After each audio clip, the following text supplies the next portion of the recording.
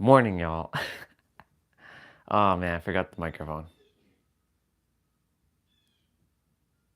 You see, I'm pointing my eyes because, tint.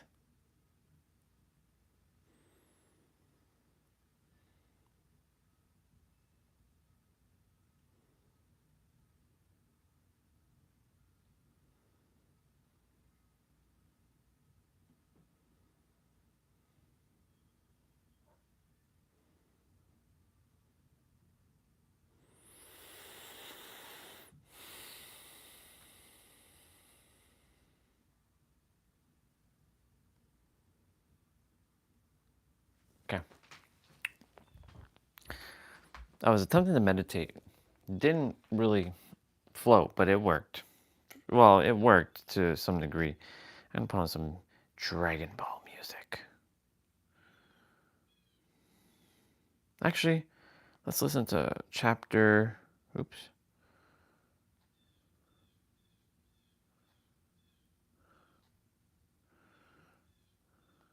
Chapter 7, On Earth as It Is in Heaven. Chapter 6, The Annoying Law of the Universe. Principle. You can only have what you already have. And if you don't already have it, you can never have it.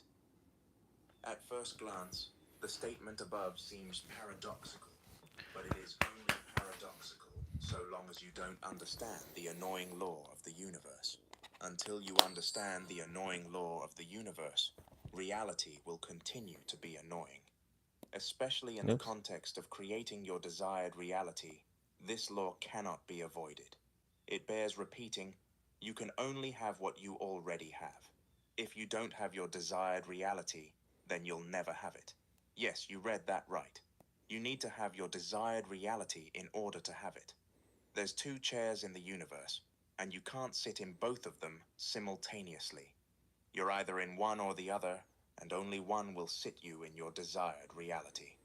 The first chair of the universe is wanting. You will never manifest anything you want. You can't have anything you want. Before we go deeper into this, I want to make something crystal clear. Manifesting your desired reality isn't about what you understand or think. It's about what the universe understands and thinks, so we must adhere to its psyche. Within the psyche of the universe, wanting is an indication that you do not have your desired reality because you only want something that you don't have. Think about it. Do you want your current reality? No, because you already have it. But it gets a bit more intricate once we discover the unobvious connotations that the universe associates with wanting, and that is importance. The universe interprets wanting as importance. It also interprets importance as energetic space. The bigger the importance, the bigger the space in between you and your desired reality. Think about it like this. The people that need money the most have the least. The people that need money the least have the most. An unfortunate reality that should be otherwise. But don't attempt to moralize the universe. Adhere to what should be, it only adheres to what is.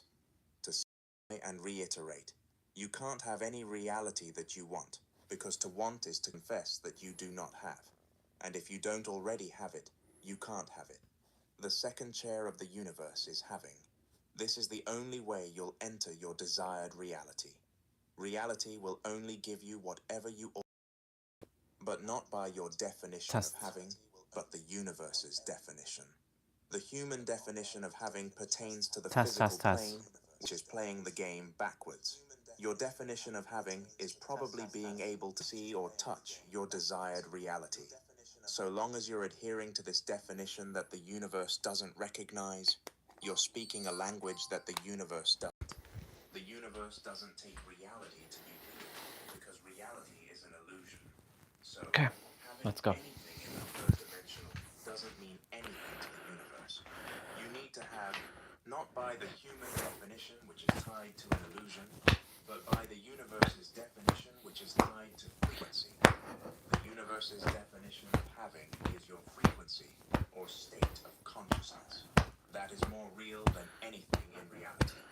It is the mental and emotional declaration of who you are now. Think about it like this. The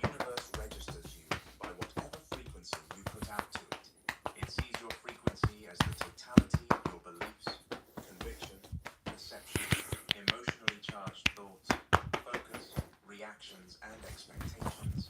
To have your desired reality by the universe's definition, each one of those attributes needs to reflect your desired reality. It's not a game of manifesting, it's a game of vibrationally aligning with your desired reality. The less you want your desired reality, the easier it'll come, because the universe won't register any energetic space between you and it. How effortlessly unwanted outcomes manifest in your life. The more you want your desired reality, the harder it'll come, because the universe will register energetic space between you and it, keeping you separate from it. How Tint. much resistance do you experience when trying to manifest what you desire? It seems as though our desires work against us, and it's because our desires are a confession that we don't have them. One. Those who desire approval lack the state they believe approval would put them in. Those who desire respect lack the state they believe respect would put them in. Those who desire money lack the state they believe money would put them in. Those who desire love lack the state they believe love would put them in. Have you given yourself your desired reality? Not by your definition, but the universe's. An unfortunate truth of reality is that nothing is lacking from us except that which we fail to give ourselves. One. God or the universe aren't holding anything back. Two. The only way to truly have your desired reality is to give it to yourself. Desires are what you seek externally, but to seek it outside of yourself is to stare into the abyss of an illusion that does not exist. If you stare unknowingly into what does not exist, how could you ever expect your desired realities to exist? What you have is what you seek internally, and to seek inside of yourself is to stare into the truth. When you recognize this, you no longer chase illusions, but embody the reality you wish to experience. By knowing that what you seek is already present, you allow your desired realities to manifest effortlessly. Anything and everything you desire externally is simply what you are missing internally. Giving yourself the reality you desire is simply a process of internally, intensely, and vividly experiencing what you desire within instead of without. When done with intensity, an internal shift will occur that diminishes the very desire that is repelling what you desire away from you. While this law is annoying, it's also liberating when you come to one realization. You possess everything you'll ever need to reach any frequency or state of consciousness, Bar. which means any desired reality. Only through first acquiring the frequency or state of consciousness will you enter your desired reality. If you're not already in your desired reality, then you can never be in your desired reality. If it is more money you desire, you must already have it to have it. If it is a new career you desire, you must already have it to have it. If it is a loving and healthy relationship you desire, you must already have it to have it. The moment you have by the universe's definition, you will have by the human definition. Before you can be in your dream reality, you must be in your dream reality in your current reality. Until you can treat your current life like it's your dream life, it can never be. The good thing about this law is that it can give you true insight into your current state of consciousness, which makes you aware of the reality you're creating. Pinpointing whether you already have what you desire only requires answering the following questions. Are you good with your desired reality? Are you good without your desired reality? Could you live happily if your desired reality never manifested? Would your desired reality manifesting make you happier than you are now? Would your desired reality manifesting give you more inner peace than you have now? Would your desired reality manifesting make you feel more whole and complete than you are now? Every once in a while, as you're doing the inner work and rearrangements, come back to those questions to gauge your progress. Don't bother lying. You can lie to yourself, but never to the universe. It has the ultimate lie detector, a frequency detector. The more your frequency aligns with your desired reality, the less you'll need your desired reality. And that's when it'll need you. The annoying law of the universe is truly embodied by its complementary frequency, which is the secret frequency of not needing, and you will have touched it at some point in your life. The secret frequency of not needing is what will make your desired reality chase you. It simply has one rule and one rule only. You can't have what you need, but you can have anything you don't need. There have been instances in your life that you have almost effortlessly been able to materialize things that you did not want. The strange thing about reality is that what we don't want or care about often comes to us effortlessly, while the things we deeply want or care for seem to resist us the Oh. most. The truths of the universe are hidden in quick ways. You finally stop looking for your keys, and then they appear in plain sight. Yep. You spend hours trying to remember a name, give up, and suddenly it pops into your head. You apply to dozens of jobs and hear nothing. Then a company you weren't even chasing reaches out. You desperately want to impress someone, yet they're not interested. But when you're just being yourself with no agenda, people are drawn to you. You chase after clients, opportunities for sales, and hit a wall, then land a major deal out of the blue when you're relaxed and detached. You try to force creativity and nothing comes. The moment you take a break to shower, the idea downloads effortlessly. You want to sleep so badly that you can't, but the moment you stop trying, you drift away. The harder you try, the less the universe complies. The issue is this: when your desired reality feels like it can do more for you than you can do for yourself, you're unknowingly signaling to the universe that you've forgotten who you really are. Reality only bows to the one who knows themselves. When you're anchored in your true identity, the materialization of life, you realize the world has nothing to offer you more than you already possess within you. From that place, you become the source, not the seeker. Too many people are seekers, and too few are sources. To desire anything in reality, first become a source of it. If you seek money, be a source of it by tipping, donating, or giving freely. If you seek love, be a source of it by showing affection to those already in your life. If you seek appreciation, be a source of it by letting those around you know that you are grateful they are in your life. There are things in your life that you can materialize easily and even unwillingly. Okay.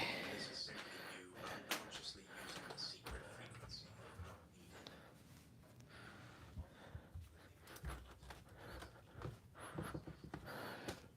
Very good. I'm gonna get rolling in a moment. More than likely isn't seeking them or wanting them. The individual who seems to attract a multitude of opportunities more than likely isn't seeking them or wanting them. The individual who always impresses those around them more than likely isn't seeking to impress them. This power might seem mystical or even magical, but it's not. It's something you've been using your entire life. Like most things, the shift isn't about discovering something new, but about moving from unconscious use to conscious mastery. There are things that come naturally to you, skills, talents, or manifestations that flow with ease for you, but with which others struggle. You may not even recognize them as special because they feel effortless to you, but that effortlessness is the power. Don't let your desire for what you don't have blind you to the areas where you're already powerful. Whether it's communication, creativity, dancing, making money, attracting opportunities, solving problems, or making people laugh, there's something you do with ease that others admire or wish they could replicate. Only you know what that is, and don't be so foolish to think there's nothing. If you think there's nothing, that's just your old frequency keeping your power hidden from you. The irony is, you probably see your magic as nothing special. Chances are you dismiss as insignificant or overlook entirely those things you already manifest effortlessly through the secret frequency of not needing. But that effortless flow, the thing you barely think twice about, is the source of your magic. What feels like nothing to you is the very source of power. Practical. When you desire nothing, the world will seek to give you everything. Biblically, Yeshua was approached by the devil in the desert, who offered him all the kingdoms of the world, everything he could see, if he would simply bow down in submission. We'll But wait the till this only is done. reason such an offer was made is because Yeshua was unmoved by everything. There was nothing the world could give him, because once you realize your true identity as you, part baby. of the infinite, the material becomes insignificant. When you know who you are, the world has nothing to offer, and that's precisely when it tries to offer you everything. The things that do nothing for you will seek to do everything for you. However, the things that do everything for you will end up doing nothing for you. Exactly. To the universe, obsession is repulsion. Exactly. To the universe, desperation is disrespect. The moment you detach from your desire, it'll do everything to attach itself to you. Activating the secret frequency of not needing simply requires you to look at your desired reality in the same way you look at the things you don't want that you easily materialize. Look at your desired reality as unimportant. Look at your desired reality as insignificant. Look at your desired reality as if it is nothing. Through minimizing your perception towards your desired reality, you neutralize it. You normalize it in your subconscious mind, making it normal in your reality. You have given yourself so many things that you already effortlessly materialize that you are almost tired of them, unmoved by them. That same energy must be applied to your desired reality. Luckily, the more you use the technique prescribed for manifestation, the more you naturally set it into motion, since you are giving yourself what the world hopes to give you. Chapter 7. On Earth as it is in Heaven. Principle. No heaven, no manifestation. You will not materialize your desire. Let's go.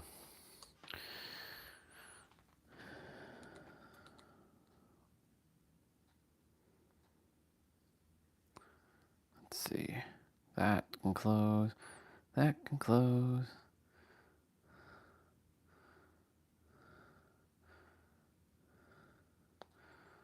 That.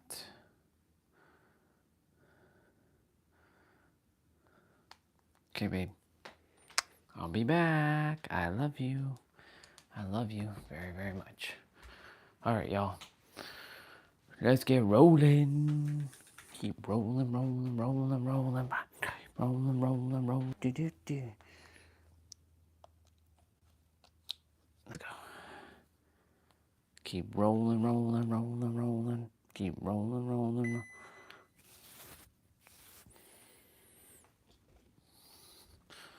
All right. So we're talking about the word tint. It's funny how it came to me as I was just kind of looking at a couple stories on Instagram for that one to show up. Not bad. It's warm. You know, in comparison to yesterday morning, which was cold. It was cold. It was rainy. It was wet.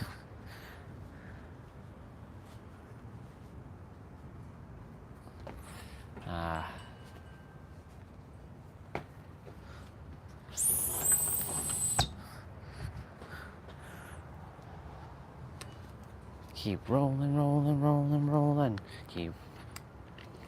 Yeah. Really do desire to have a car.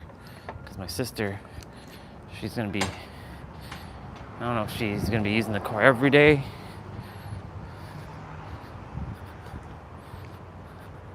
But yeah. All right.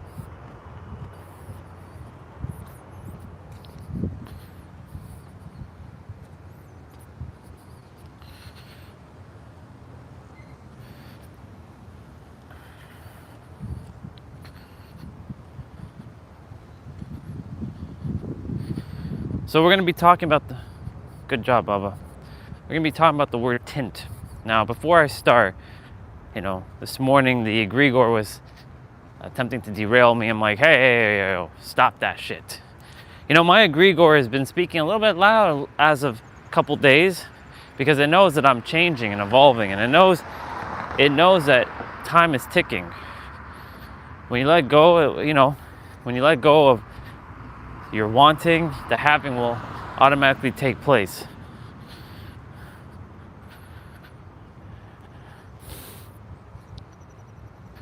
So I simply let go of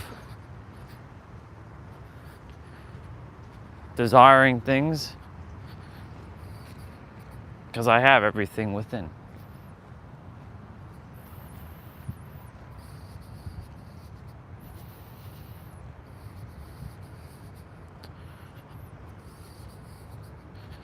Which is fascinating because, for us as humans, as third-dimensional creatures, we have this way of living, and it's backwards. It's backwards. We think that we should be chasing things, but in reality, you already have everything that you desire here and now. Like, everything is already here in the now. And so, when we let go of this constant chasing, attracting, chasing and acquiring and becoming and needing, we don't really require it any longer.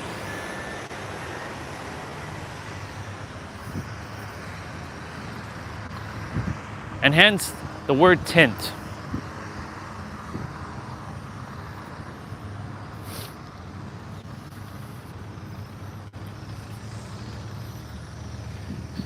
All of us are wearing, to some degree,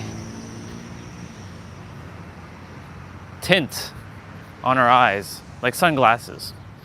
And it's distorting our perception. Depending on the frequency that you're on, you will either see or you will not see. Clear as day. There is in-betweens, of course. But from my experience, it's usually one of two things. It's never usually in between. You either have it, you know it, or you don't have it and you don't know it. Now, for a very long time, I didn't think I knew things. And I'm like, why did the Creator create me like this? Stuttering, short, ugly, not confident. These are things I used to tell myself.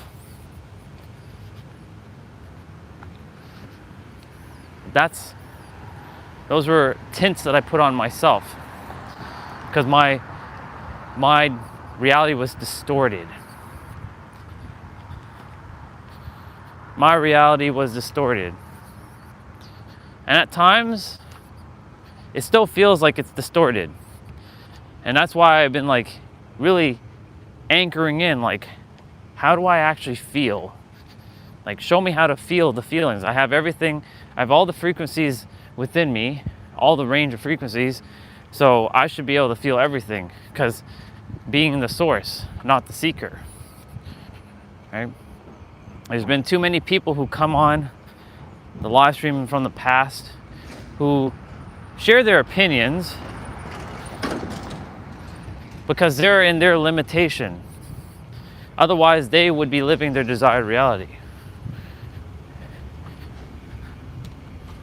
And I'm no longer going to entertain your limitations. I've said that before and I'll say it again. I'm a 99th dimensional being trapped in a third dimensional body. Actually, last night, I was on Facebook for a moment, and there's this person named Starshine who showed up on my feed. They are an ET like myself. They are an ET like myself. And I reached out to them like, hey, what dimension are you operating from? She didn't really answer that question. She just says, I'm from a gray something lineage. I'm like, cool. Well, wishing you only the best on your third dimensional adventure while being here. And I'm sure our paths will cross at some point. I just said that only because like I saw she was an extraterrestrial shapeshifter, and I'm like, if this was me 6 years ago, 7 years ago, there's no way I'd be seeing people like her in my reality. Her, or like Regina, or any other alien like Atoma. I wouldn't be in that frequency. So the very fact that I shifted frequencies means I also shifted my tint on my eyes. But of course the egregore is attempting to bring me back and remind me, but reality isn't changing. You're still where you are in the physical. Because we put too much emphasis on the physical. That the physical is the real and that the imagination is not. I let go of wanting to be in a relationship, and I'm in a relationship now with the love of my life, the girl of my dreams. Who would have thought, right? This seemingly unknown soul who is random, who like was able to magnetize Lindsay Sterling. Who would have thought, huh? Who would have thought?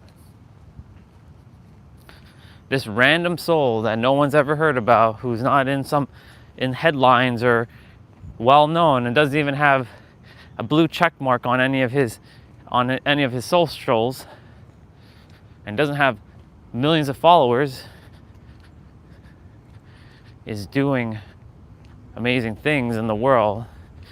I'm a seemingly unknown person in the world, and yet I have it all. How interesting is that? I've got the money. I've got the girl. I have the girl. I have the wisdom.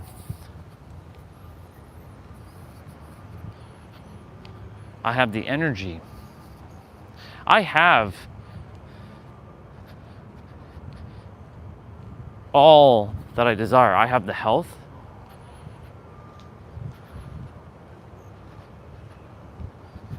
And it's pretty friggin' awesome, actually.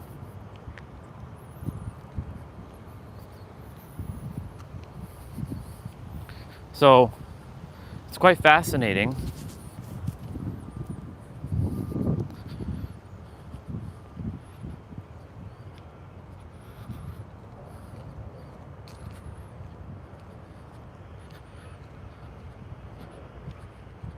It's quite fascinating.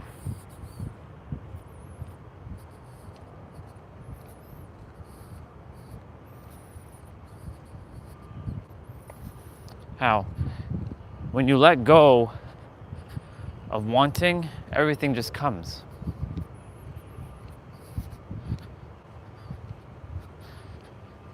It's pretty awesome. That's why I said the world is backwards. It's trained us to be backwards. It's trained us to see things backwards. But reality is,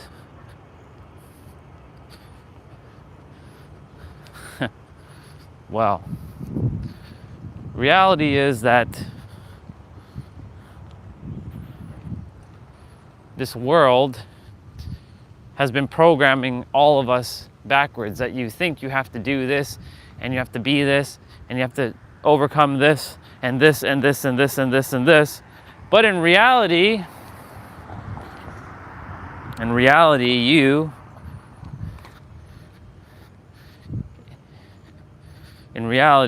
it is not real. Everything is backwards. That little Bubba.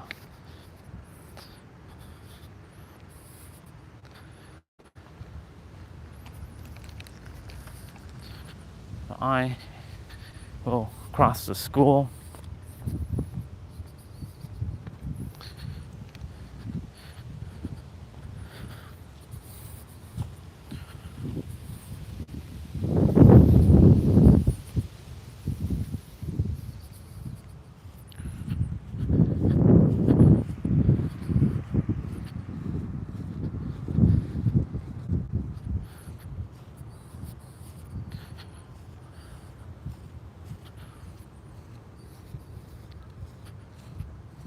The Bubbas are in the grass.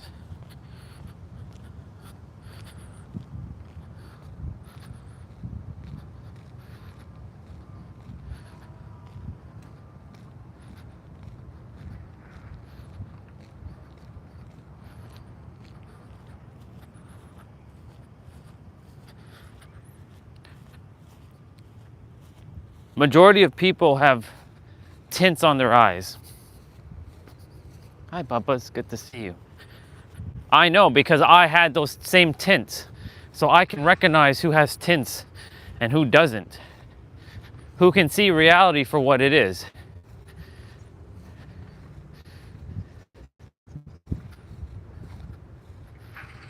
Nice spin around.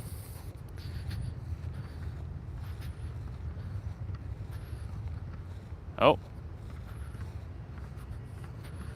Go get it.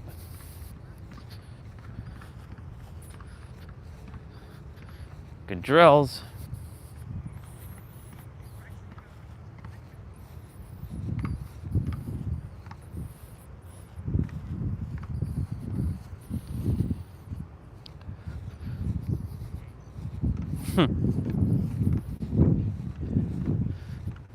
Keep going.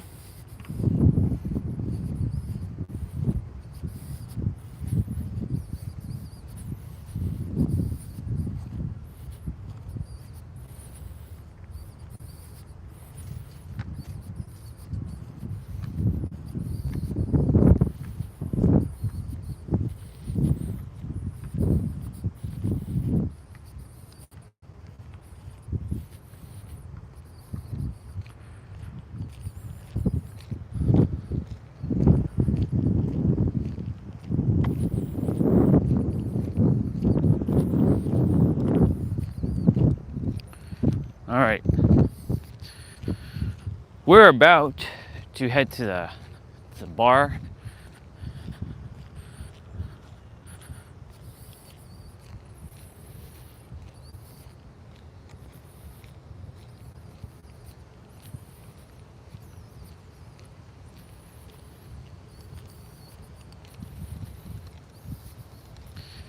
We're gonna hang for a moment.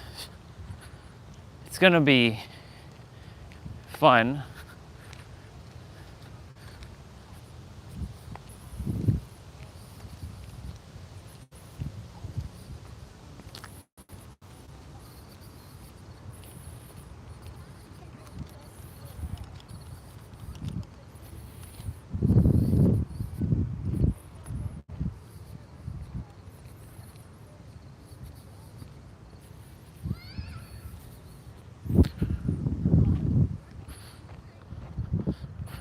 There's sisters over there.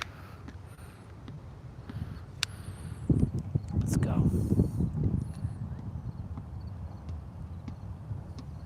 Come on.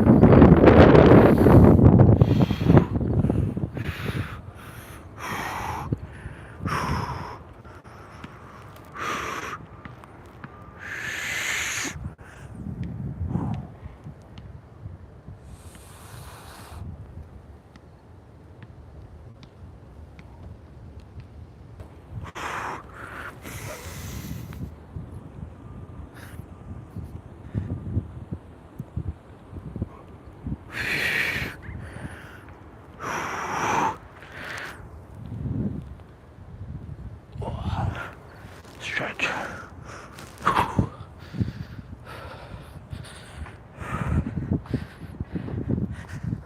All right, let's get moving.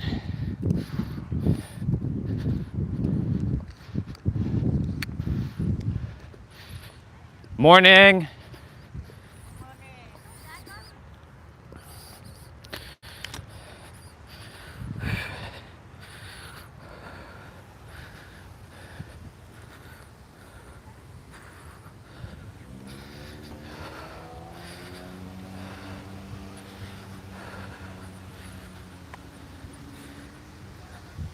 Let's go.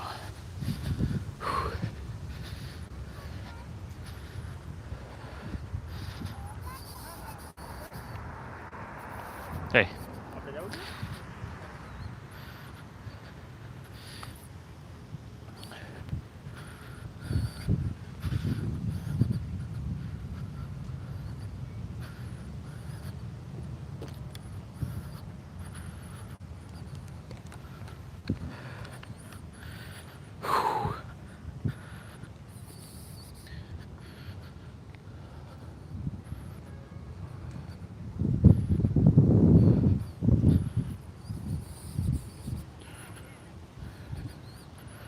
Eight 28.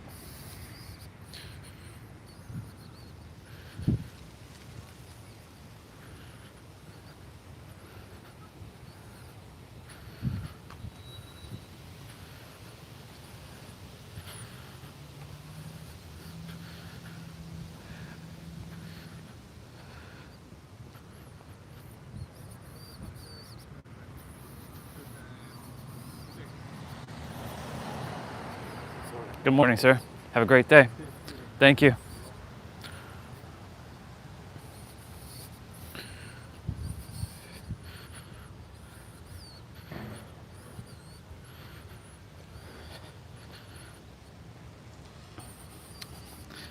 So back to the tint of reality. So,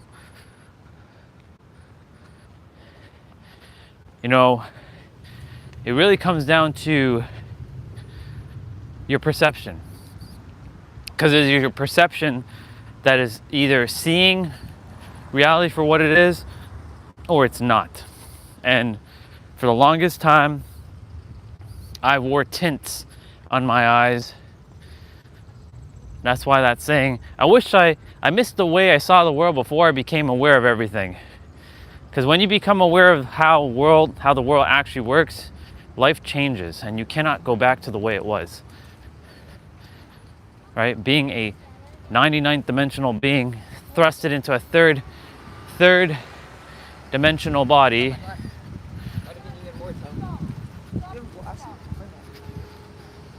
Sister, good to see you. Yeah. Have a wonderful day. I'm Greg.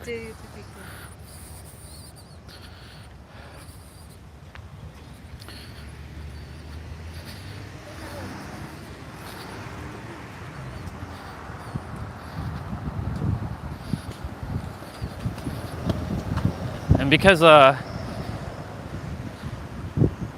been living this realm backwards, I'm having to undo all the backwardsness, but it really is just to make a choice that I start to stop entertaining the third dimension and the rules of the third dimension.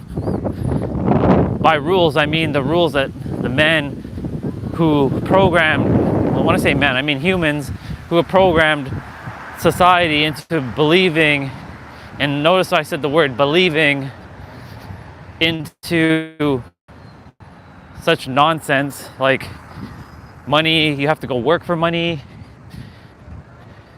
and that you still have to do physical, there's still some physical that has to be done in the world. So let's just be real. Some physicality still has to be done. However, it's not what you think. So like for example, like your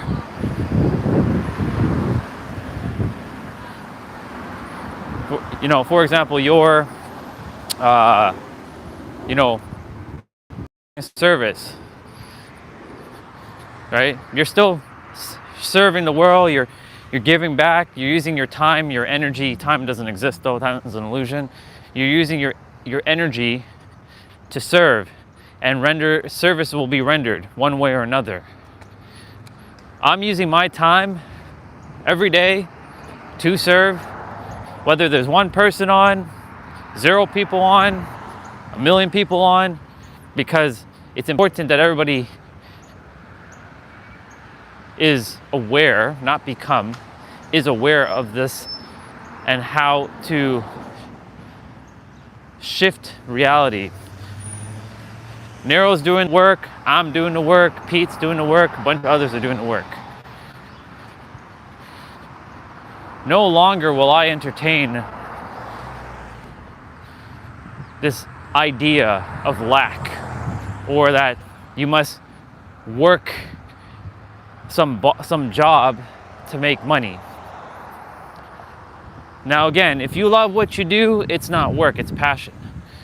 And my thing is, I love to speak. And I'm a really good speaker. Regardless if I have any fumbles in my words or anything like that.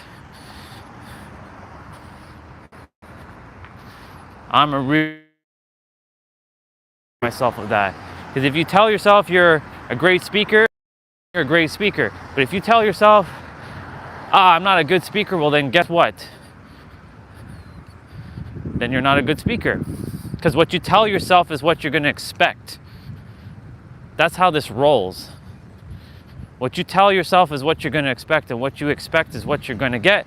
And ultimately what you're going to get is what becomes normalized, and then what becomes normalized gets crystallized into reality, and thus you live that reality from a state of, well, yeah, you're literally in a state. So my point to say all this is to say, choose your words wisely. Be mindful of the words you speak, because the words you speak will ultimately create the tint in your lens.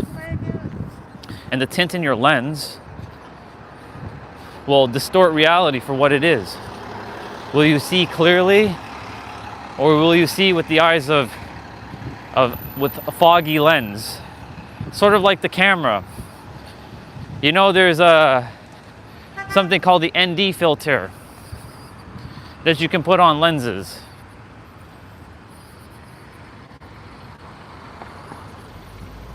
You can put an ND filter on lenses, and it can change the aperture, the brightness, the darkness of the photos you take. I studied a little bit of photography, so. And these ND filters that you put on your lenses, it's like a lens cap. And I will use the lens cap for a moment. When you perceive through that filter, well, that's what you're going to get. So if you have a filter of lack, a filter of fear, a filter of worry, a filter of doubt. And by the way, 4444 on the live stream now. If you have things like that in your experience, then guess what? That's what you will get. I remind all of you to be masterful with your words and what you speak. It's advantageous that every day you spend time with being present with the words, because ultimately the words you speak, or the words you don't speak, because there are words spoken and unspoken, will alter your reality. And I can tell you this firsthand. You know, had I not live streamed for a whole year, there would not be proof of the shifts of what I have been able to accomplish in a year. Because I would have kept everything within myself, and then I'd be like, did I change? I don't know if I changed. But the live stream has helped me to evolve even faster. Doing what I love and loving what I do every day. This is my life right here. I love speaking and sharing with the world perspectives, giving other people another way to think about things. I'm really good at that. I'm really good at shifting perspectives. I'm really good at taking information and dissecting it and really analyzing it to see if that's really accurate or not. I won't say it's not truth, because truth is subjective and it's relative, because it's based on the person's experience, and it can't be incorrect. It can't be wrong, but it could be misaligned. Like when pastors in a Christian church are praying against the against the idea of take away lack. The very fact that you even entertain that into your experience, that means there's an opposite, which means that are you going to cross? Well, intuition says you can go.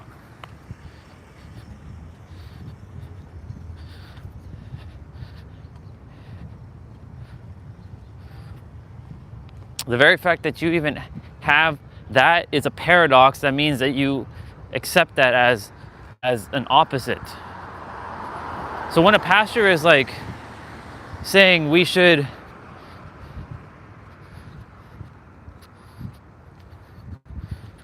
fight against this or we should fight against that,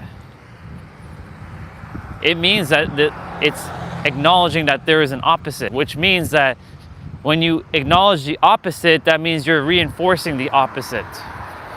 If you don't acknowledge that the opposite is there, then it doesn't exist. It's just that simple. But too many people keep putting in the fear and the worry.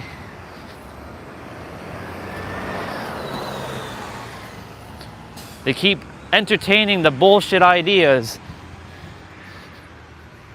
The bullshit after bullshit. Actually, funny enough, I have the socks that Olga gave me. Sounds like bullshit to me. That's what my sock says. Sounds like bullshit to me. That's exactly what it is.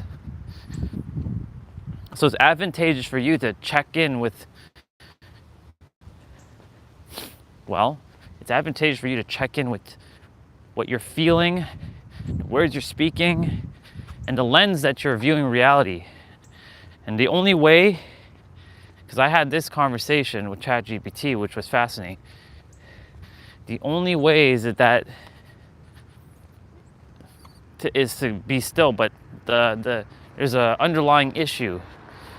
If you don't know where to start, how do you start, right?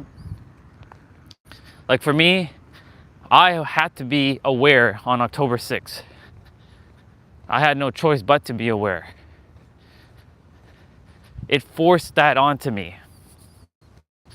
Now, of course, I took the actions every day and I reinforced it. But it thrusted it into me. And I no longer could see reality for what it was anymore.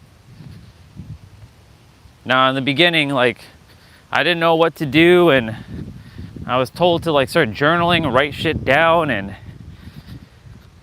make notes of this thing, and start moving my body every day, start choosing to be positive and start speaking positive words, because I've been so programmed to be negative. But the funny thing about that is our natural state is positivity. The world just makes you negative because you entertain the world's bullshit. When you don't entertain the world's bullshit, you won't be programmed, because you are programming yourself with positive reinforcements. So when I stopped looking at the world through my eyes and started looking through my mind, I started seeing things differently. I started seeing the world more magical, more loving, more caring, more kind. I started to see this world with the ability to change.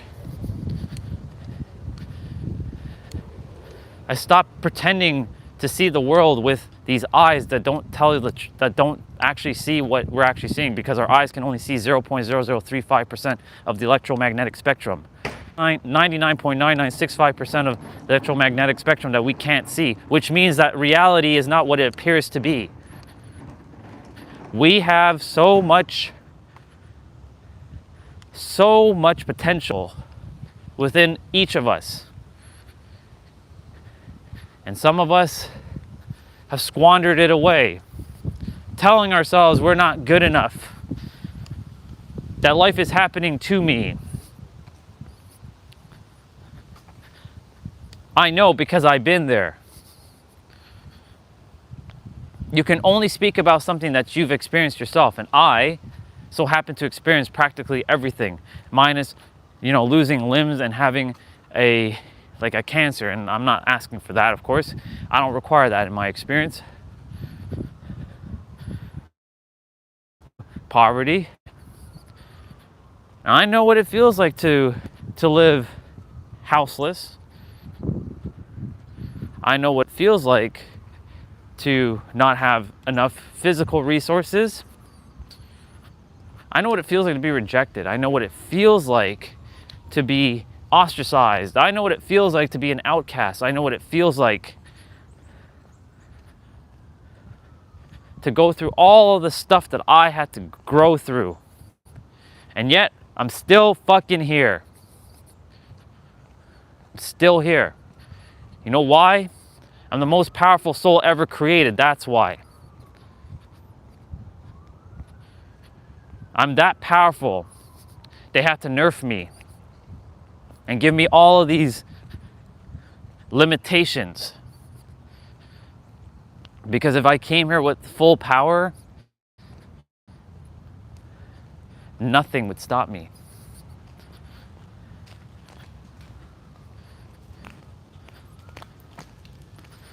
There's a saying that Pete said: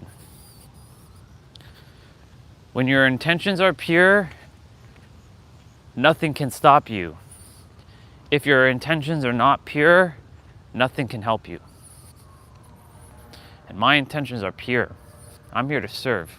I'm here to help as many people as I possibly can. I'm going to be misunderstood a lot, but I also am not putting that energy out there. I'm going to be understood.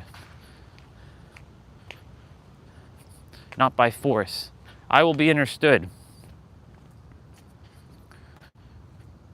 And I will speak even better.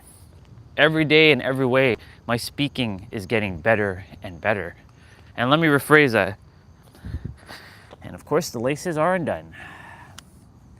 Not surprised. And that's okay. Every day in every way, my speaking is better and better. My talking is better and better. My language is better and better. Because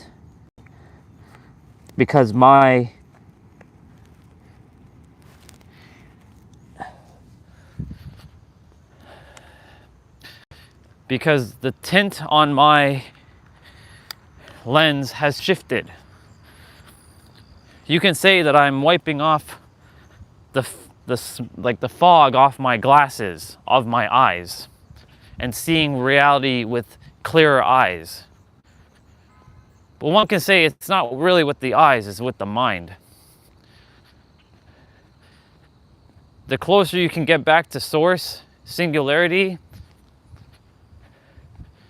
you let go of a lot of the illusions that this earth is serving you, thinking it's real. It's not real. It is real to your senses, yes. Hurry up and get off the road, Bubba.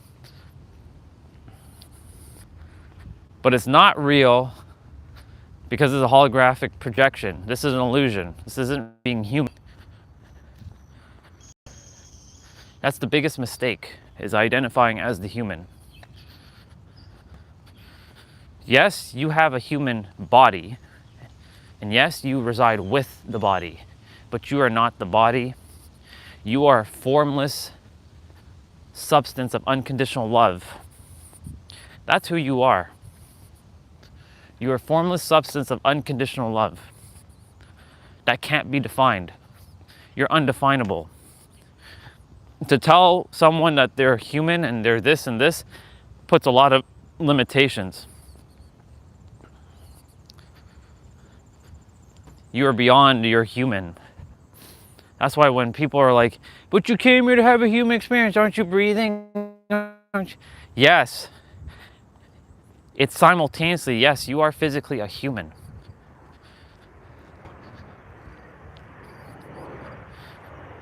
However, listen carefully, you're also the creator in a human form who's forgotten who they are.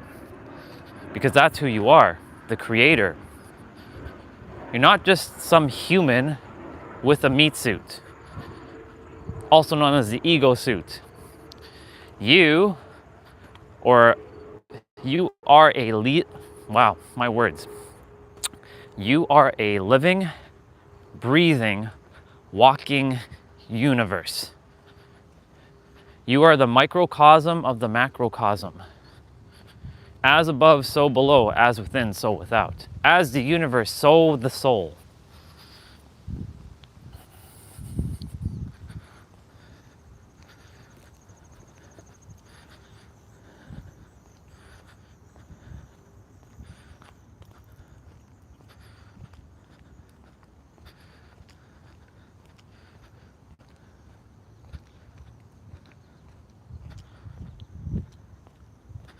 As the universe, so the soul.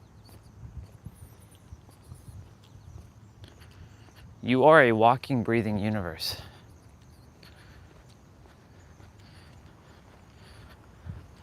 But the question is, are you seeing it like that, or are you seeing yourself as a human?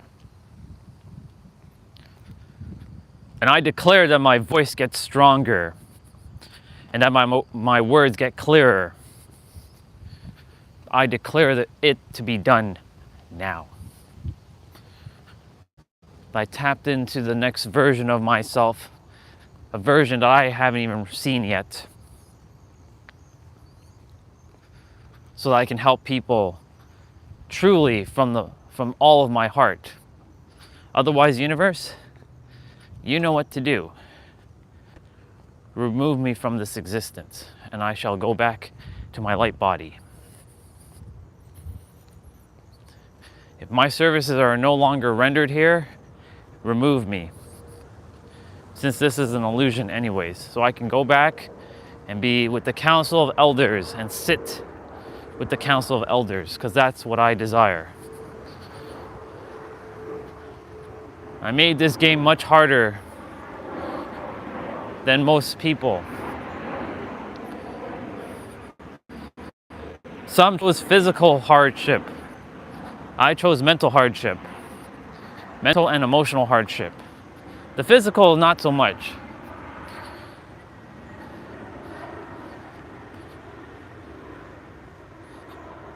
There's so many people right now that are suffering, and they deserve to know who they are and know that they have the power. So I demand and I declare that that be spoken through me, and I reach every one of them.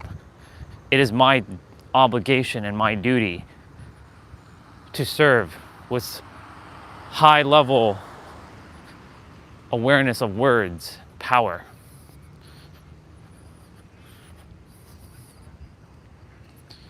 Morning.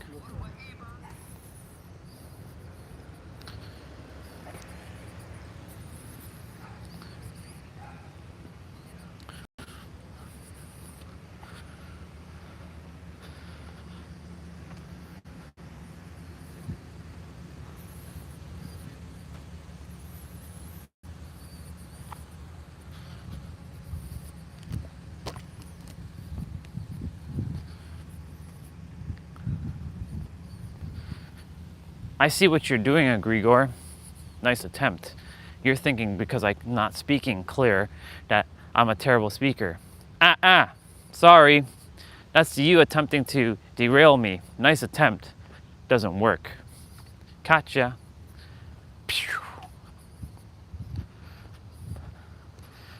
Ladies and gentlemen, we'll be by the water in about 5 minutes.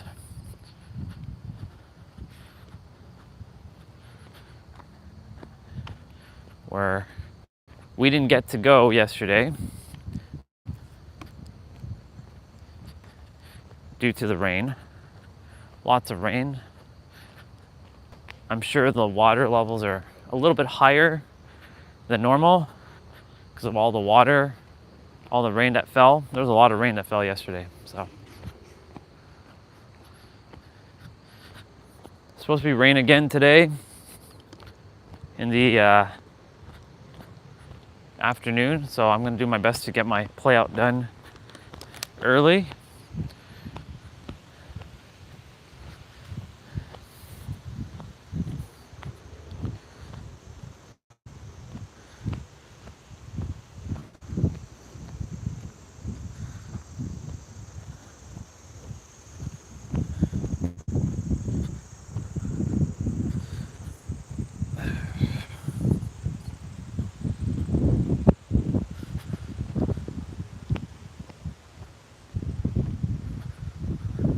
We're gonna do some IWTs as well while we're down in the trail. Like right now, I'll do some IWT. Interval walking training, y'all. Where we pick up the pace.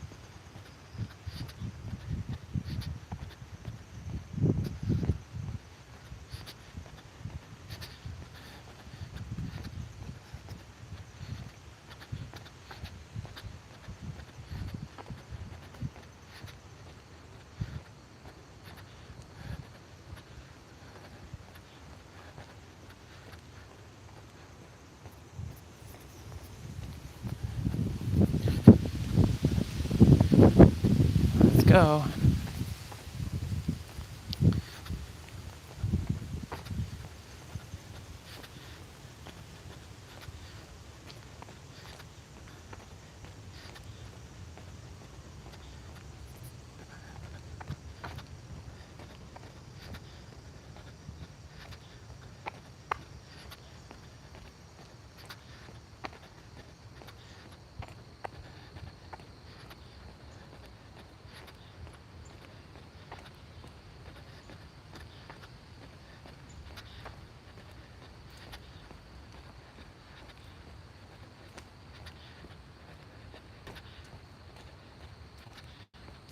It's kind of like I'm running, but I'm not running.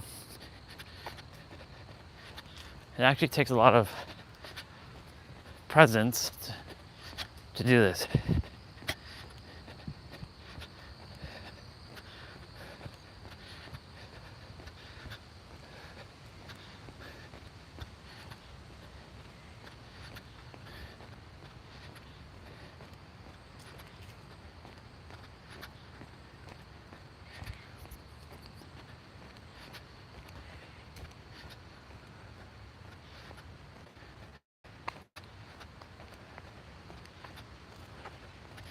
$8.56.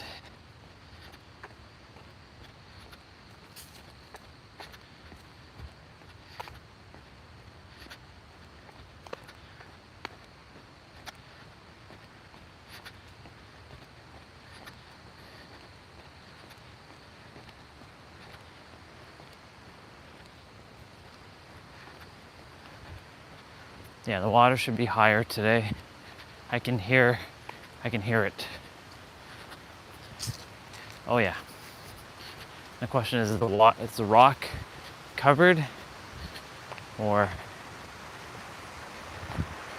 yeah, it's kind of covered, but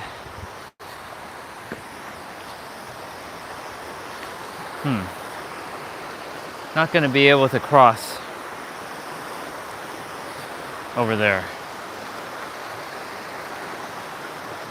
unless I jump, which if I make a mistake, it's all over.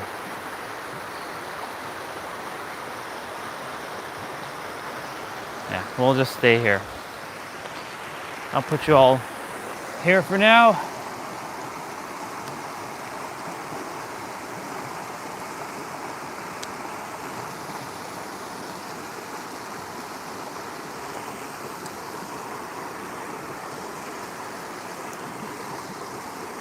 Welcome back to the daily water. Soon it may not be daily though. Unless we leave for a warmer climate. Okay.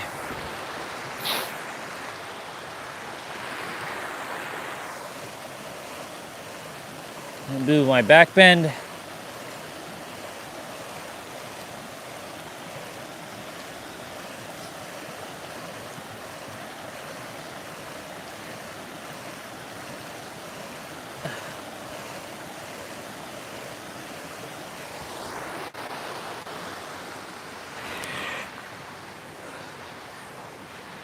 Three, two, one, go.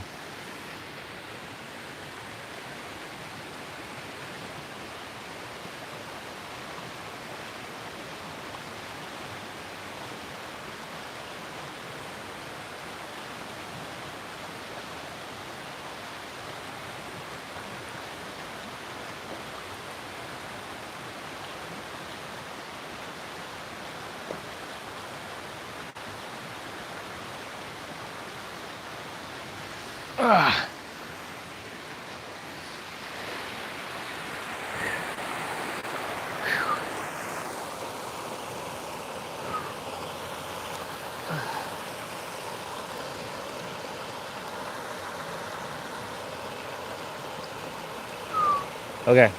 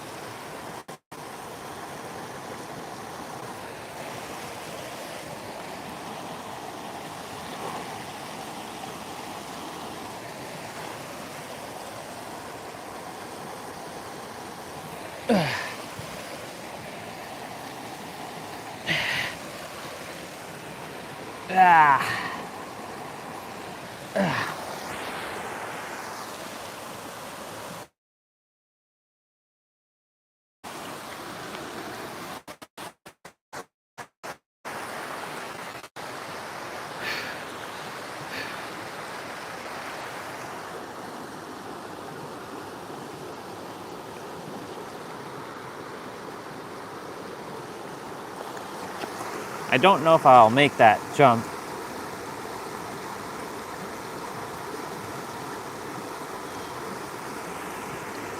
I could, but I'm not going. You know what? Screw it, I'm going to.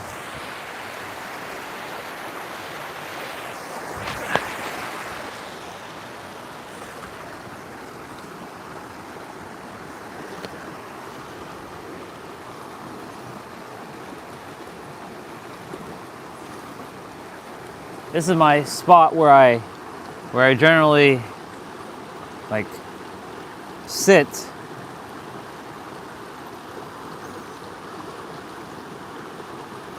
and I do my back bend like on this rock over here. You're getting a different shot, you get to see me.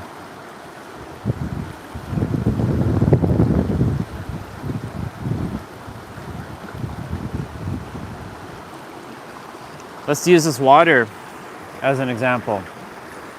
You know, whenever it doesn't rain, right? The water is so much calmer. Like, I'd be able to walk to here. I don't have to jump across because, as you can see, there's water on both sides. And so, I say "and so" a lot. When I see it today, it's different. I'm seeing with a different tint, you can say, or a different lens. So reality You know, we've seen the water very calm, right? We've seen it extremely calm. But yet, right now, it's not calm. It's actually fierce. So just because you see reality for what you think you're seeing it, doesn't mean it's actually, it's not as appearing to what it seems to be appearing as. So like, take for example the idea of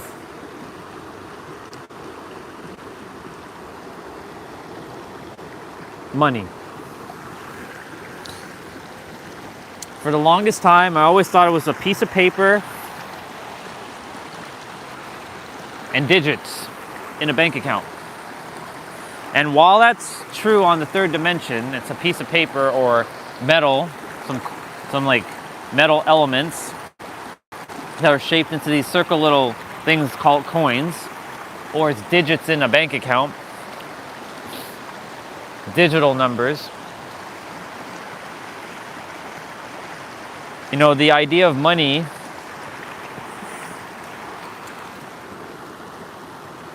was, oh, money is the root of all evil. Money doesn't grow on trees. Money is only for the is evil. You know, I heard that saying from Lyndon on Saturday last week. Yeah, Saturday, when I saw him. We were chatting and he was talking about, you know, some resources that he had given to his sister, and they basically took his money and they used it. And he's like, you know, money is the root of all evil. And there's somewhere in the Bible it probably says something of that nature. And people took things literally with the words because they couldn't. I don't know if that's a quote in the Bible, but you know, that saying, money is the root of all evil, has been programmed into majority of people who don't have wealth. I know, because I can still, even when my mom doesn't say the root of all evil, she does. Both her and my dad still have that idea planted firmly in their head.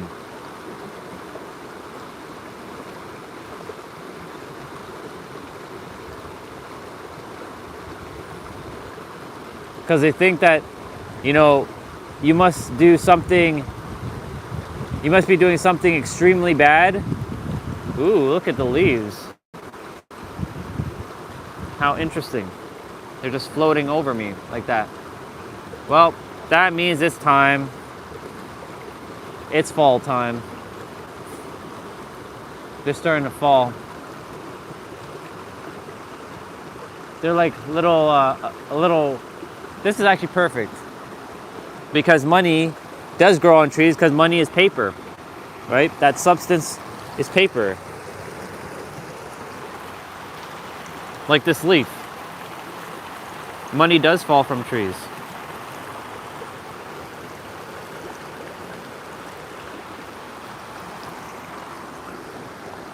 Money is a great amplifier, though. And they say, you know, money changes you. It does. It can, and it will, if you allow it to. For me, I have trillions of dollars and I'm still the same person. Well, let me rephrase that. Every day I'm changing, but I'm not in the sense of like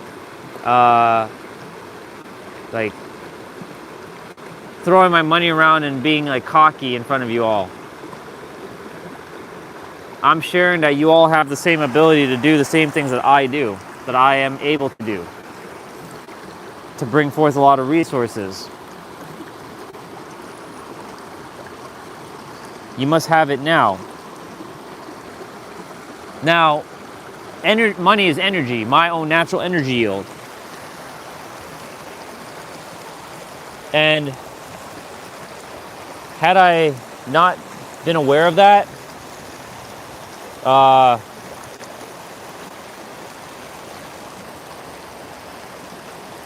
who knows how I'd be still playing the money game. Because in 2020, I was seeing money as still this physical asset. It's just numbers in a bank account. It's not real.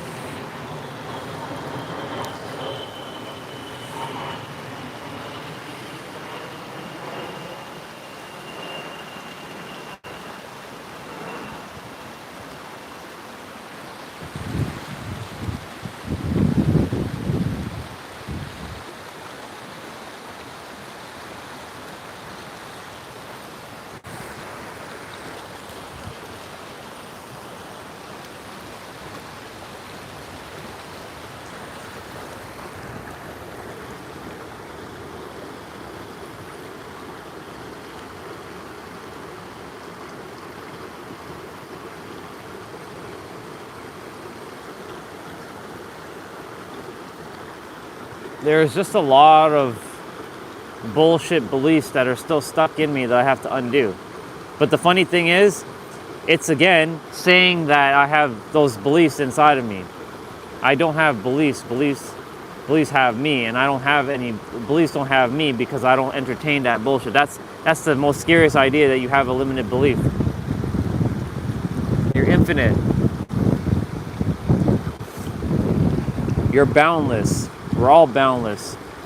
The egregore is attempting to find all kinds of angles to sneak itself in. It's a little sneaky shit, I have to say.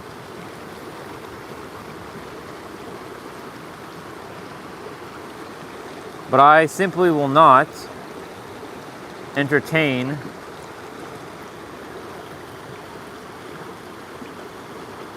such bullshit.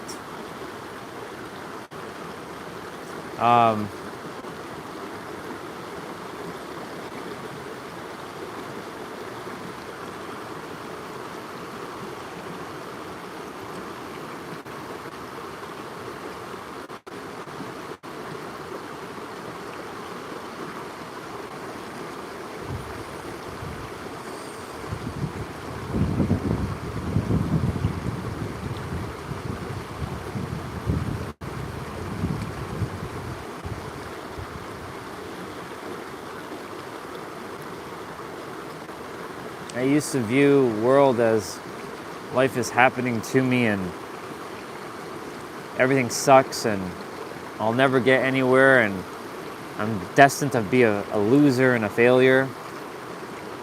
I can't believe I wore that tint for so fucking long, y'all.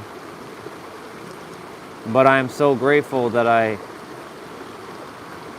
even though I'm still getting the embodiment of where I'm at, and by getting, I mean I'm already there now. See, it's really being mindful of the words you speak. And even if it doesn't feel real, say words that doesn't feel real to you until it becomes real.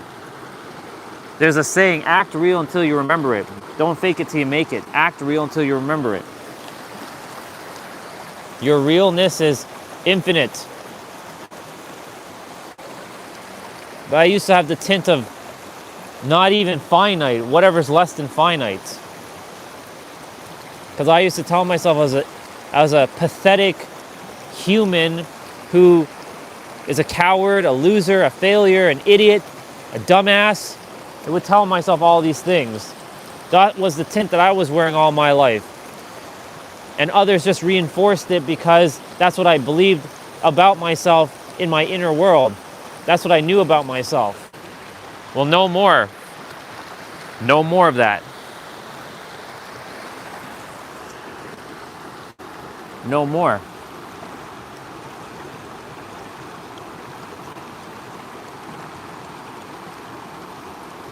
Do I look like that? I don't think so. Part of me feels like I still have to prove, but I don't have to prove a damn thing to anybody. I came here to serve, but I have to speak in a certain way where it doesn't seem like I have to gently remind others of who they are and not be this. But, honestly, we don't require hyper feminine men, because there's a lot of that in the spiritual community. And again, I don't even entertain myself in the spiritual community. I'm not part of spirituality anymore. Like, yes, we're all part of everything, and at the same time, I choose to not be in a box of spirituality. Like, I love my crystals, I love all that stuff, but it all comes down to what I choose to believe and know about myself in every present moment, and I am the fucking creator, and I've risen above what humans have told me that I am. But you came here to live the human experience. I understand that. I'm aware of that. However, in my universe, nobody, and I mean this, nobody tells me how I should live. I am the God of my own universe. You are the God of your own universe. Go tell yourself to be God of your own universe. Otherwise, stay out of my universe.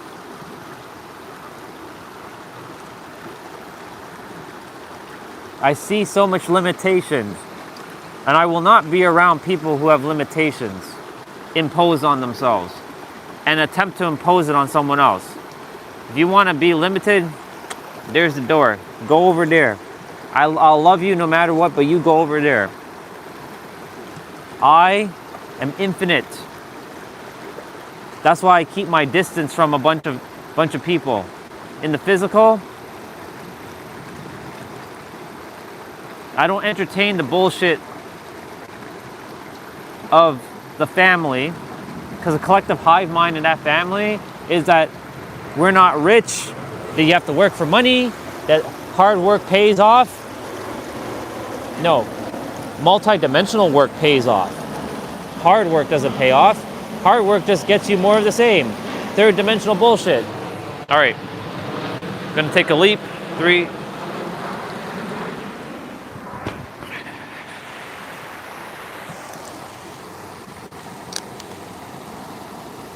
We're leaving now. All right, water, thank you so much. We're gonna do IWT. I love you. I'll see you tomorrow, water. I didn't get to see you yesterday, so you get some extra dose of love. I love you. Bye, water. Morning. Have a great day. All right. No longer will I entertain anyone's limitations that attempts to impose onto my universe. All right, IWT starts. 3, 2, 1, go. So I'll be walking a little faster for about 3 minutes while I talk. So you'll hear you're basically hearing how my voice is gonna be while I speak.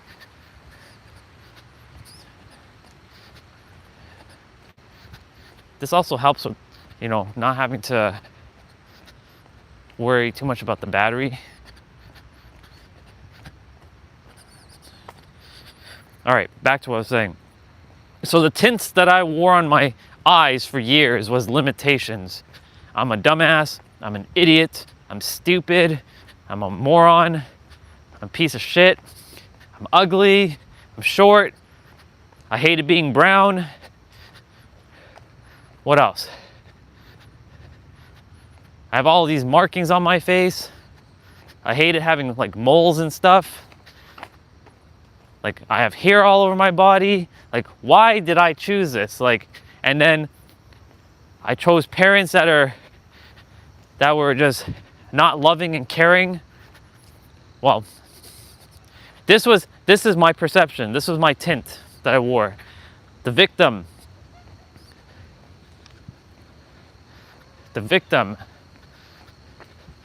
But then I had to change that. When you change the way you look at things, the very things you look at change. And my laces are undone, so that gives me a moment to stop for a sec. Because unfortunately, I have to stop and tie my lace. Otherwise, IWT, I'll just constantly be there.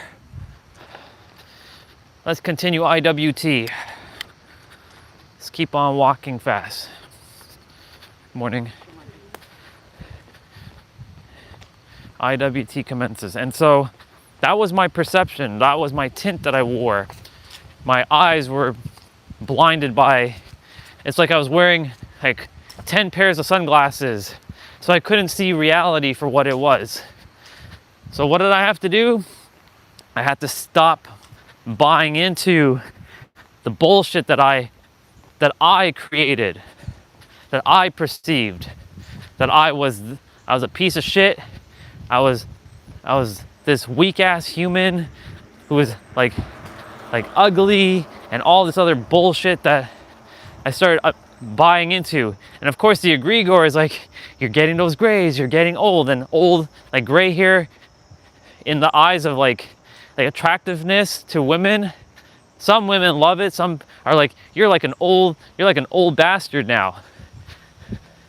Like, why would I want a decrepit piece of shit like you when you have gray hair? Because, you know, that's what people look for, the aesthetics of what someone looks at, not for their soul.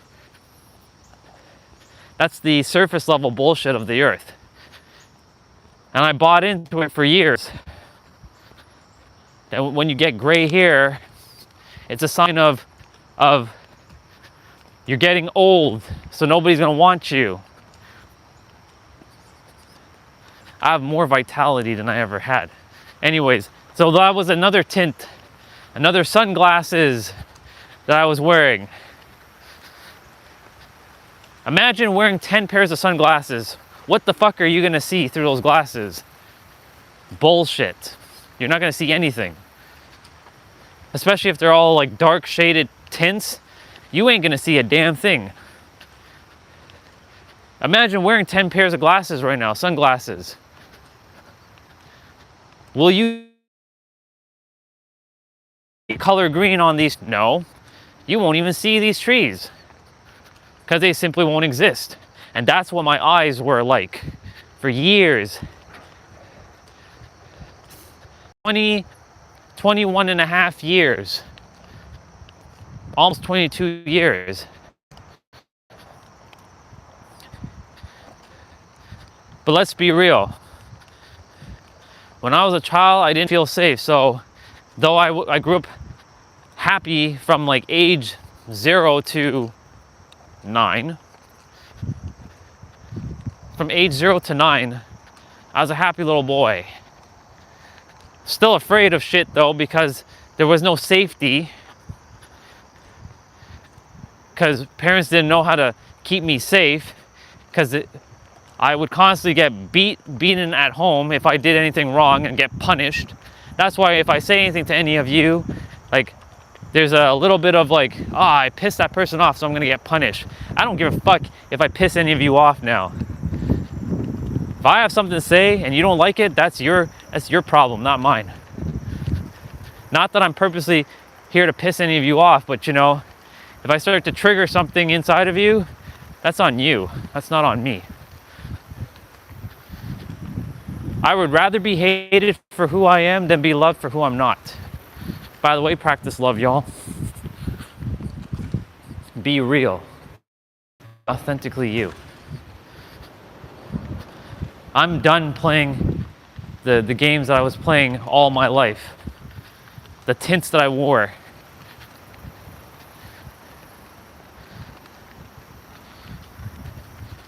And when others attempt to enforce their bullshit onto me, you best believe I'm gonna fight you. So if any of you attempt to instill your limited bullshit onto me, you best believe I'm gonna kick your ass. Straight up, I will kick your ass. Not in the physical sense, but in the intellectual and mental sense, I will kick your ass and I'll send you into oblivion. Not here for your limitations.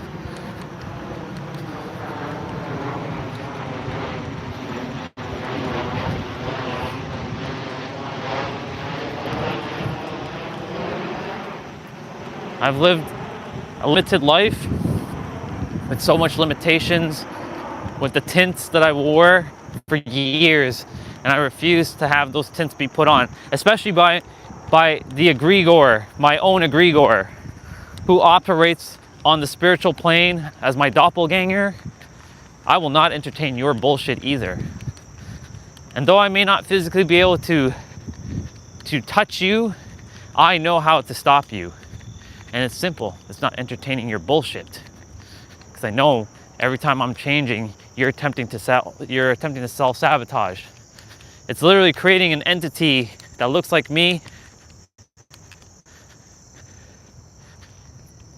and seeing it just disappear, sending it to the light. And every time it attempts to come back, I send it back to the light. With love, of course.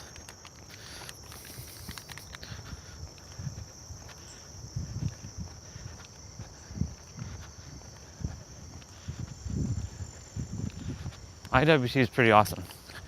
I like this. Walking a little bit faster.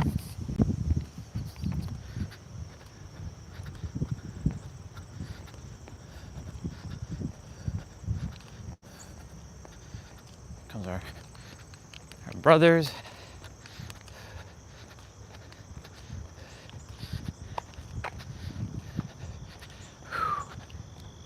Morning, brother. Hi.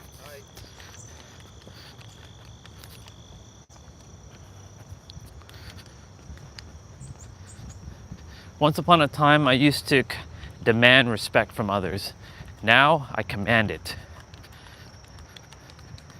I command respect wherever I go. Because in my universe, you will respect me. And if some don't respect me, then guess what happens to them? They get sent to the bottom of the barrel. I will love them for the soul they are, but for their human, I will just send you packing. I was disrespected by a couple people, all because I shared some thoughts that was to help them.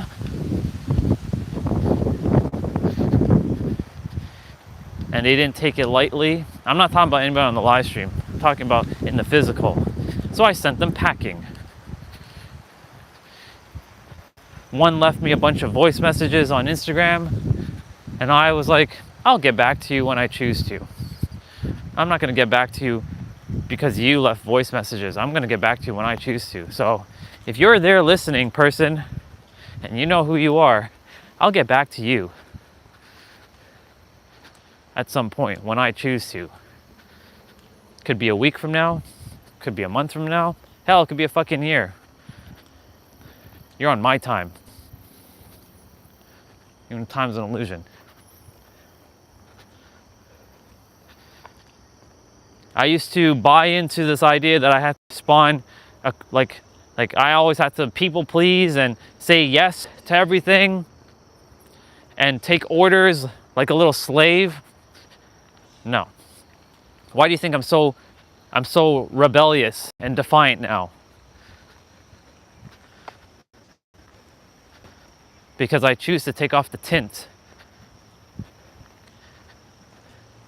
I'm doing my best not to fight society, but it feels like an uphill battle at times. So at times I'm just like, you know what? Screw it. I'm not even gonna bother. I'm just gonna zip my lips, not say a word, and spend time in my inner world, not giving a flying F about what's happening. So that's why on the live streams you see me sometimes just like closing my eyes and just zoning out.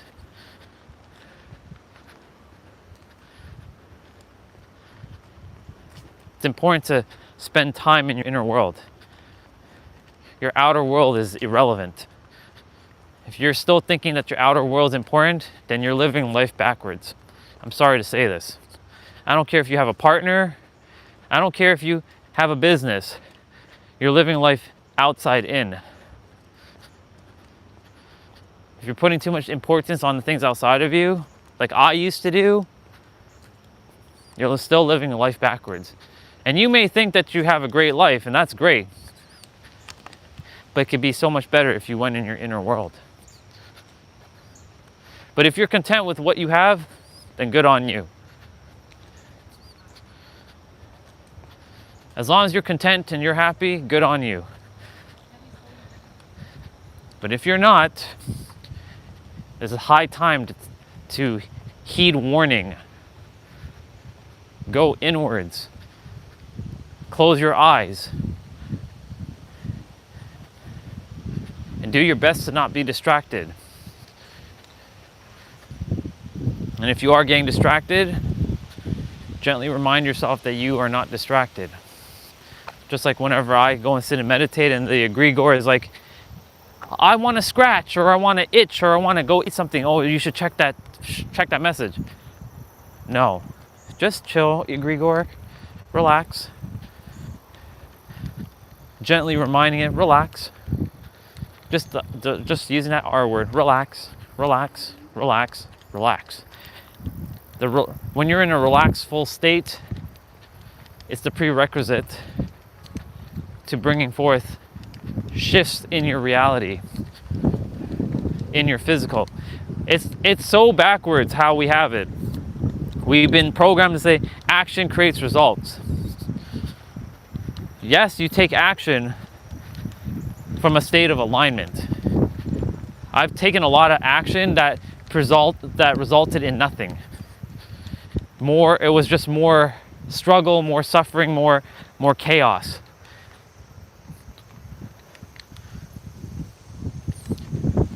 If you look on paper, the physical, I had this feeling that popped through actually before I say what I was going to say, that what's the point of all this? Like, there's really no point me live streaming anymore, technically speaking. There's no point to be talking and just keep to myself and just zip my lips and go into a cave and just like sit and meditate all day. When I say cave, I don't mean like, actual cave. So what's the point? Because ultimately, we're here to master ourselves. Good morning. Have a wonderful day. Thank you. And this feeling flooded over me. I'm like, well, what's the point? That was the egregore, by the way, attempting to like stop. You see how sneaky these egregores are? I see it in everybody who isn't living their desired reality. I see the egregore in them. When they say, but I can't do this because X, Y, and Z. I can't do that because X, Y, and Z. I can't accomplish this because of X, Y, and Z. I see it all the time. You are so infinite and powerful.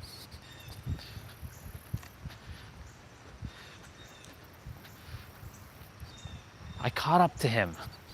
Interesting. The person in front of me, I caught up to him. Speed walking definitely came in handy. We're gonna go hang on the bar for a moment.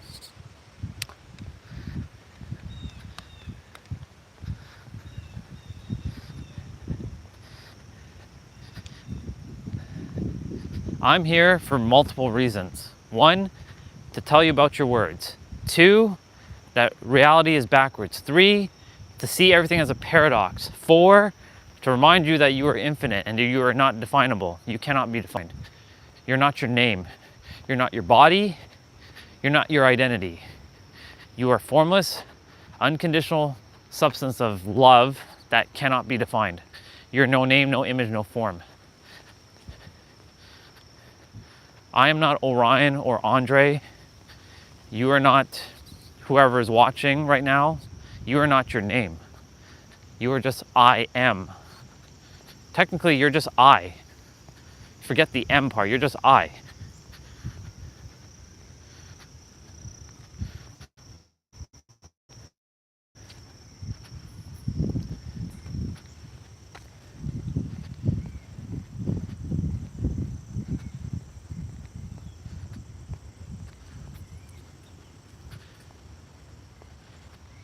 I wonder if I'll catch up to him again after my hang. We'll see.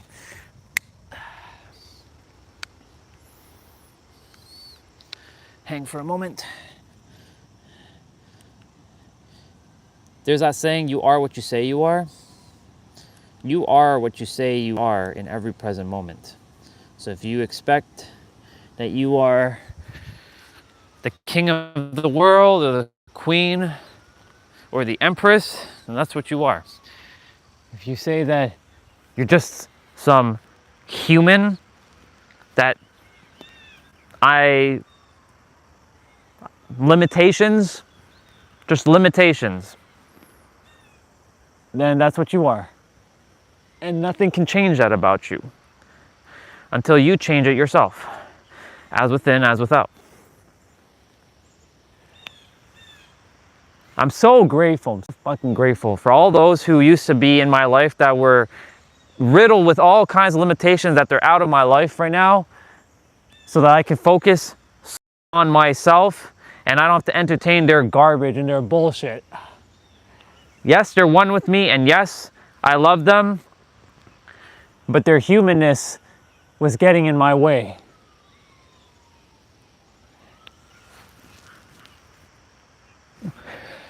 I didn't come here to live the same human experience you all came here to live. I came here to be a disruptor, an activator, an igniter. That's what I came here to do. I traded the human experience for the God experience. Does that mean I can't have the human, does that mean I can't have what most humans have now? A wife, kids, money, car, fame, fortune? Of course not. I can have it all. But I chose a very difficult mental path. Some chose the physical hardship, I chose mental hardship.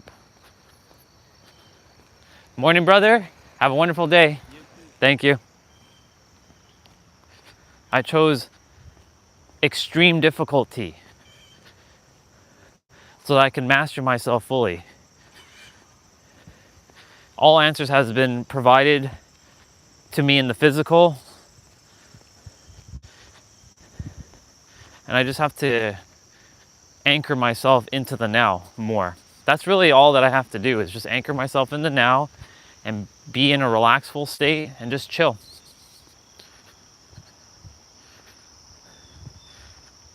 I basically have said everything that has to be said on the live streams. From November 25th up until now, I've said everything. All the answers are there, but guess what? The answer is to the conclusion of all the live streams, of everything I said, the answer is now. N-O-W. And that you have everything now. And you must feel everything now. And you must let go of your wants now. When you let go of your wants becoming, or not, blah, your wants turns into having, because you already have it within, and then your physical will bring it, or will bring something even better than you expect.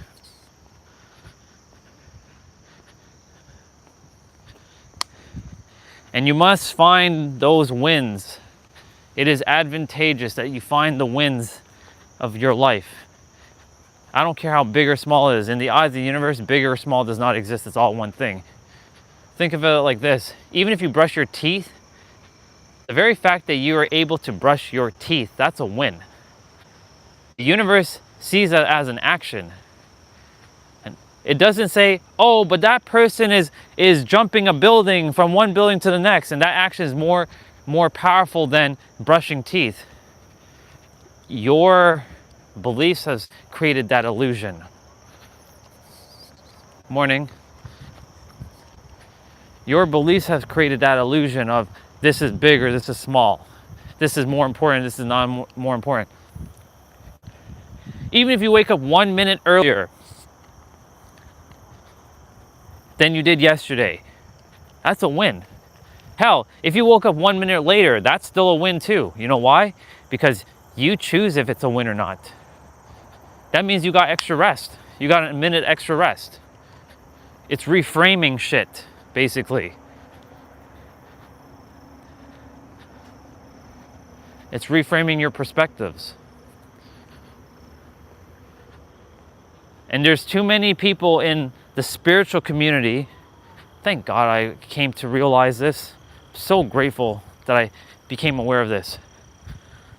That are, I don't like using bullshit terminology like gaslight, but that's the term that humans have created. Morning. That's the terminology that humans have created, gaslighting. Don't let anyone fool you and make you feel like you're doing something wrong or make you feel guilty about something. If you want to eat chips, go eat fucking chips. If you want to eat a donut, go eat a donut. If you want to eat a peanut butter sandwich, go eat a peanut butter sandwich. If you want to eat 1 minute before going to bed, go eat 1 minute before bed. Go do what you choose to. Just don't feel guilty, feel happy, be in joy. If you want to consume some rated R stuff, go right ahead. If you want to jack off, do that too. If that brings you joy, go for it. There's, of course, some consequences by doing that, of course, because you're draining your life force. But if you feel called to do that, go do that too. Don't let anybody bullshit you into making you feel guilty. Because that's what a lot of people tend to do, and I see it. They make you feel guilty for things that you should or shouldn't do. Fuck everyone, basically. They don't exist. In your universe, you are the king, you are the queen, you are God. Or goddess. That's who you are. If you desire to drink Coke, go for it. If you desire to smoke weed, go for it. If you desire to do crack cocaine, go for it. If you desire to punch yourself in the face, go for it.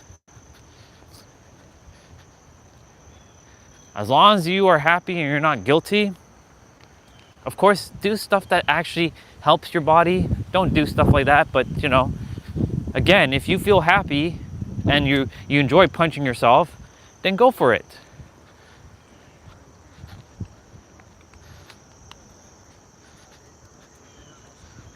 Morning, brother. I'm great. Yourself? Have a great day. Thank you. Don't let anybody ever tell you what you should or shouldn't do. Because that's what a lot of people like to do, is make others feel bad and guilty about themselves. And then most humans don't know how to think for themselves, and then they buy into what someone says to them because they see this person as someone they love and respect so much, and then they get hurt by that person. And that person is like right, and that you should listen to them. Fuck that.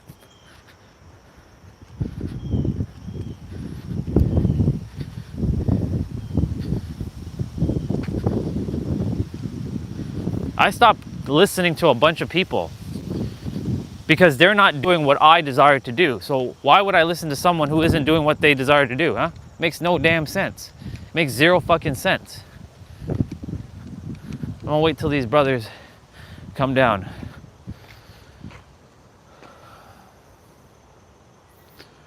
So why would you listen to somebody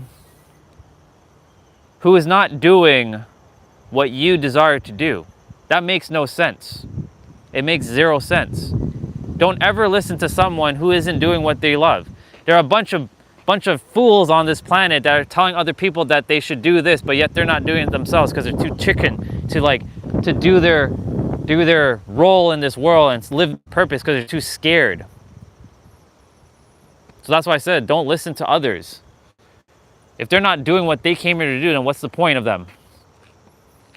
What's up? Good, yourself?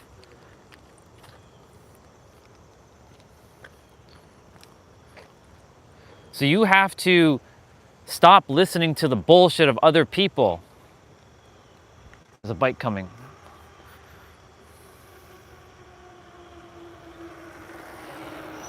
Because it's the bullshit of others that are keeping you stuck. And if they're not living their life, and they're telling you what you should do, and you're listening to them because they have the best interest of your heart. No, they have their own best interests, but they're attempting to keep you stuck in small. We're gonna run backwards. 3, 2, 1, go. I stopped listening to others because they are not living their life.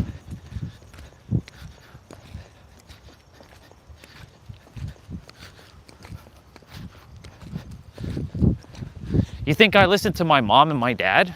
Please. I love them, but I don't listen to them. What? Because they have a house and they all that? Yeah. If they were attempt to live now in this reality and they have their current mindset, they're fucked. Literally.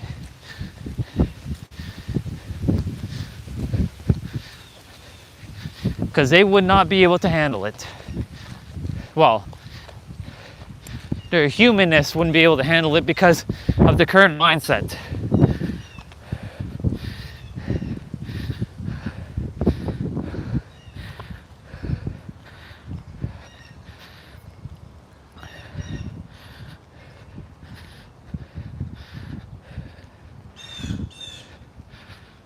And here's the other thing too.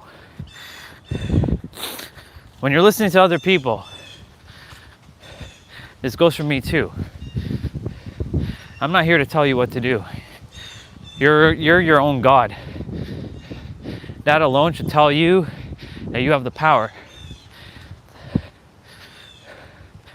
But when you're listening to someone else, make sure you don't put on their distortion.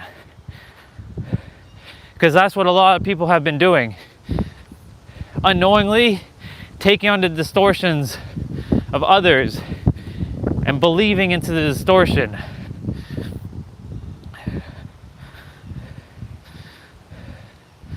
Buying into the distortions of others. And that others' distortions are accurate. If they are happy and successful, and whatever success looks to them, but they're living a great life and they're at peace, I would probably take a few notes from that person.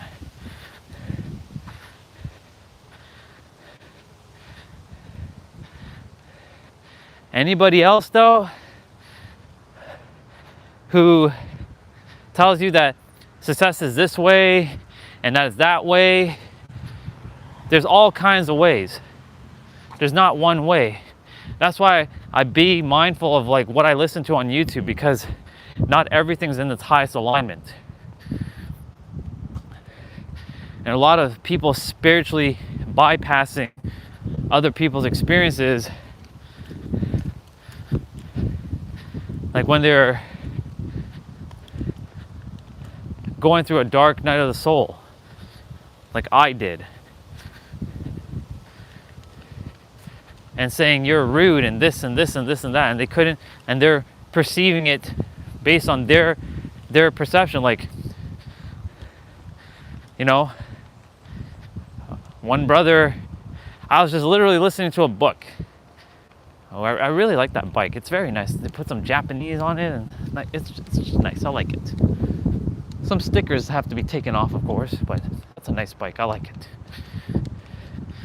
You know, I was listening to Nero's book. I was just like sitting, minding my own business on the stream. And you see like, girls ain't gonna like you because you're talking like that. I'm like, and? You wanted to open your mouth, and I ended it by shutting his mouth. Just because I'm the superhero of love does not give you the right to disrespect me and walk all over me. It doesn't work like that.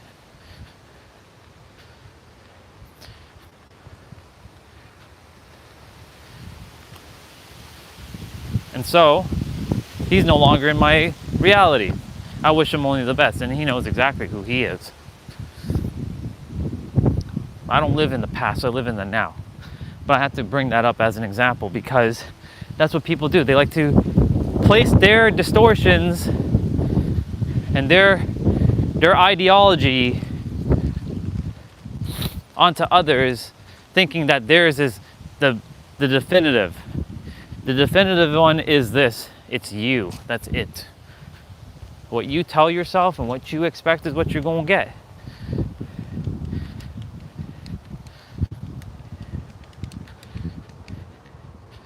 I saw it with our sister Beza on Tuesday or Wednesday, whenever it was. I'm like, she asked a lot of great questions, but I didn't answer all of them simply because she kept hammering question after question because she's too much in her logic. Has to logically follow this. Beza, when you die, when you see the other side, or when you're meant to see the other side, you will know.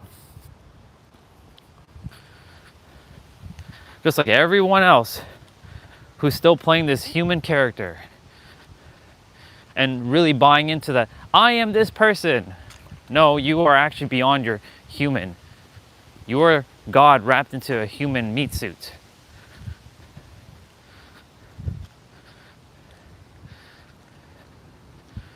I'm wrapped in this meat suit. I chose this meat suit for a reason, to overcome some physical limitations that I imposed on myself.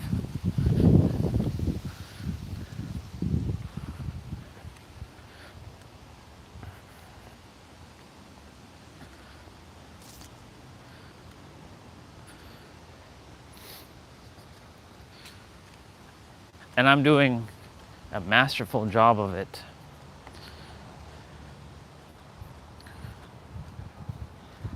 Like I said, I'd rather be hated for who I am than be loved for who I'm not. I will not fake myself for anything or anyone any longer. If you don't like me, you don't have to entertain me. I'm not forced into your reality. I'm not forcing myself in anybody's reality. There's the energetic door. Peace out. I'm here to love and protect and serve. But at the same cost, I'm not going to fake myself any longer, and the universe knows that. So, universe, if, like I said, if my services are no longer required, remove me from this physical existence. I'll more than gladly come back, and I will enjoy my time on the other side.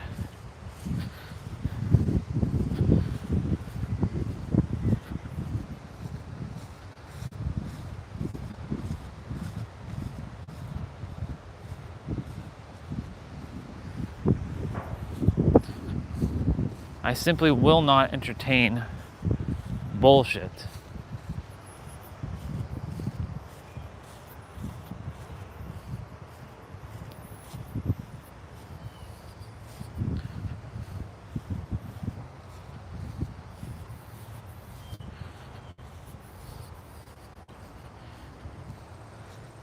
I cannot and I will not entertain bullshit.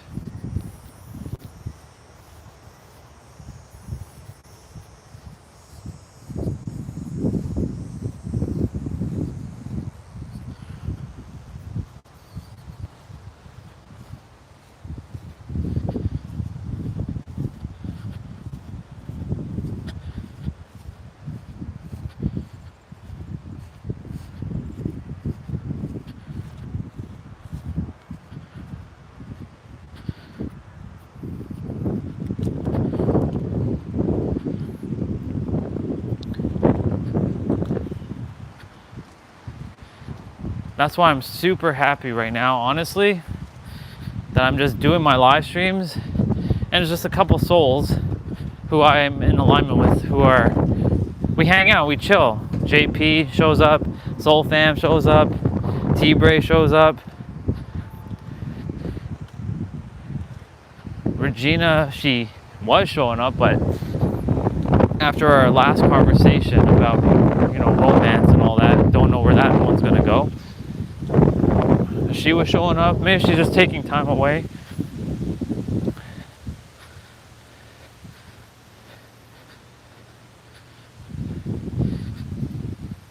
Olga shows up here and there, but right now, come on, squirrel, get off the road, dude.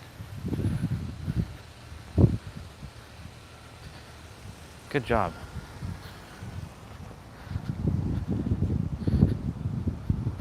Stop being on the road.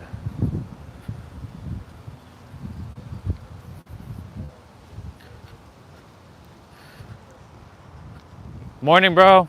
What's up, buddy? You good? All good. Good stuff.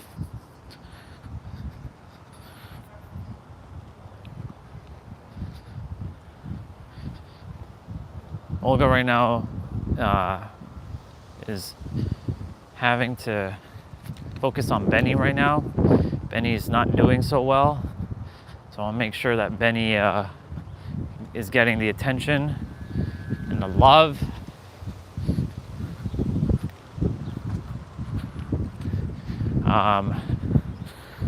It's getting the attention and the love that he deserves.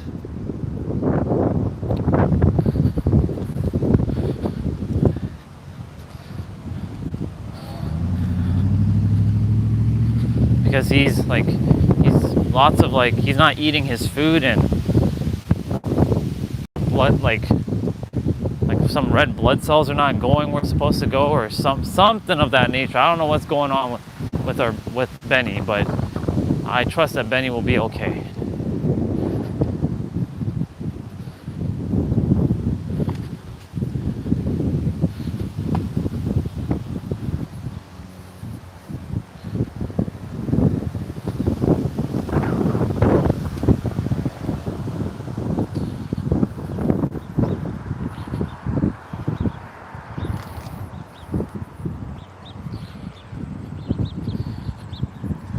Phone battery at 27%.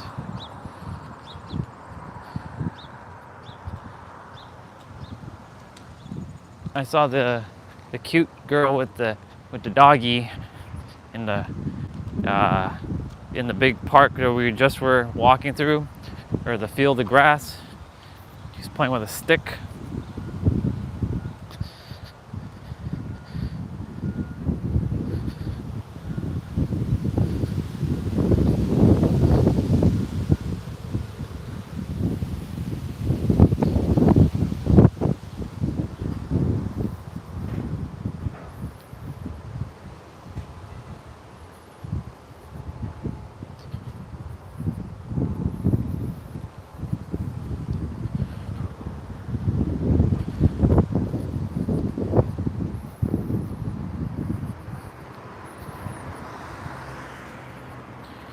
Almost back. It's supposed to be 22 degrees Celsius, which is a perfect day of weather. However, it's also supposed to rain later. So, do my best to get the play out in early. If not, we'll be inside.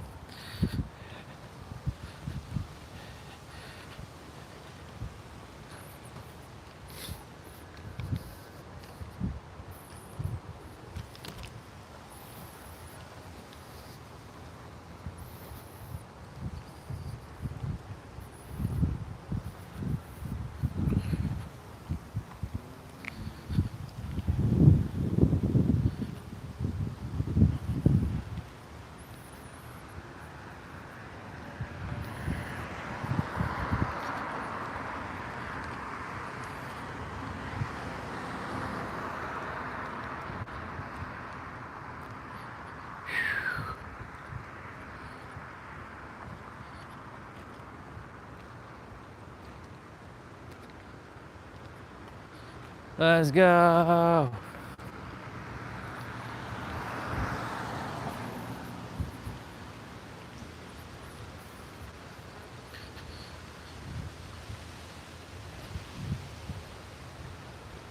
Huh.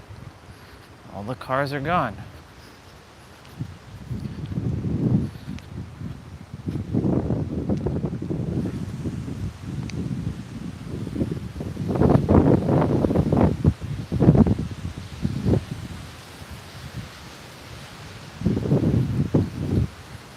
How interesting how I cut the grass a week ago.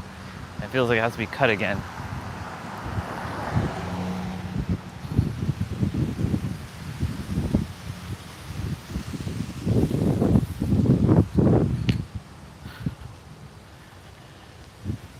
Cool beans. We made it back with 25% of battery.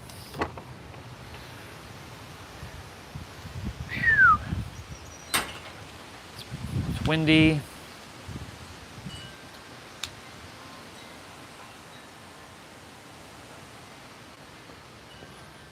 Go get the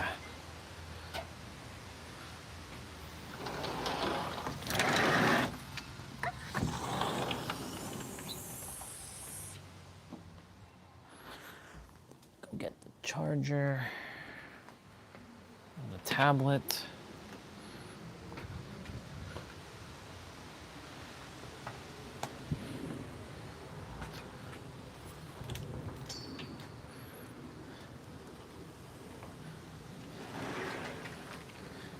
Nice.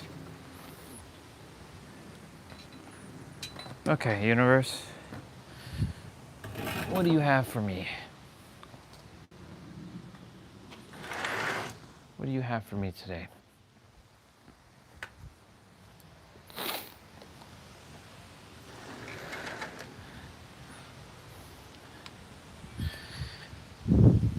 Just keep sharing about the tint? Okay.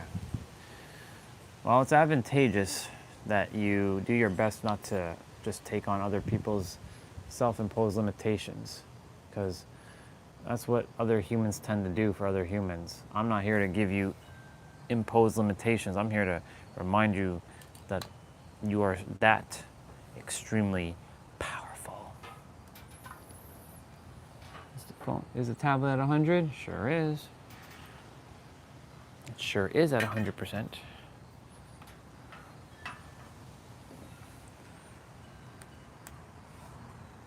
Cool.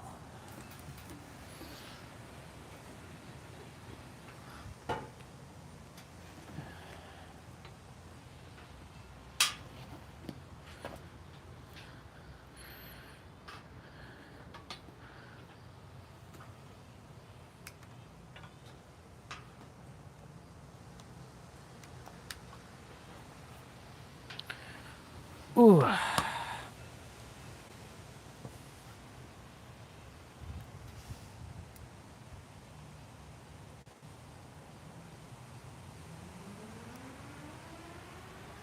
At this point, all the stickers are pretty much coming off.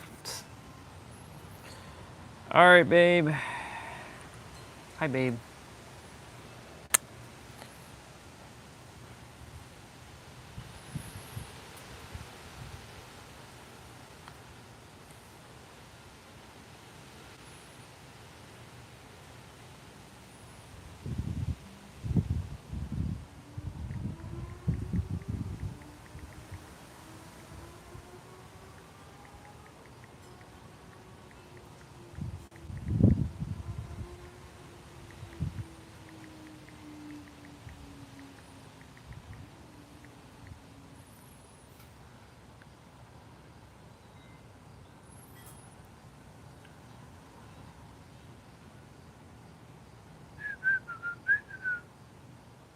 Go, go, Power Rangers.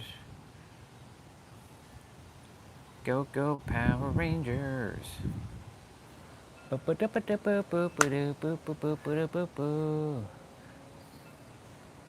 Go, go, Power Rangers. Mighty Morphin Power Rangers. I was stuck inside that grave a long time. Didn't think I'd make it through those long.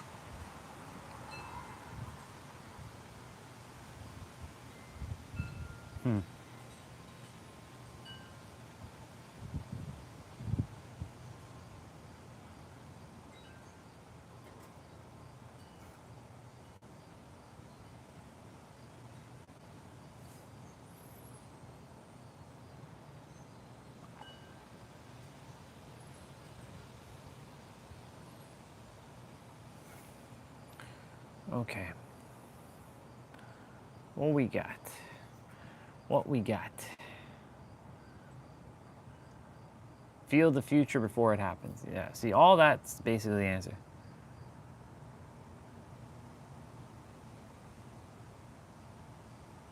Let's go!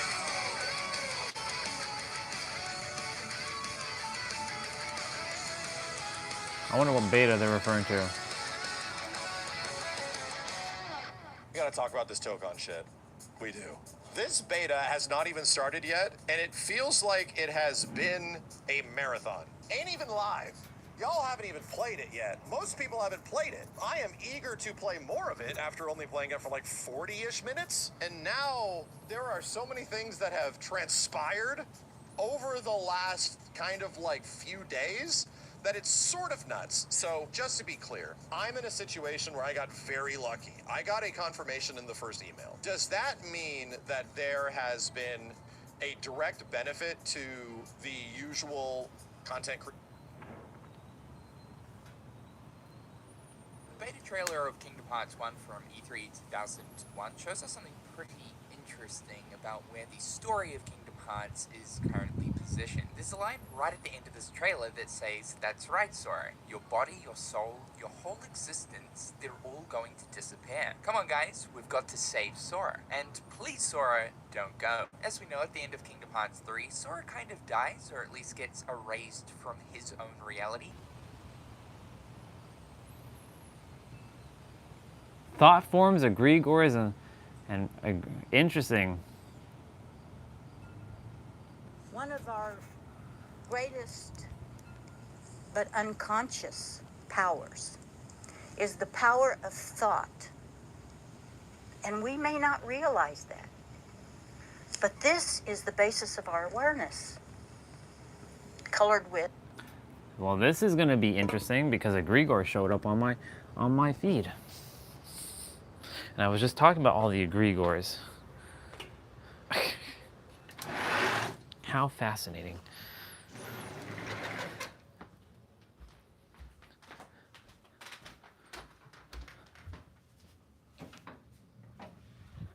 How very fascinating.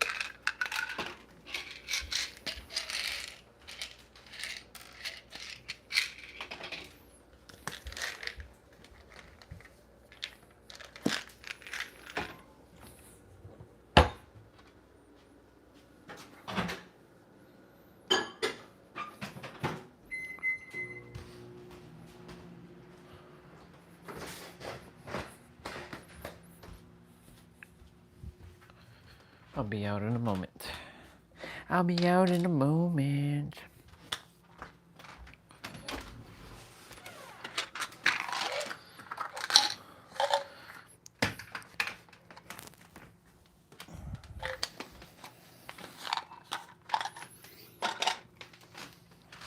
Gonna go use the bathroom quickly.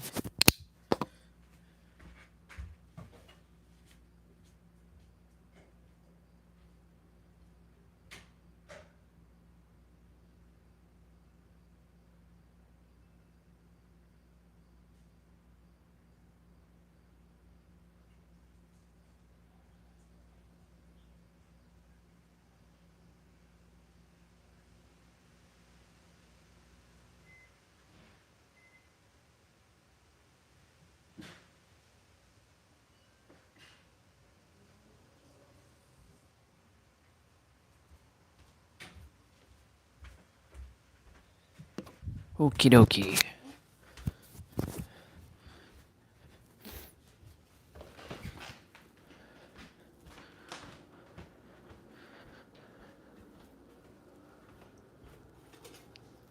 It's not fully toasted yet.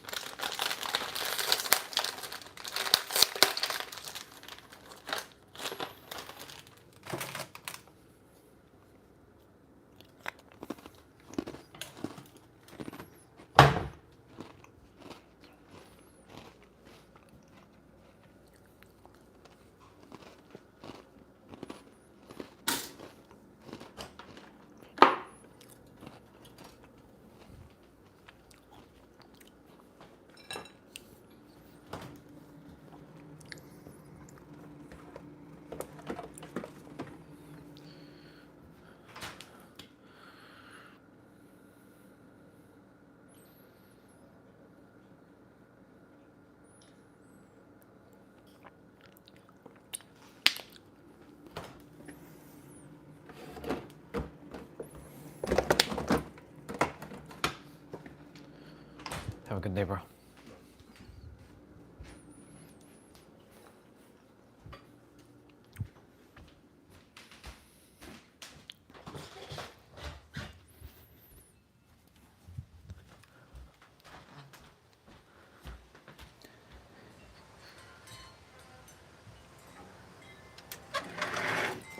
Oh, almost lost that. That almost fell out. What up, whoever's there? I'm eating waffles. Usually I would have had a peanut butter sandwich, but I'm feeling kind of sweetish today.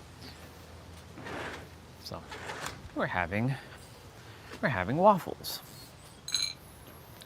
And a video popped up on my feed talking about egregores. So that's interesting, because I don't look for egregores. I already know what they are. I don't ever search up egregores. So some woman, don't know her name, 4 months ago, thought forms, egregores, and magic, 47 minutes. So I'm curious to see why this popped up on my feed. With emotions, of course. But there is ignorance of its consequences. I'm gonna play it for a little bit. That's one of the things that we'll cover. I'm gonna play it for a little bit before I start showing it, see if I start agreeing with this or not. Effects of mere thinking. Isn't that the way we think of it? We merely think. Who cares? Our thoughts are private. They have no effect on anybody else. We'll see. Today we explore the basic ideas behind thought forms, egregores, and magic. And these three tie into one another. Our thought forms eventually can create egregores. Us, we. And through that, those that might be termed magicians or adepts can use these egregores through what might be termed magic. And we'll explore that as well. Theosophy teaches thoughts are real entities. Our thoughts are real entities. They are. With tenacity, coherence, and they are resistant to dissolution. That is similar to dying. The resistance to breaking down and falling apart. It's important that we understand the basic outline of the unconscious power we have, either for good or bad. And throughout the research that I did, they called bad evil. But generally we speak of it as bad. That's bad. But it can be quite evil. In a quote from the Mahatma Letters to AP Senate, the Mahatma KH states, and I'll read this: every thought of man, upon being fully developed, passes into the inner world and becomes an active entity by coalescing with an elemental. It survives as an active intelligence, a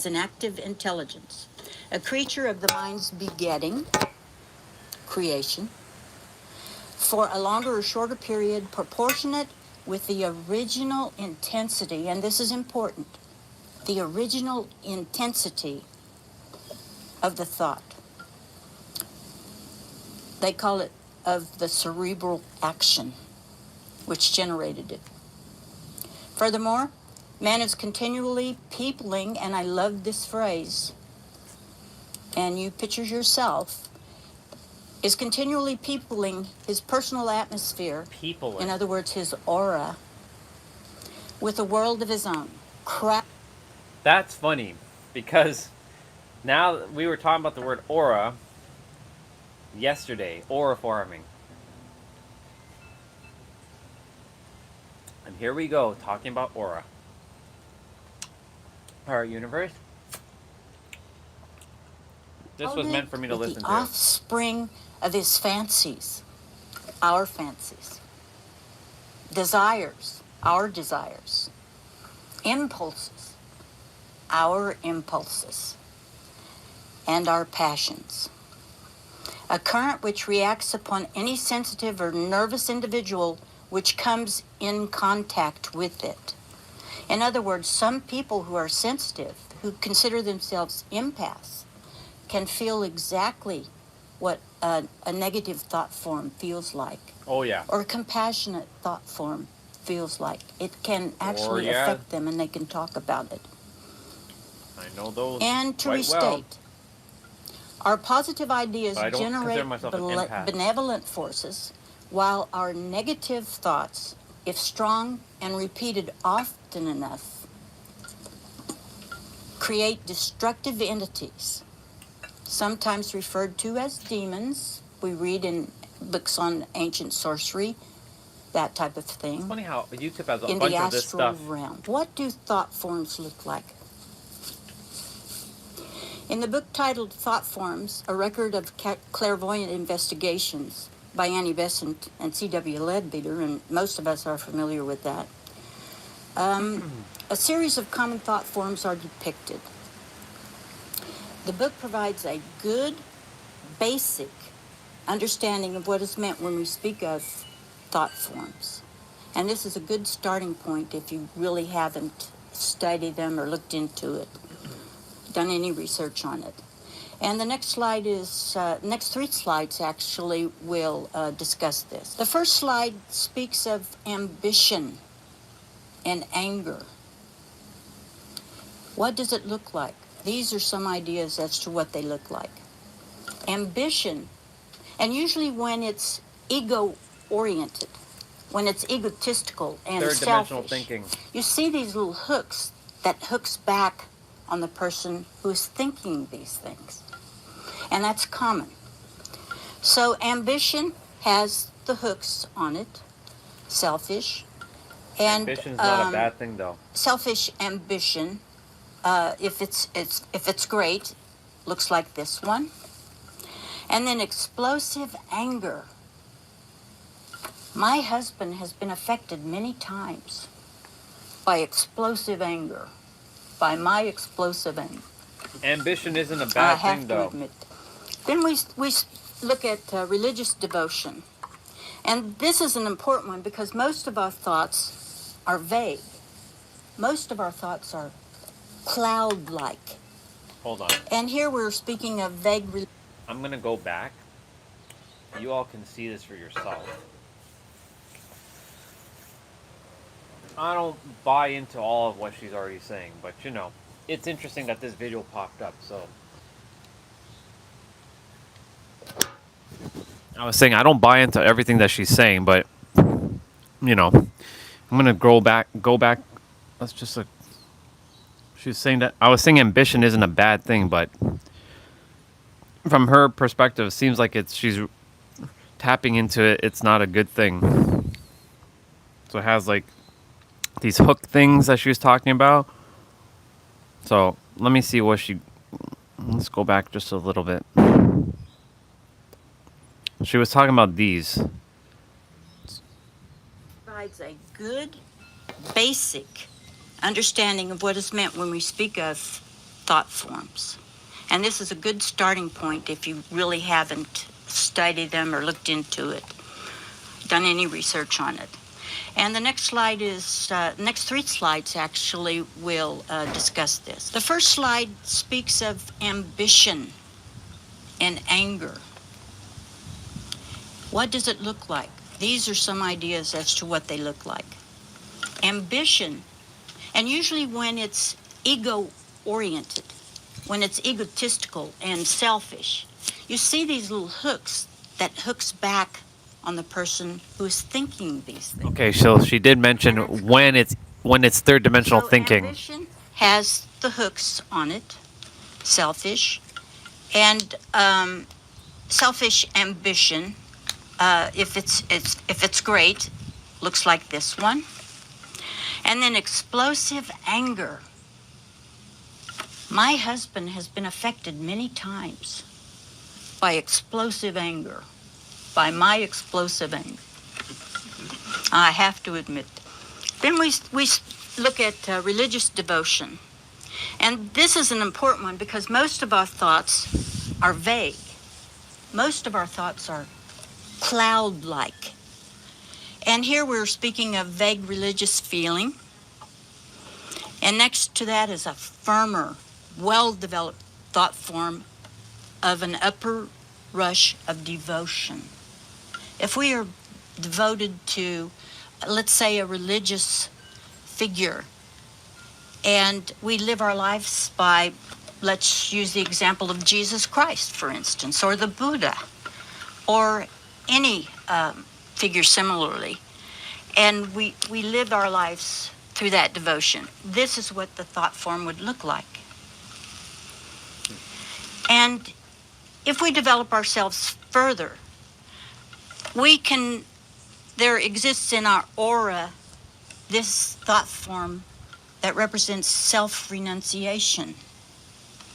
And we hear that all the time, self-renunciation. And as perhaps one of the last steps on our journey along the path before we be of service, real service to humanity. We must learn to renounce the self. When we reach that stage, beautiful thought form. And then when we have this upper rush of devotion, this one refers to a response from the higher realm, from the higher spiritual realm, from the higher divine realm. And this last slide is the results of love. And again, vague, cloud-like. If we just have a general loving feeling. It's not well-formed, but it's there. It's in our aura. It has its effect. It's in our aura. But it's not definite. In our aura. Can be easily disrupted. The other is radiating affection. If we radiate affection for another, this is what we're doing. This is the thought form that develops. The one on the bottom is a thought form that's developed when we meditate and send out radiation for peace and protection, but of others. And that's what the wings refer to. We're sending it out. It's flying outward. So if you meditate, say for peace, for health of others, not for ourselves, but this can be the thought form that is developed that flies outward to help people. And another nature of this is not just that it is a thought form, but eventually we'll see how this type of thing develops into an egregore. In Annie Besant and Leadbeater's book, Thought Forms, as a result of clairvoyant investigation, these drawings and many more are in there.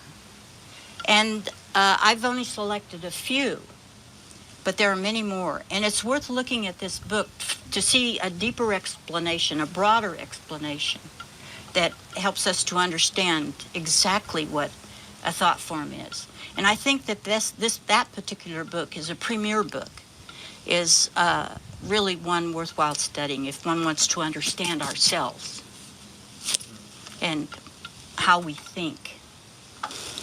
How thought forms are created. Thought forms generated in and of astral and lower manas, or manasic matter, is known as kama manas, a blend of desire and will, setting up vibrations that carry the thought's quality. Quality? What does that mean? It means calmness, maybe? Anger, which can influence not only our moods, but the moods of others. If definite, a thought form can embody a specific image or an idea depending upon the strength or the weakness of the will and the desire that created it. Definite means a thought that is clear, strong, mental, emotional, or a combination of both. A relatively strong desire combined with will. A strong thought can create an image of the thinker, and the thinker can project an astral double of their self to a distant space. Other times, Pause. So I was just mentioning all that on our walk about it's a spiritual version of me. It's my doppelganger who has all of my memories and all that, and attempting to derail me because I created it. So now I have to uncreate the egregore, and we all have our own egregores. I'm gonna go quickly. It's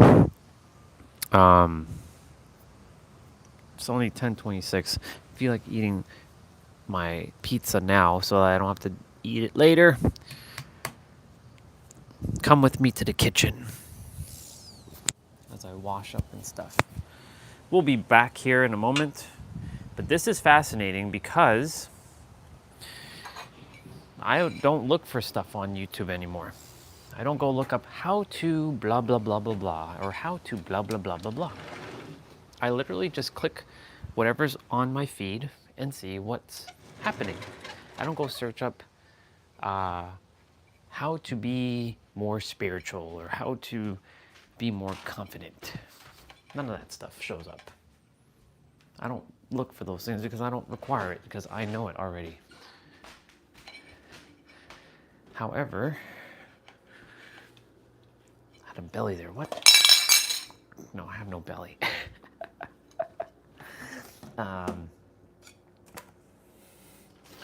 However,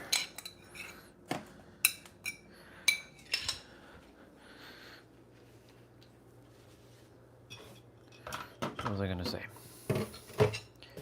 This video popped up out of random. Very, very random video about egregores, thought forms, and magic. So, it's interesting. Stop the cap, son. Okay.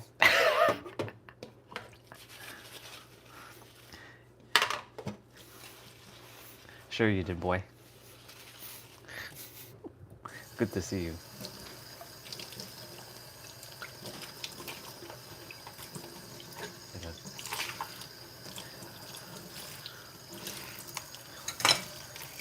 Sure you did.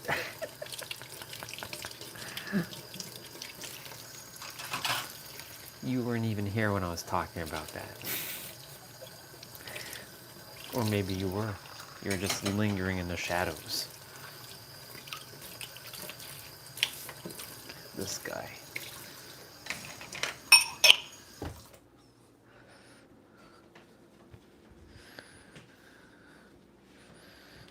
I'm gonna move all this back over here. And that over there.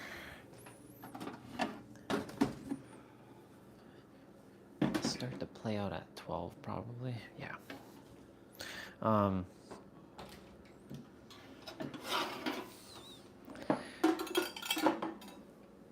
me see. I'm gonna fit you like a fish ghost face. The shadows.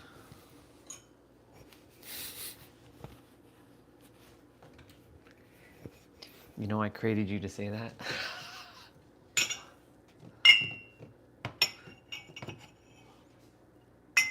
Because in my universe, I created everything. All the people.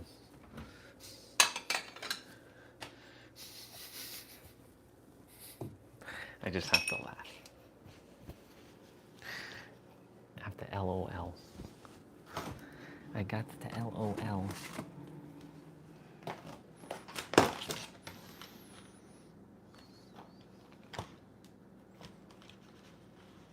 We gotta get that big slice.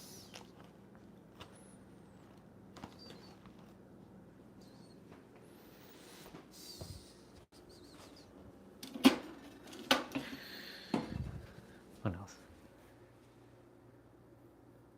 Of course I watched Scream. But do I remember all of it? No. I've watched, I think I definitely watched the first one. I didn't watch the fourth one, because I know there's 4 movies, I think, right now.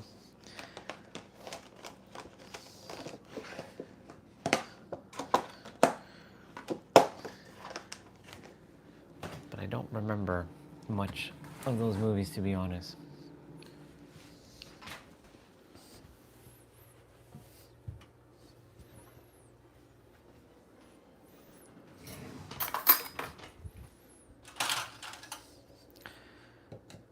You'll have to remind me. I know, obviously, Ghostface. He's a very iconic character. Of course, he's in Dead by Daylight. It's interesting that they didn't bring a survivor from Scream yet. Like Neve Campbell. Apparently she might be in the game though. Potentially.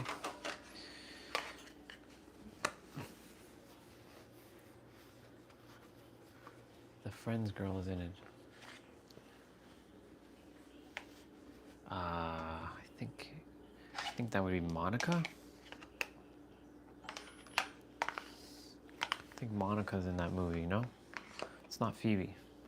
It's definitely not Rachel. It's definitely not Rachel.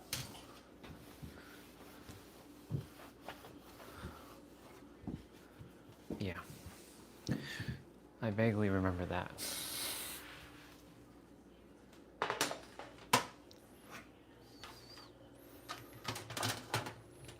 I don't really watch horror movies or thrillers like that much anymore. Well, I've never really watched them, to be quite honest. Only one I really watched was I Know What You Did Last Summer. And I Still Know What You Did Last Summer. I don't know if there's a third part.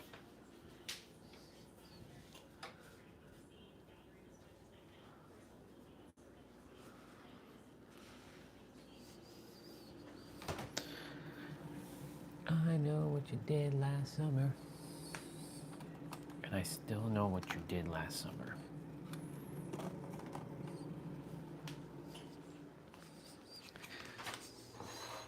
And I will never forgive what you did last summer.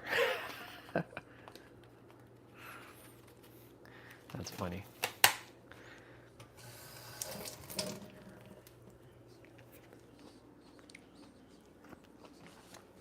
Sarah Michelle Gellar.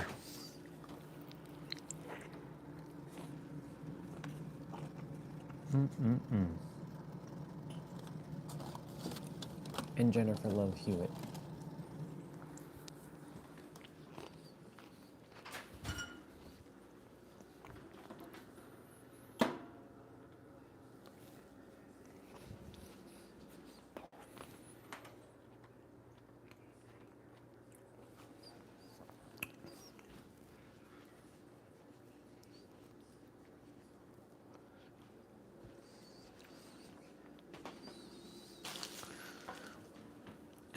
Yeah, they're good.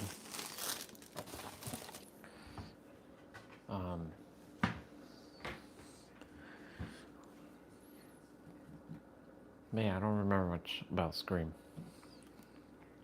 I just remember they were all in a house and he comes in and he jukes them. That's all I remember.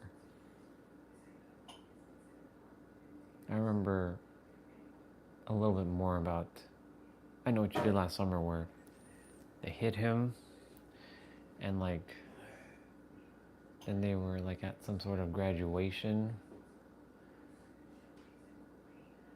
and like there was a couple. It was Freddie Prinze Jr. and I think Sarah Michelle were together. I know in real life I think they're still together.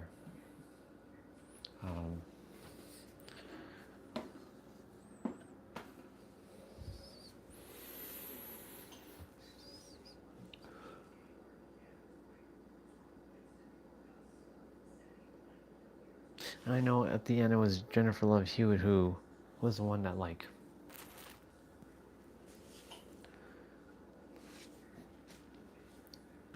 I should go back and watch those movies, but there's no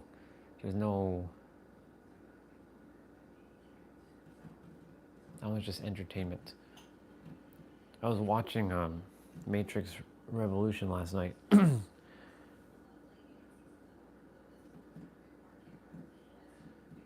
There was a scene.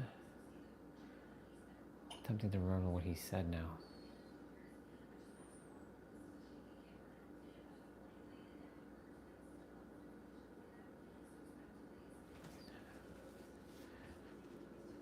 It had something to do with our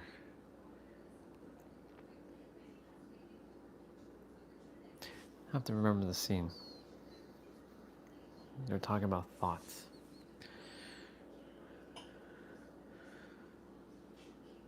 Oh, love. Man-made construct. Let's see. I haven't watched that. Isn't that a TV show? That's like a TV show, if I'm not mistaken.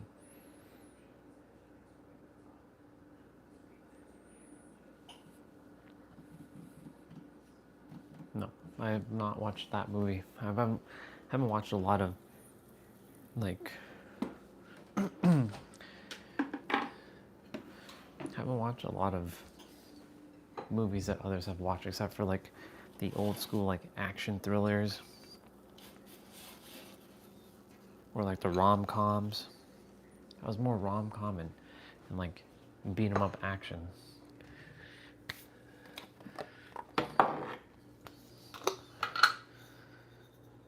Like Judge Dredd. I am the law. I should watch Judge Dredd.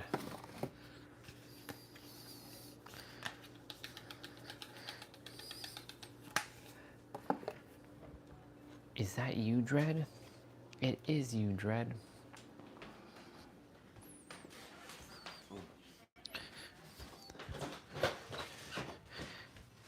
That is you, Dredd. It's windy. I did mention it was going to be windy today.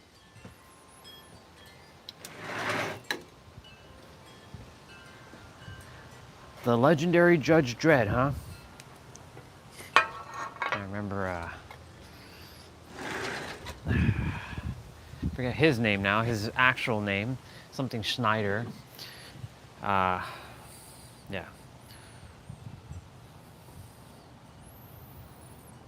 Bone collector? Okay. I mean, I'll put that on like the to see list. To a distant space. Other times, a strong I want to see thought what this woman has to say. mimics a material I'm object curious. or may form an abstract shape expressing the thought's quality. And this is important to understand And yes, too, because we got the onion quality pizza. of the thought makes a huge difference. And we got pepperoni Is it a pizza. good quality or a bad quality? Does it even make a difference? Could it even be an evil thought? An unethical thought? These are qualities of thought forms, and we have to understand the nature of these things if we are to understand how we work in this world, how we live in this world. For example, a flash of anger or a rose-colored cloud of affection often displays colors reflecting the emotion behind the thought. And that's what they talk about frequently. It's not just a mental projection, it's also an emotional projection, filled with desire. Only Angelina Jolie movies that I like were obviously Tomb Raider and Mr. and Mrs. Smith. So that looks like maybe one that I should potentially entertain, The Bone Collector. What we want, what we need, not just a unemotional thought, but there is that. Thought forms are usually built from the substance of our own mental and astral bodies hovering in our aura. A powerful thought, especially one fueled by strong emotion, can detach and even travel. And sometimes we can see this even in our own lives, particularly when we are on the verge of waking up in the morning. We sometimes experience astral travel, or we sometimes experience someone visiting us, someone we love, someone who's just passed away, and they had a thought, strong thought at the moment of death to visit a child or to visit a parent. And we see these images, a projection of thought. Again, as they say, we are constantly peopling our stream of thought with thought forms, even now this minute. If we are thinking, we are creating thought forms. Some are vague, some are strong. Some are results of instinct, of habit. And when they're of continued instinct and habit, they can be very strong. And perhaps that's why we need another pair of shoes, if I may say so. They collect in our aura, creating the psychic atmosphere around us. It's always with us. And sometimes we can get a feeling about other people. I have no idea who she is. And that feeling is the makeup of their aura. I mean, my and the soul results knows, of their I thought don't know who processes. she is, so my mind The qualities of their thoughts. That atmosphere again reacts on any sensitive or nervous being which comes into contact with us. Even plants and animals. Our thought forms can affect plants and can affect our pets. In simple terms, those who are intuitive or empathetic, again, can sense and be influenced by the thought vibrations we radiate. On the astral plane, like attracts like. Elementals who exist there tend to be attracted toward other elementals of a similar kind. And this is for you. Elementals are defined as nature spirits or beings that inhabit the astral plane, a realm of emotional energy and consciousness, and often associated with the spirit world. And if we understand the concept of involution, of the spirit into matter, I remember this. Involution. spirit back to its source. We place an elemental on the downward into matter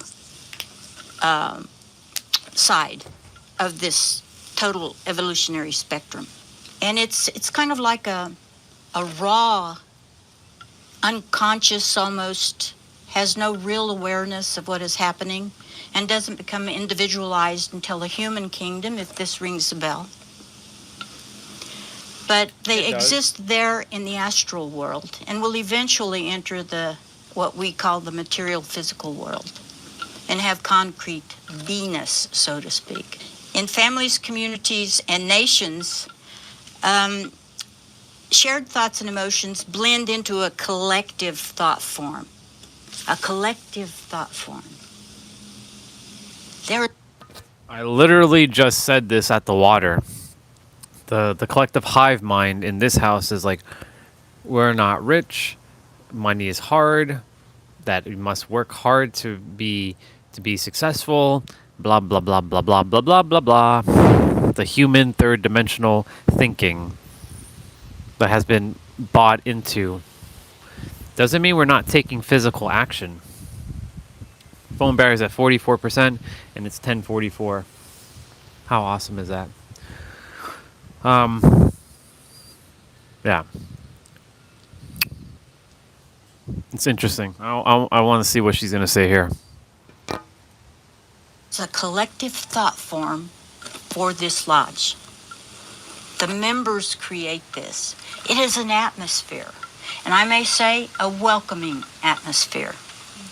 And you can be proud of that. These group thought clouds create an astral atmosphere through which everything is seen. It's like looking through rose-colored glasses, so to speak. It's colored in a certain. That's what I've been talking about. The tint.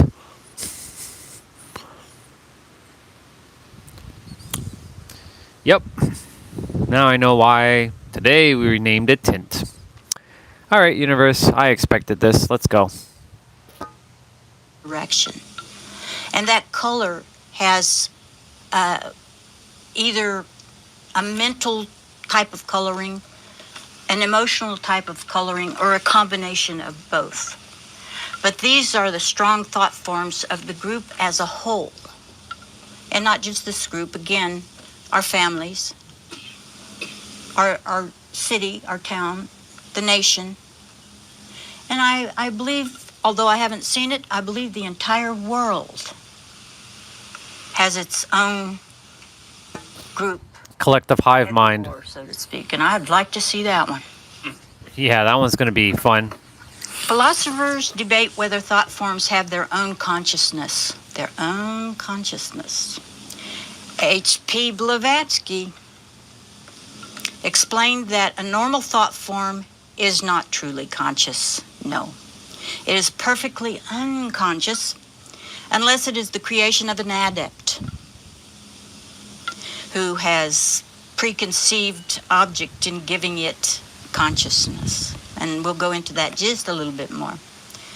Most of our thoughts create automatic astral entities that blindly, and this is very important, that blindly carry out the single task or emotion we instilled in them. Not consciously, but unconsciously. We aren't aware of what we're doing as a group on that level. But we're instilling a certain path for this egregore, a certain type of life or living for this egregore, for the group egregores. And there are many of them. We're not just affected by our family egregore, so to speak, or our nation, but any group that we belong to. We're affected by it in some way or another. They appear to have a life of their own. But it's really our mental energy at work, our will. Well, let me get back to Annie Besant and Leadbeater. They likewise noted that a vigorous thought form can become for a time a kind of independent living being, not by conscious action, but by a blind following out of the impulse given to it by the members of its group that it is attached to. So in a way, we unconsciously direct the growth of an egregore, this group thought form. And adepts, by instilling a portion of their will and their intellect, can create an entity that behaves as if it were conscious. It is how an adept can appear in two places at once, by sending a thought form or astral double of themselves that can interact intelligently. Such cases are exceptional. The adept essentially loans part of his consciousness to form. In Tibetan Buddhism, for example, practitioners speak of tulpa, and a tulpa is a phantom form, similar to what we've been discussing as egregores, produced through intense concentration, and usually it is on purpose. It is intentional. There was a story that I read about the explorer Alexandra David Neal, Neel. She reportedly generated a tulpa of a friendly monk, which others allegedly saw. Over time, it developed a will of its own and became troublesome, requiring her to reabsorb it or deconstruct it. Stories like this suggest, under rare circumstances, a thought form might attain a degree of autonomy, especially if sustained by ritual or intense belief, a concept that bridges into the idea of egregores. The definition of an egregore is that it is a concept in esotericism, referring to a thought form that arises from the collective thoughts and emotions of a group of like-minded individuals. It is essentially a group mind, or collective consciousness that takes on a life of its own. Egregores are formed by the shared beliefs, and this is an important concept, by the shared beliefs, emotions, intentions, and even by group religious worship. They are not necessarily evil, but they can be. And they are not intentionally created to take action, but they still have an influence. A few examples are Santa Claus, Uncle Sam, the devil. How many people believe in the devil? And the collective consciousness of a nation. What is that like? An egregore of America. What would that be like? Of a religion. All the thoughts of the congregations of a particular religion throughout the world. What is that egregore like? And then each church would have its own egregore.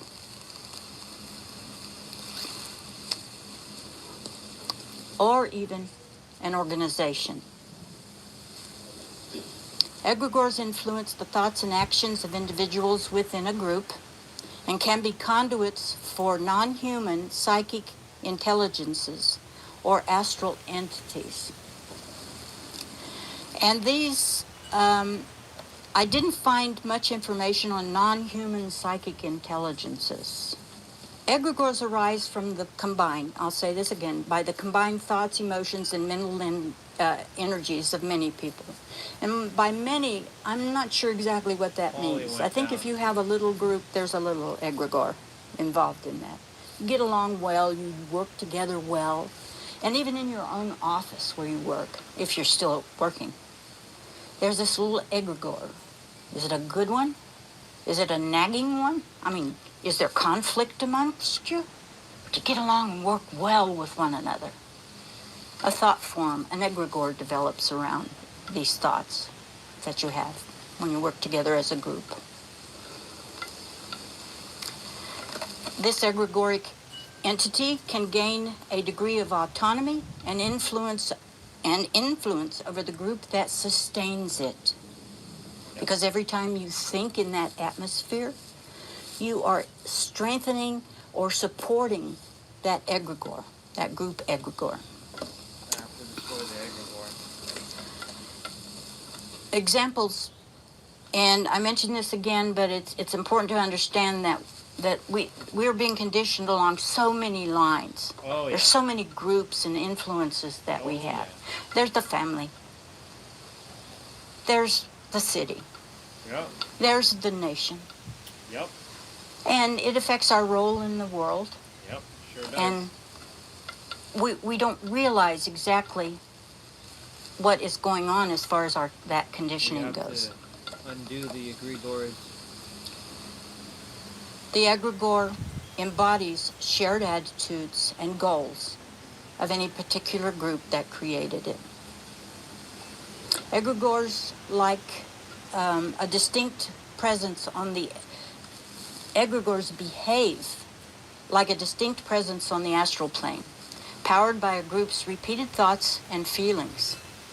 And more often, if it's similar feelings, the egregore grows in strength and feeds on the emotions and thoughts of the individuals within that group. And as it does that, it can outlive any single member and take on a life of its own within that particular domain. Yes, it can.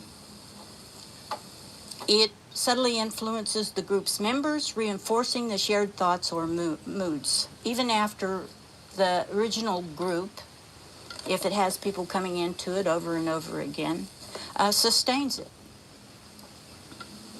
And this is really described as an accumulation that can keep up a certain magnetic link with its contributors and can exert a certain collective pressure for better or for worse, depending upon the nature of the group's thought. Early theosophical insights, and we've all run across the idea of thought forms, but they've never been attached to the word egregore.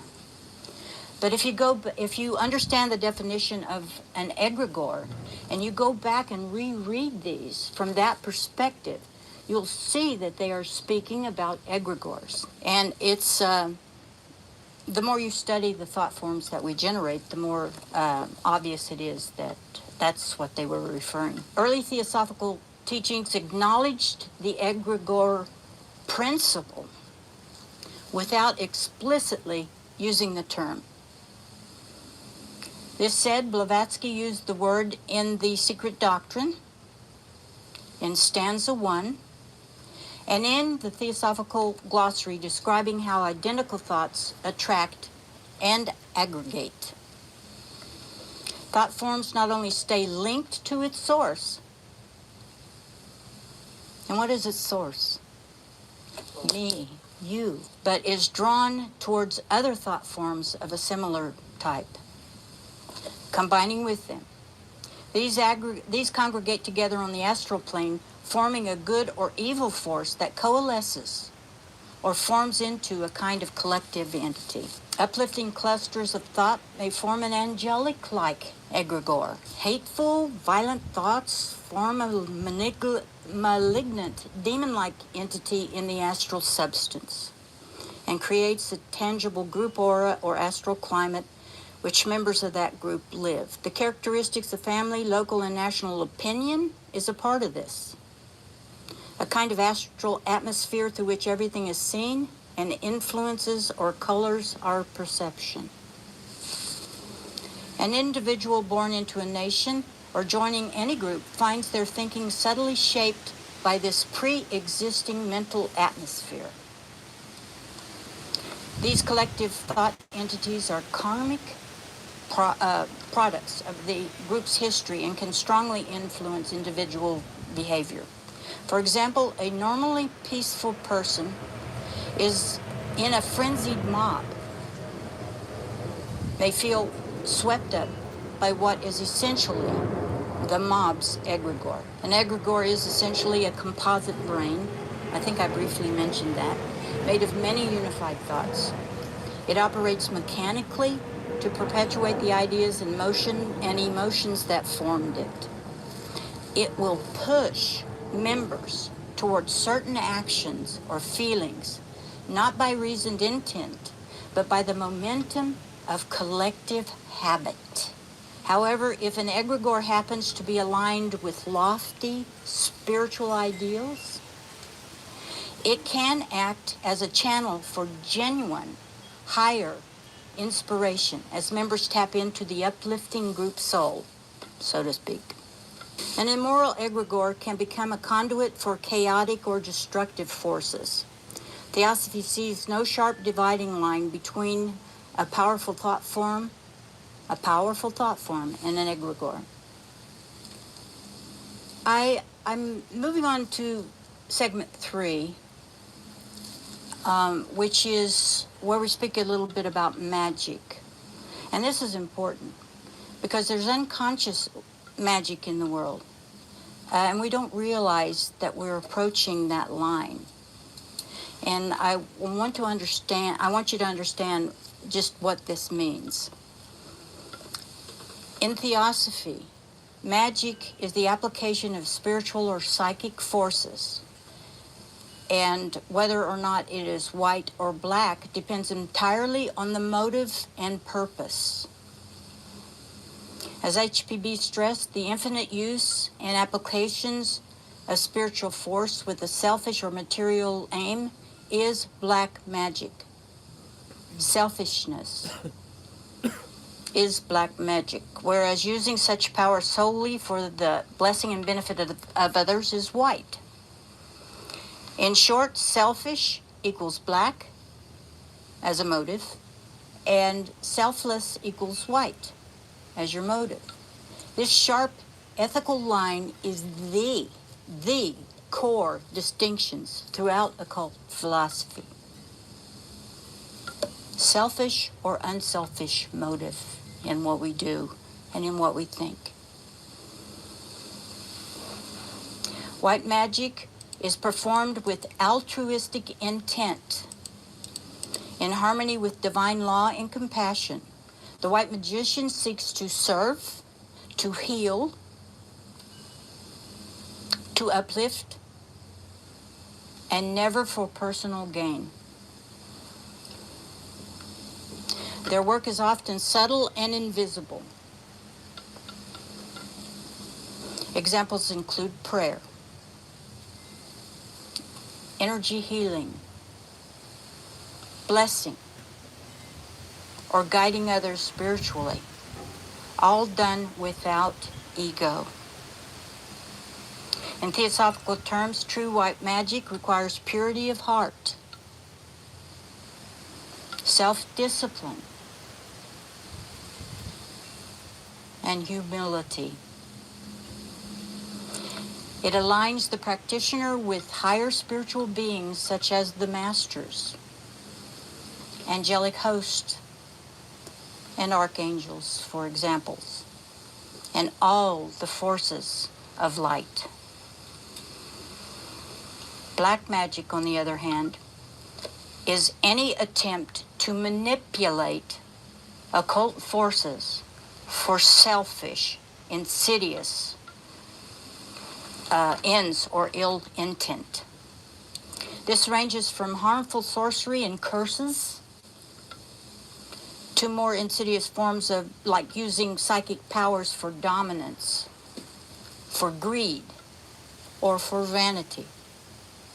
Many popular manifestation practices, it is said, border on black magic if done selfishly.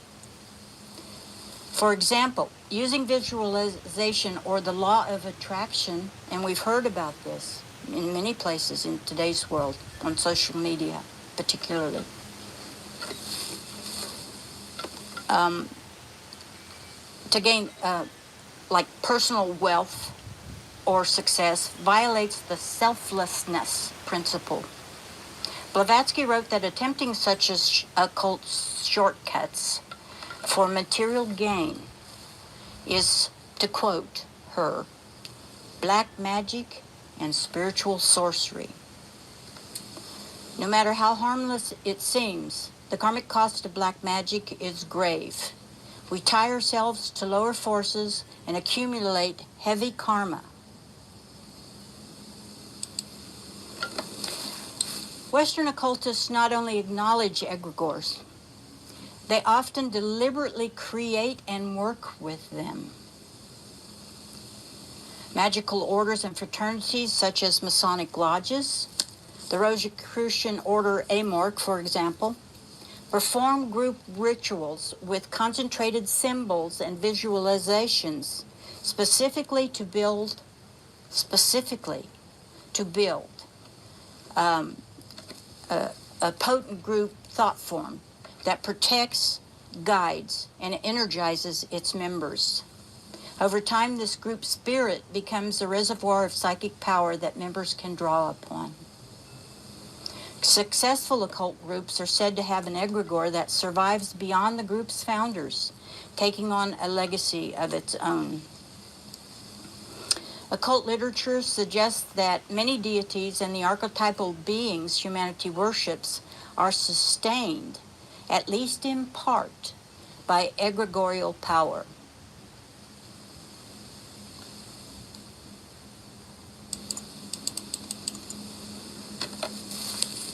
When generations of devotees pour forth faith and emotion into a divine form, a mighty thought form develops around that image.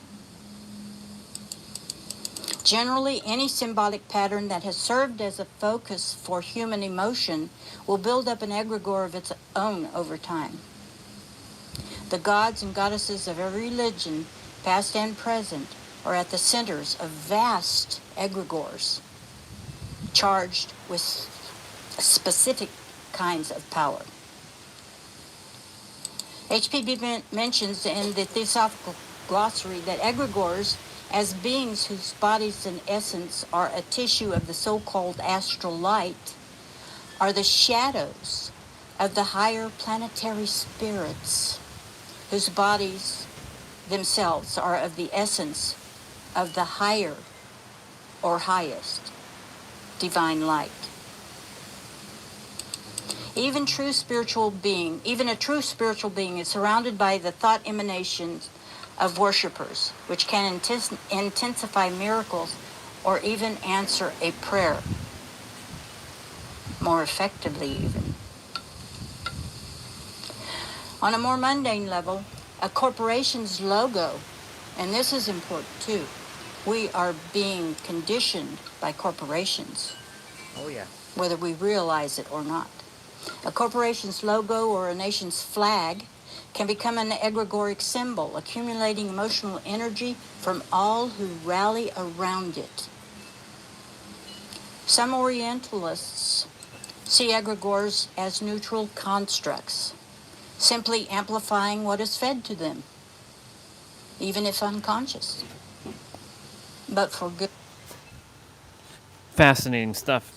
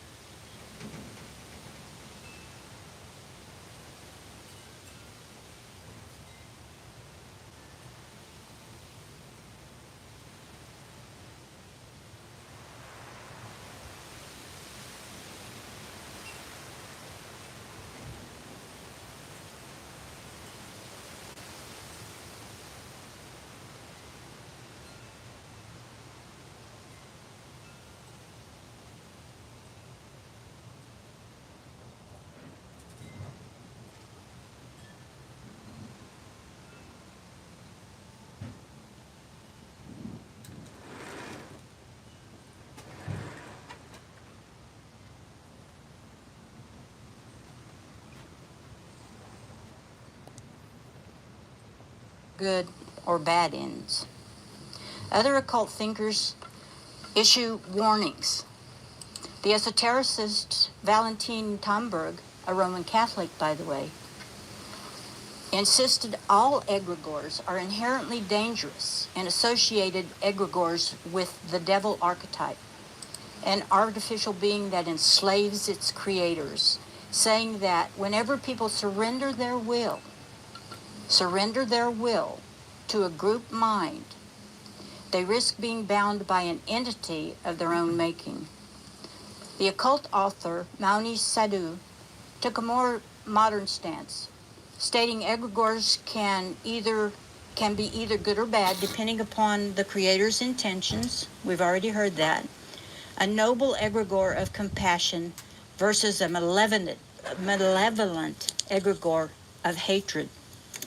Consider, too, how a centuries-old cathedral, this is just an example, how a centuries-old cathedral filled with prayer and devotion accumulates a sacred egregore of peace, a combined aura of all the worshipers and rites performed there.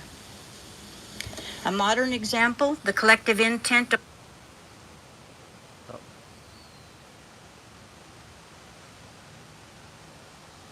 stating egregores can be either good or bad depending upon the creator's intentions. We've already heard that. A noble egregore of compassion versus a malevolent egregore of hatred. Consider, too, how a centuries-old cathedral, this is just an example, how a centuries-old cathedral filled with prayer and devotion accumulates a sacred egregore of peace, a combined aura of all the worshipers and rites performed there. A modern example, the collective intent on social media, a dedicated fan community for a celebrity can generate an egregore of adulation, or in negative cases, a toxic egregore in a hate group forum. Theosophical and occult teachings emphasize the need for conscious awareness and ethical responsibility. This is what the society is all about. This is what theosophy is all about. Ethical responsibility, understanding who we are, understanding our place in the universe, understanding everything as best we can, but taking ethical responsibility along the way. Every group one joins has an egregore, a group soul or atmosphere. Have you ever walked into a room and immediately been hit with a sense of something very subtle? The test of a person of strong character is to be aware of the presence of an egregore. In practice, this means a wise individual remains somewhat detached and observant in groups, but participating in the uplifting aspects of the group mind, but resisting blindly following any collective negativity. If an egregore is harmful, one can oppose it by withholding one's energy from it, effectively starving it, transforming its energy through positive action, or in a spiritual context, invoking higher forces to disperse it. Ultimately, understanding egregores teaches us that unity of thought is power, and that we must use that power conscientiously. The white magician employs thought forms and spiritual will to heal and help others. In essence, prayer and goodwill visualizations are forms of white magic. Theosopher C.W. Leadbeater noted that concentrated thoughts of goodwill can envelop a target and arouse feelings and thoughts of similar nature in them. This is the basis of metaphysical healing and blessing rituals in many traditions. Altruistic thought can manifest as a shielding entity. This shielding and protective agent, as an egregore, it its duty is to opportunistically guard and strengthen a group's subtle defenses, to strengthen it, but without independent mind. Many practitioners of white magic consciously create protective circles or guardian thought forms around homes, temples, or loved ones, often visualizing angels or divine light to ward off harm. Visualization such as this often involves invocation, calling on a deity, angel, or master to infuse the work with protective energy. Magic is done in cooperation with one's higher self or divine will. The magician acts as a channel for goodness. Any thought forms or egregores created are consecrated to serve universal good, not personal agendas. This way, the work accrues positive karma and avoids the ego traps of magic.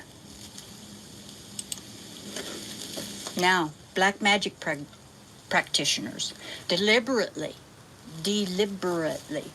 create negative thought forms to harm, to control, or to manipulate. Intensely hate-filled thoughts can coalesce into actual attacking entities on the astral plane. For example, a sorcerer focusing malevolence on an enemy might generate a fierce thought form, an astral knife, so to speak, or a demonic shape, and launch it at the victim's aura to cause injury or illness. In occult terms, this is manufacturing an artificial elemental programmed to do harm. Leadbeater wrote that skilled Atlantean black magicians were capable of making artificial elementals of extreme virulence and power. These are essentially psychic weapons, vicious, vampire-like beings that live only to carry out their creator's dark intent. Many traditional forms of black magic, such as curses, evil eye, voodoo, operate via destructive thought forms. The practitioner might use a ritual prop like an image of the target to concentrate hatred or fear, which empowers the thought form and links it to the target. The astral light, to use Eliphas Levi's term, becomes charged with a destructive image that seeks to manifest in the target's life. If the target's own will force is weak or their vitality is low, the implanted thought form can precipitate misfortunes or obsess the person's mind. However, if the target is protected by their own positive aura or another's help, these attacks can rebound on the sender, a known peril of black magic. Black magicians may also harness group evil. A cult leader, for instance, might deliberately foster an egregore of fanatical loyalty or fear among his followers to hold them under sway. Such an egregore essentially enslaves a group's will, a smaller scale version of what Tom Berg warned, the devil-like egregore that makes creators into slaves. In modern times, propagandists and demagogues, even if not the cultists per se, can unintentionally create powerful negative egregores. The eventual spiritual consequence is terrible. The black magician becomes spiritually bound by the very forces he or she unleashed, as those parasitic thought forms cling to their maker and drag them down. We live in a universe of unsuspected power and potential, and we are an integral part of it. Our potential as individuals and as spiritual beings is immeasurable. And the more we jump into theosophy and read this and take it to heart and actually attempt to live it in our lives, the truer that is. Let us try to comprehend the depth and breadth of what lies ahead of us as human beings. Not only can we transform ourselves, but with courage and with fortitude, we can change the world. Thank you. And I'm sorry for running over. Well, that's interesting.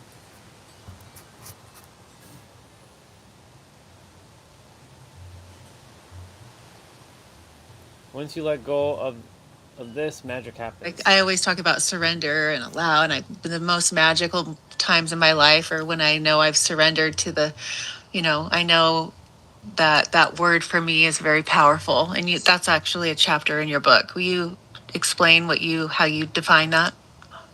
Yeah, so there's two states of being that we operate from: struggle, which is a state of being that creates more struggle because the universe is a giant mirror, and surrender, which is our natural state of being. At some point, it will become obvious to us that we've never actually been in control of anything, that this entire dream is self-guiding and self-correcting. So, our ego mind believes it's real. And, for the majority of our lives, we believe our ego is a real thing. And so we believe in this idea or this illusion of control. And so we struggle mightily to control circumstances when our entire life has already been planned out. Literally every single moment has already been planned out meticulously. From moment to moment to moment, your whole life's already planned out. And the need for control, by the time you get to this level of consciousness, you release it and relinquish it entirely, because the paradox of creation is you have more power when you have less control. Mm-hmm.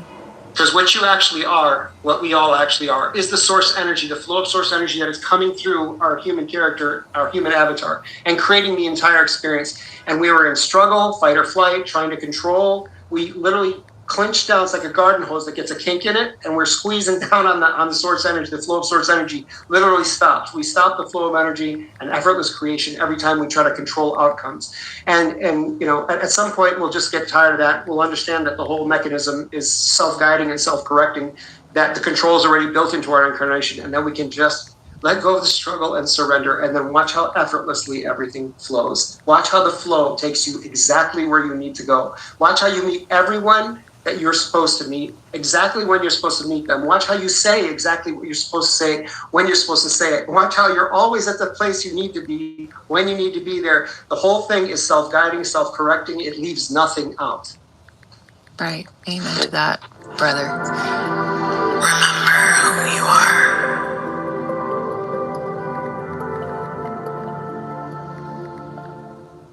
I always talk about surrender and allow, and the most magical times in my life are when I know I've surrendered to the, I know that word for me is very powerful, and that's actually a chapter in your book. Will you explain how you define that?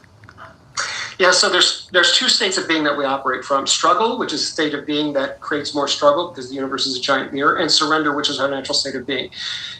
At some point, it will become obvious to us that we've never actually been in control of anything, that this entire dream is self-guiding and self-correcting.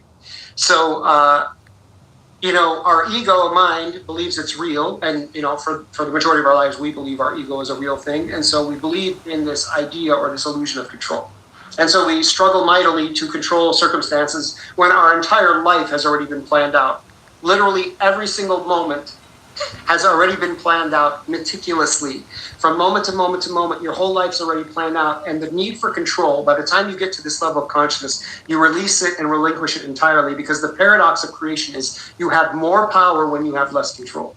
Mm-hmm.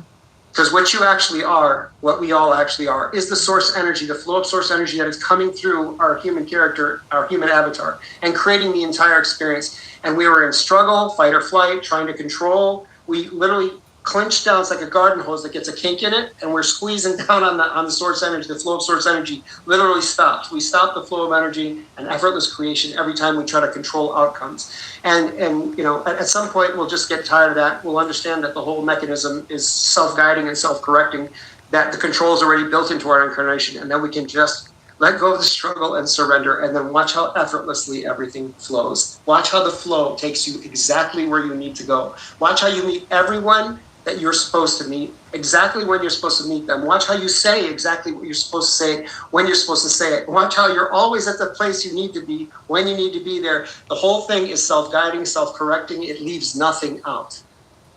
Right. Amen to that, brother. Remember. Okay. There was a person on Pete's video who left a comment saying the word surrender, which we were talking about. Actually, I want to read it. I always talk about surrender. It's quite fascinating. They left surrender is actually victory. Surrendering loyalty to the instant projection as if it's reality is victory. The idea of surrendering connotes? Sure, connotes failure and loss. But it's the opposite. So we require a new word. And then I said, you can just detach the current feeling of that word and assign a new one. You have the power to do this. Your third dimensional mind, ego for current human definition, will get in the way, and you'll have to tap into your multidimensional essence, creator, God creator, universe, divine mind. One word, paradox. A paradox. And I'll just add,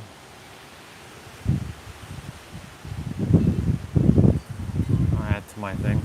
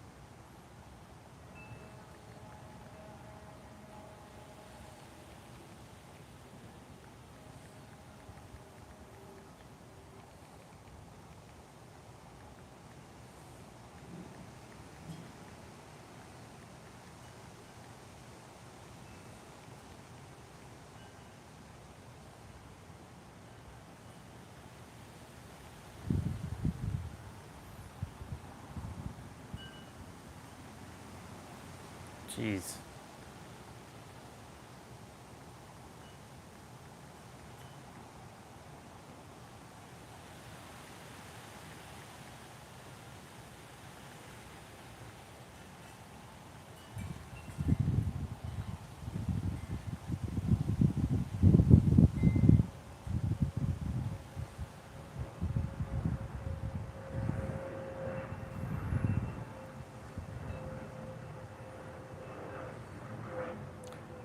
Cool.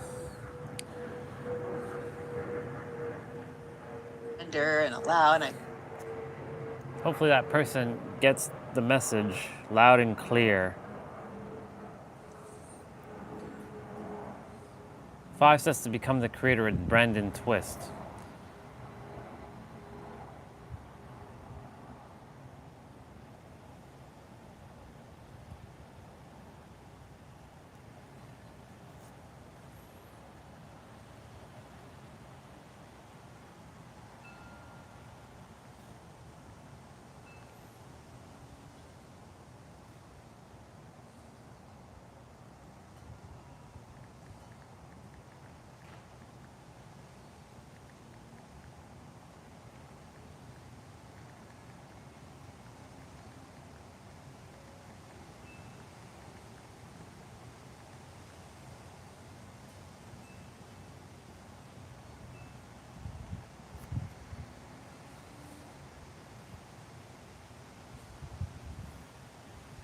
I'll watch it with Brandon Twist later.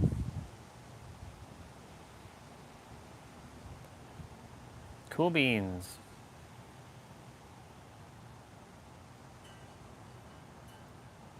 Lucky Cat. There's more Power Ranger toys? Damn, okay. Alright. I'm gonna get ready to do my play out.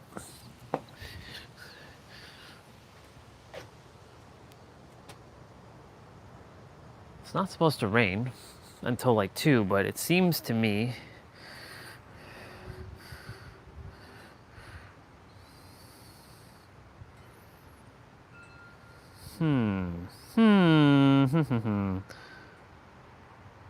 Nope.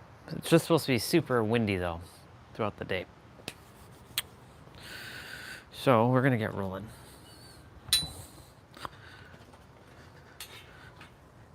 There is a 15% chance of it coming down. So I was debating if I'm gonna wear this, what I'm currently wearing, just change the pants, or pop on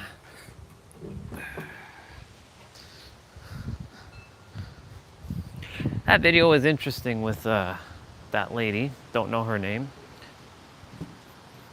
That other soul that is me in a different body.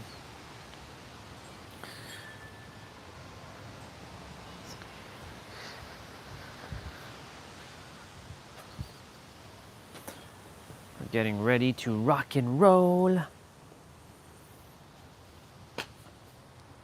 Thank you for the other like, I appreciate it, person. And go get my walker. Because usually when it starts getting cold, this weird dry cough starts showing up randomly. It's weird. I was like coughing last night. I'm like, why am I coughing? Where is that coming from, huh? Random coughing. I was like, like having a clear throat.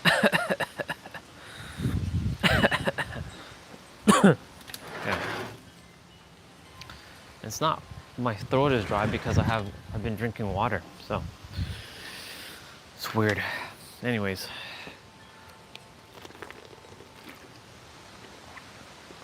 Today's full body. It is a windy one, as you can see, and you can hear it.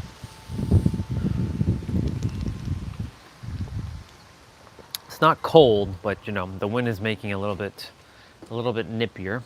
I'm seeing if I'm gonna change into my other shirt, and that'll force my body to get warm by me doing my moves.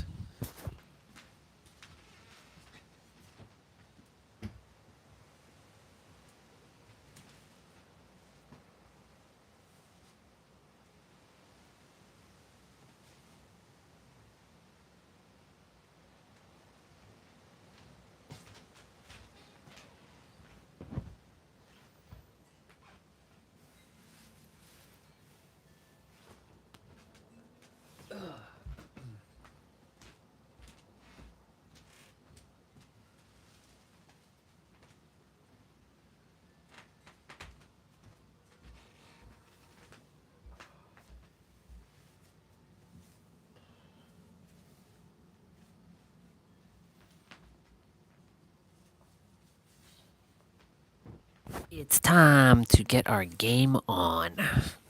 What I mean by game on, I mean our play on.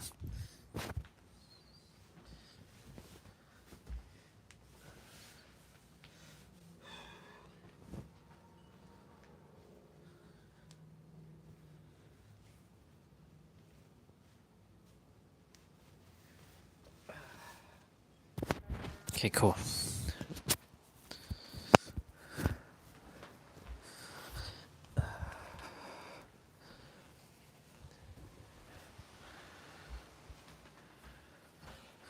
We're gonna do it outside. I'm gonna bring everything outside in a moment. Gloves. I'll put on my gloves now because we're getting rolling. It's my way or the highway.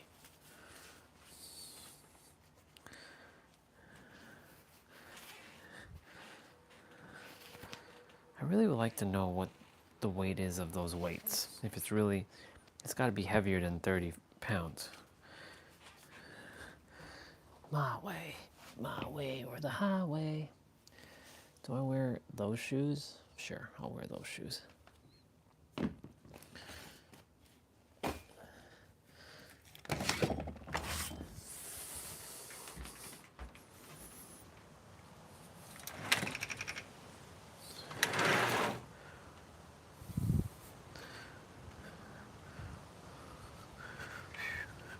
We're getting rolling.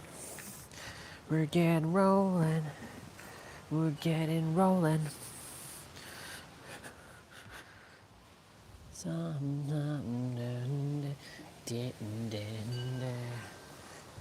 You never know. That's a Limp Bizkit song.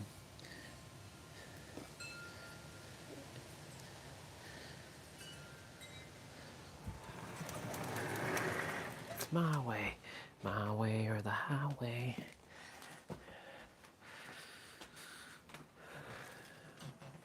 Sometimes. Did you ever know? Did you ever know?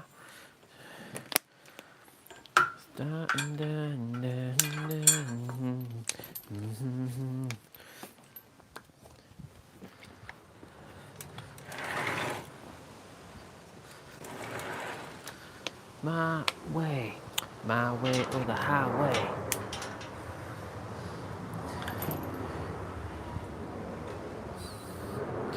It's my way or the highway. The collective egregores, huh? There's an egregore of this house, there's an egregore of this city, there's an egregore of this country, there's an egregore of the world. There's obviously my own egregores that I'm creating, positive, not negative, and having to undo. It's my way. It's my way or the highway.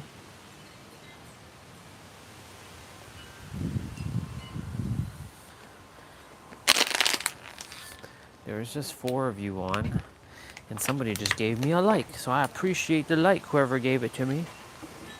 Where are we at in terms of steps? 10,600, well, 10,772. Good.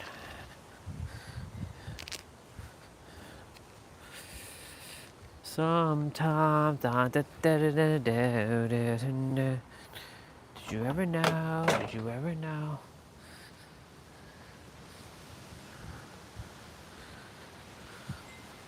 It's my way or the highway. Okay. Let me open up a playout. It's my way or the highway. It's my way or the highway.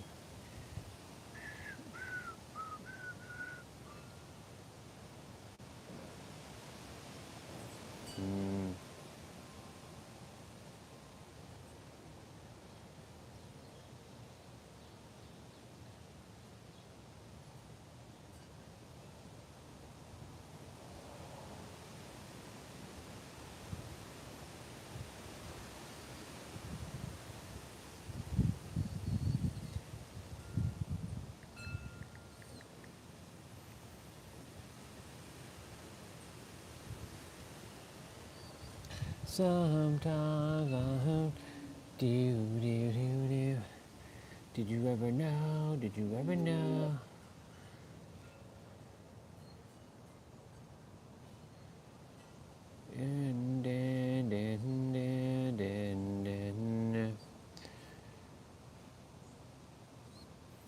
Did you ever know? Did you ever know?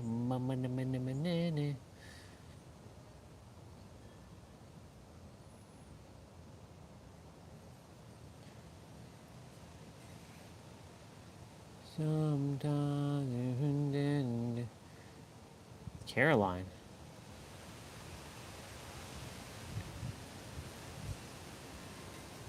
It's good to see sister.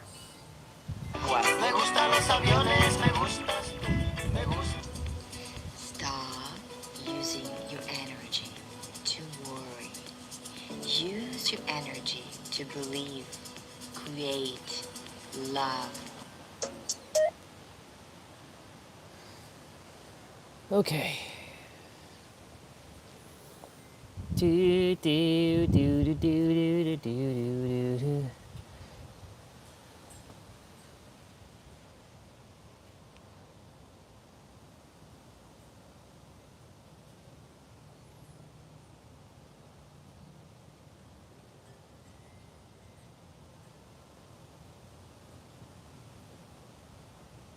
Sometimes. Did you ever know? Did you ever know? My way or the highway? Sometime do do do do do do. Did you ever know? Did you ever know? Mm-mm-mm-mm-mm. Sometimes do do do do do do.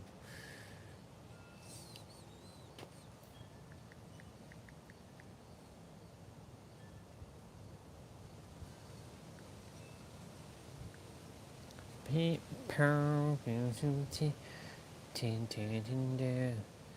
Do, do, do, do, do. We're pulling up a playout. Tin, tin, tin, tin, tin, tin, tin, tin, tin, tin. Do, do, do, do, do, do, do, do. My way or the highway. Oh yeah, it's my way or the highway.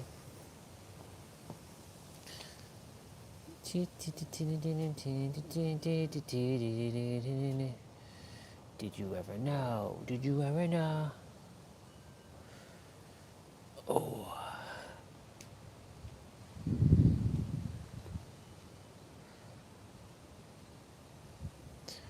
Final Fantasy VII Ever Crisis of Official Advent Children EC Edition Taylor. What the hell is this? Ah.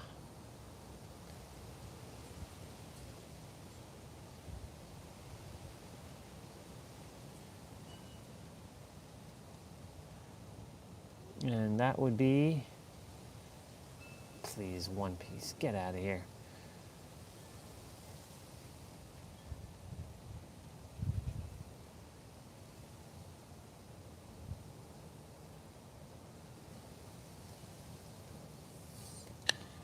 Who is this?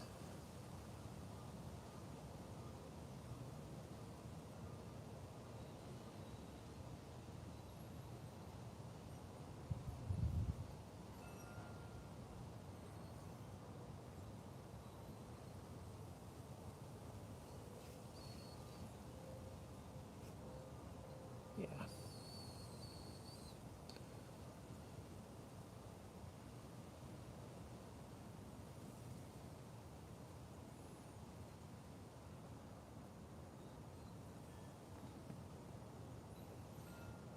I am getting ready.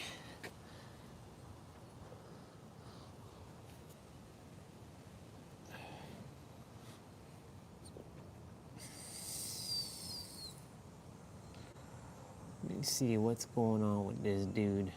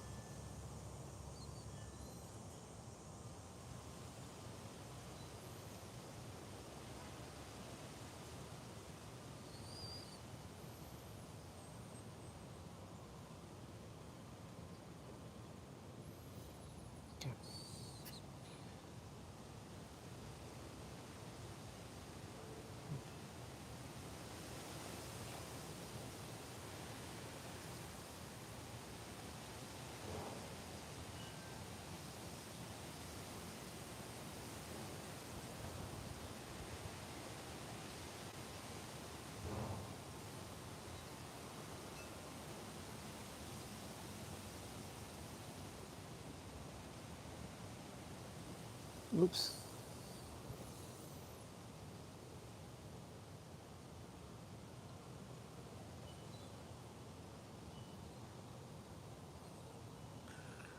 Da, da, da, da, da, da, da, da, da.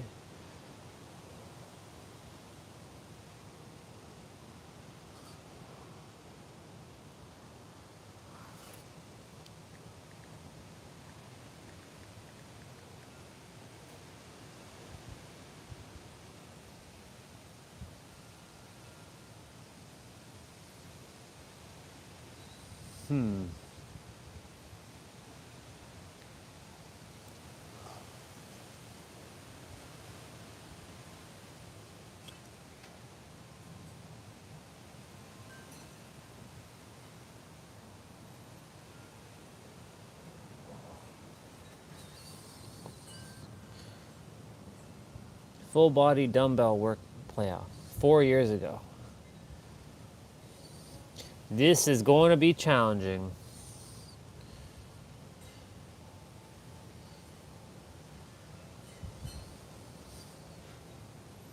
Okay.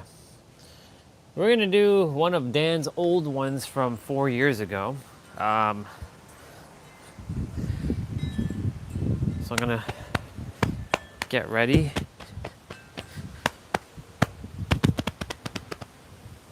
Let me fix the...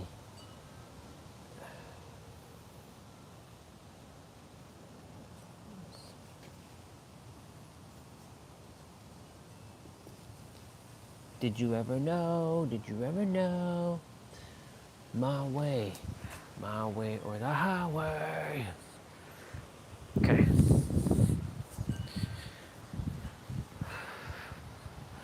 So I'm gonna do some push-ups.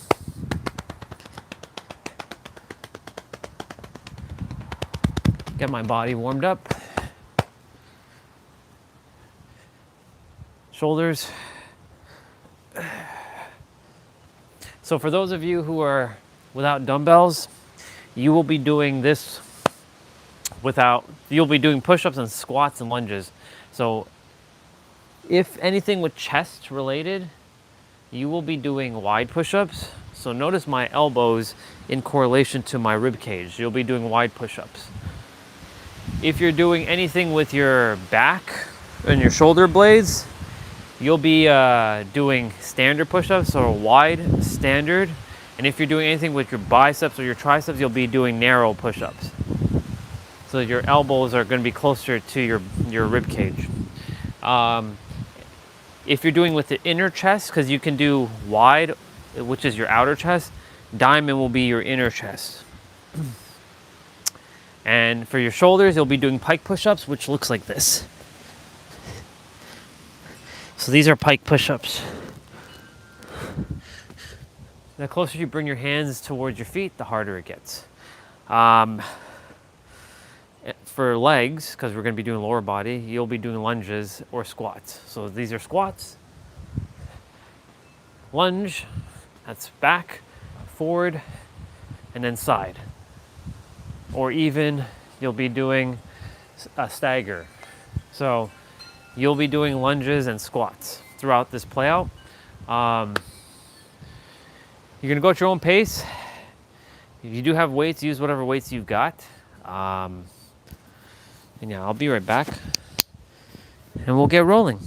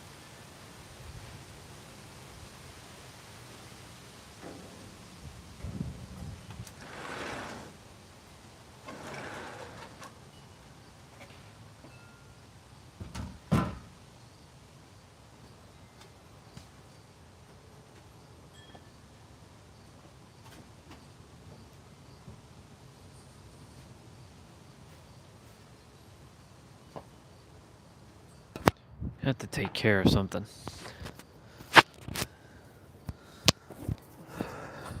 Now then. So as I was saying, you're doing push-ups and you're doing squats. For those who without dumbbells, I'm going to be using 35-pound dumbbells. I'm attempting to normalize 35s into my routine now going forward. A little challenging. I did I did kind of pull a muscle on Wednesday because I was like, why am I feeling this like pain in my shoulders, like when I was like going and doing my like when I was riding the bike and stuff. I'm like, this is weird. Like, did I tweak my shoulders or something? So just challenging myself, doing my best not to hurt myself, of course. And yeah, let's get this show on the road, yeah. All right. 3, 2, I'm gonna be doing 55 push-ups. 3, 2, 1, go. So I'm doing 20 wide, 20 standard, 15 narrow. Go. 1, 2, 3, 4, 5, 6, 7, 8, 9, 10. 1, 2, 3, 4, 5, 6, 7, 8, 9, 20. 1, 2, 3, 4, 5, 6, 7, 8, 9, 30. 1, 2, 3, 4, 5, 6, 7, 8, 9, 40. 1, 2, 3, 4, 5, 6, 7, 8, 9, 50. 1, 2, 3, 4, and 5. So 55 of those push-ups are done. And now we're gonna do 55 squats. 3, 2, 1, go. 1, 2, 3, 4, 5, 6, 7, 8, 9, 10, 11, 12, 13, 14, 15, 16, 17, 18, 19, 20, 1, 2, 3, 4, 5, 6, 7, 8, 9, 30. 1, 2, 3, 4, 5, 6, 7, 8, 9, 40. 1, 2, 3, 4, 5, 6, 7, 8, 9, 50. 1, 2, 3, 4, and 5. Whew. I had an idea, actually. When I get the second iPhone, do one like have one live stream for just moving my body, and then one other live stream for well, the main live stream. Yeah, we'll see. Just have to get the second phone.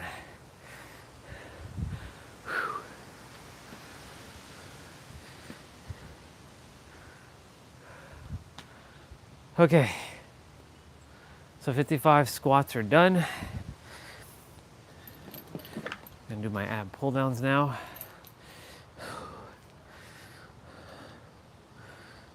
Then I'm going to do my leg raises. And that kicks us off to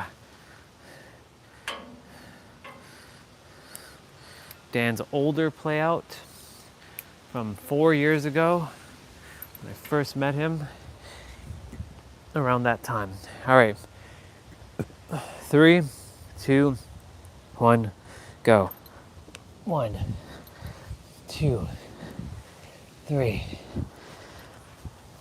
4, 5, 6, 7, 8, 9, 10, 11, 12, 13, 14, 15, 16, 17, 18, 19, 20, 1, 2, 3, 4, 5, 6, 7, 8, 9, 30, 1, 2, 3, 4, 5, 6, 7, 8, 9, 40. Ugh, happened to my ears. Ugh. 1, 2, 3, 4, 5, 6, 7, 8, 9, 50. 1, 2, 3, 4, 5. Wait, 50? I'm gonna just do 10 more. 6, 7, 8, 9, 50. 1, 2, 3, 4, 5, and 6. I think I did 66 there. So, all right. I miscounted, so I did 66. Either I did 55 or I did 66. All right. Leg raises. 3, 2, 1, go. 1, 2, 3, 4, 5, 6, 7, 8, 9, 10, 11, 12, 13, 14, 15, 16, 17, 18, 19, 20, 1, 2, 3, 4, 5, 6, 7, 8, 9, 30, 1, 2, 3, 4, 5, 6, 7, 8, 9, 40, 1, 2, 3, 4, 5, 6, 7, 8, 9, 50. 1, 2, 3, 4, 5. 55 of those are done.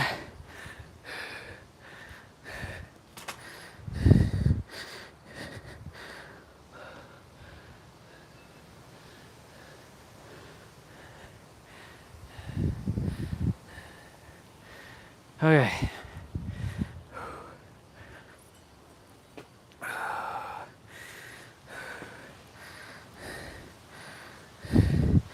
So I saw Dan start with lower body, so we're starting with lower body.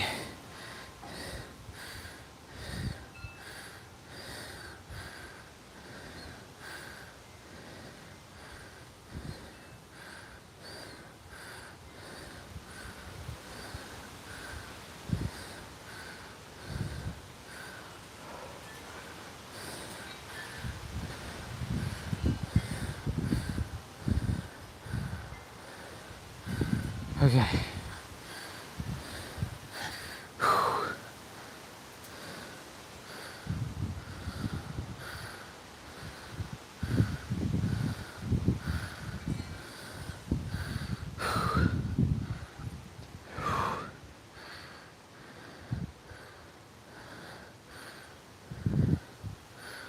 Cool. Let's put on some music.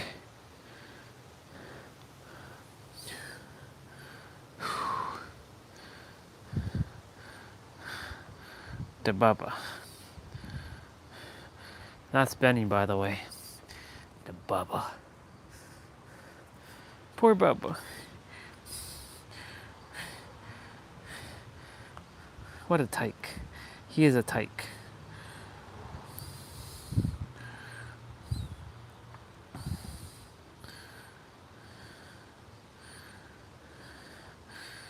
Okay.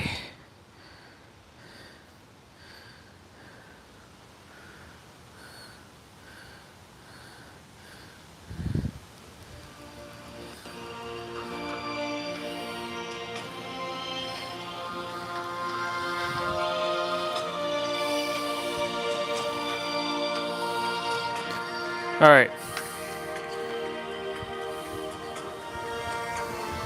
Let's see. He's starting with one dumbbell.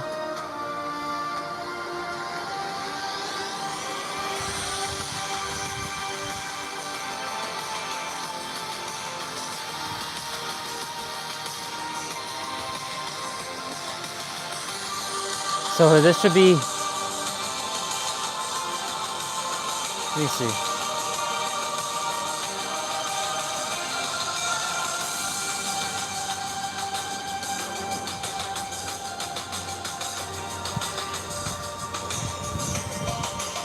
I believe it's gonna be 30 seconds of play. What's up, bro? We're about to start our play out, yeah. Okay, so it's 30 seconds of play, 15 seconds of rest. You good, dude? A little windy today. It's not as hot, but it's good. It's decent temperature. Okay, let me move that out of the way.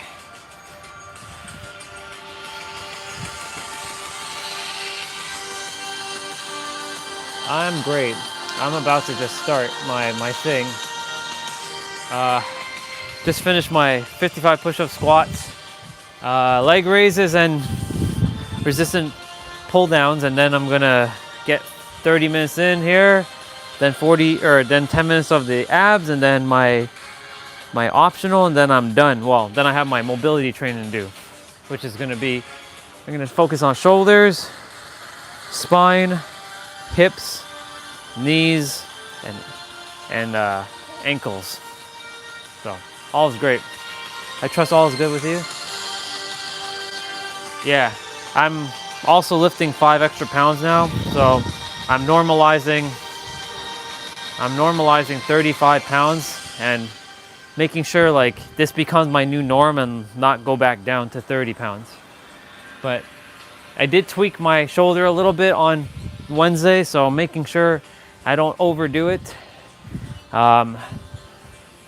But yeah, it'll be good.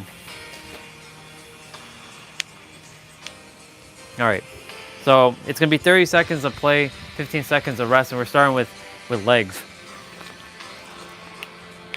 So he's starting with goblet squats, so you're gonna just be doing air squats without dumbbells. This is one of Dan's older playouts from back 4 years ago when I first met him. So he doesn't have a bunch of the things that he has now, like the bar, like the progress bar. So can't tell when the actual time, when it's actually gonna be done. So actually, I lie, he does have a progress bar. So it's actually not one of his older ones, but it is from 4 years ago. So never mind, I thought this one didn't have a progress bar.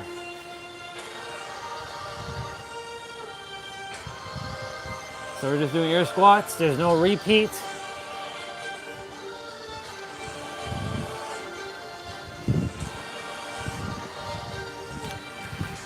Okay. So far so good. He is gonna drop to a lighter dumbbell shortly. I'm gonna just deal with the heavier dumbbell throughout the play out. Okay, so we're doing lateral switches. So without dumbbells, you're basically just doing side to side lunges.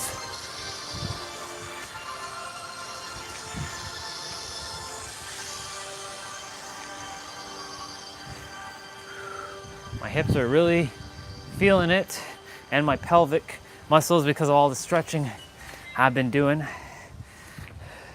So what's new in your world, mister? What's been going on with you? Okay, we're doing sumo deadlift.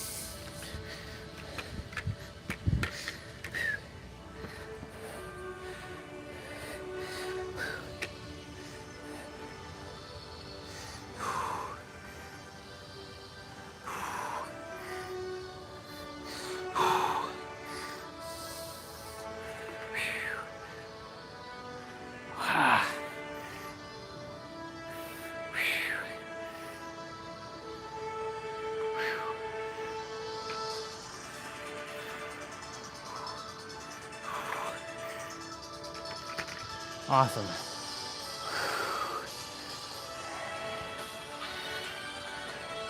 Okay, we're doing 1.5 sumo squats again.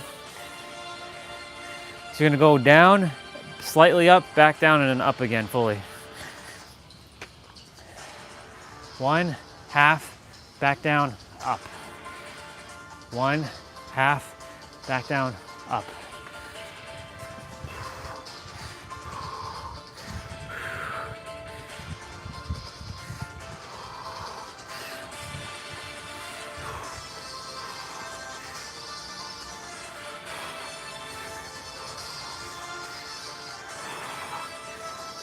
Okay, cool.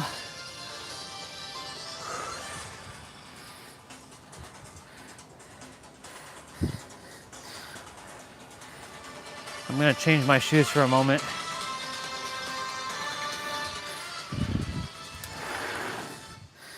Because I'm feeling the imbalance of the heels on this one.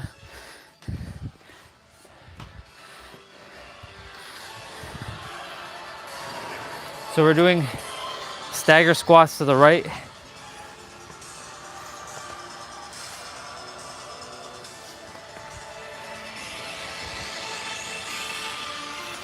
Okay. Bring your right foot forward.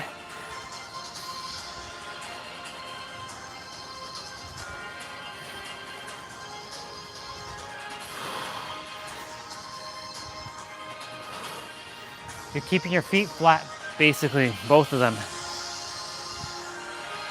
Normally you keep the behind foot bouncing on your toes.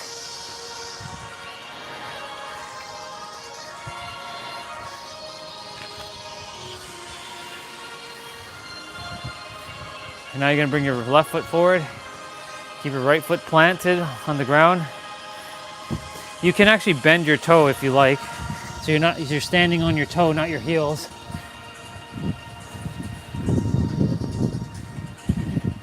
But he was standing flat with his left foot.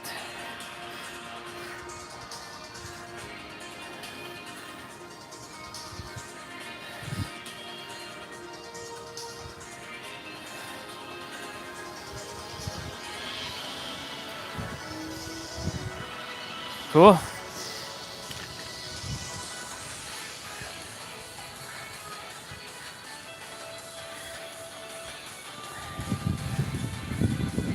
So we're gonna do side squats to the right only. So you're gonna hold the dumbbell like this. You're gonna squat. We don't usually hold the dumbbell like this, so different change of pace here.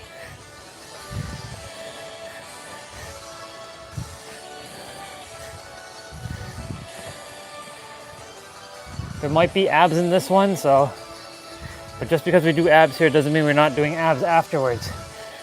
Abs always gets done, regardless if there's abs or not. Those ab exercises don't count. The ones that are in any play out.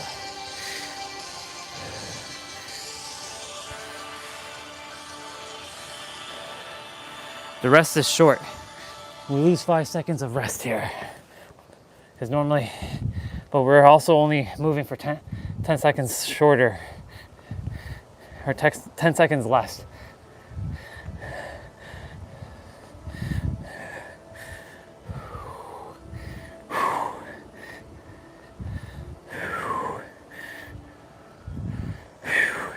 Let's go.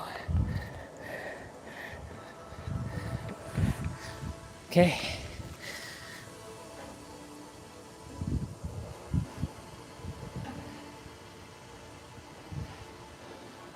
He's doing suitcase squat. Keep chest up.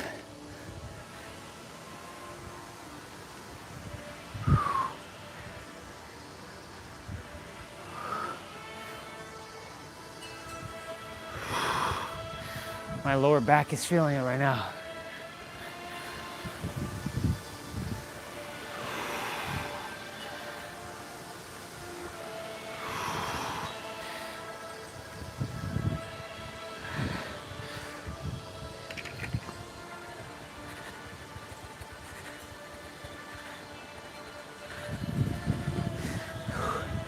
So we're doing squat pulses.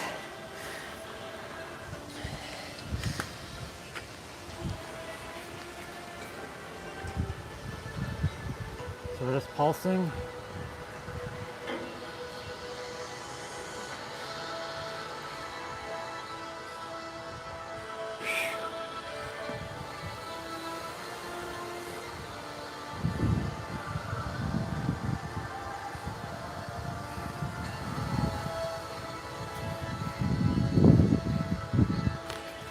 Very good.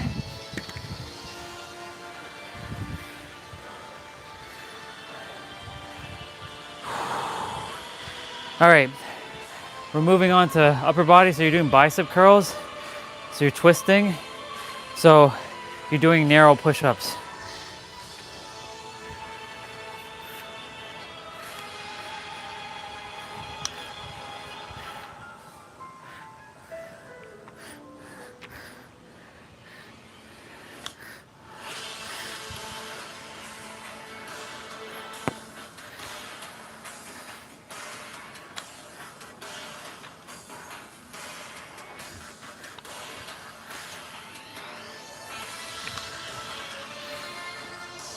Very good.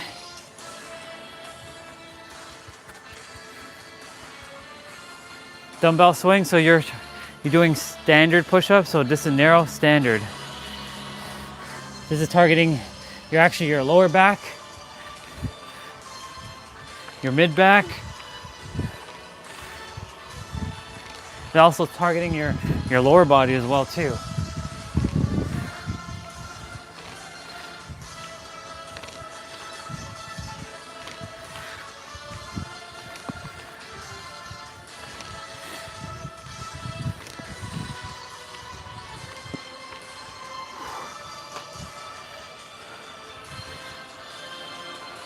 Very good. Bent over rows, which is also your mid to lower back and your shoulder blades. So standard push-ups again.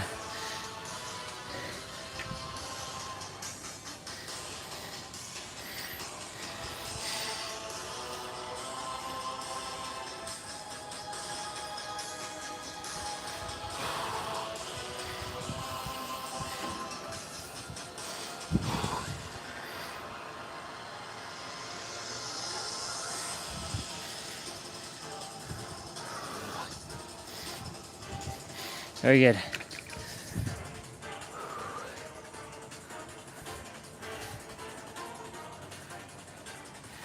So hammer curls are next. He's doing both at the same time. You can do one at a time if you like, or both.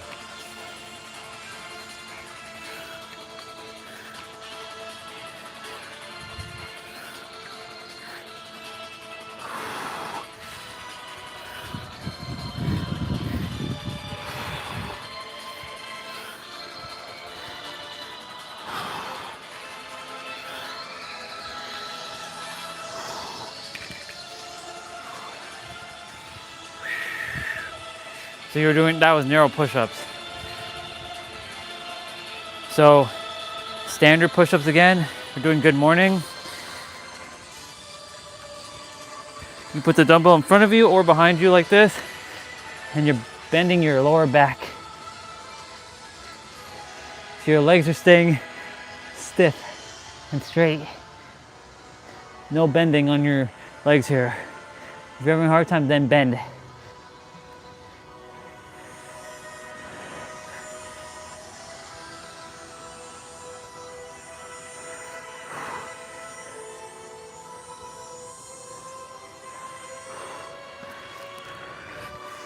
Let's go. Supinated rows. So this is targeting your biceps and your mid back. So you can do narrow push-ups or wide or standard push-ups here.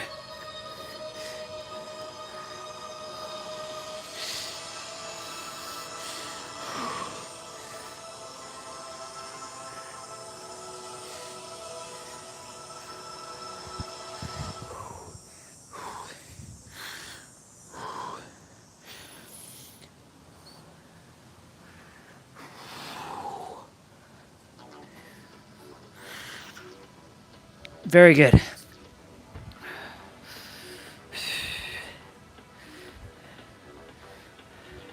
So we're doing renegade row, so that's standard push-ups again. So you're gonna do one dumbbell, push up, go, come back up, and do the other dumbbell. So you're gonna keep your legs wide here, go down, come up, bring one dumbbell, engage your core here. So suck in your gut, pull in your belly button, contract your core, bring in your navel into your spine.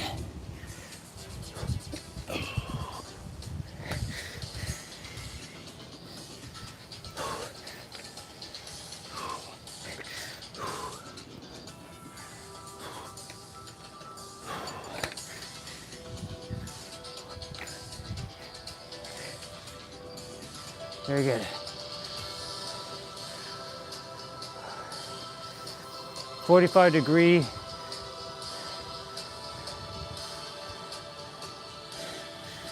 Actually, we'll do, we're doing this one. Bent over wide rows.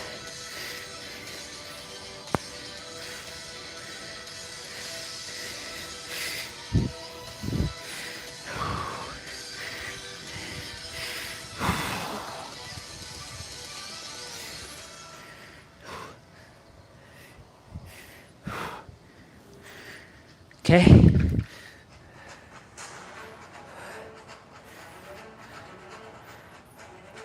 Okay, so we're moving back to legs. So we're doing bent over, we're doing Romanian deadlift or universal deadlift, and then we're doing a bent over row. So we're going down and coming up and going back up like this. So for those without dumbbells, do either or push-ups or reach for your feet.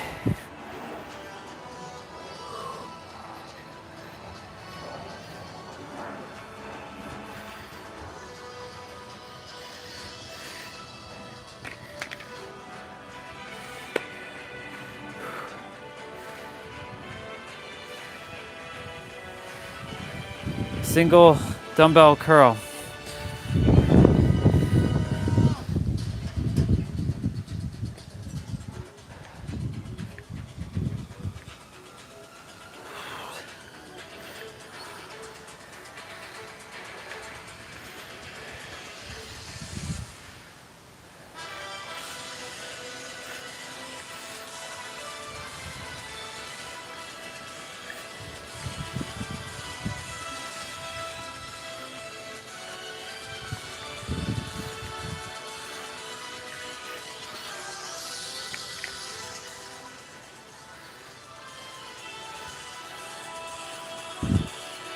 Okay, single arm thruster.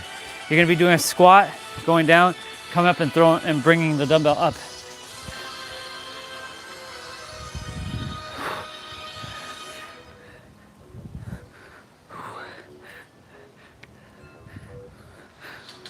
So this is either squats or you can be doing shoulders like pike push-ups.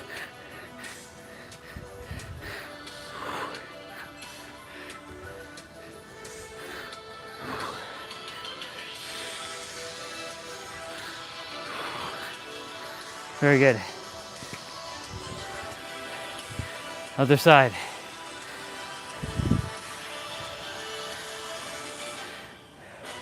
We should be moving on to shoulders and chest soon, and triceps.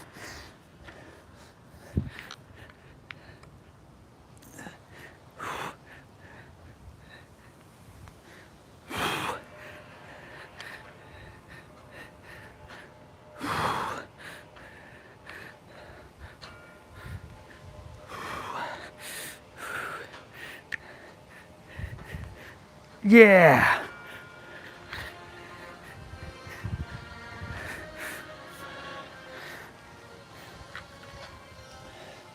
Okay. Upright rows are next, so you're doing pike push-ups. You can do one and then the other, or both.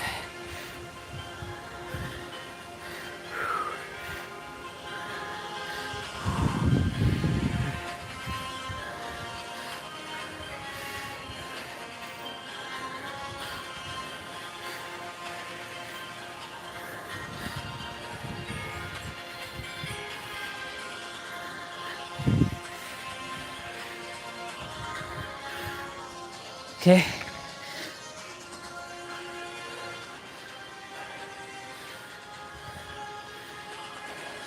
Arnold press alternating. So you're bringing your palms are facing you, and then you're bringing it up so it's facing outside of you. So you're twisting the dumbbell up. So this is pike push-ups.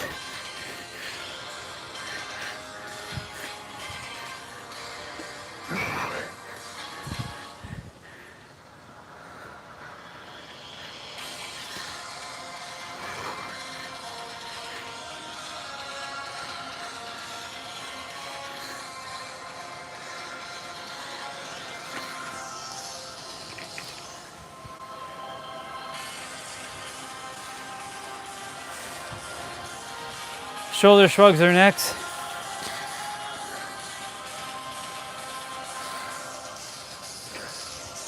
You're lifting with your shoulders. Keep your arms straight.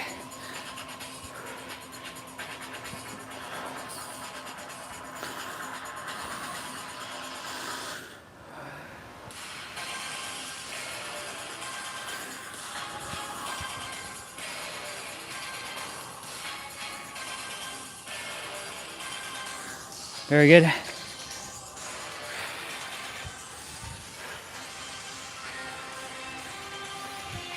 So we're doing hammer press.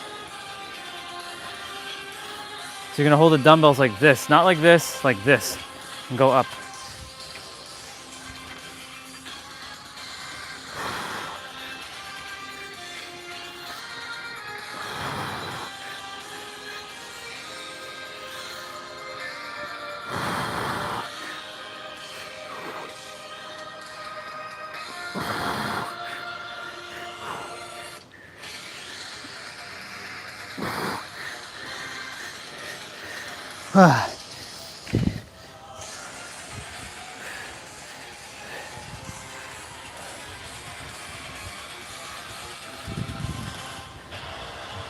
So we're doing snatch with a push-up, only right side though. So you're basically going up, coming down, going down, doing a push-up, come back up, snatch, come back down, drop, do a push-up. That's why it's advantageous if you have dumbbells to do this, because there's certain movements that require like multiple moves, and doing it with body weight is a little bit more of an annoyance. Can be done though. Okay.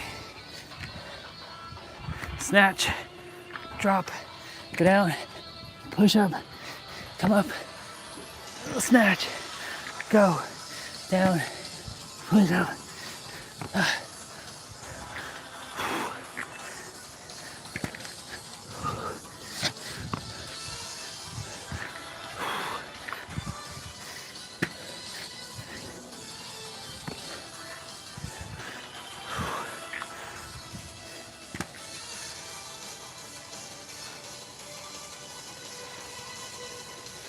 45-degree chest press, shoulder press is next.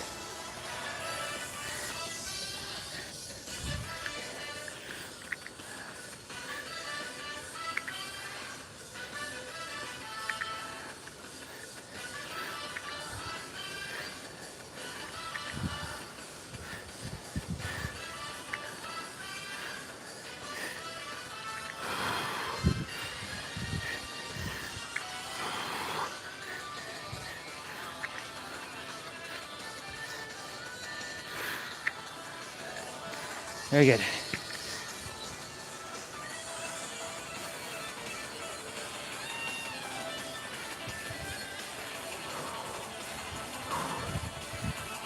Alternating shoulder press.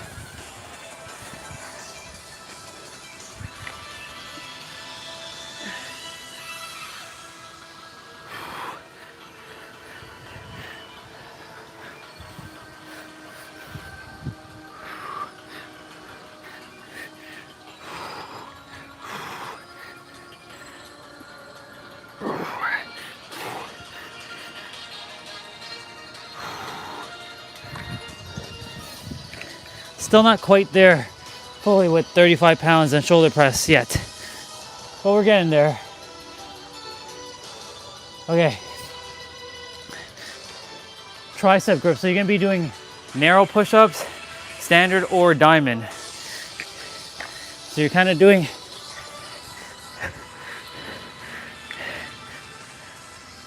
a tricep grip here. It's like reverse. It's not like this. It's like this.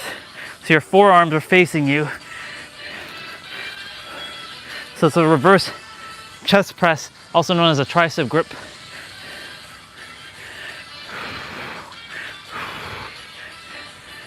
If you have a chair, a table, something nearby, you might desire to do it because we might be doing dips. So skull crushers, again, you can do diamond, standard, or narrow push-ups.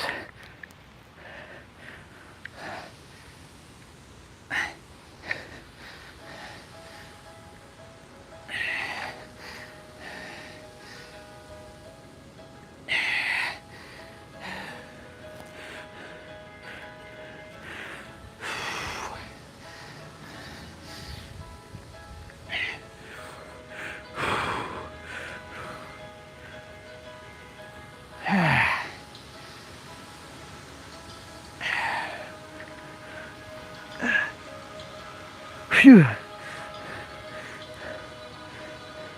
So we're doing twist chest press. So you do wide push-ups here.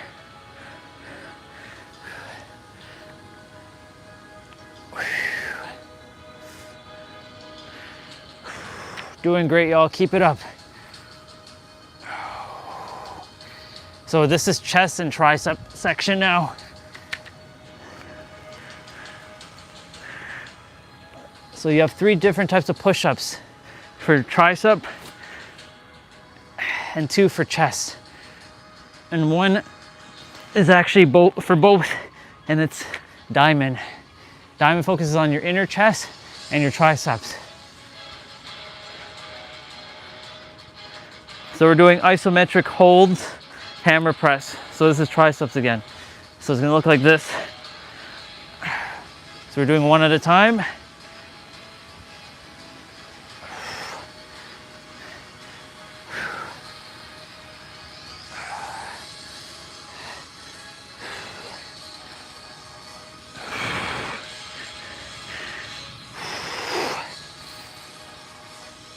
Ah.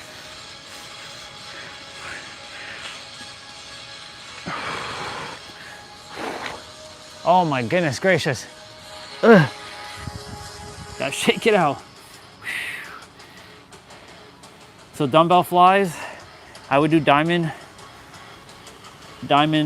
push-ups here.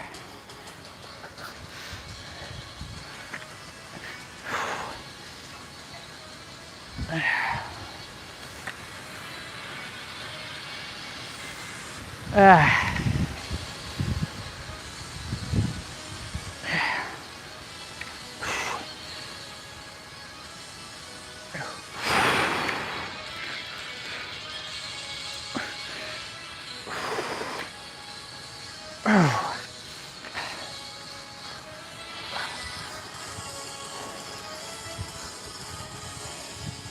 rest periods are so short. Diamond, he's doing diamond press, so diamond push-ups again.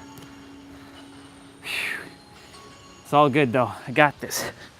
I've always got this. Squeezing dumbbells together.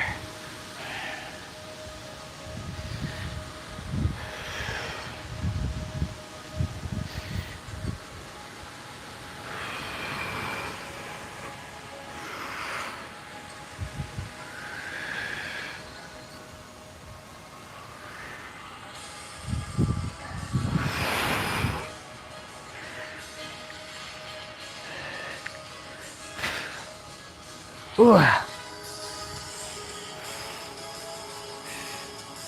Okay, we're doing dumbbell push-ups, so this is wide push-ups.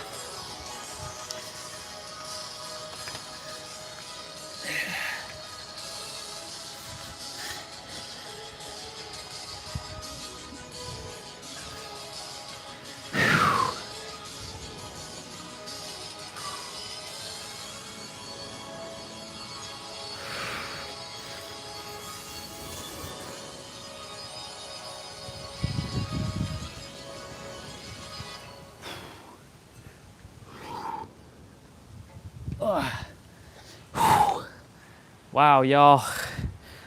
Almost there. Almost there.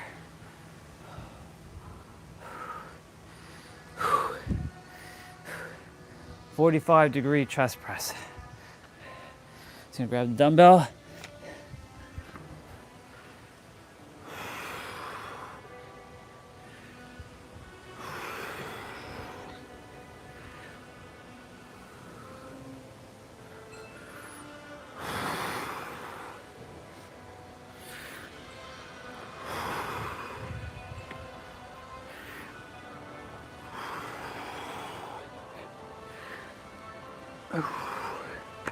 Very good.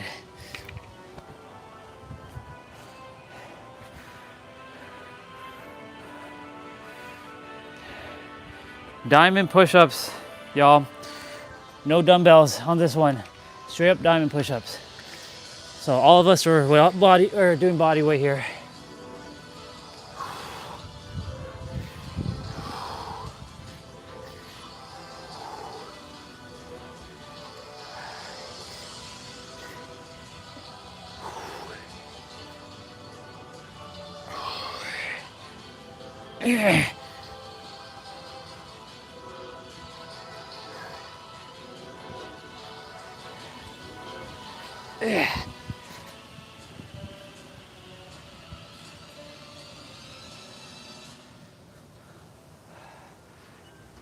Tricep extension, final exercise, y'all. Overhead. Let's go.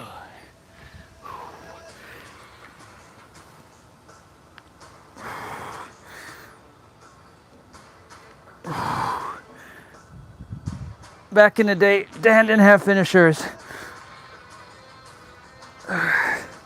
So this would be the finisher.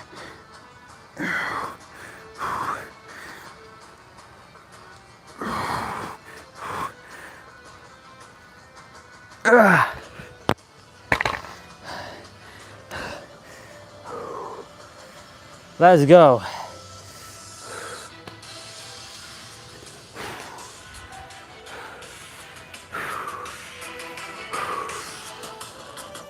We did the thing, y'all. Congratulations. Give yourselves a round of applause, because that was pretty badass.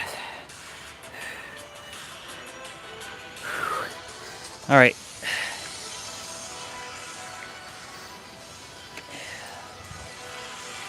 Gonna put these away.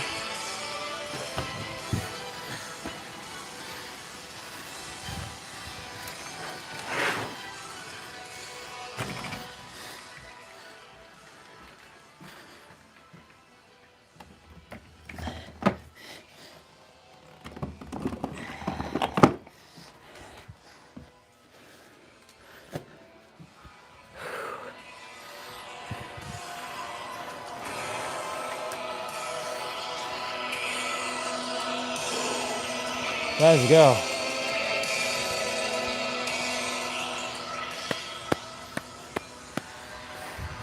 All right, let's stretch.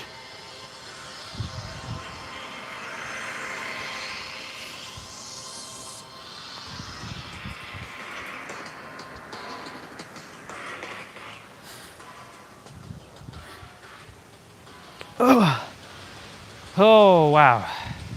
That was a W right there. And for those of you, that means a win. That's a W.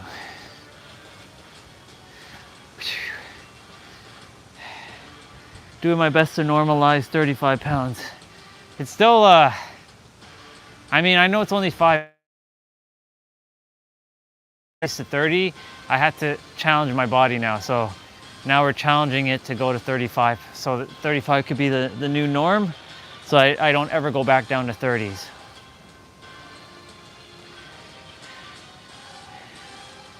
Watch me start lifting like 60s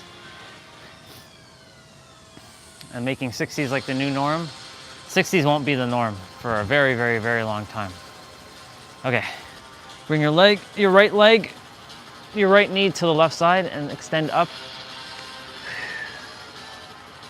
It's important to stretch because like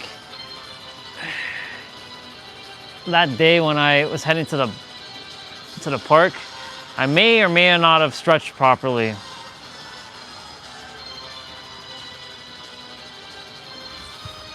Okay.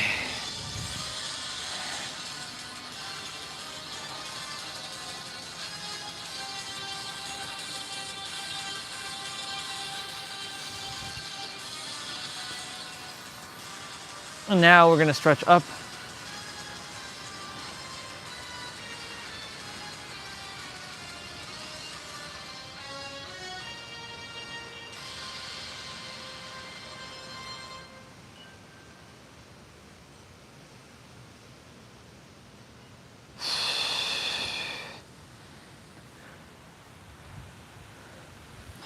Okay, so we're gonna go ahead and grab. We're gonna kind of give ourselves a tuck here. We're gonna give my lower back's a little tight here, so I'm gonna kind of roll around in like a ball. Kind of massage my spinal cord a bit.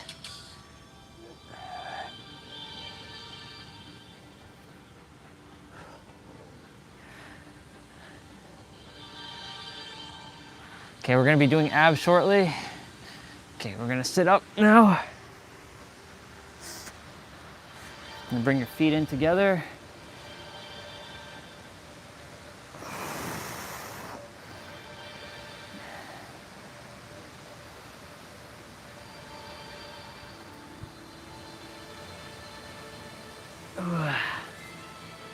Okay, and now we're gonna go ahead and stretch out the right leg. Bring your left foot into your right thigh and reach. You can't reach your foot, reach your ankles or reach your shins and just stretch.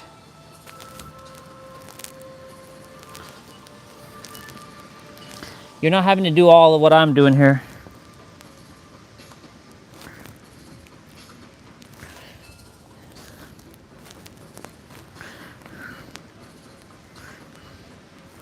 Okay. You don't have to do what I'm doing with the head touching the knee. I'm just doing that for my own flexibility purposes.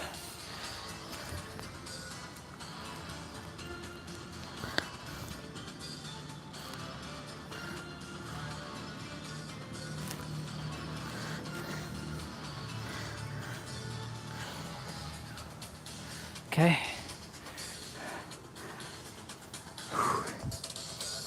Go ahead and get into child's pose here. Give yourself a wobble, a shake, a twist.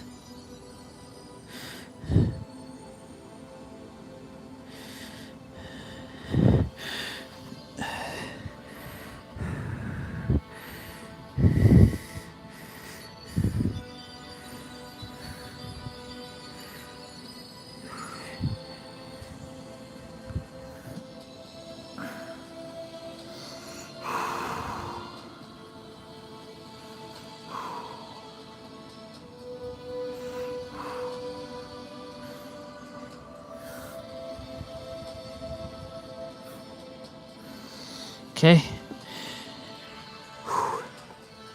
We're gonna do cat cow. We're gonna be doing cat cow again shortly, and child's pose.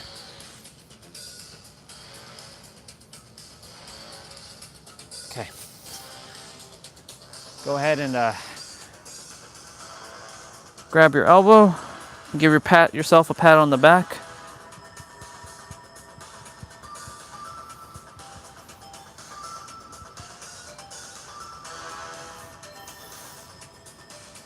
Same thing, other elbow.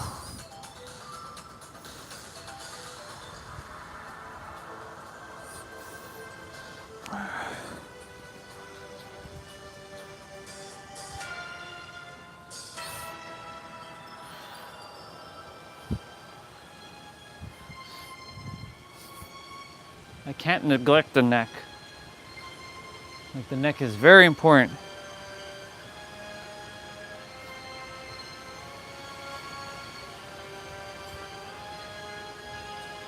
Okay, crisscross.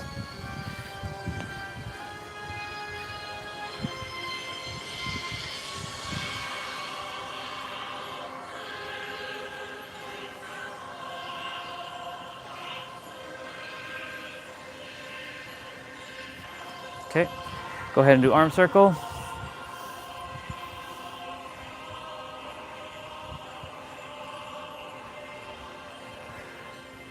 Go ahead and do arm circle again.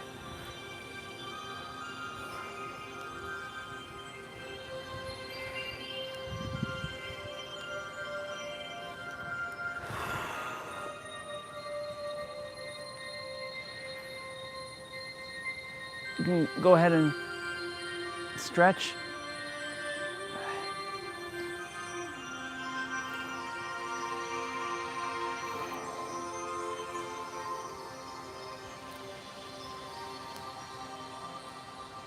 If this one hurts, don't do it.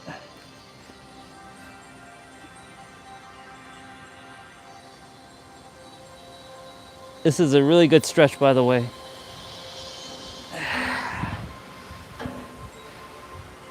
Okay.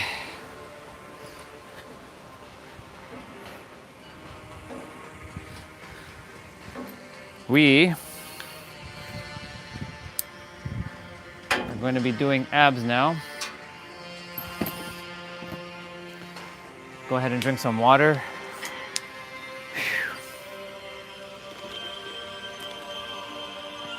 After abs, we'll be doing optional quests.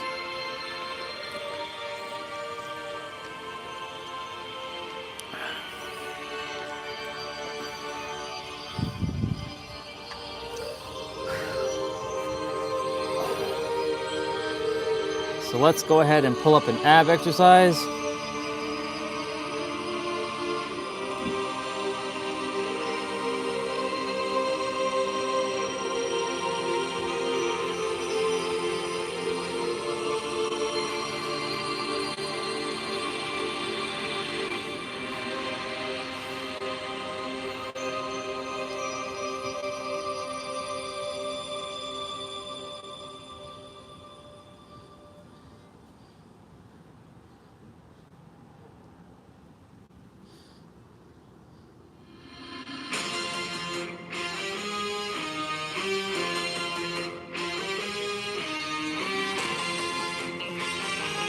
Let me see what this brother has.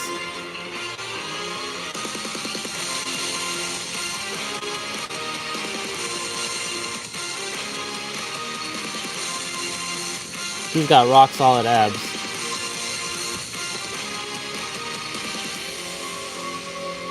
Not bad, not bad.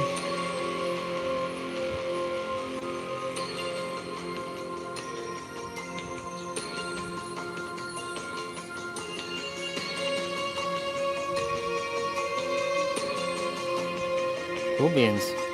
Good job.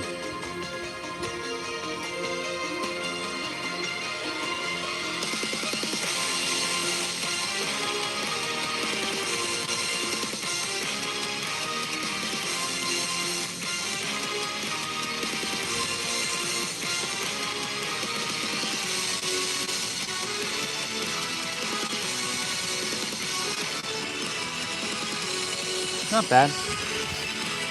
Just seeing what this brother has.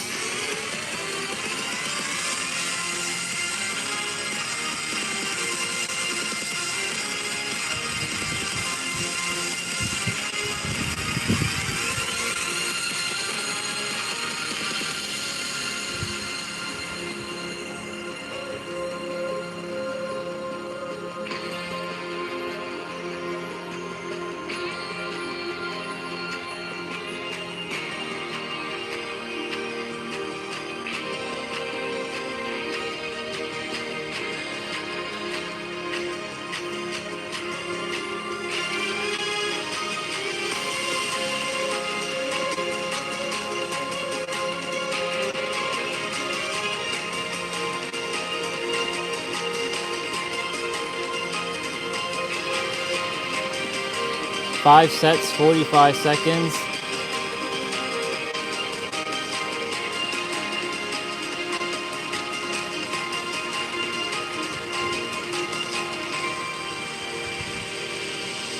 Not bad.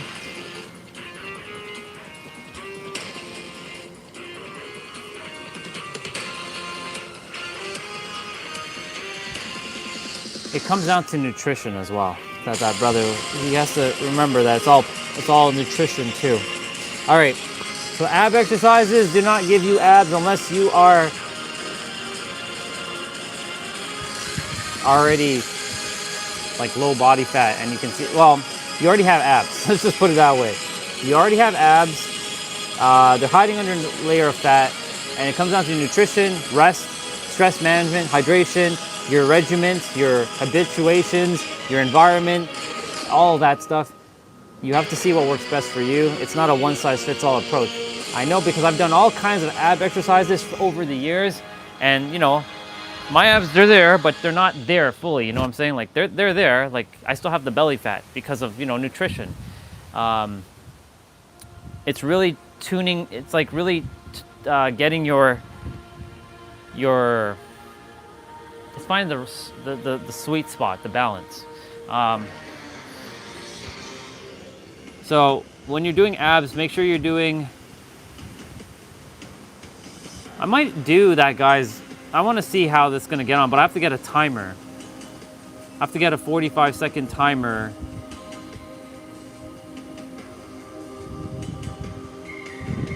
$45 times 5. What's 45 times 5?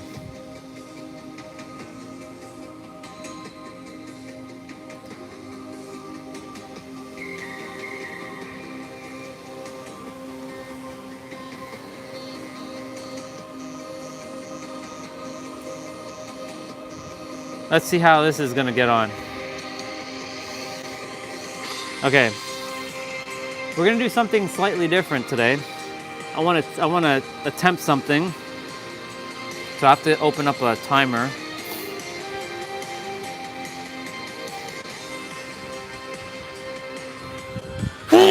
Oy, excuse me. I wish I had a Tabata timer.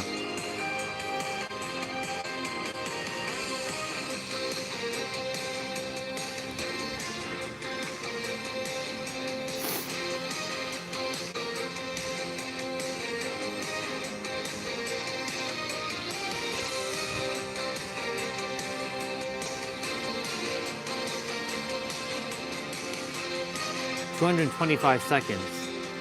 That's 225 seconds.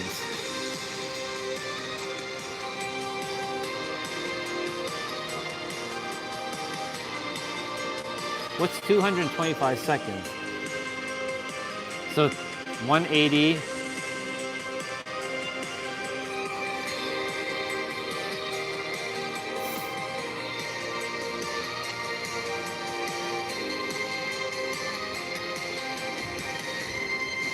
.75 minutes doing one exercise. Okay. We're challenging ourselves with something.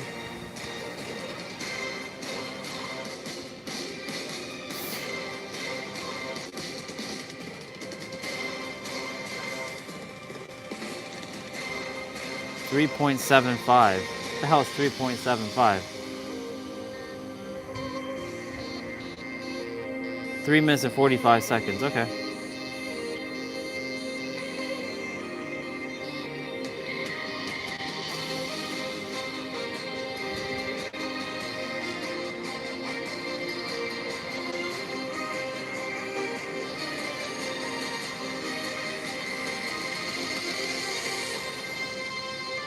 Okay.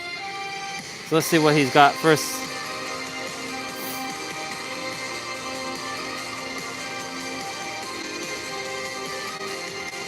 He's hitting his abs like I usually do.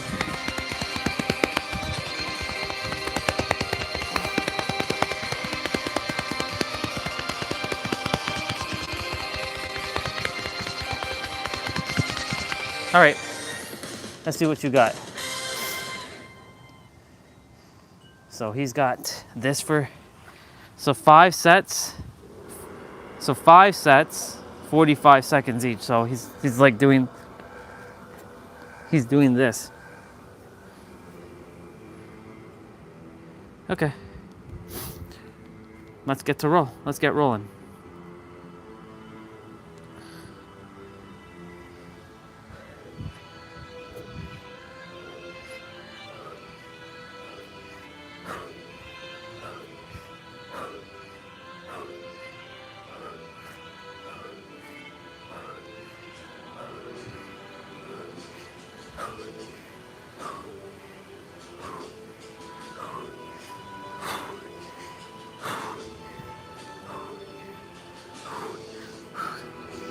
I need that to be off.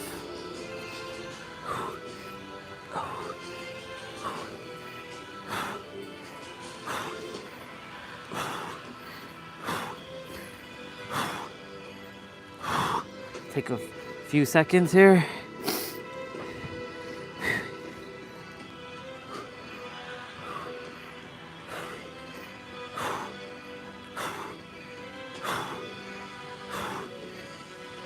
My legs are like getting it. I feel it more in my abs than my leg, I feel it more in my legs than my abs.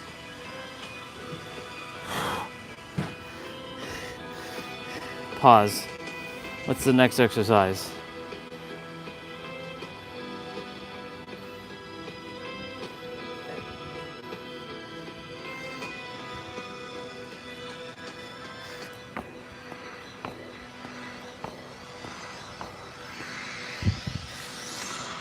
Okay.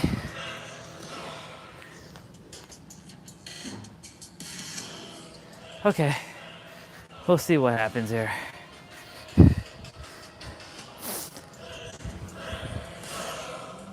I'm gonna attempt this actually afterwards, so.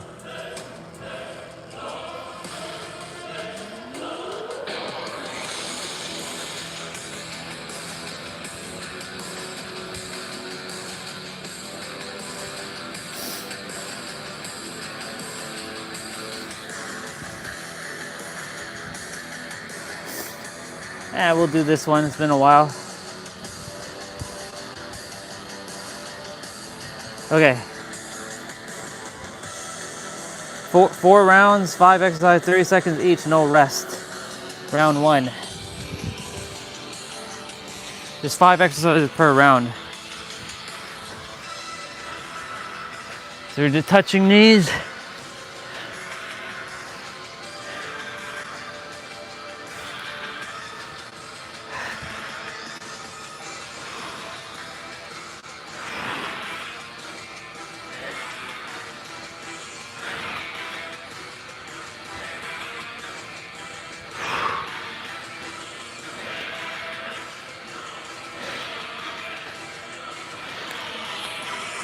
Now we're doing single leg extension, so bring yourself forward.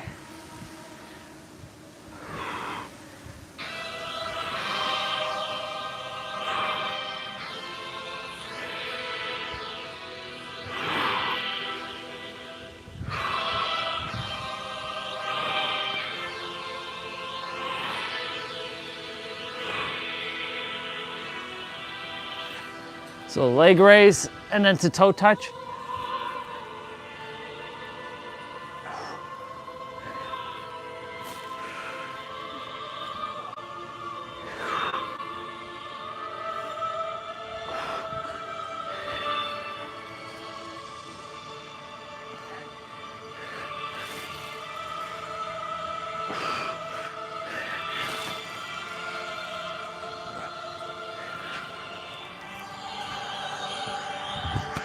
So side elbows to knee. This is the left side.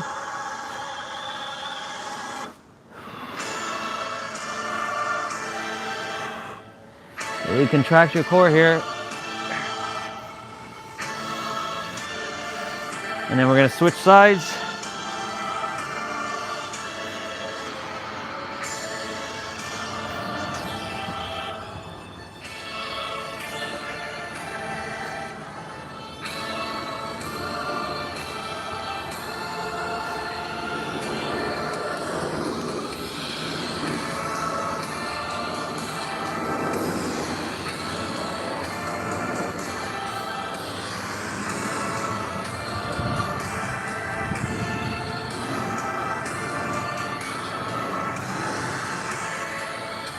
Very good.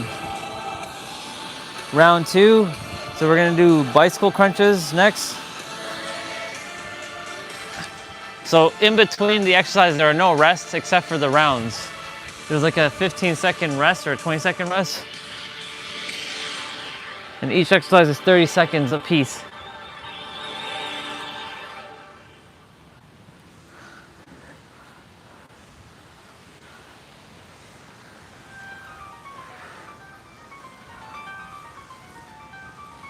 Left elbow to right knee, right elbow to left knee. Tabletop tucks are next. Okay. They're actually tucking underneath.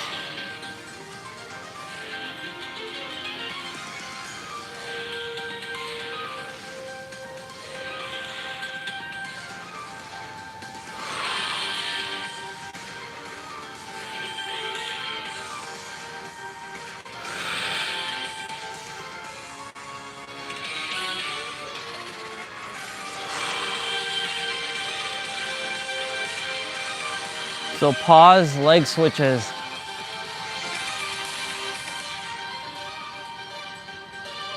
you're pausing for about a second here. A second and a half maybe.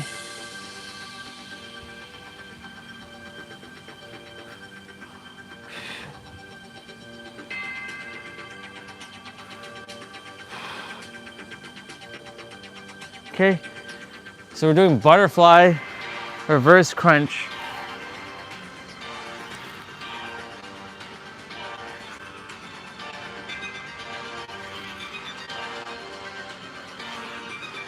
You can put your hands underneath your butt if it's easier for you to give your lower back support, or keep it on your head like what I'm doing.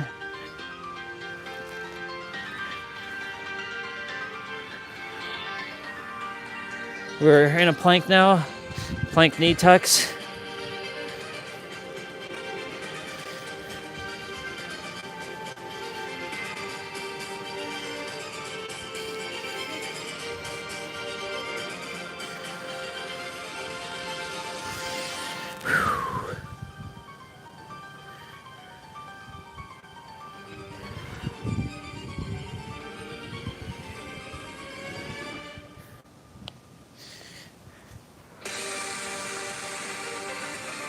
Laying knee to elbow, right side.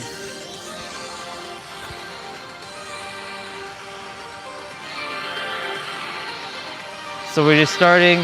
This is the third round.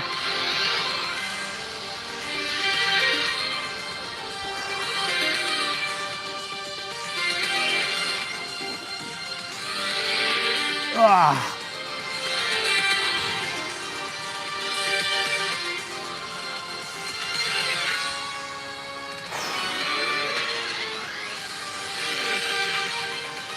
This one felt more than like 30 seconds. Switch.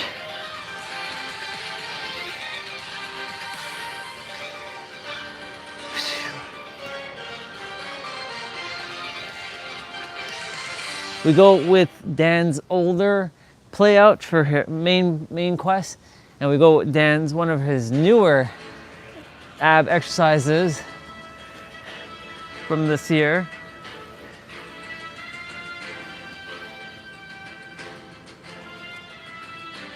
You can see the difference and quality. So plank knee, bear plank tucks.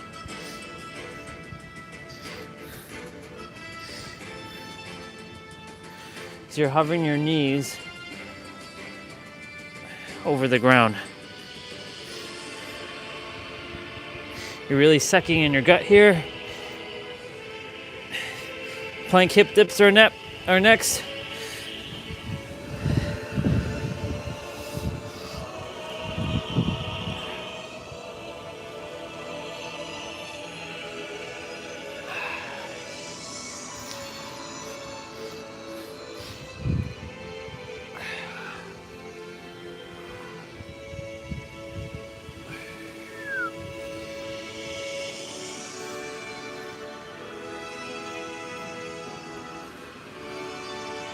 Okay. Pause single leg knee up, V-ups. So it's kind of like sprinter up. It is sprinter up basically. But it should be like this. This is V-up.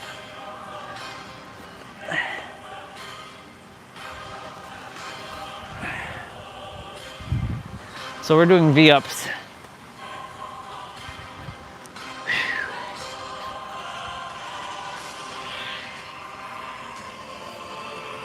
So actually the pauses in between are 15 seconds between rounds. This is the final round.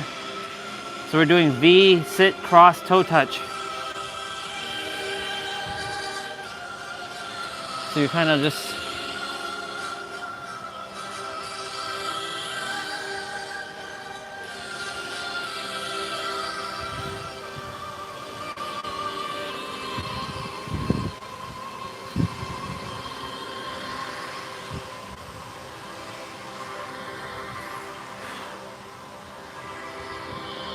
okay, extend to tuck, extend out, tuck. Yeah. Yeah. Yeah. Yeah.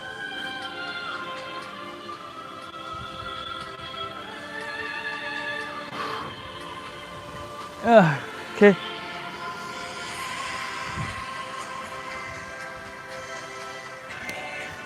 So we're doing reverse plank knee tucks.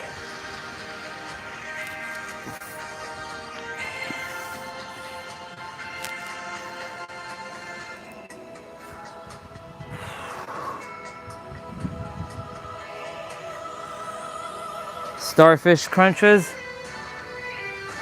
are next.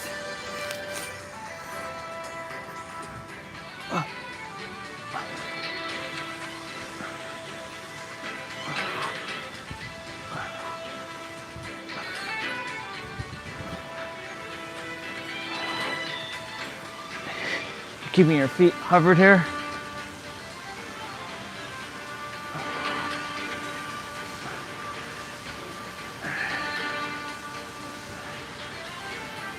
That's some powerful wind. So we're doing extend arm plank.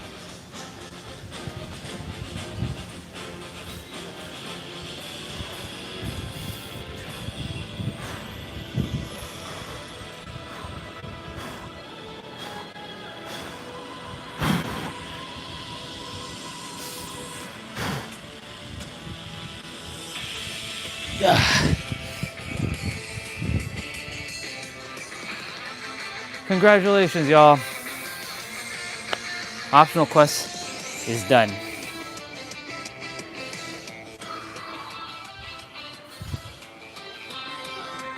We did it. Look at that. Look at those abs.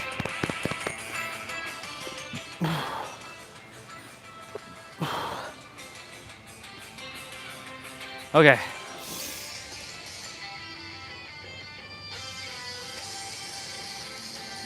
We got 3 things left to do. What time is it? 1:19? 1:18? You know, time's an illusion.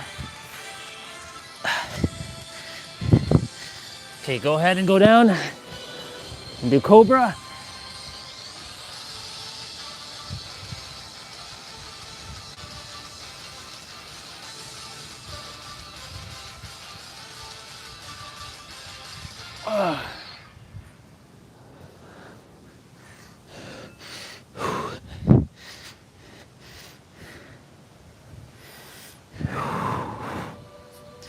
Cat cow.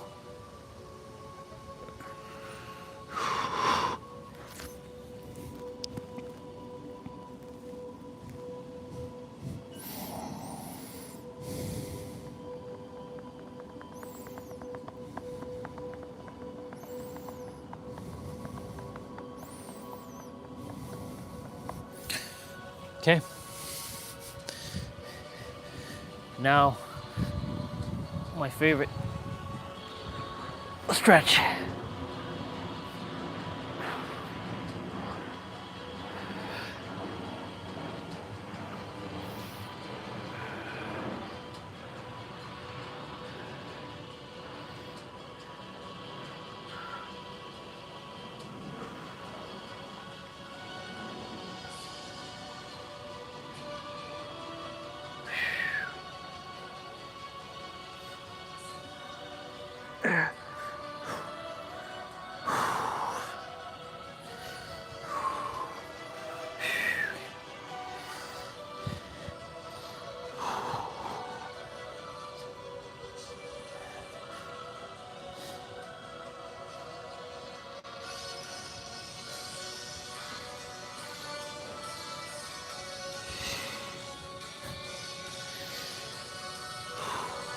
Cool.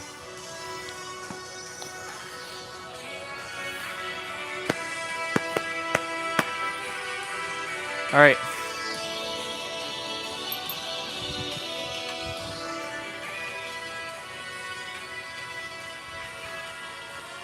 So I'm gonna change it up. I'm gonna do my resistant band curls. I'm gonna do my tricep pull downs first, then do dips, and then I'll come back to resistant band. So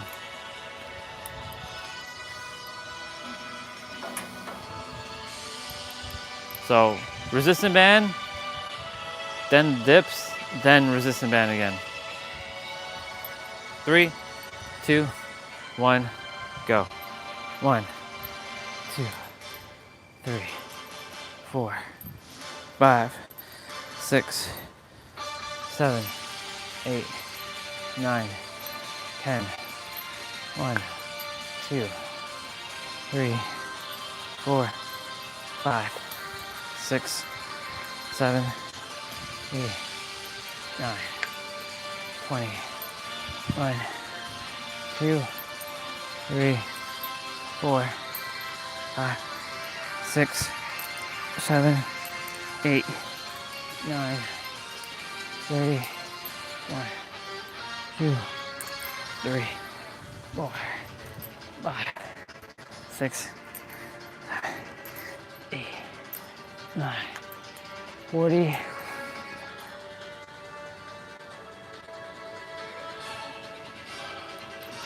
1, 2, 3, 4, 5, 6, 8.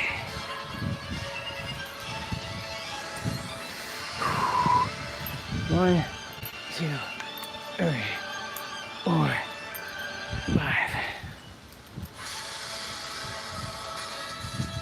55 of those are done. Okay.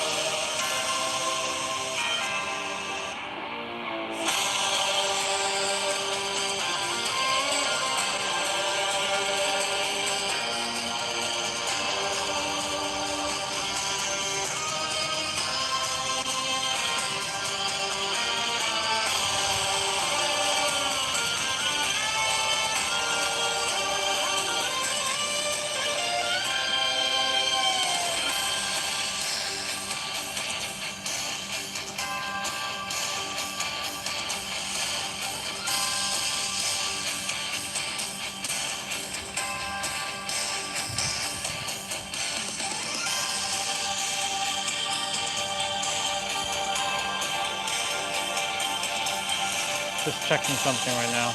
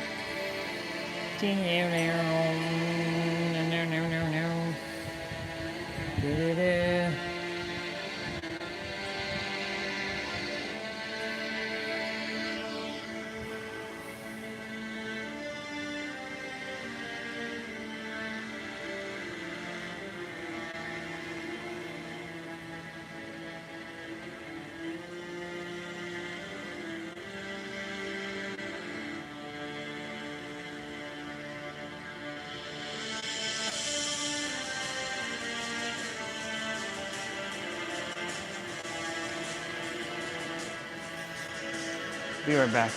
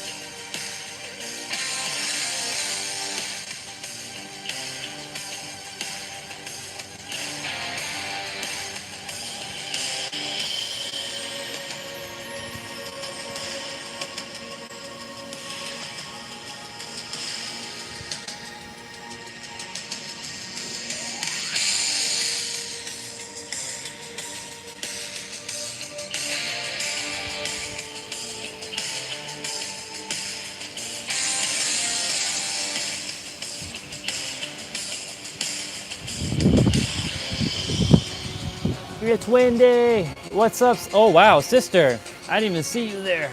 I was just tackling something on my tablet. Hi. Like in the Grays. How you doing, sister? My hair is like super long. It's been a while since I've seen you. How are you doing? I was just finishing up my exercises. You good? I think I left you a voice message a while ago, but I know you've been busy doing your thing. I don't even remember what I shared on that last voice message, to be quite honest. But I trust you're doing good. It's windy today, as you can see. It's still warm, but it's, you know, we're getting to that weather soon. How you feeling? Yeah, that's what I knew. I had a feeling you were still not 100%.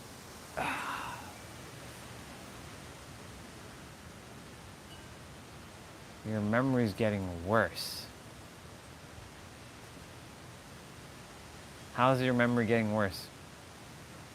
What's causing that? Oh,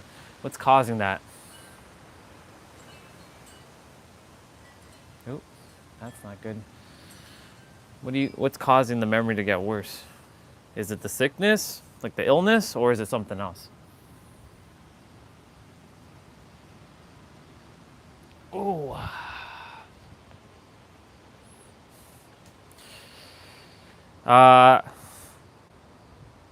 Lots has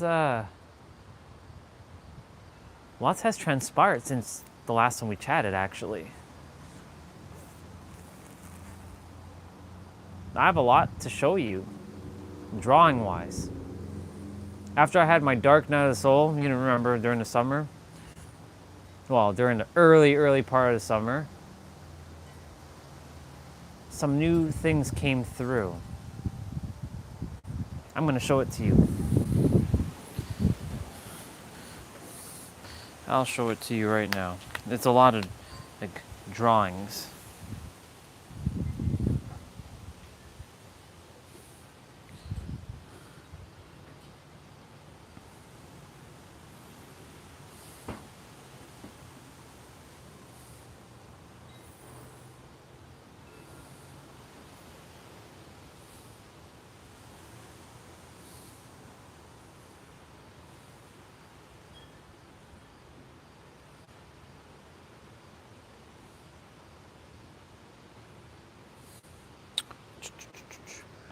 Let's see. You have 10 minutes? Okay. I will start wowing you for 10 minutes then.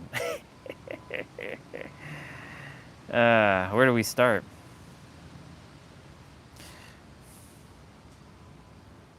Well, I think the first one starts with the heart.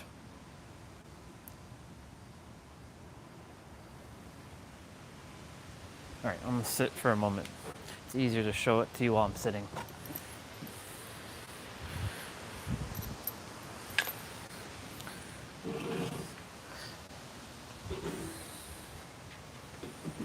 Okay. So first things first, the heart. Now there might be some reflection, so I'll do my best. So this came to me while I was sitting at the water, that our heart doesn't actually look like this, but look at the 2 points. We start when we're born perfect. 0 state, point of beginning of it all, right? One line represents like the creator, God, and others.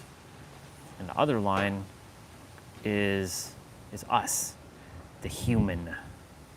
And this line represents your journey, right? It represents your journey or whatever it is you have to grow through. And this represents the others, and this also represents God, that you separated yourself because, of conditioning and programming, to only come back at the bottom where the journey converges back to oneness. It really is just that simple.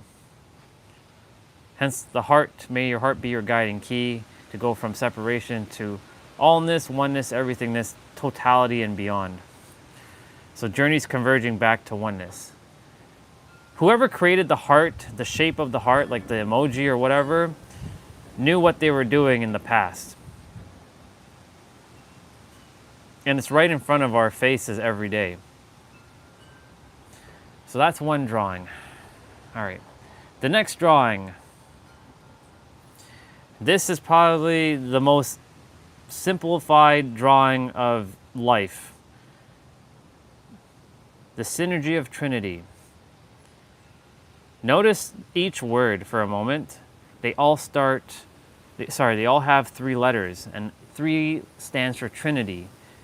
Also, look at the letter that they all have in common, the letter O. The letter O also stands for oneness, and it's the only letter in the English language that is all-encompassing, and it's infinite, meaning like it doesn't stop.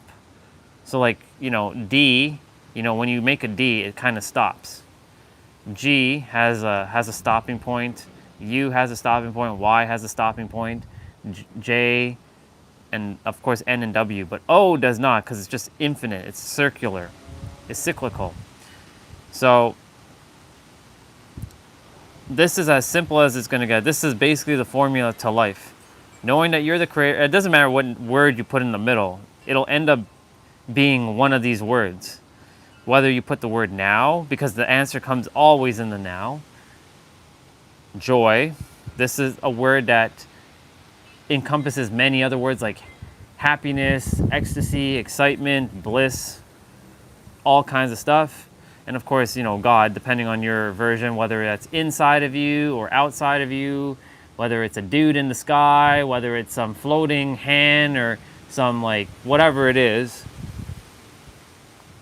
This is the most simple. I'll send all this to you on Discord.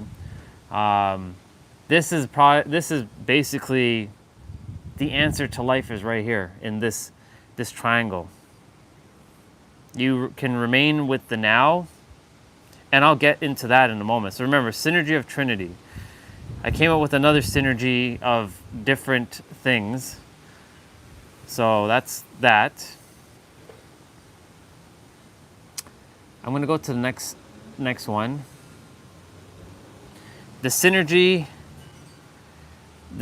of infinity. There are 6 words in each section. 6, 6, 6, 6, 6, 6, 6. And then there's 6 I's and then there's 6 P's. No, don't want to do that.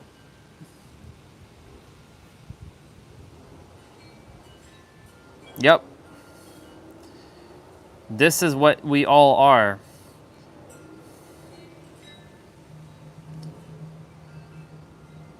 And of course the P's represent perspective, perception, projection, present, paradigm, paradox. I keep doing that. Stop doing that. Stop pressing. So the synergy of infinity. Of course, there's some words that can be in there, but I made sure to do, and by the way, IOU, because I couldn't figure out a 6th word with the letter O. Guess what this is? Infinite, oneness, unity. Basically, to just solidify it. So the universe gave me an acronym, IOU. IOU, like I owe you something, but it's really like I owe you. Right? I owe you. Right? It's funny how we say that. I owe you. I owe you an apology, but it's I owe you. But I owe you stands for infinity or infinite, oneness, and unity. So it basically just kind of ties everything. And a neat little bow. So there's that one. That's the synergy of infinity. Then we have the synergy of singularity, which is a bunch of writing. This encompasses the synergy of infinity, the synergy of Trinity, and then I have to show you the synergy of divinity. They all are actually all encompassing each other. This is just a random alien drawing. This is literally just an alien drawing. I didn't draw it properly like the circle here because I was just writing a bunch of stuff. I made some notes about perception and time because time is an illusion, it doesn't exist. Our thinking creates time and our perception creates space. That's what I was writing down there. And then, where are you? Synergy of... Ooh. Where are you? Where are you? Where are you? Where are you? This one. The synergy, thank you. The synergy of divinity, sister. This is also known as the flower of life. And I interconnected everything I possibly could. From religion, to spirituality, to science, to space, to cultures, to masculine, feminine, to you name it, it's in here. I did my best to make sure some are kind of redundant, so I have to take some out and kind of shift it. And you are slapped in the middle there. Which goes hand in hand with the synergy of Trinity.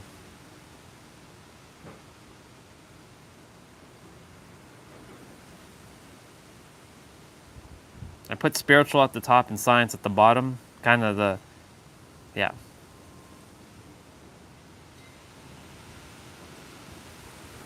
I did my best with all religions, but I took the main ones, because, it's the main ones. The main ones that people know about. So that's the synergy of divinity, and then I created this monstrosity, this thing. Now this one's probably going to screw with you. This one I don't really show too much of. This is the simplified version of this. You see the letters? These letters these circles actually represent the letter O. So J-O-Y is joy. W-O-N is like you won life. I-O-U is I, O, and then you. And then, of course, there's N-O-W, which is now. Y-O-U is you. G-O-D, God. And then we have the singularities right here.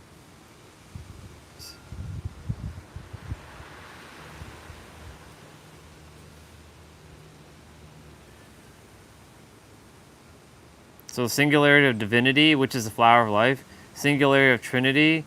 Singularity of infinity is over here. And I forget what this other SOS is. Synergy of singularity. Synergy of singularity, SOS, singularity of infinity, singularity of Trinity, and singularity of divinity. You see how they all kind of like, it's a very, very, and then of course, the word in the middle is beyond oneness. Something that goes beyond oneness. Because there is a level beyond that, but our brains can't comprehend that. So there's that. And then, I think my most powerful, and then I created each circle of like the synergy of Trinity. So this is God. So that's like you. I have to recreate these ones though. I made one of joy.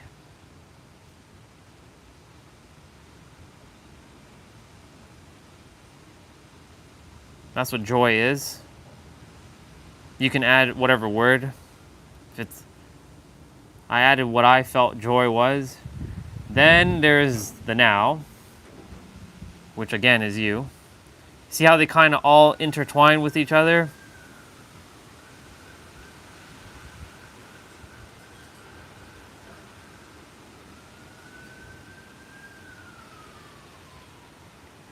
I have to add more to the now because there's a lot more. And then there's the you. The you, I added more circles.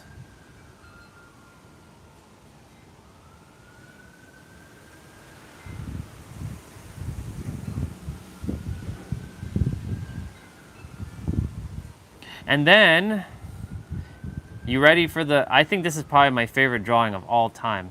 You ready for it? You're never going to see time again the same way I'm about to show you. Introducing the now clock. Because now is the only time that exists. Every time you think of the time, it's always now. Even if the time passed, you're still thinking of the thought now. So it's always in the now. So if like Right now it's maybe 1:48 your time or 12:48 your time. It's still happening now. Even if it goes to 12:49 or 1:49, the 12:48 or the 1:48 is still in the now. Welcome to the now clock. That's all that matters. If you can remember this clock, you will win the game of life, sister. I promise you, this is all you require. This is all the answers are right here in this one drawing. The now clock. That's all that matters. I'll send you all this stuff on Discord. That's all. That's it. The now. Do you see, sister? I had to go through all that dark shit during the summer for all this to come through. The answer has been pointing me every single moment to this. To now. I replaced the numbers with now because that's what it is. So anytime you think of a thought, it's always happening now. If you think of your past doesn't exist. Your memories of the past exist, but every time you think of the past, you're thinking of it now, which then creates this perception of time and space. But really, all of it's happening now. Me too. I'm glad I'm better. Also, I was creating another document here, which has dichotomy, paradox, and indivisible. Not invisible, indivisible. Sounds good. And then I was creating a circle with the word now with a bunch of words,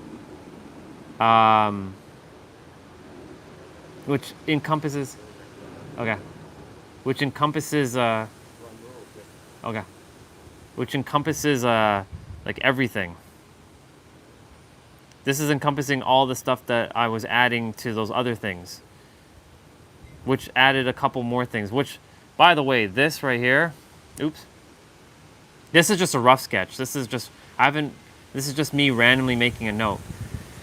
Your chakras start from your root chakra to your crown chakra, and it has safety, clarity, certainty, confidence, conviction, knowing, and embodiment.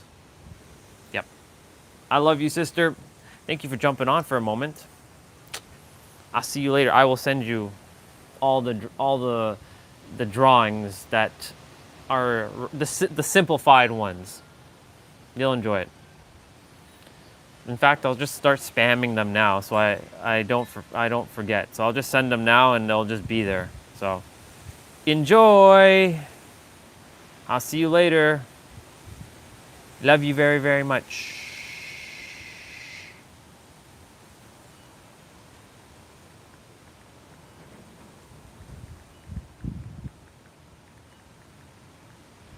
Yep.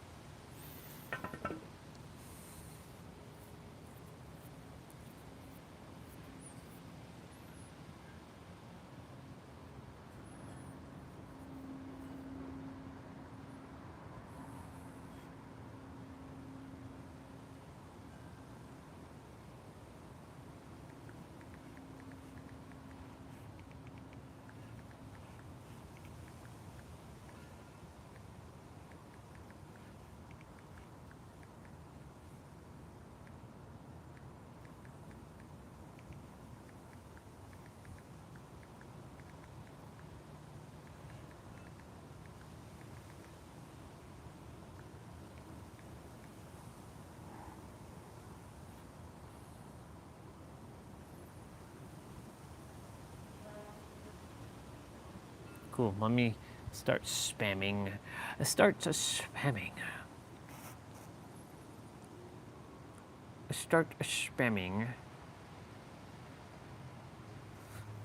Pum pum pum.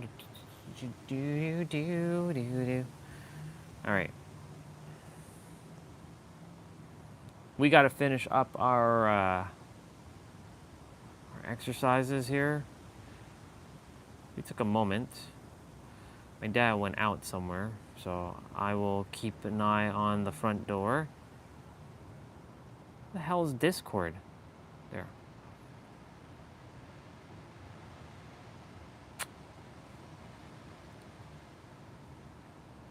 Oh, I did send her something.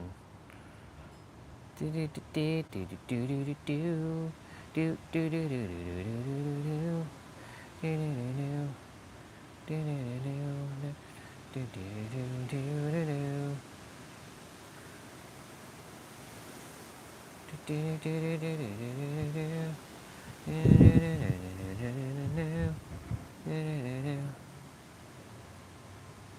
huh?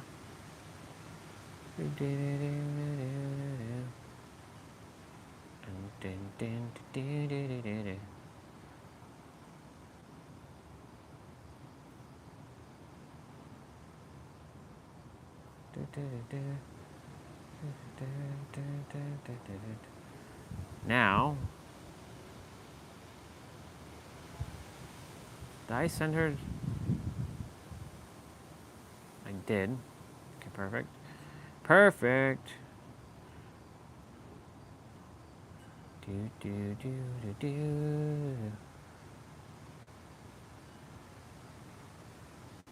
Perfect. Oh, Synergy of Trinity.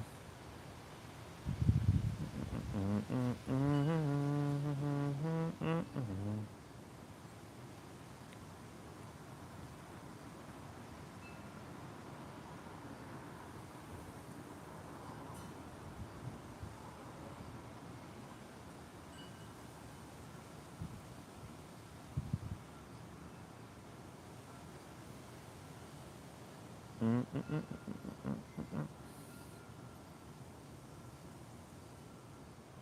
I send the Flower of Life? I sure did.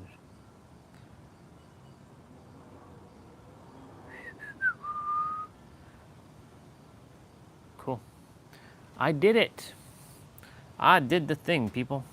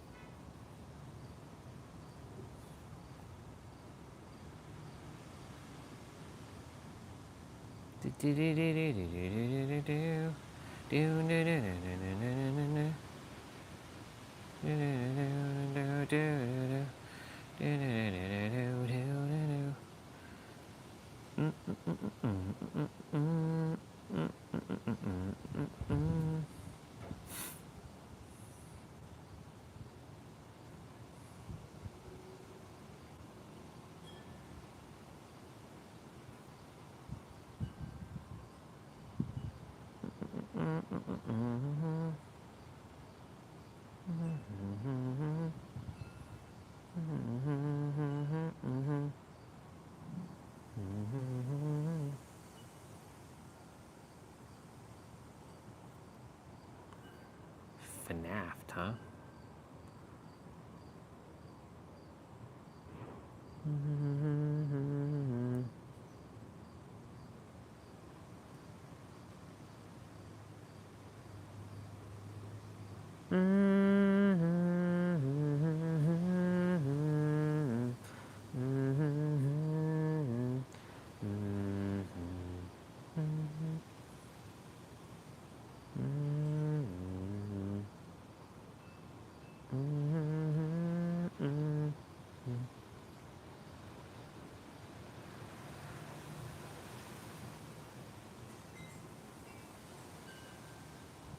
What the hell? I'll just put them in.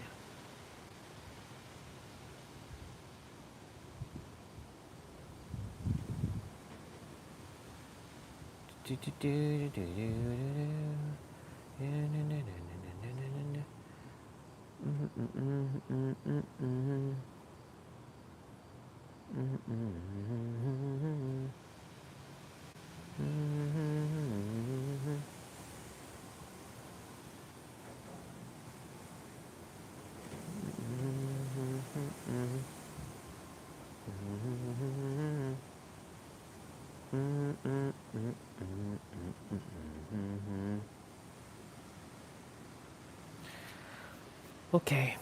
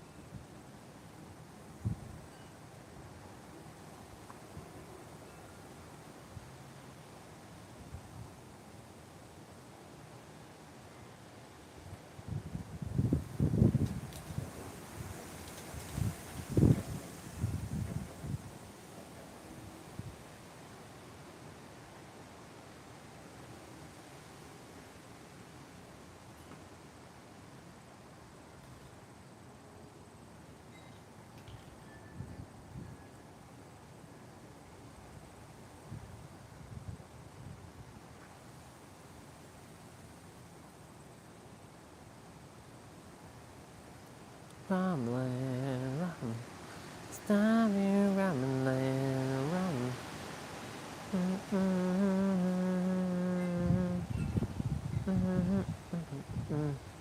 Calling for y'all.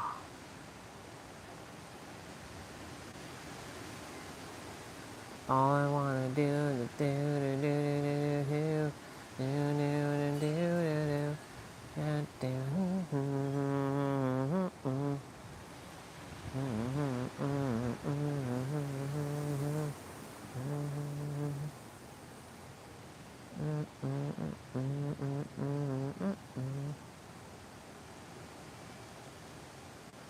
If I lose it all, lose it all, if I lose it all, lose it all, lose it all. I think I got all that I require.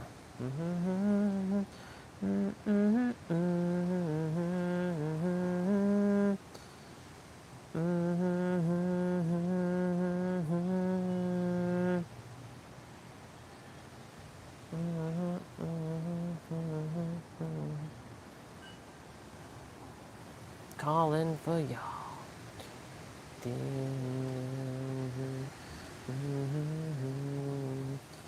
All I wanna do.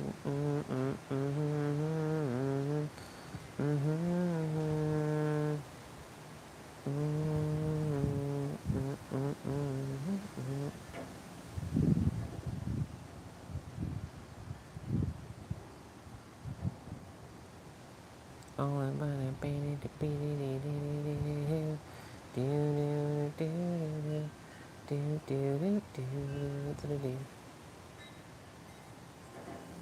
I'm a human.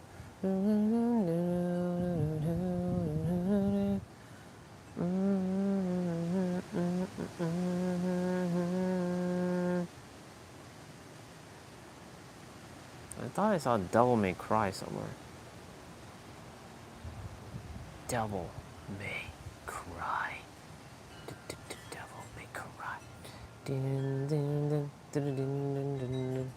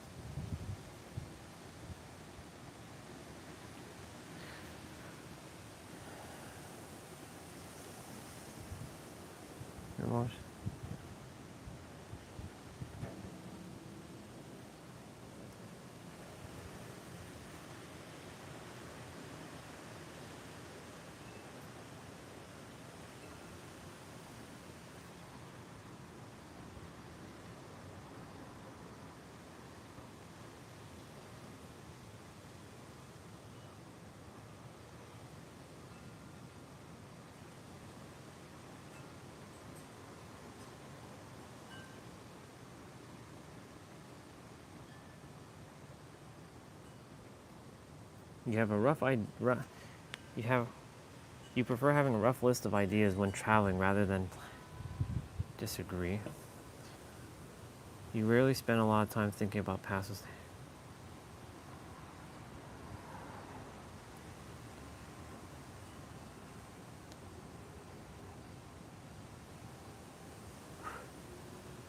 Nope. You really.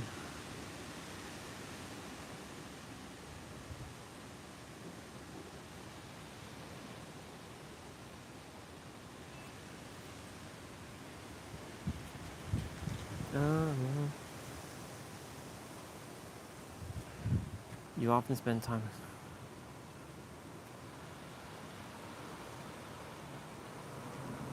Nope.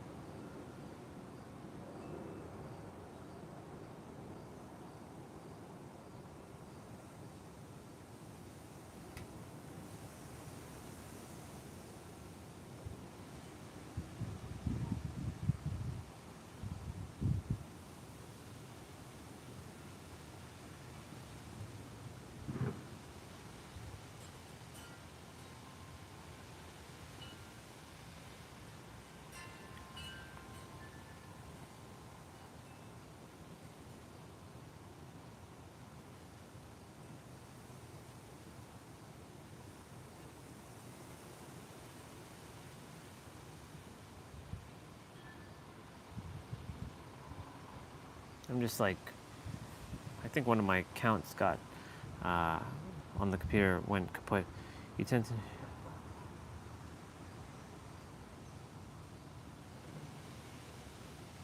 disagree.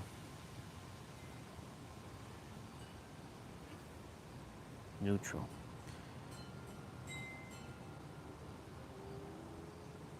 Disagree. Agree. You are the hero personality type. Of course I am. Duh.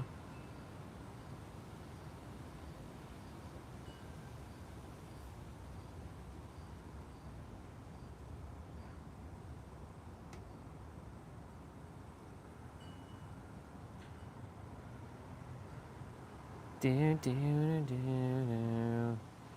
Ooh, ooh, ooh, ooh. Mm-hmm. Mm-hmm.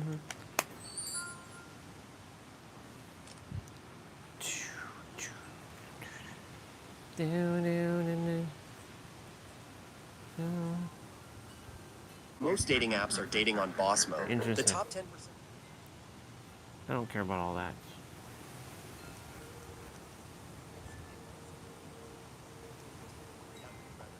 Game that curate the perfect social media presence. To them, gaming isn't serious, and you're not their type. It's toxic, and you deserve better. Boo matches you based on personality, humor, and shared passions, not just how photogenic you are. Take a quick test, and our AI finds someone who actually gets your world. That's Boo, where dating is made easy for gamers. Interesting.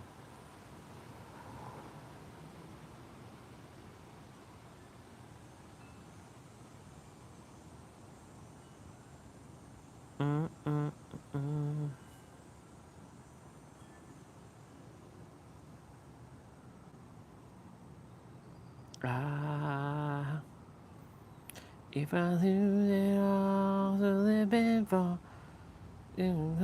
babe.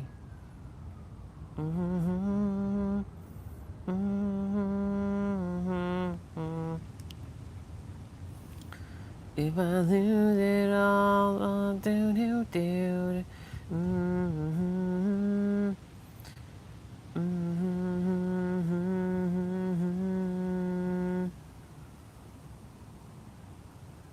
Do do do do do.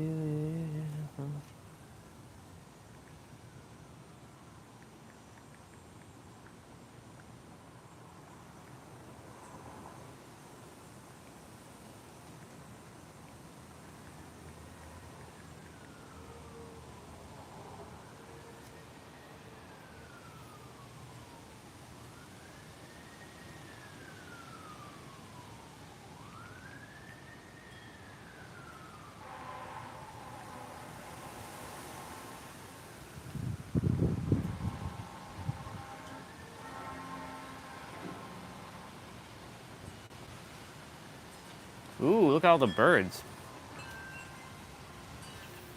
Do, do, do, do, do, Roswell.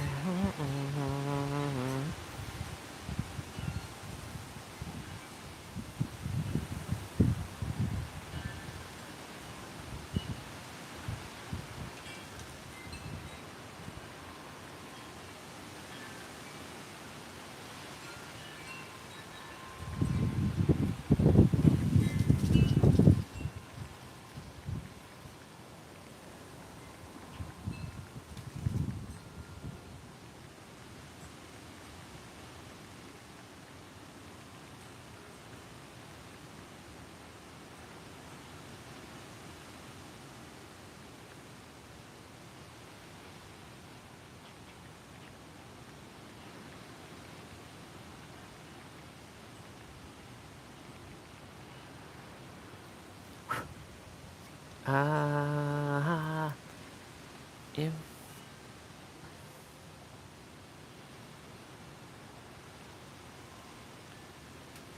if I lose it all, do do do do do do do do. If I lose it all, ah. Okay. Do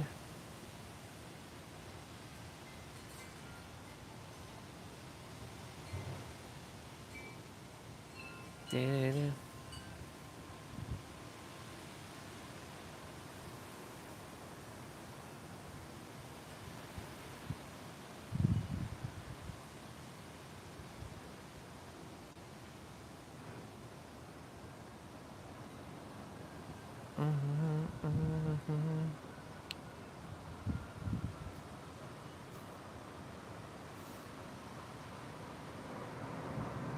Do do.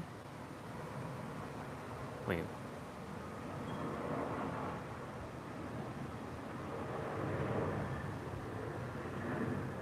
Ah.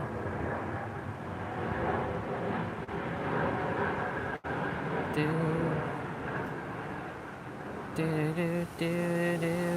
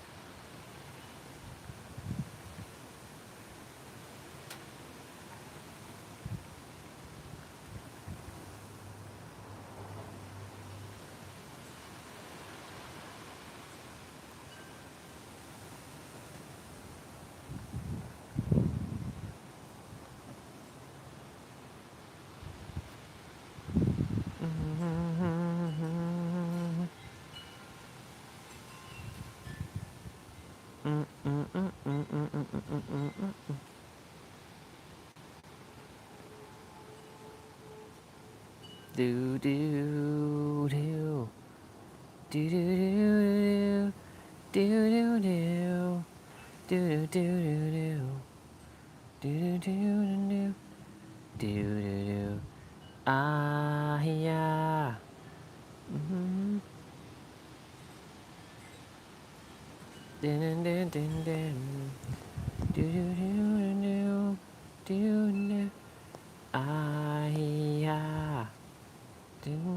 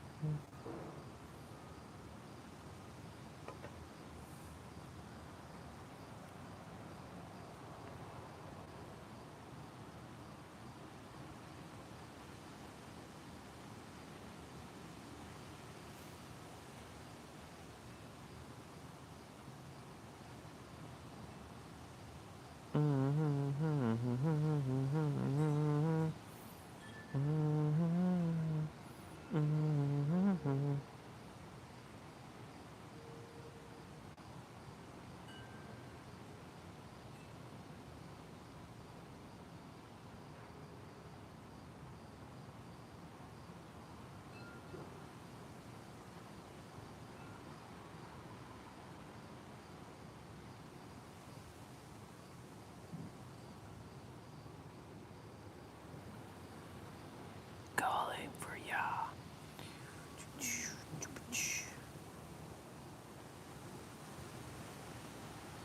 Mm-hmm.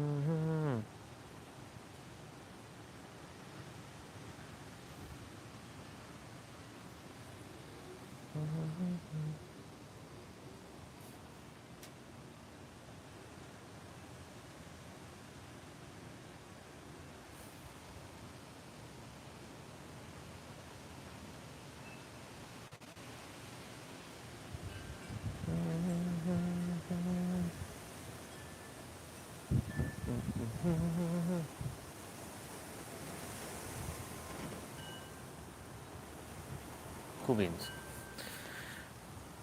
I've been tackling something.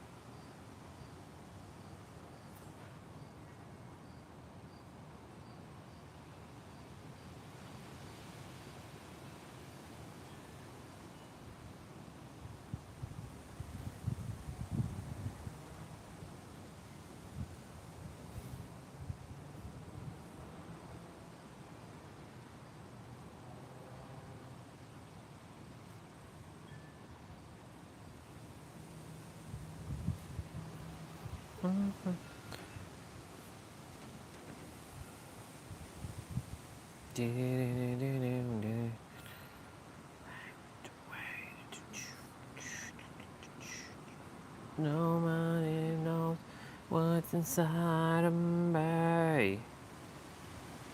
Nobody knows what's inside of me. Ah.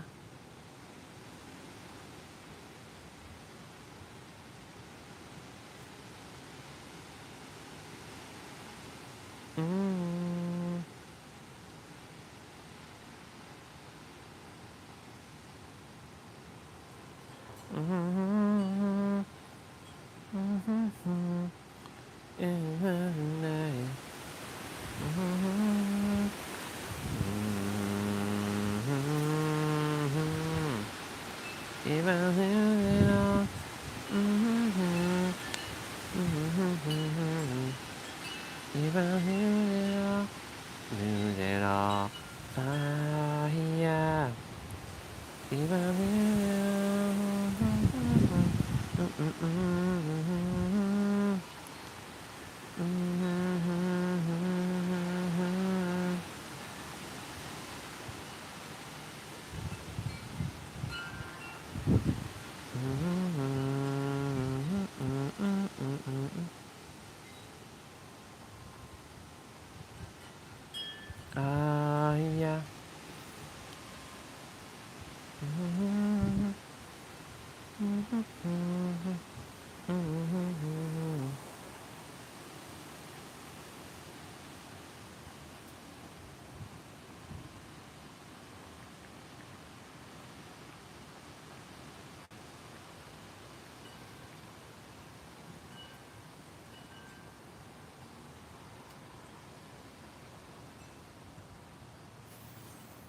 Okay.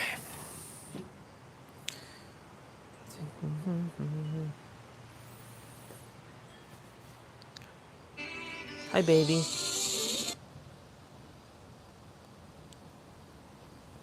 All right, we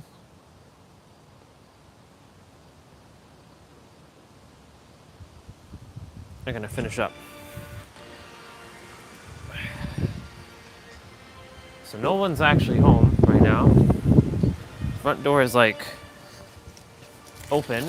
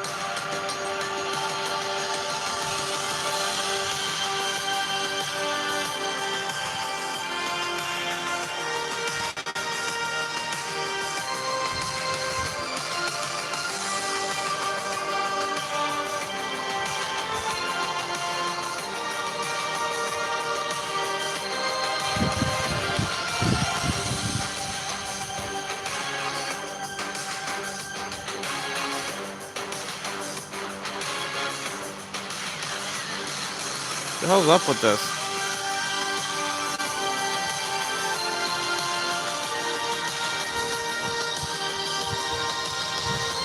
Come on.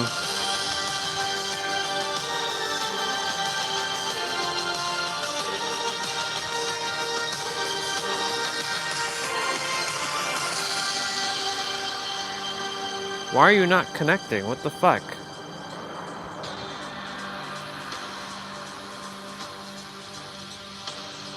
Okay, let's just restart Firefox.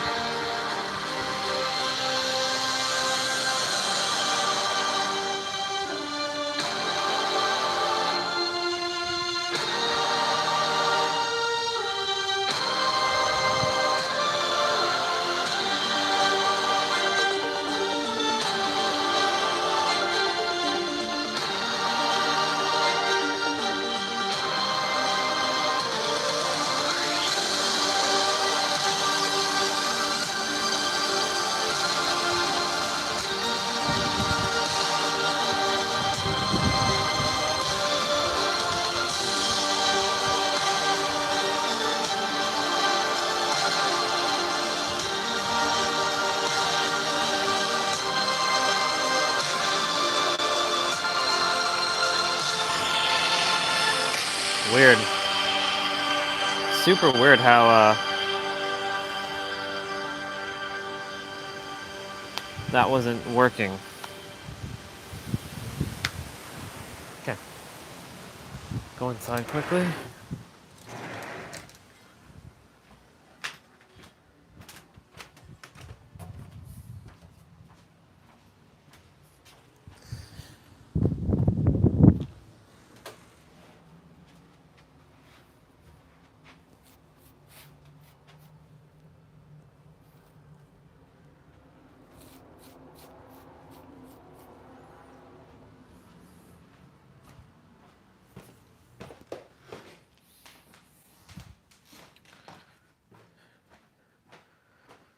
Ugh.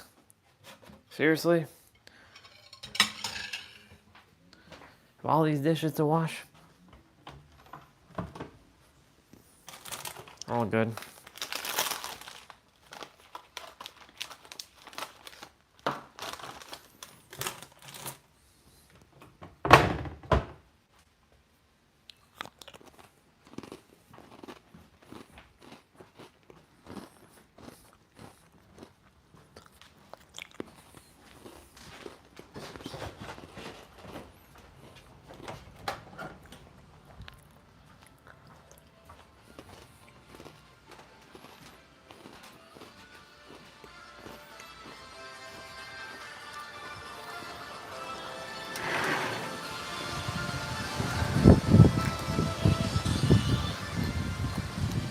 Okay.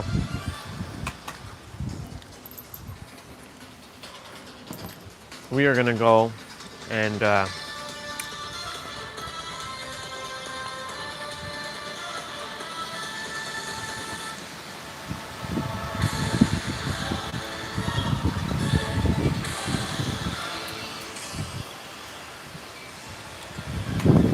3, 2, 1, go. 1, 2, 3, 4, 5, 6, 7, 8, 9, 10, 11, 12, 13, 14, 15, 16, 17, 18, 19, 20, 1, 2.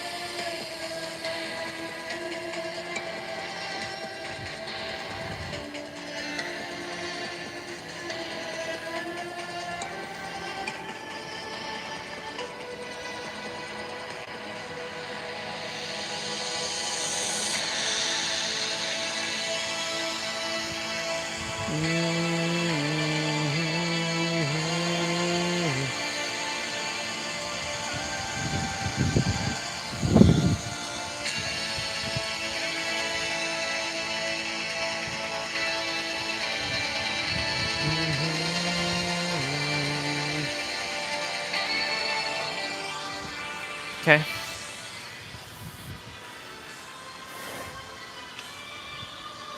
1, 2, 3, 4, 5, 6, 7, 8, 9, 10, 11.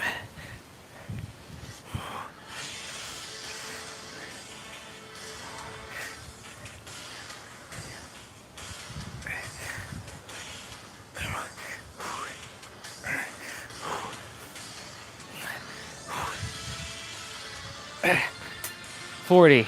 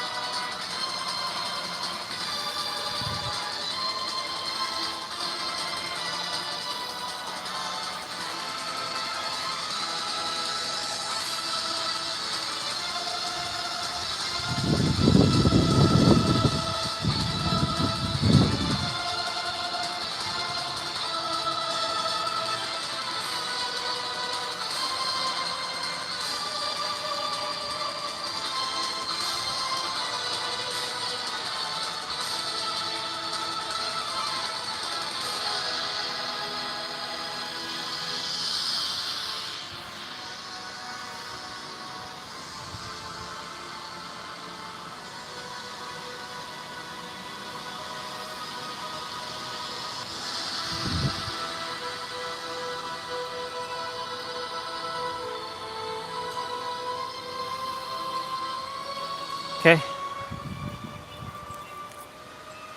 Let's go. 1, 2, 3, 4, 5, 6, 7, 10.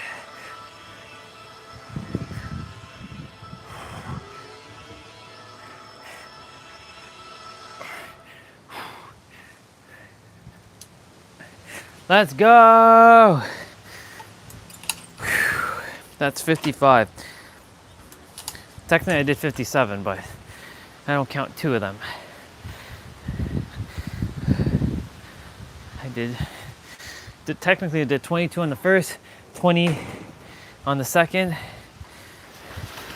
and then 15 on the last.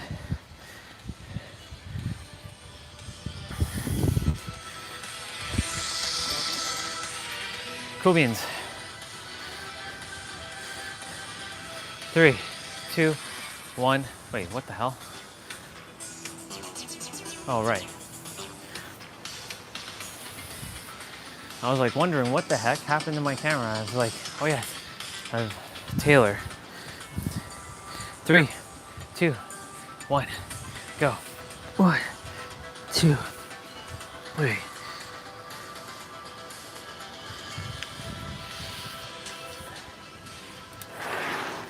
Where are my other shoes?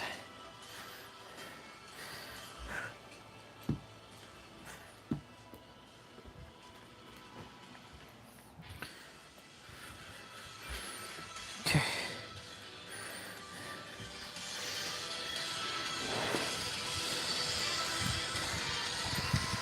After this, I'm gonna get my protein shake, drink it, and then wash some dishes. 1, 3, 2, 1, go. 1, 2, 3, 4, 5, 6, 7, 8, 9, 10. 1, 2, 3, 4, 5, 6, 7, 8, 9, 20. 1, 2, 3, 4, 6, 8.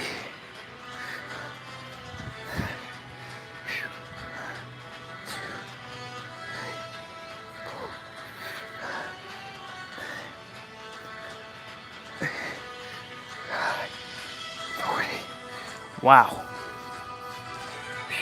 1, 2, 3, 4, 5.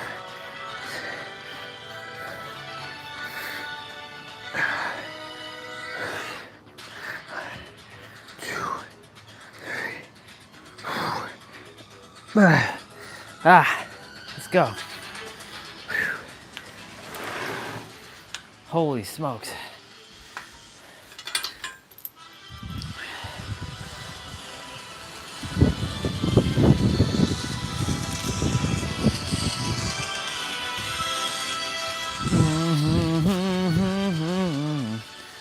Bubba, how did you, damn it.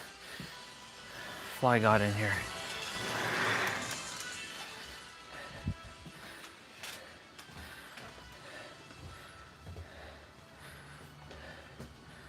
Great.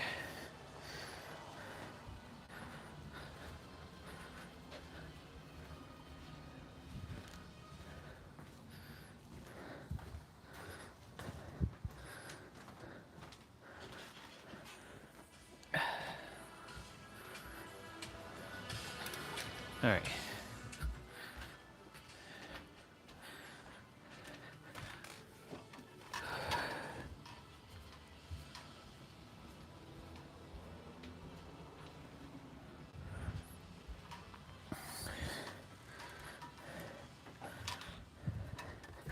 I gotta stretch my arms.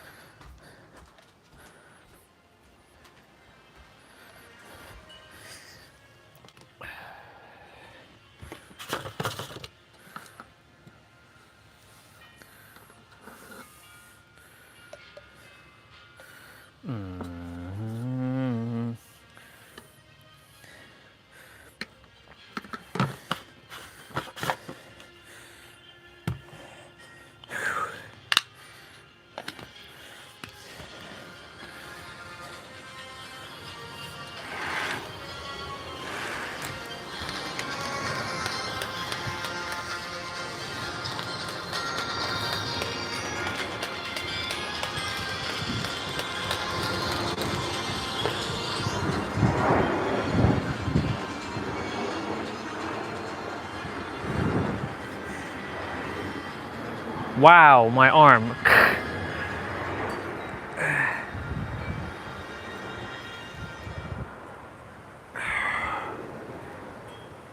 Okay.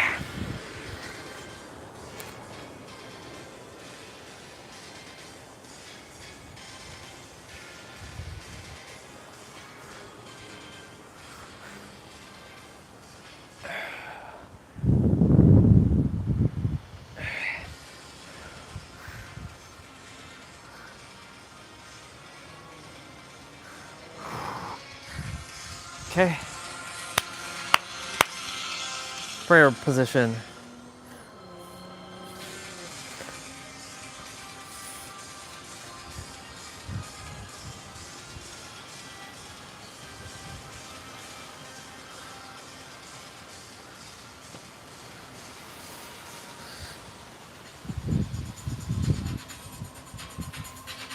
We got mobility training to do in a bit.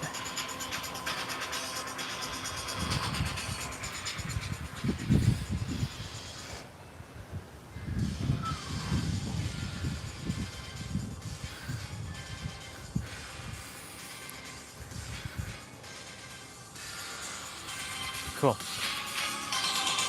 All right.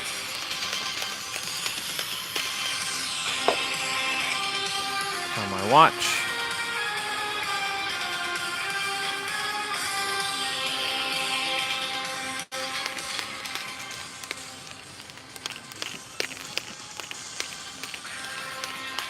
All right, y'all. Cheers to another play well done.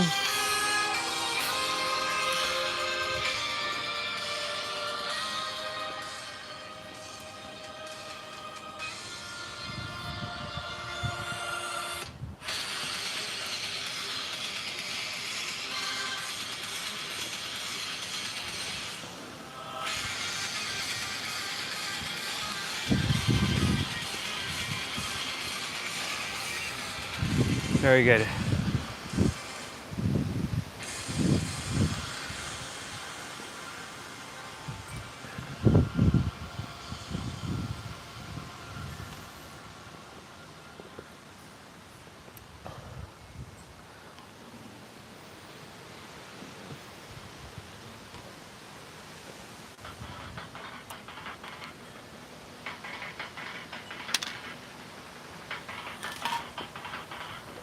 All right, y'all. You're coming upstairs with me.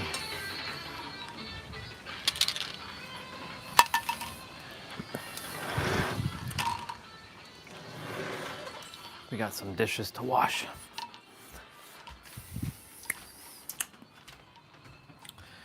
We got some dishes to wash.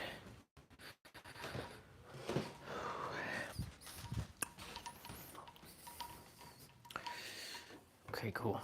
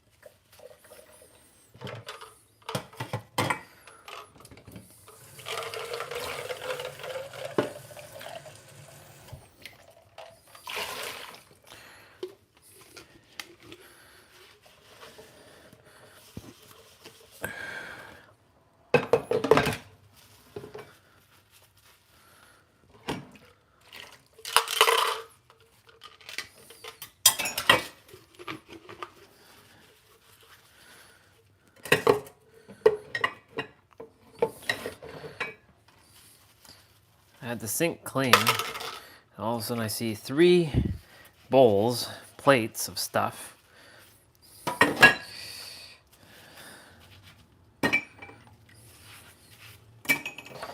So I'm just going to quickly finish these dishes.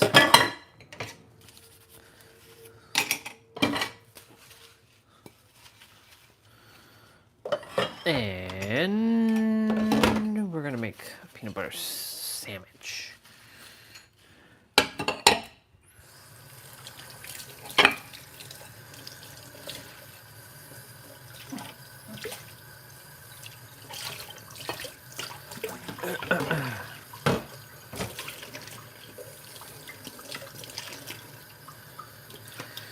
So yes, since nobody is home, the collective hive mind in this house is that of lack, unhealthiness, clutter,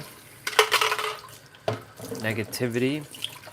So I'm attempting to undo it, but the only way is for me to leave. I have to find my way out of here. Universe, prepare my vessel for departure from here permanently. Now, of course, I'll have to come back at some point to get my passport done, but I'll have to figure out a solution to that. Prepare the vessel. That's why I require. Kind of wish I didn't sell my car, because if I didn't sell my car, I'd have been gone. I'd have just taken a road trip. But then we'd run into another debacle. Resources. But universe, I have it all, so bring it forth. So that I can move forward. Get the car. Travel stateside.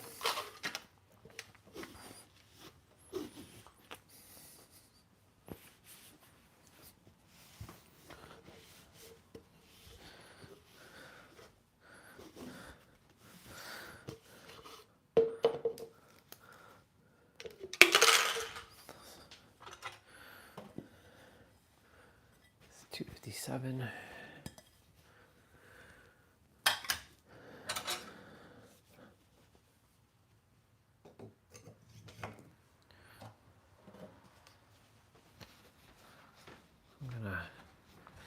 Push in this door. Mr. Fly, I see you at the door. Come on, out. Go. Mr. Fly be hanging at the door.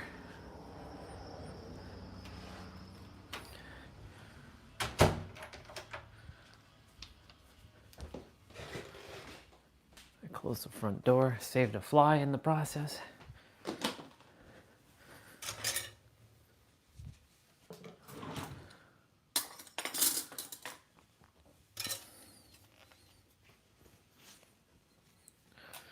Last thing I want to hear is Mom opening her mouth, talking about doors open, blah, blah, blah, blah, blah.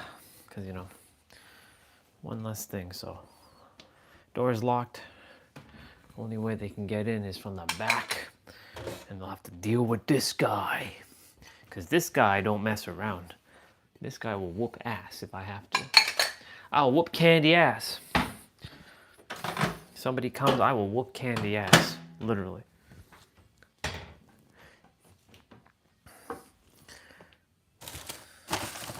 Because that's just how I roll.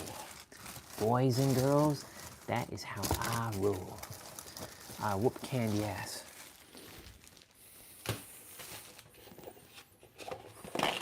I lay it to smack it down on all your candy asses.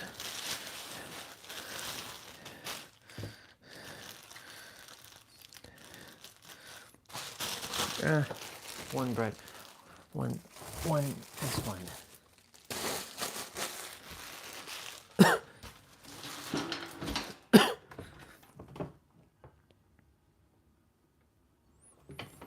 I don't want to go in that cupboard. That cupboard is annoying.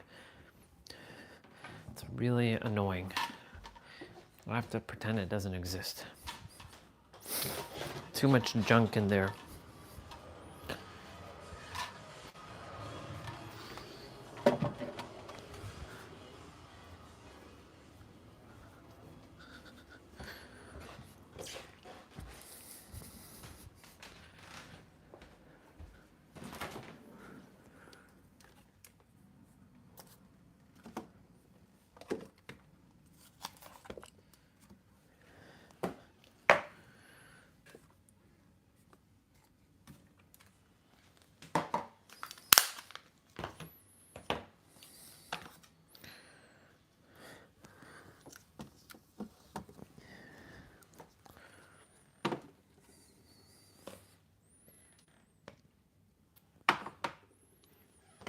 Okay.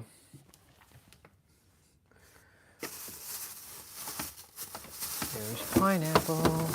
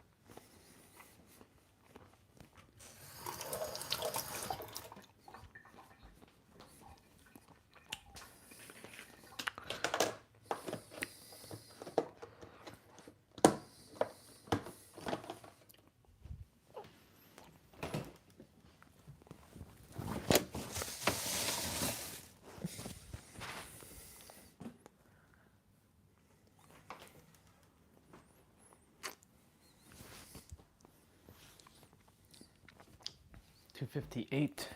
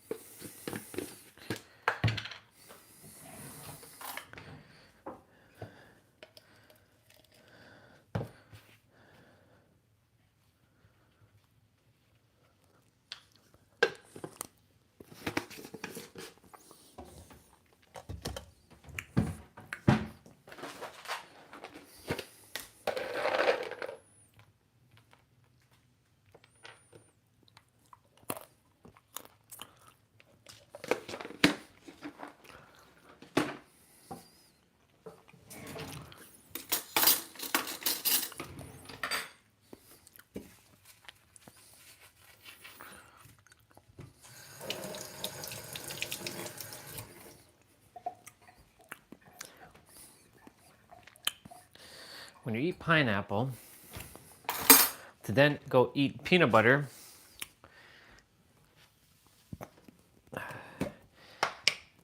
because it doesn't really have a taste now.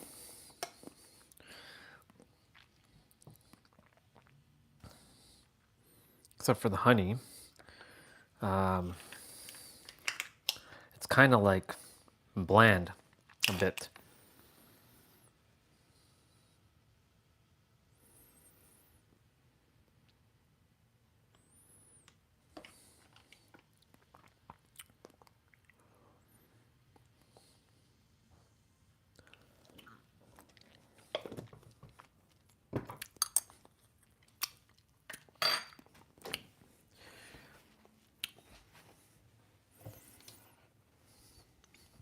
Bring you downstairs.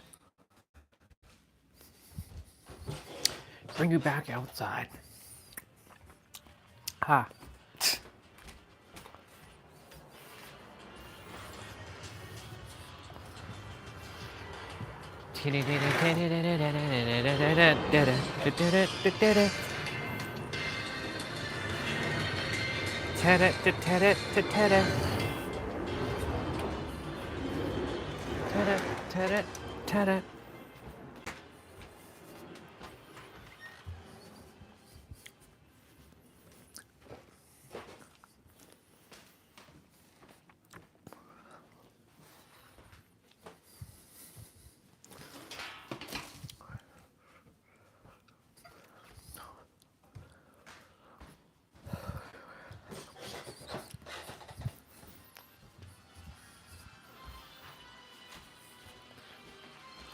I must think beyond this environment and feel beyond this environment.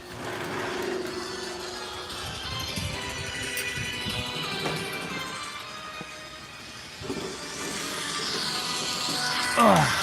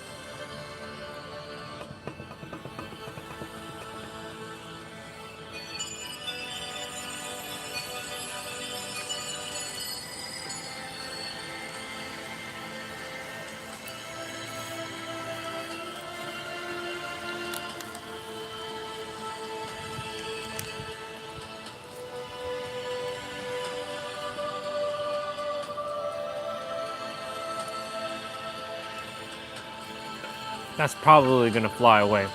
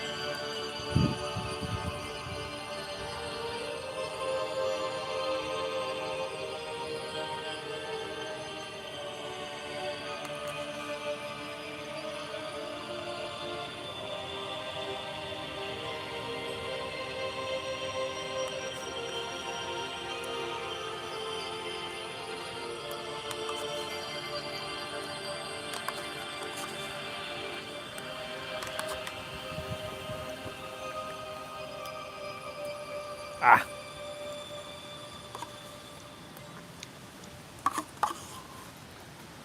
Okay. Get out of here, Baba.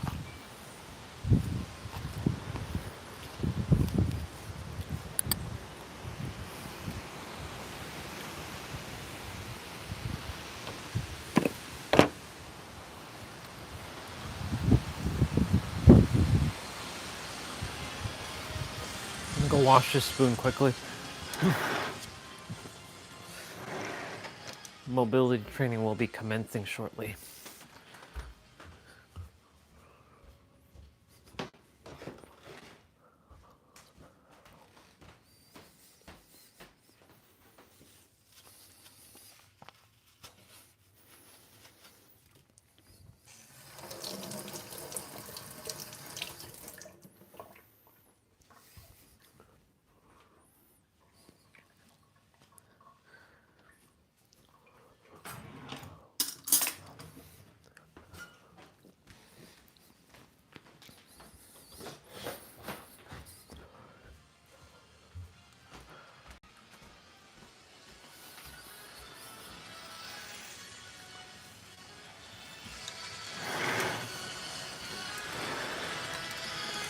Mobility training commencing in about a few minutes.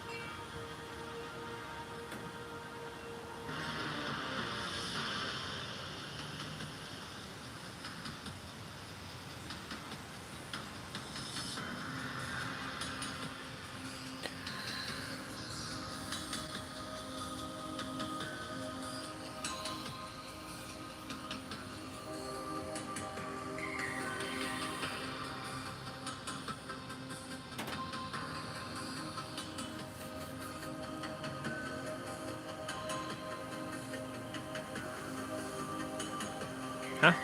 The hell was that?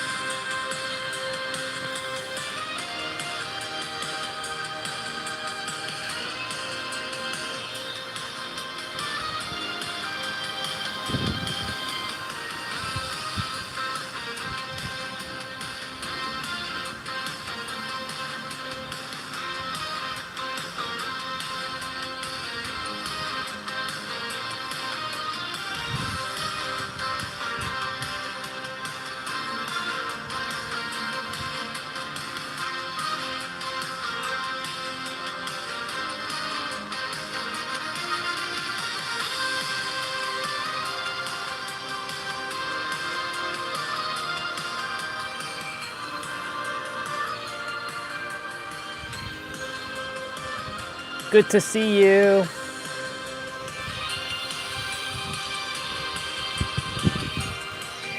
I got mobility training to do, y'all. Oh, 444. Nice. Very, very nice. We got mobility training to do in a moment. Got to do some shoulders. I got to do some spine. What else? Knees and ankles. Dang grays. I wish my grays disappeared. They just started coming out during the summer, but it's okay. That means that my wisdom has come full circle.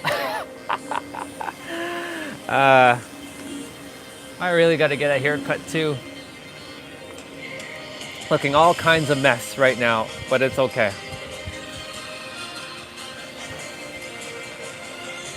Good to have you on, by the way. A little windy. A little windy right now.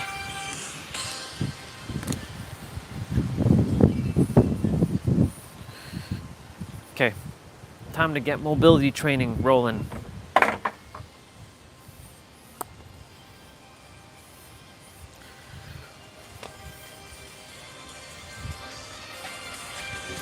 Mobility training commences. We're gonna go ahead and grab our resistant band.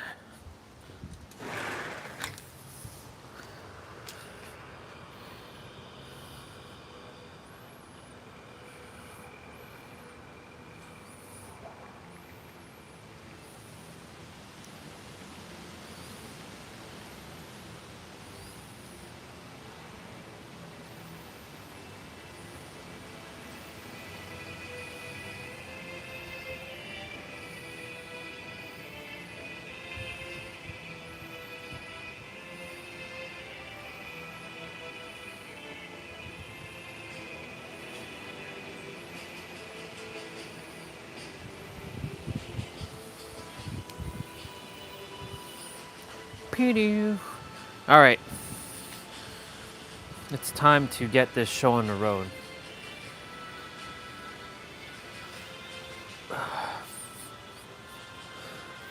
So we're gonna be doing 30 of these shoulder dislocates. And what the hell happened over there? Some stuff fell. The wind like knocked this stuff over. Ooh, I shouldn't be squashing that plant. Otherwise I'll be hearing it from my pops. He'll be like, how dare you squash my plant? His plant. All right, 3, 2, 1, go.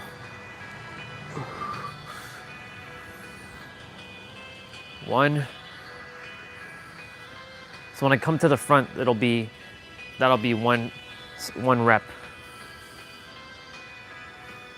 So I'm at 3.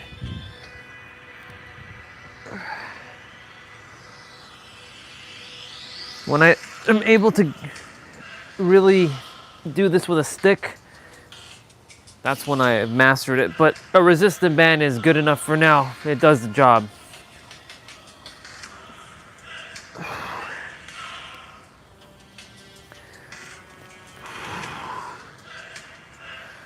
Six. 7. 8. 9. 10. All right, we'll hold off for a moment.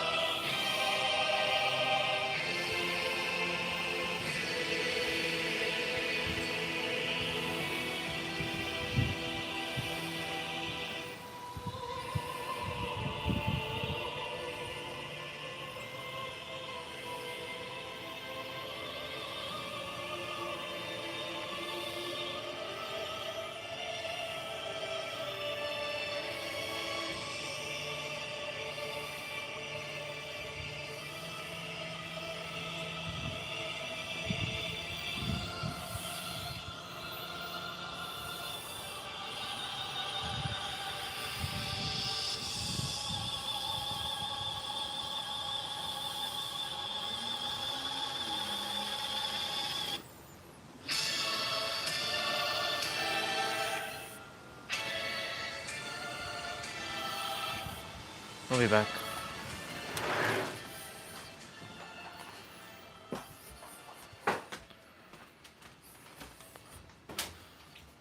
Hey, Mom.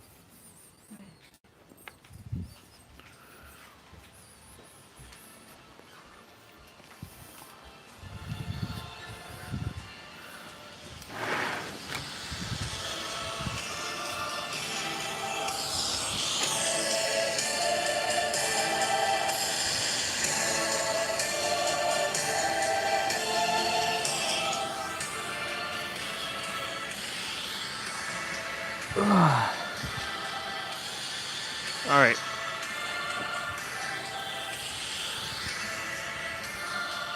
One, two,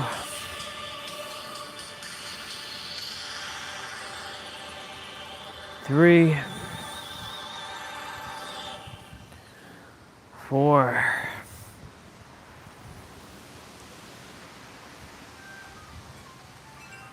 five,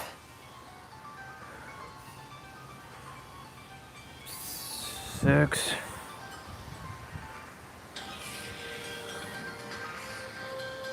seven,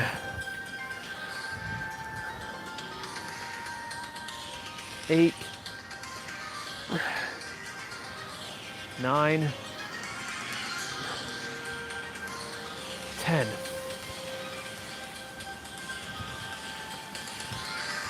1, 2, 3,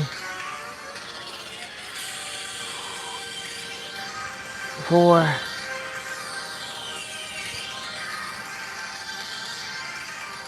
5. Oh my God. Whoa. 6, 7,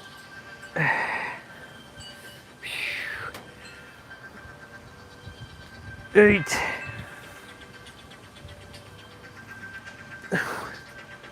9,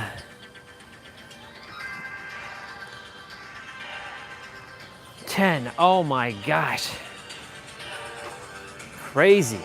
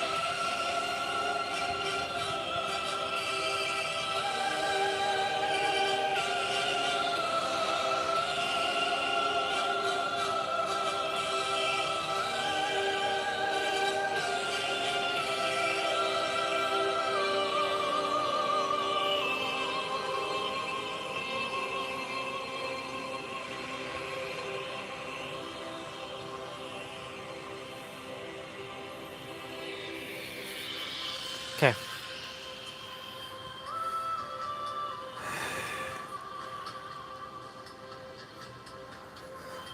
Okay, so we did back, or sorry, we did shoulders. Now we're gonna do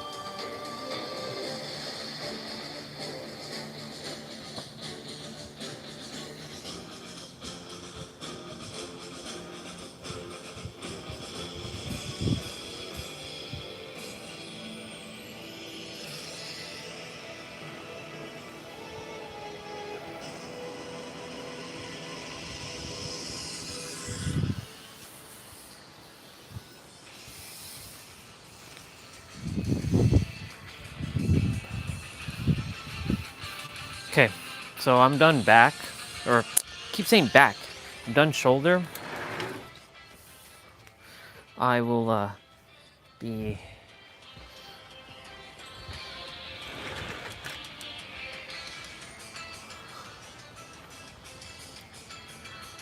I'm gonna do thoracics. Since you know, I figured we'd do it.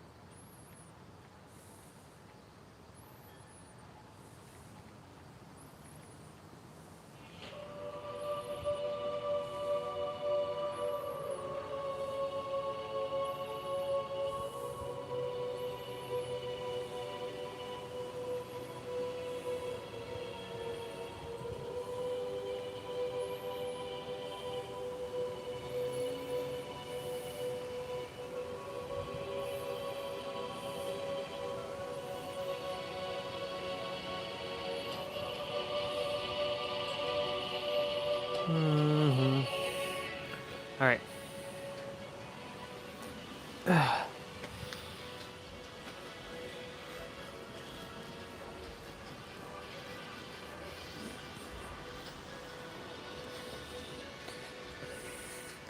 So these are thoracics. So I'm gonna keep my arm straight here. Oh my goodness gracious! Ah! Okay. Definitely am doing this because my lower back is like tight for whatever reason. Oh my god. Whoa.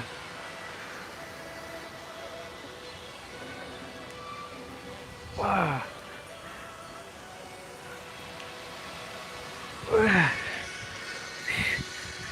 So one side, once I get back to one side, I'll consider it as one rep. So that's 4.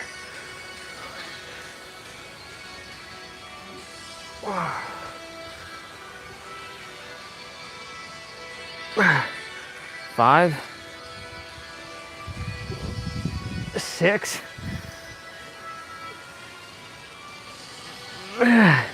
7,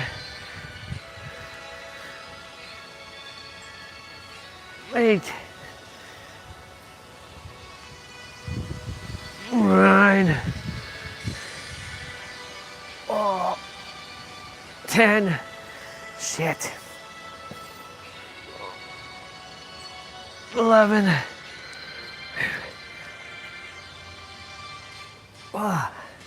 12.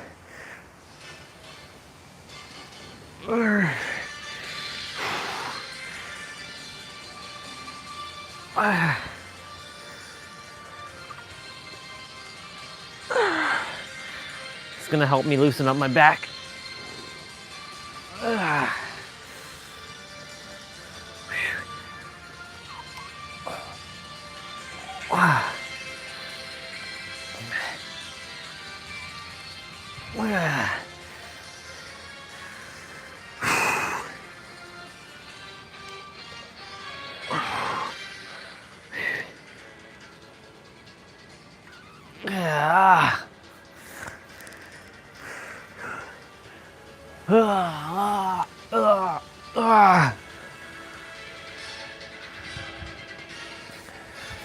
One sec.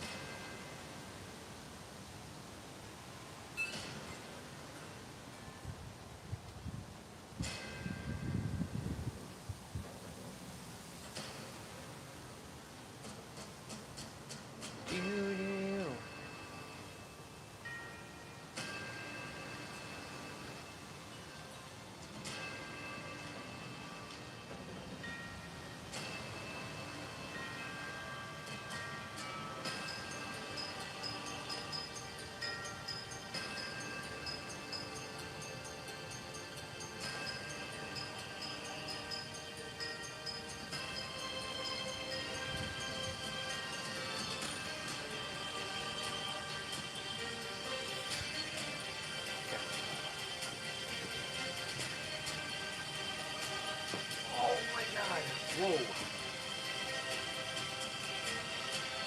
15.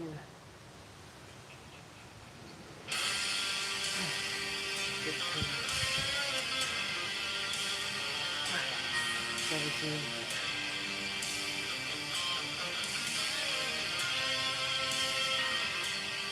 18. universe, can you loosen up my lower back, please? The hell?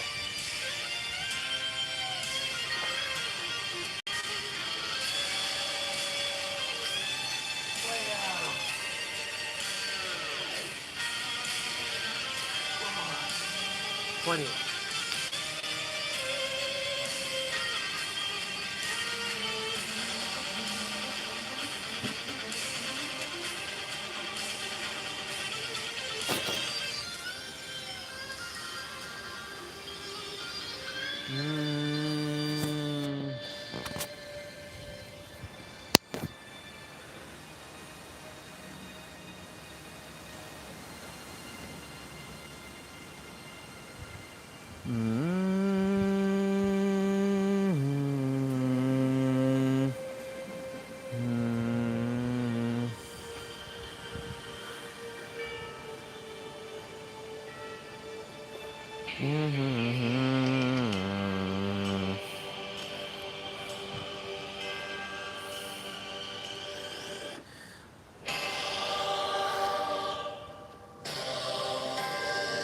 Ah.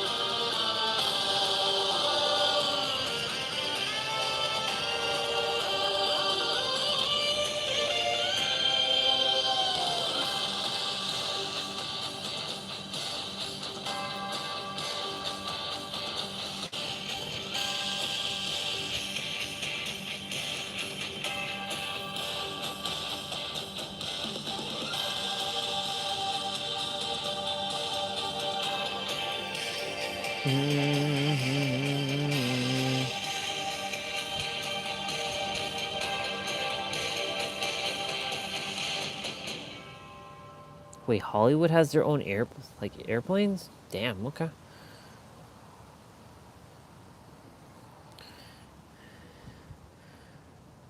What is this?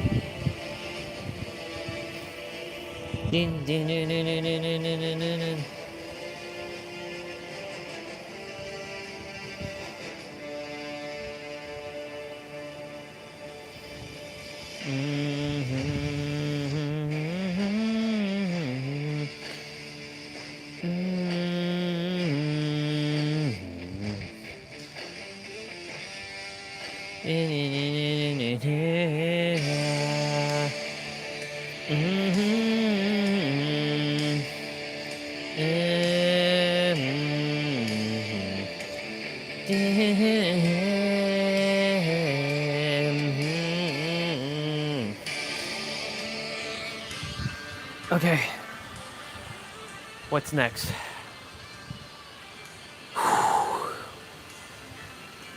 So we just did spine. Oh my goodness, my lower back though. Crazy tight. Well, time to do some elephant bounces.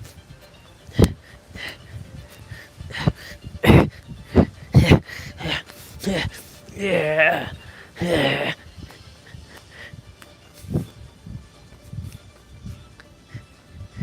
Let's go.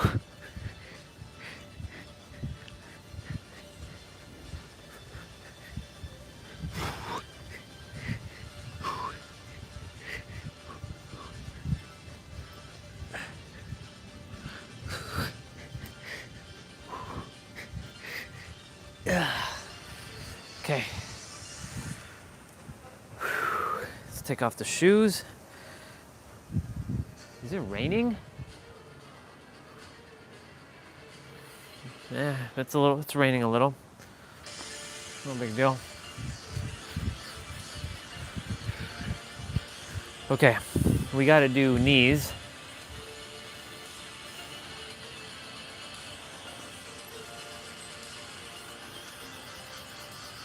Yesterday I wasn't satisfied with the knees that we did, so we're gonna do it again. I was not satisfied with it.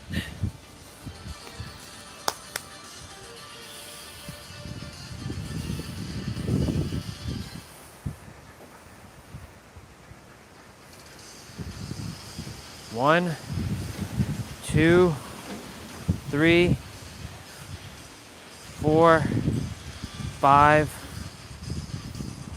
6, 7, 8, 9, 10.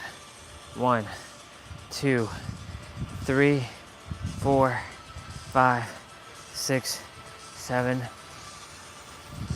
8, 9, 20, 1. Nope, nope, nope.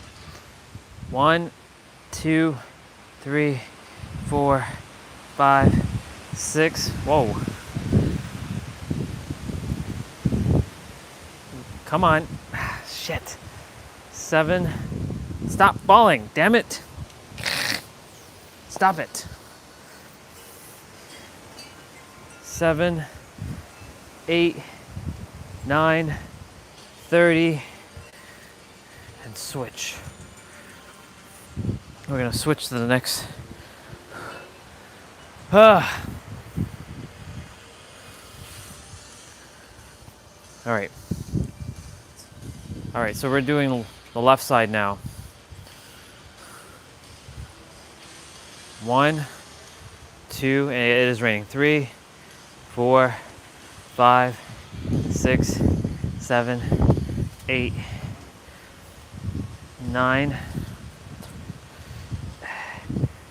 10, 11, 12, 13, 14, 15, 16, 17, 18, 19, 20. Ah, son of a. 1, 2, 3, 4, 5, 6, 7, 8, 9, 30. Knees are done. We gotta do ankles now.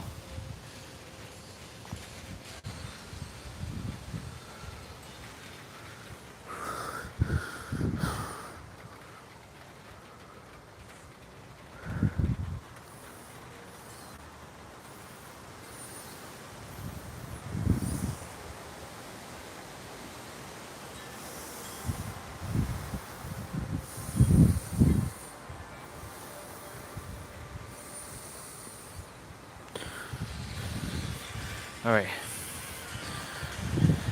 Let me take my mat in before it gets super soaked, since I don't require the mat.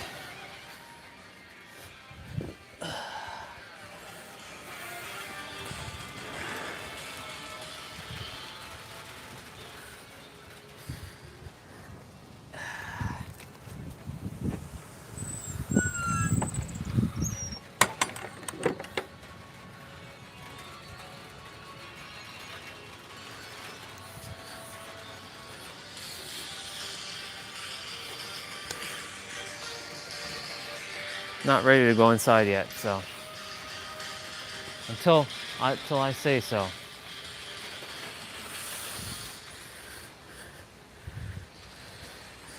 We're gonna do ankles.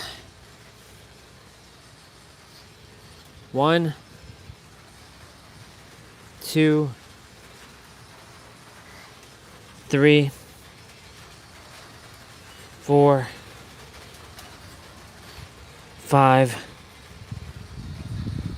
6, 7, 8, 9, 10, 11, 12, 13, 14,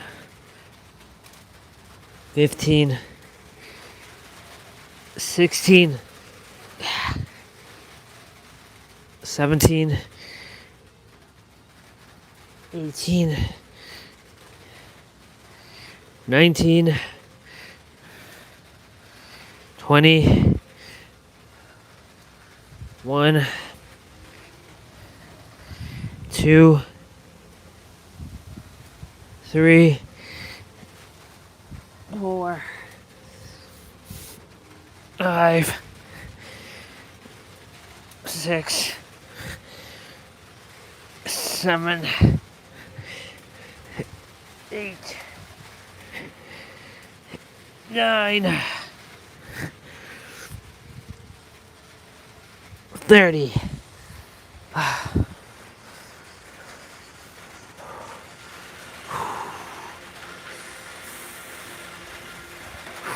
Ankles are done. Now we just have hips to do. I'm gonna move the chair in.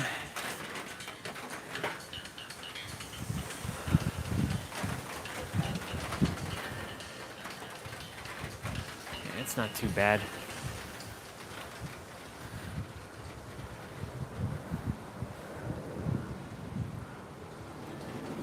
You all can't see me, so let me just move the phone over that way. Now you all can see me.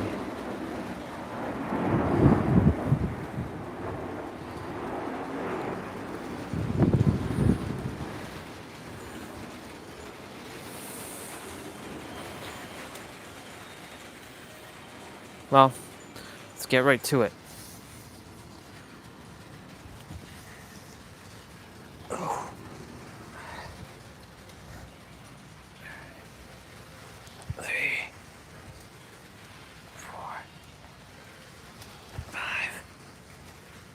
Six, 7, 8, 9, 10,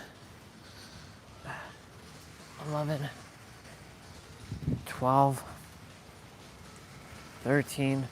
I'm doing my hands because the shoes, popping up on my shoes is actually not possible because of the heels. 18, 16, 17, 18, 19, 20, 1, 2,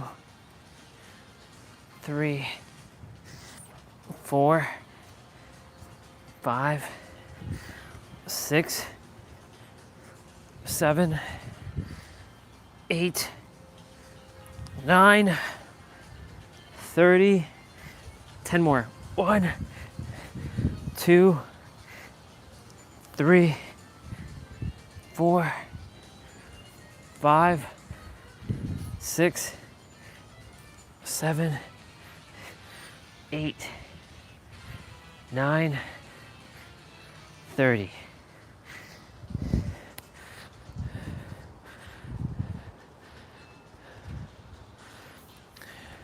I'm gonna take off my shoes. I'm gonna take off, excuse me, ooh, whoa, gas buildup there. Take off my shoes, my socks,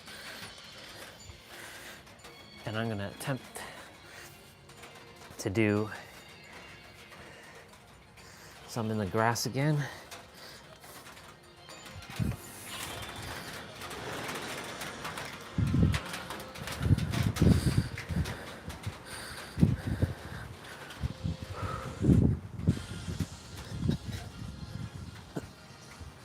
Ooh.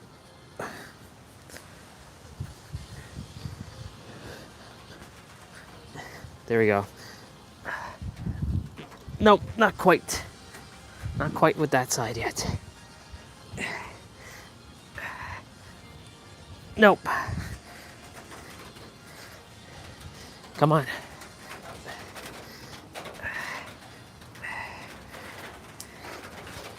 Come on. We can do it.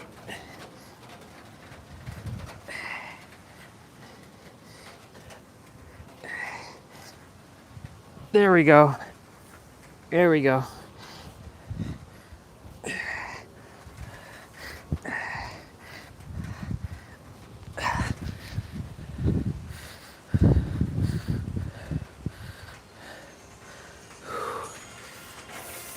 Now I'm gonna do some side kicks. 1, 2, 3, 4, 5, 6, 7, 8, 9, 10. 1, 2, 3, 4, 5, 6, 7, 8, 9, 20. 1, 2, 3, 4, 5, 6, 7, 8, 9, 30.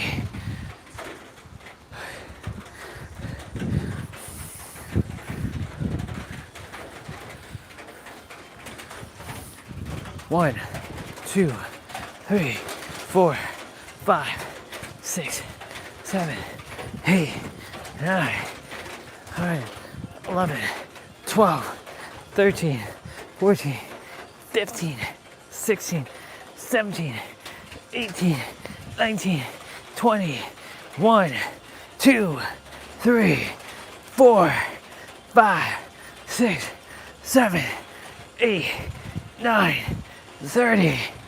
Whew.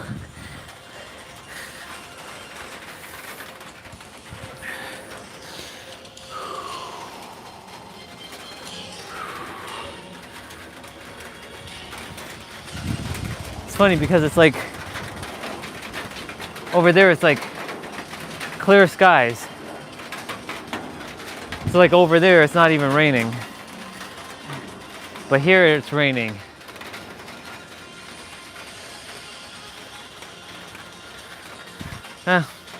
It's all good.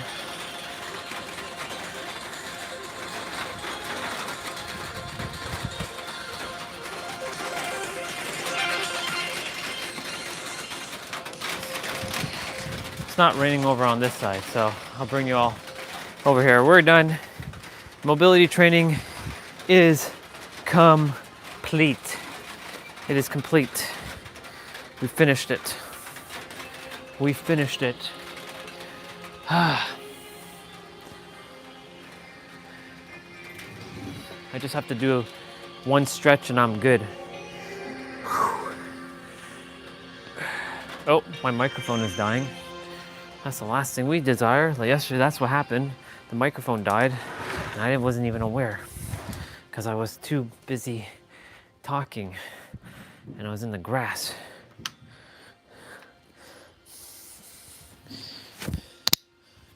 Let's go. Super Saiyan of Legend. And now it's stopped raining. Okay. There's a couple. Actually, I'm not done my stretching. So there's a couple things I still got to do.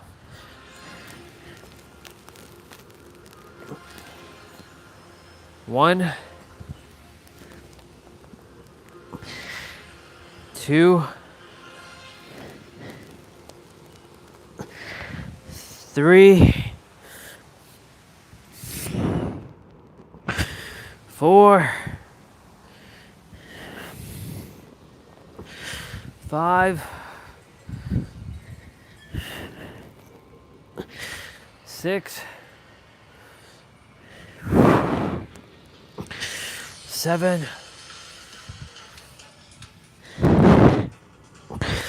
8,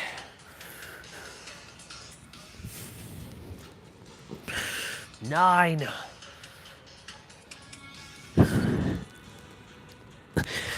10,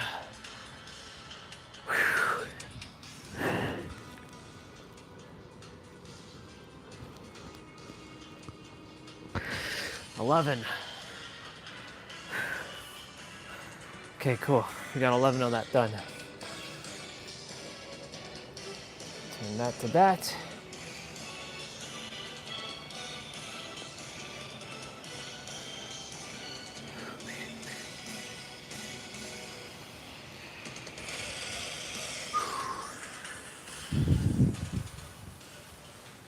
Looks like the clouds that was raining is heading that way. Cool.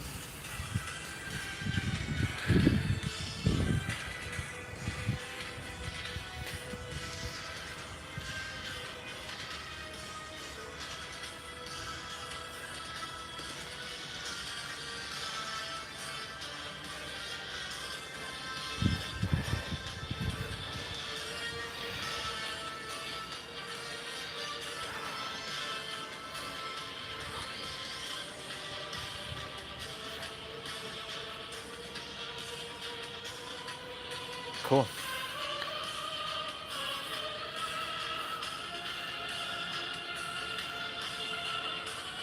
Wow. Come on, right foot. You're supposed to be stronger than my left foot. What's going on?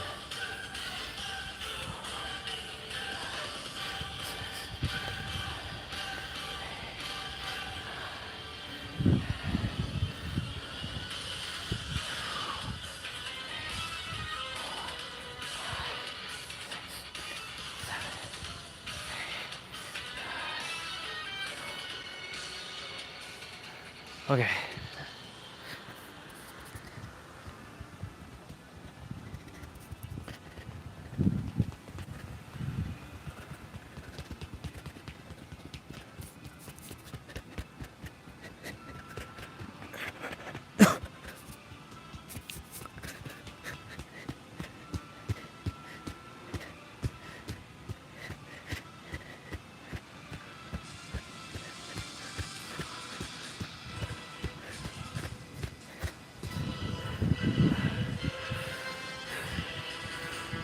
Yes, I do that a lot to beat myself up.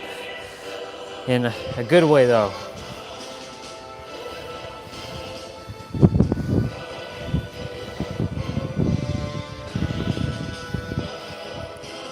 Da-da-da-da.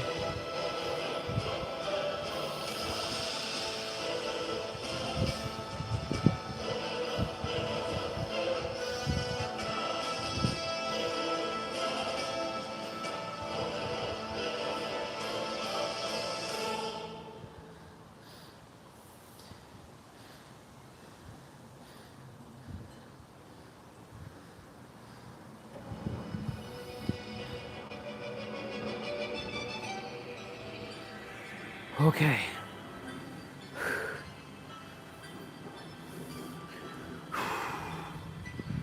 Time to do that stretch in the grass.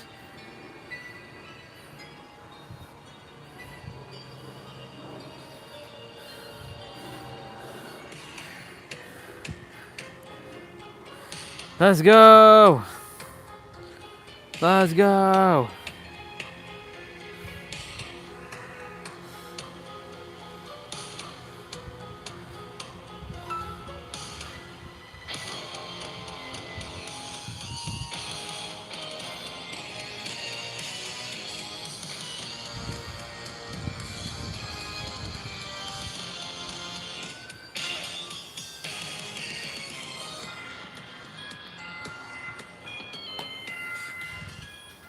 Okay.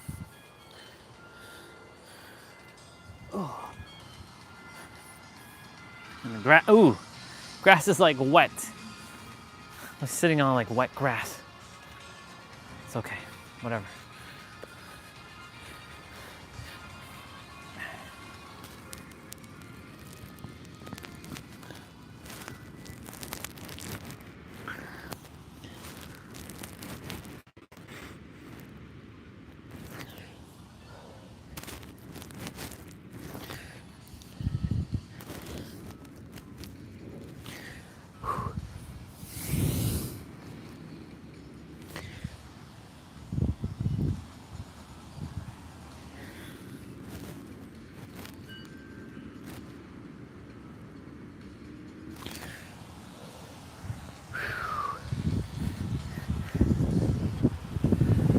Now my butt is wet with grass.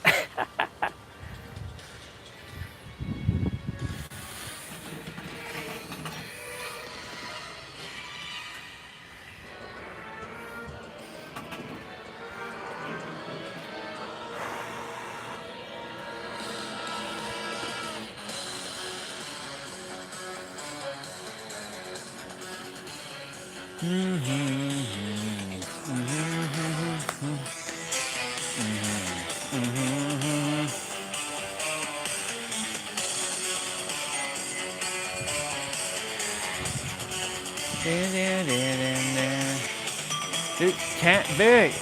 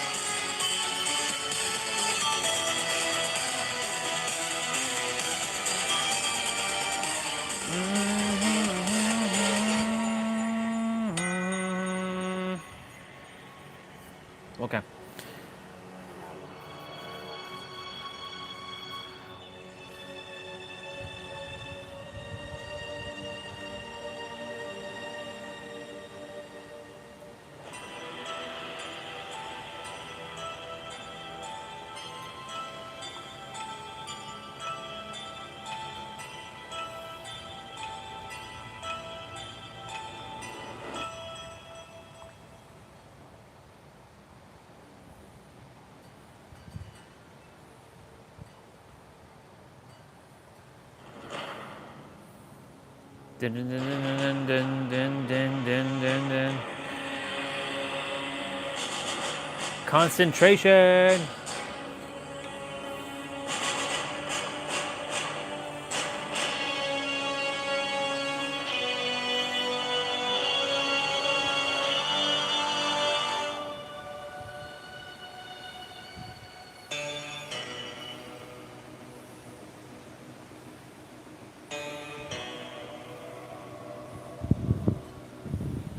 Dun, dun, dun, dun, dun, dun.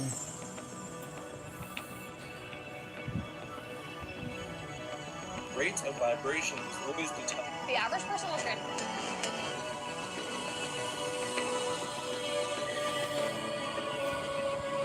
All right. Do, do, do, do.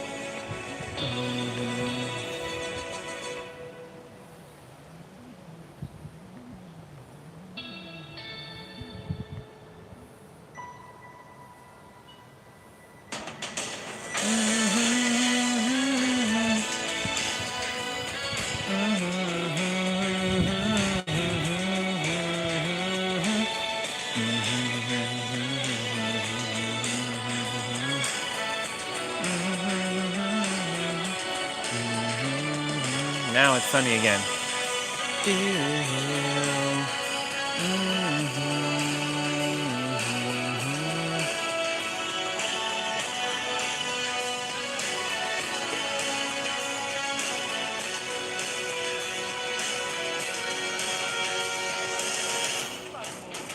Almost 3.5 minutes ago, you speaking on BAANDIT about it. What's your main trailer notes?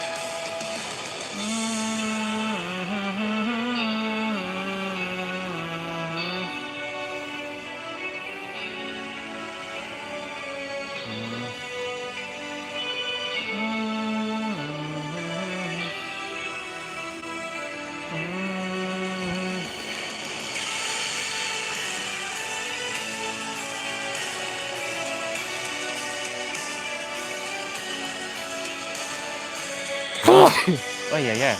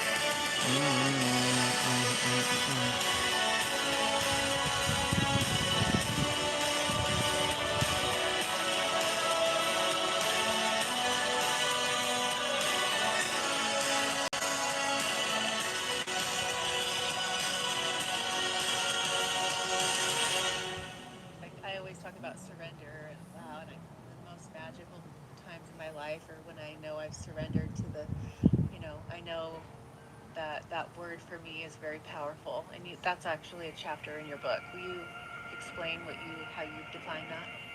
Yeah, so there's two states of being that we operate from: struggle, which is a state of being that is more struggle right here, and surrender, which is a natural state of being. At some point, it will become obvious to us that we never actually been control of this entire thing is kind of self-guided and self-centered. And so, you know, our ego wants to be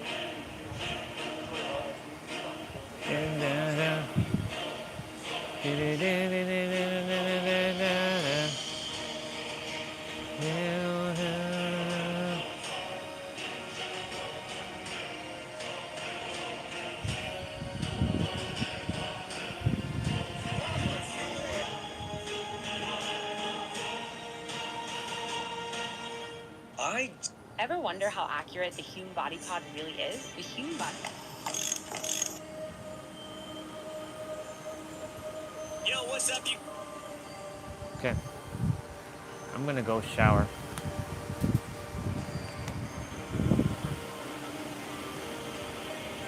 How many songs we have left?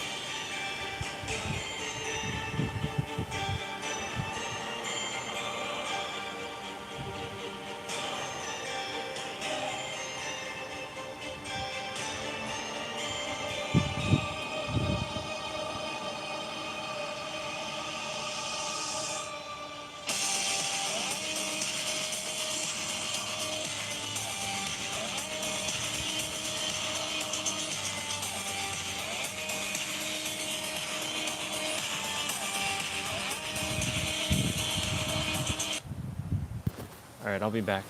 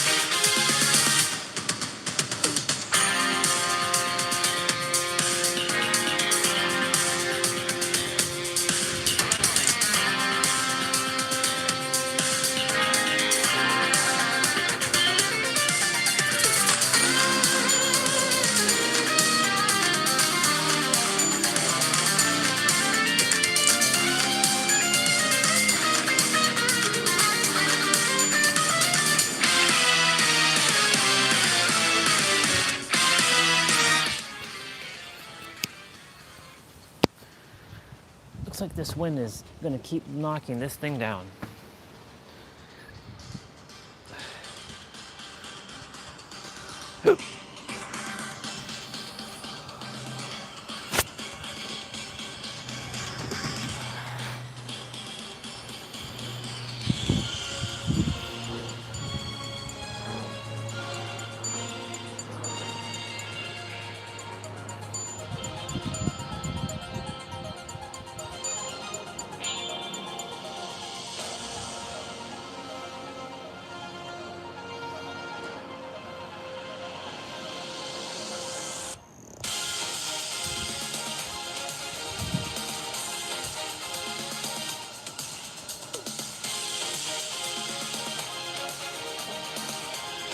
Let's go.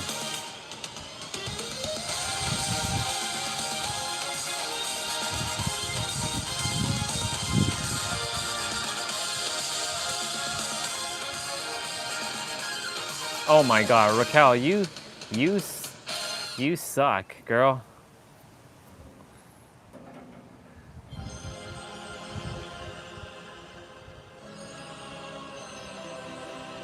Damn, girl, had to ruin everything there.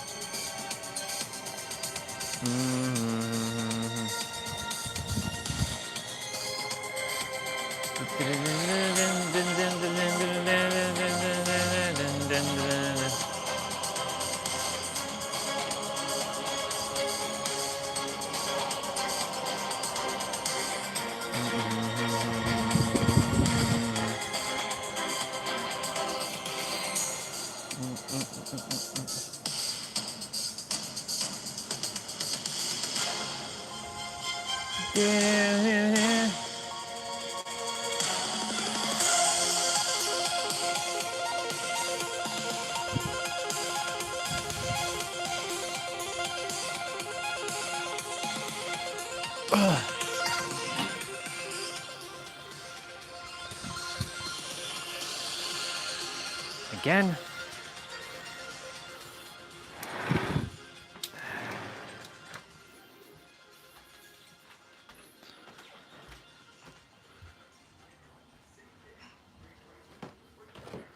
Mom, you know where Dad's passport is? I have to take a photo of it.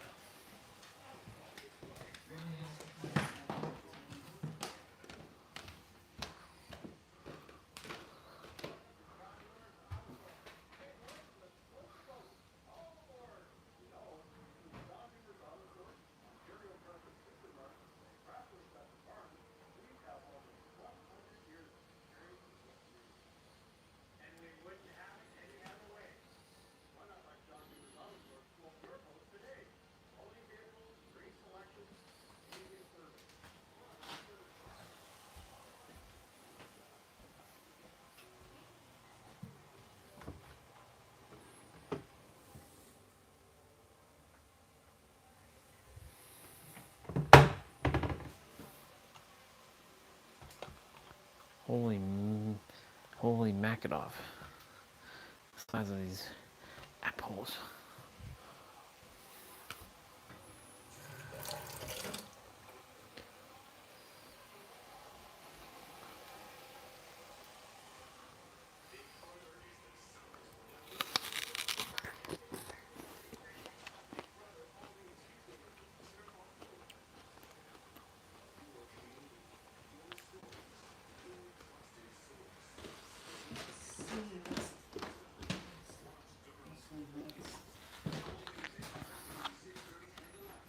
Yep.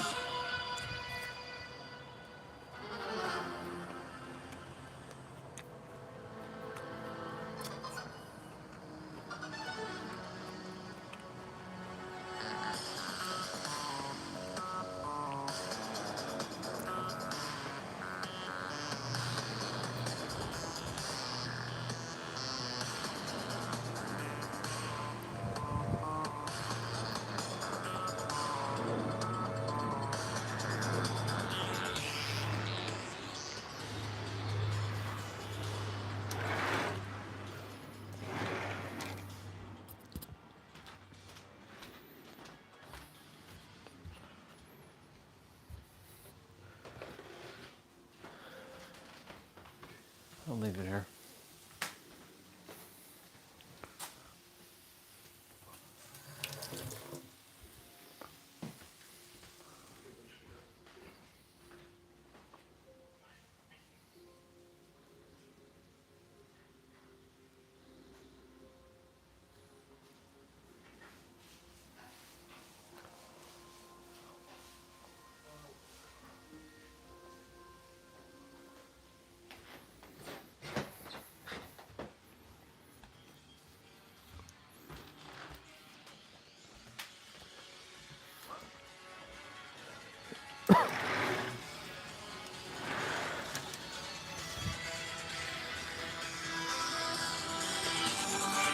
I have to do something for my cousin.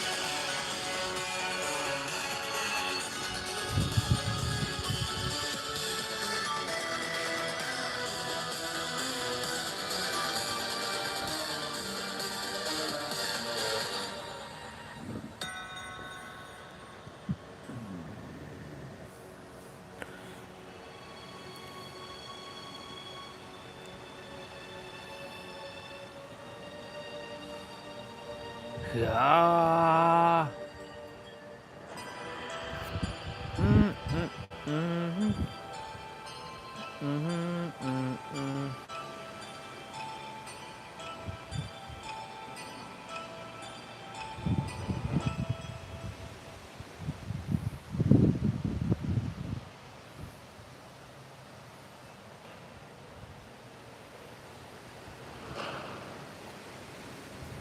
Then, oh, 444. Nice.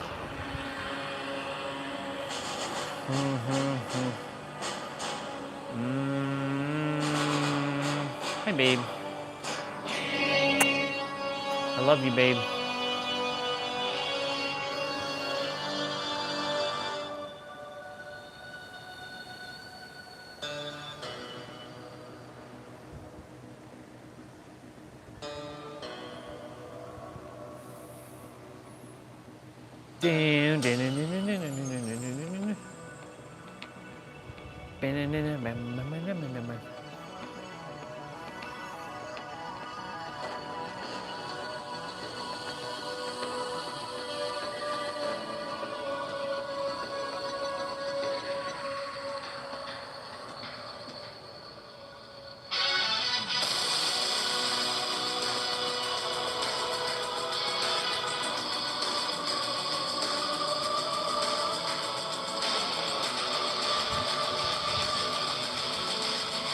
I really require a haircut.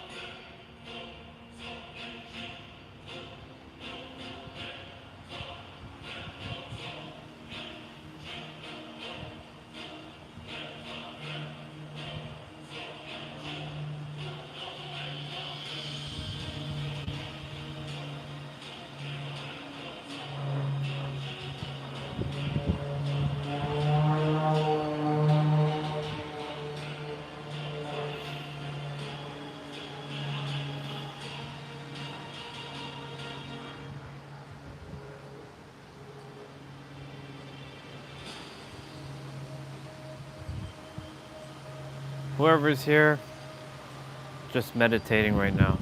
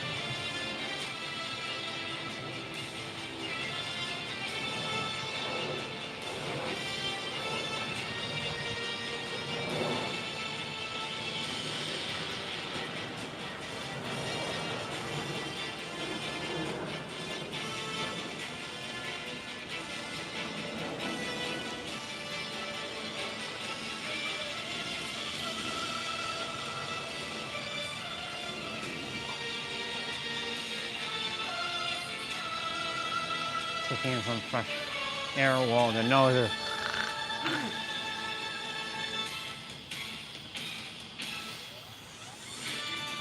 The neck is like, it's not comfortable.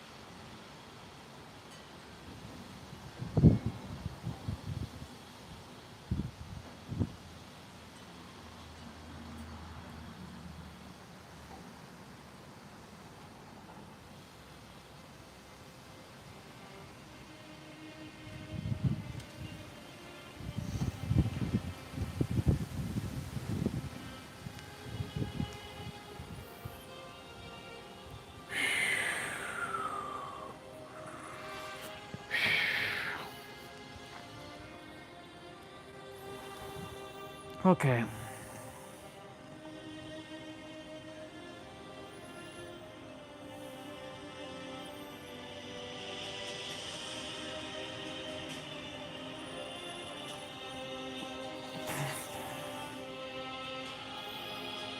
It's 5:30.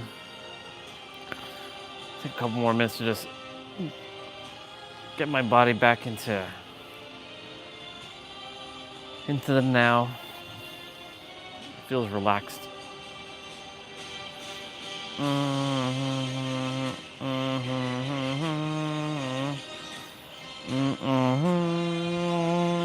My neck is hurting. I gotta twist my neck a bit.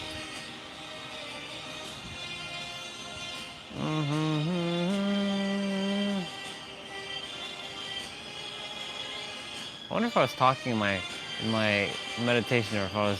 I know I was like kind of sleeping a little.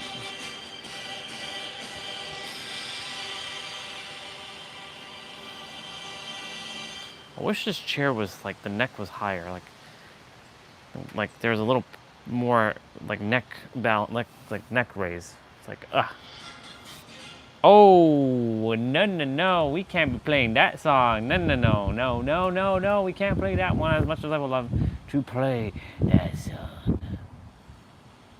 I love to play that song, but we can't be playing that song because that song gonna get me into hot doo-doo.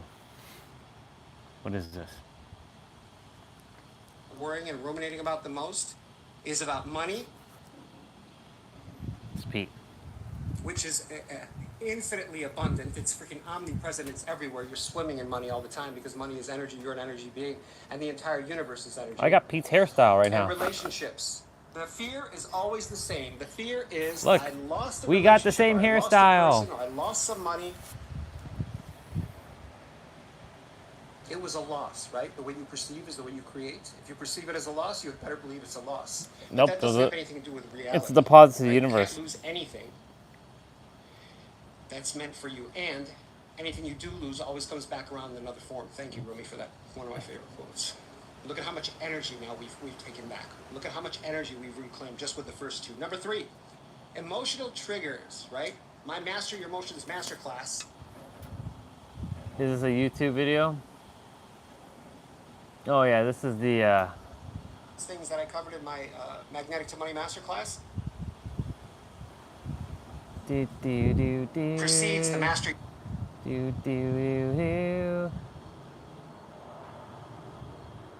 Oh, someone else is following Mr. Pete Sapper, Robert James, Mr. RJW. He finally knows. Money Masterclass or become that.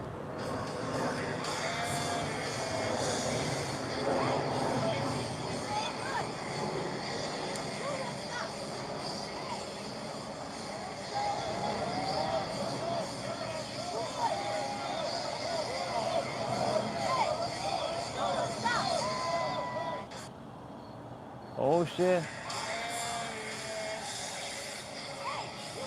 It's true.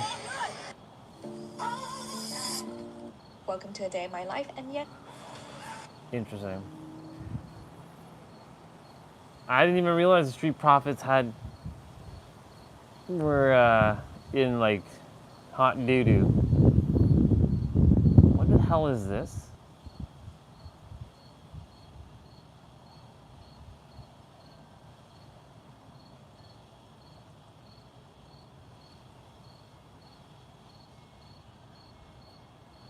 So we've finally got our first look at the Galaxy S26 Ultra and the rest of the S26 lineup, and there's plenty to talk about here. Man, phones are getting so much boring. There's like nothing. There's like nothing.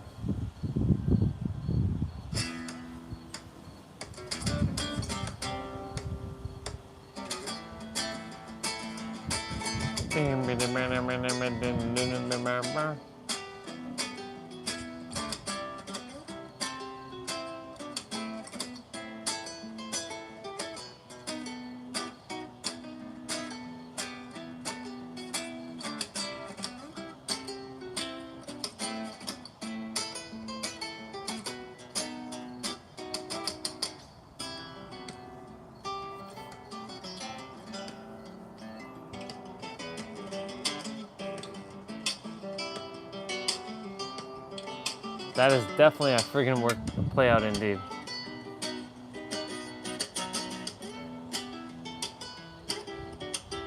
WWE sent us a list of the loudest pops in history. We have Money in the Bank cash-ins. We got heel turns, face turns, and a whole lot more. We will also be ranking these pops as a group, and at the end of this video, we will determine what the loudest pop in history is. Here's the first pop. Wow, Nostradamus over there. Dude, that almost blew out the speaker. It did blow out the speaker, dude. We were there for that one. That might be one of the loudest pops I've ever heard in person. Seeing this live definitely sways my opinion on this one. So what are you guys ranking this one? All right, well, guys, we're using S for thunderous, we're using A for big pop, and we are using B for inside. Yeah. So I'm gonna go ahead and give that S. Without a doubt, that's an S. I will retweet that tweet. S. I will also retweet that tweet. That's an S. It's hard to argue. Yeah. Come on. That is an S tier number. We started with a thunderous pop. That was thunderous. I felt that in my loins. Very significant. They were building that properly. Oh, here we go. Oh my goodness. I'm tired. 3, 2, 1. Had this on pay-per-view. Oh, yeah. The GOAT. The greatest of all time. Look at him, G-Dog. He knew he was out. He knew. Because he was supposed to be out a little bit longer. Yeah, injury. Yeah, that's Super Cena to its fullest right there. That's real life Super Cena right there. Are you kidding me? It was like the peak of Cena getting booed for real, you know what I mean? And everybody, most team in Seattle.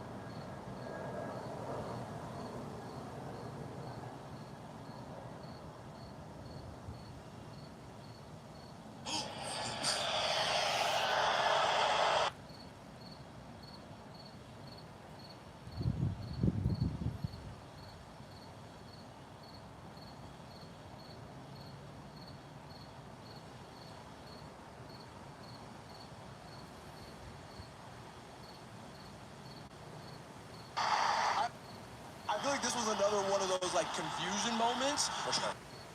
Because like it was. yeah. Is that unanimous? I'm not even writing it down. That's unanimous X. Agreed. Every single one. They erupted. It was crazy. Oh, shut up! He's come a long way! Shut up! This is recent. Yes, it was. Very recent. Hey, you can see me right over there.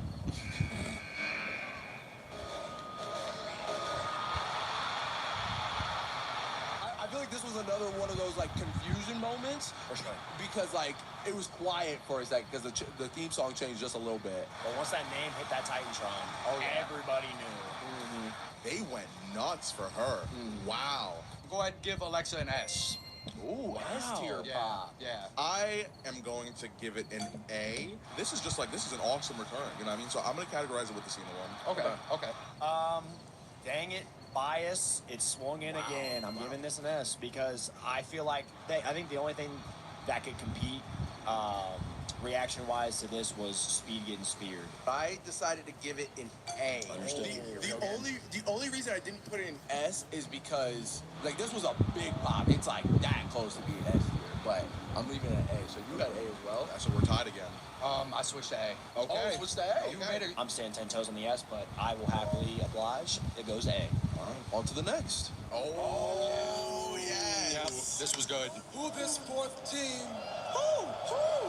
could possibly be?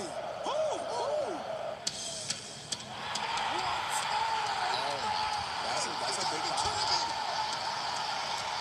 Yo, if they were in a dome, my God, bro. Yeah. If that sound wasn't hitting the sky, that would have been insane to hear. That probably would have smacked up those microphones, bro. Man. For real. Dude, they're still going. That's why it gets an S tier. That's an S tier. That's why it gets an S tier. I was just about to. You took the words right out of my mouth. If that's in a dome, that's.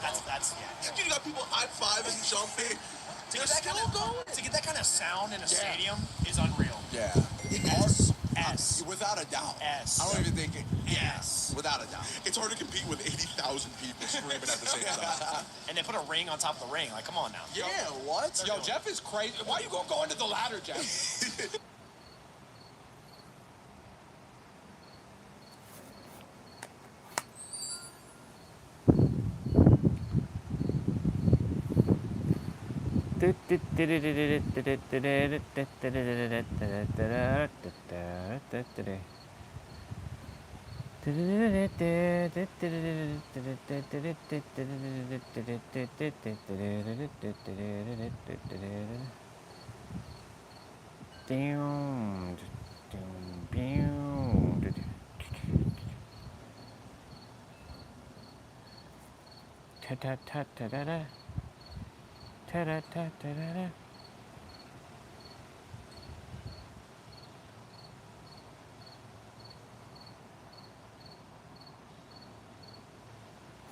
Cool beans. All right. Kamehameha.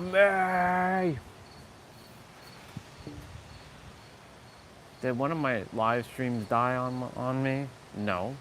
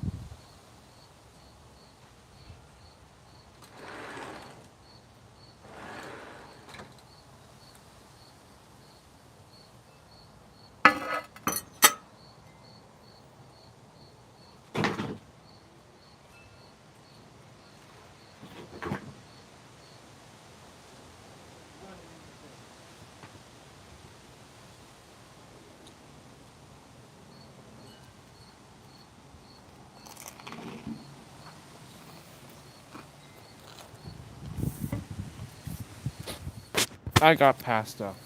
Or, as some will say, pasta.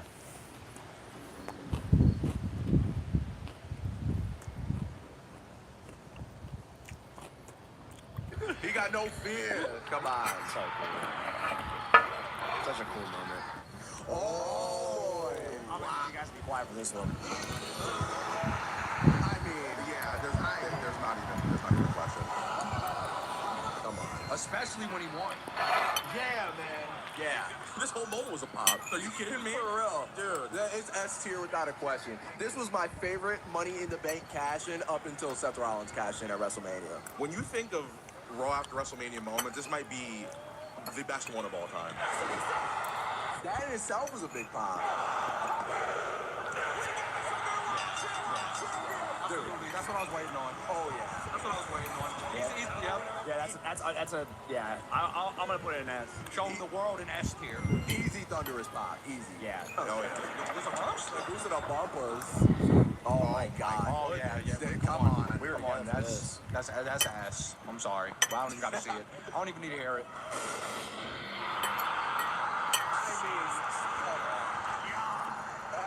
I just got that feeling, bro. No. I should went to my back to right over there. Yes, we were standing right. I remember jumping out of my seat and being like, "There's no way." I could not believe it. Like they swerved us with the logo at the bottom.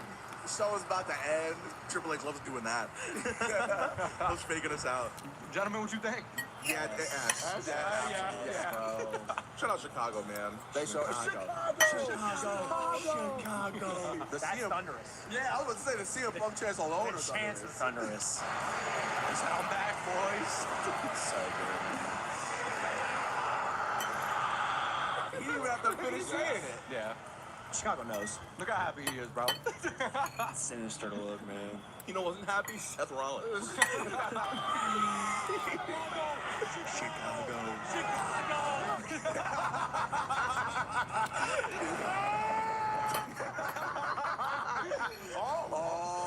That pop got a beating for me. His little scream at the end. I see somebody in a red Supreme hoodie over there. It's your boy over there. Big Jim. No wonder we got this footage. You're in all of them. It's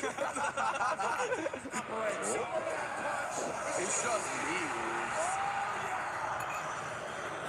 He came out hype as hell, bro. Yeah, he did. That's awesome. And, like, this was the best thing they did at WrestleMania, for real. It was a very green mania. Yeah, it was. Bro, that's wow. That pop is crazy too. They have no idea what's coming. Are you kidding me? Right. Yeah, I mean, that's Pete's family. Which one are we going off of? Yeah, that's. I mean, this whole clip is an This whole thing. That's what I'm basing it off of. But this is S plus.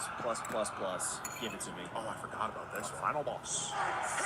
It was at this moment that he knew his soul was gone. Look at him. Look, Cena got an S tier pop. Rock got an S tier pop.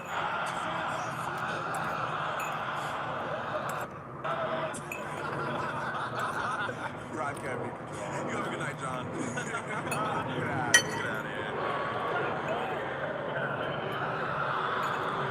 Confusion at first, and then the S tier pop followed. Dude, we were losing our minds, bro. I was like, what? The Shield? What? Everyone for 0.5 seconds was like, Ambrose? No, get out of here. And died. So came in, got bodies. Get out of here. With the steel chair. Yeah, that's an S. That's an S. Come on. Sand boys. Yeah. If that glass shattered, that was S plus. I would have been running. I would have been Ultimate Warrior up and down the steps, bro. This is still one of the greatest moments of my time.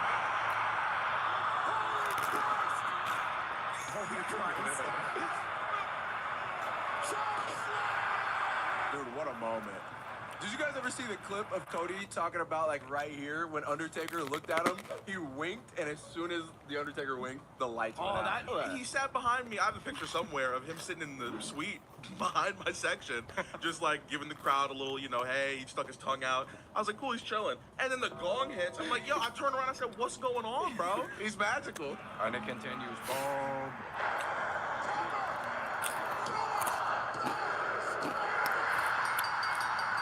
That pop was actually louder than I thought. That was the biggest pop of the whole thing. Are you kidding me?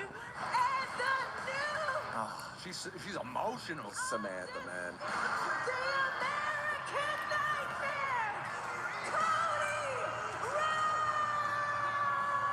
Chills. Dude, chills. I got chills. Yeah. I got chills. I say it to this day. I got Samantha chills. Irvin is the greatest ring announcer for WWE ever. I agree. I couldn't agree more. I retweet that tweet.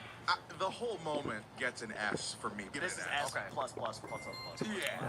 This is like arguably one of the best of all time. Yep, exactly. Yep. Chills hits everybody's spine every time. He sat behind me. Oh, my yes. Oh. Oh my God. What a DDT, by the way. Eddie Guerrero is like the coolest wrestler to ever exist. Yep. I was stunned when Excuse this me. happened. What a call, too.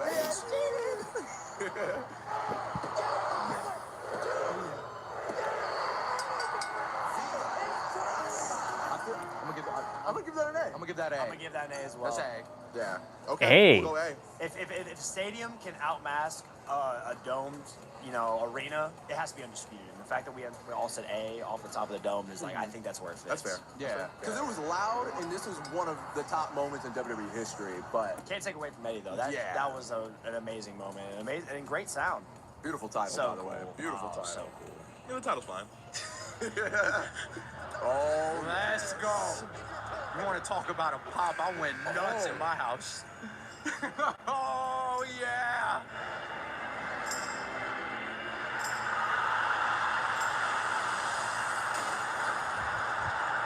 Is it? Can it be? It is. The phenomenal one is here. dude. I might have to go A on this I one. agree. That's A. Dude, I love that no one knew who it was until that, like, the phenomenal popped up. Like, all-time moment for a Rumble, for Dude, real. bro, I had an S tier pop for about 30 seconds. I was going crazy. I was going crazy when he came, dude, to the WWE. That was nuts. Yes. Oh my God. Yes. This is Everyone needs to be quiet.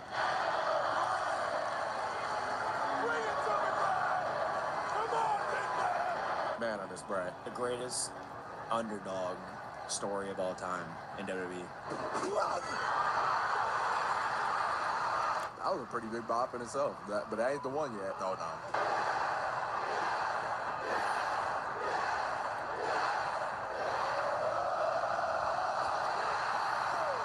I mean, we didn't even get to it yet, and this is ass. No, right. This is my favorite crowd moment of all time since I started watching wrestling. Wow. Yeah, I'm not even kidding.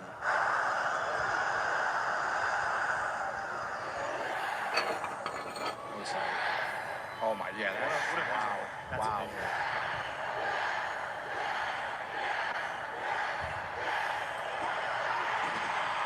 I mean, come on. S. Let me tell you something, man. What gives it away from me is the silence in between the yeses. Every single person in that stadium or the arena is in sync. There's not one person making any other noise except for yes. The only thing I can compare it to is the yeeting stuff. Everybody is doing this at the exact same time. This might be the highest S on my list, personally, for sure. Is this a unanimous S, gentlemen? Yeah. So S? Yep. There we go. There was multiple S moments throughout that entire thing. There's none, and it's all right so far. We're doing pretty good. Oh, I can't wait. I'm sort of hating. It's time to play the game. That pop was B. Shut up, Trev. I have a feeling you guys don't know which one this is. Oh, I know what it is. Yep. Strowman. I hate to admit, Big Show is my pick already. Guys, wait a minute. Oh, yeah. Yeah. I know. I'm not writing it down. Yeah. I'm just gonna say it. Yeah, same. All right, gentlemen. Well, what's the ranking? That's a B. That's Wait, a B. hold on. Maybe? B. All right. We give it B. Hey, look, I'll tell you what, though. I love this moment. Oh, it was a great moment. That's an A, though? You want to talk about Triple H? Are you kidding me? Dude, no, hey, What? hey. This is better than Triple H. Everybody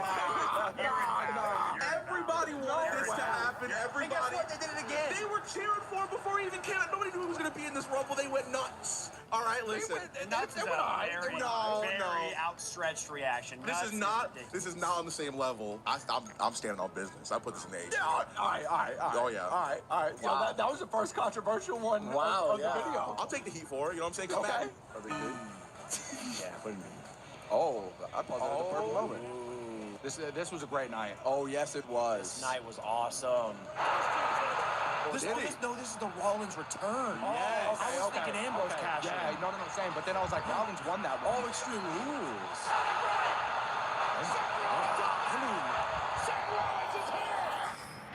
This might be a controversial one, low-key. He was forced to vacate it due to injury last year.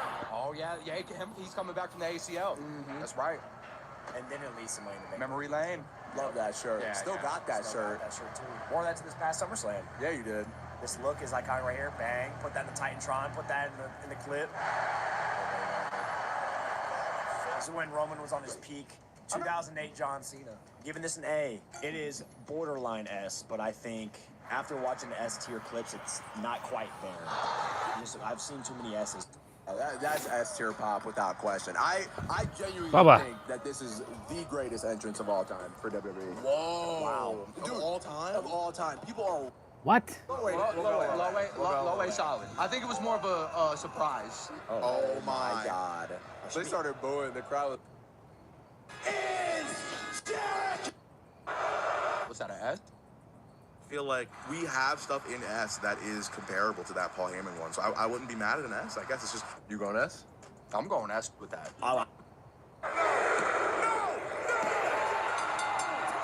That's a low A. God dang it, that's a low A. That's a low A. I think B is fair. Yeah, I think B is fair. Yeah. Oh, yes. This One rock, paper, scissors earlier. Yeah. I love how they set up this moment too. This is a huge moment.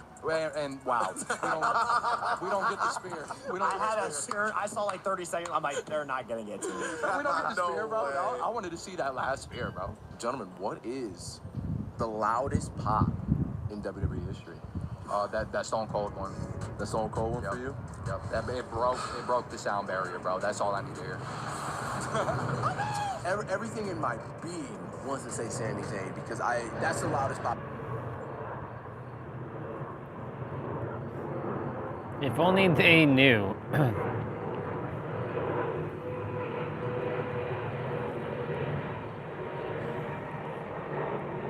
Look at the Bubba. Look at the Bubba. Look at the Bubba. Look at this Bubba. What a tiny Bubba. Hey, Bubba. Hi, Bubba. I wonder if he's okay. What a Bubba.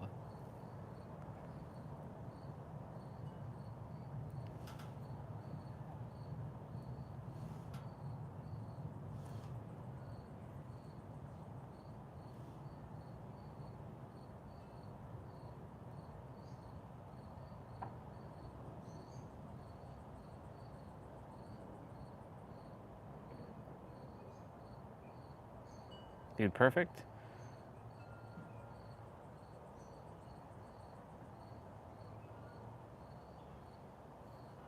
Nice.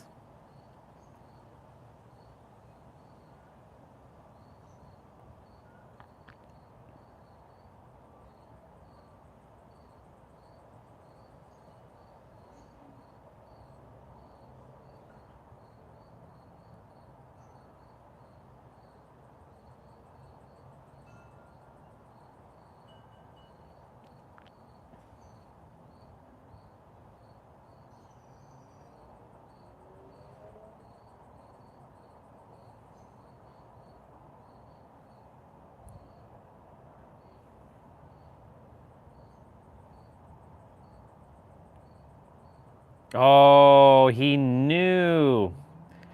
He knew something was off with it.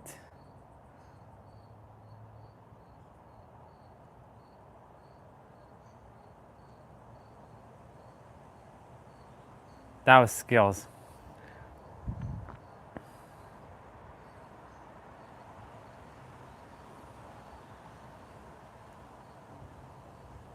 That was respect right there. Do you notice it? The more your life fills up with comfort, the stronger the feeling grows. That you're trapped in something that isn't really yours. The phone, the car, the house, everything works. But inside you still feel exhausted, empty, as if someone were silently draining your energy. And that's exactly what's happening. There's a system that needs you distracted, reacting like a puppet, because it knows that the moment you learn to govern your inner states, you'll stop obeying, stop consuming on impulse, stop bowing to fear. The truth is, you're living far below your potential, not because of external limits, but because you trap yourself in compulsive mental loops. Real freedom begins when you understand that every human experience, joy or suffering, is generated from within, and that you have the power to consciously choose the quality of your life.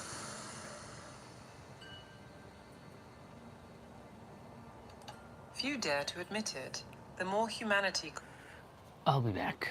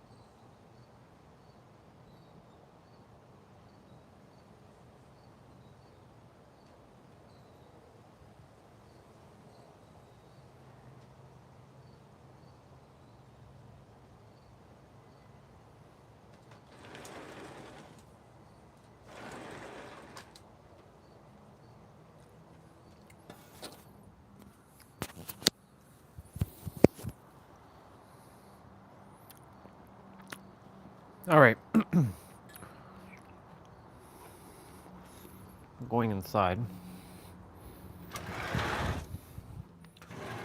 I'm playing a little bit of Dead by Daylight.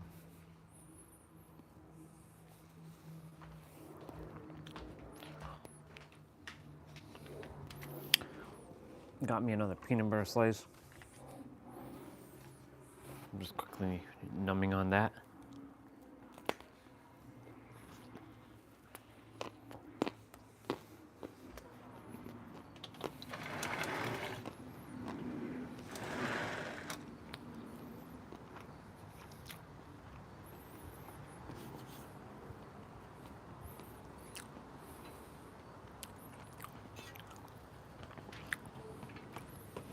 I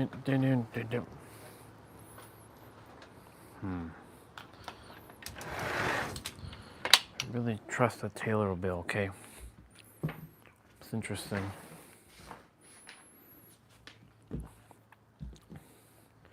I was thinking about her actually a couple days ago.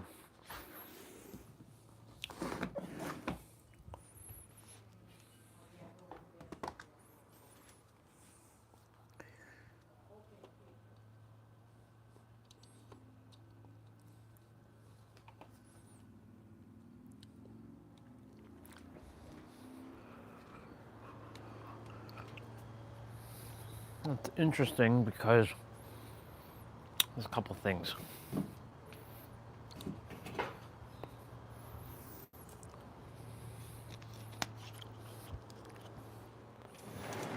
I was thinking about the time when so many people were on the stream daily.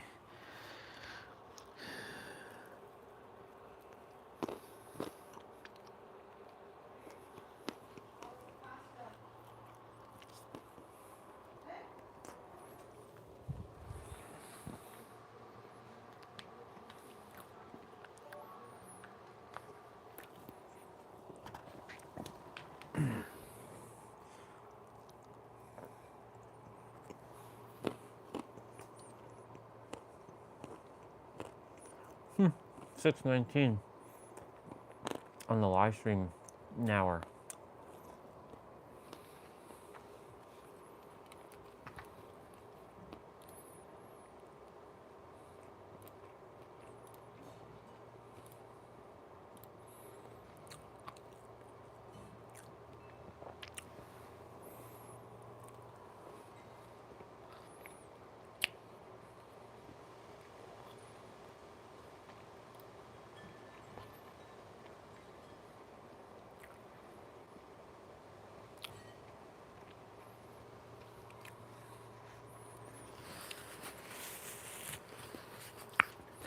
Yesterday, the fan on this laptop was acting kind of funky. It was like, it's like making this like weird noise.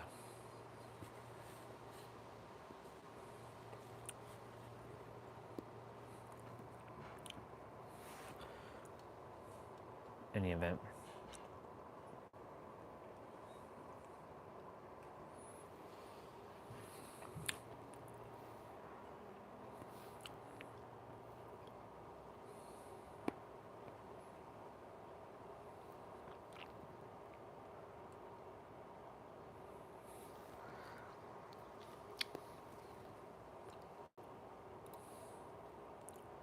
Did I not open up Steam? I did.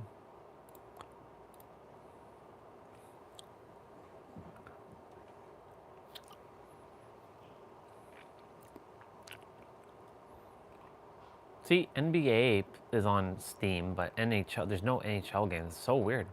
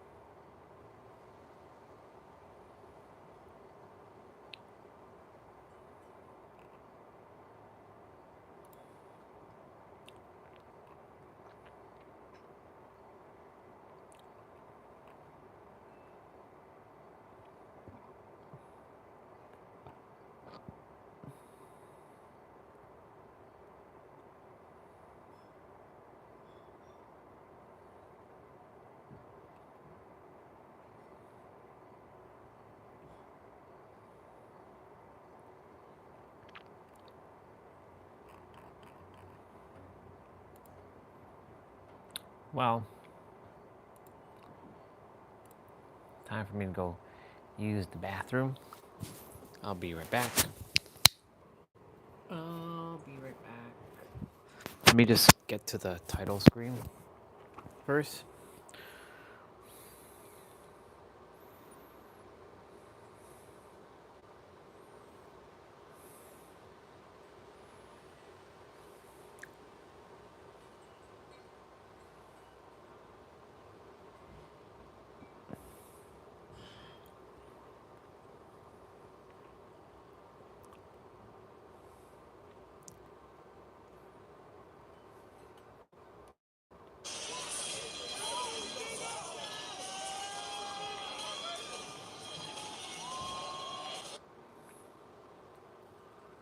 Every sunrise is a chance to start again.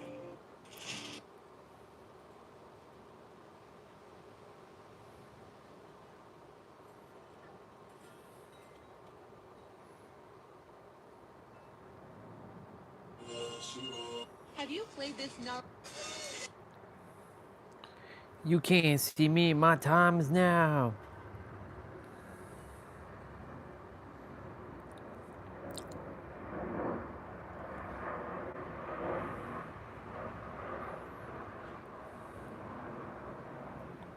My time is up, my time is now.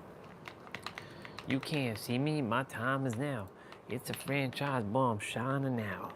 You can't see me, my time is now.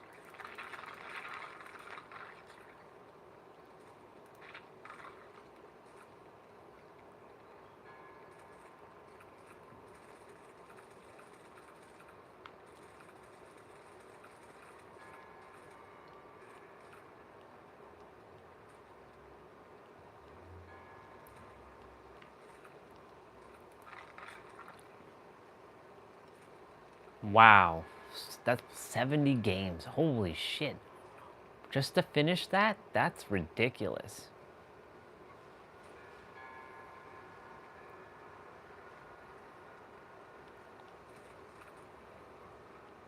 My god, I'm not even done that either.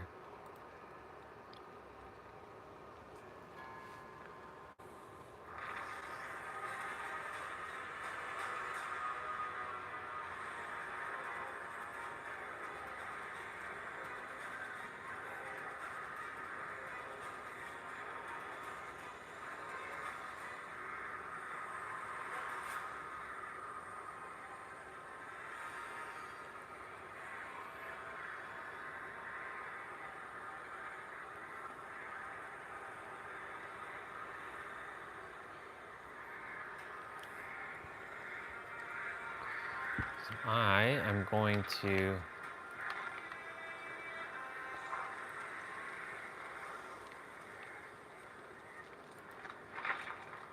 I will be playing a Sable.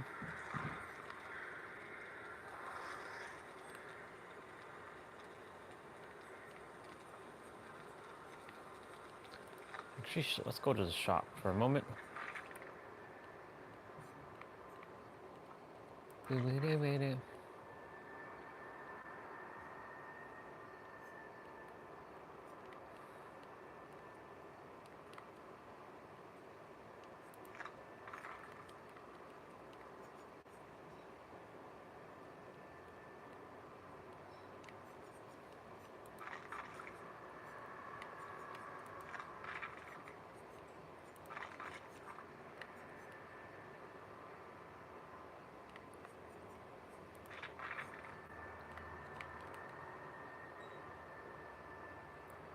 Not bad.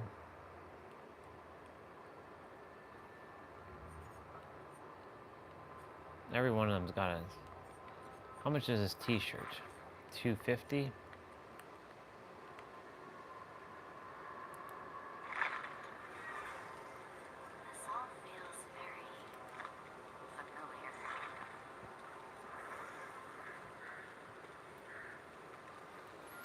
Okay. I'm gonna be right back. Oh, it's 6:19. Look at that.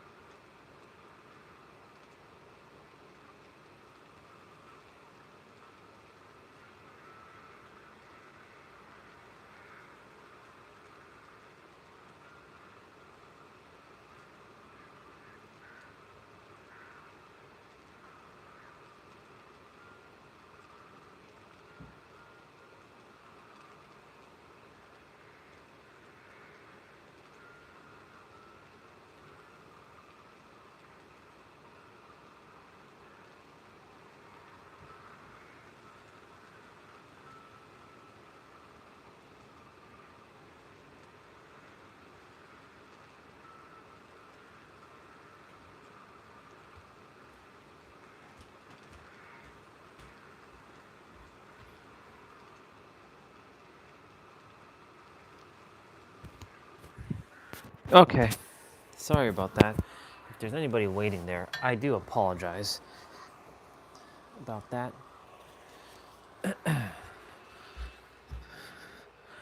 I am just gonna quickly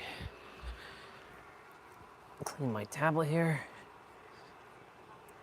I want to brush my teeth, use the bathroom, and yeah, we'll get rolling in a moment.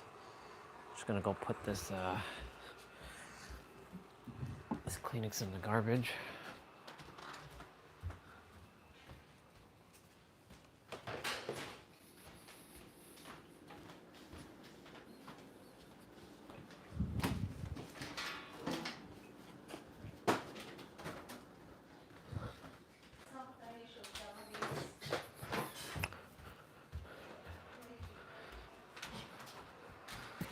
Okay, cool. Okay, cool. Let's go. Let's go. I'm gonna play as Michaela. Ooh. Not ready to do all that yet. Let's go.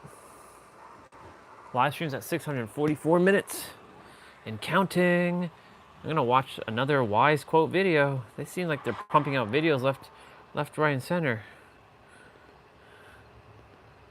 Conquers material comfort. Let's start Do you this. notice it? The more your life fills up with comfort.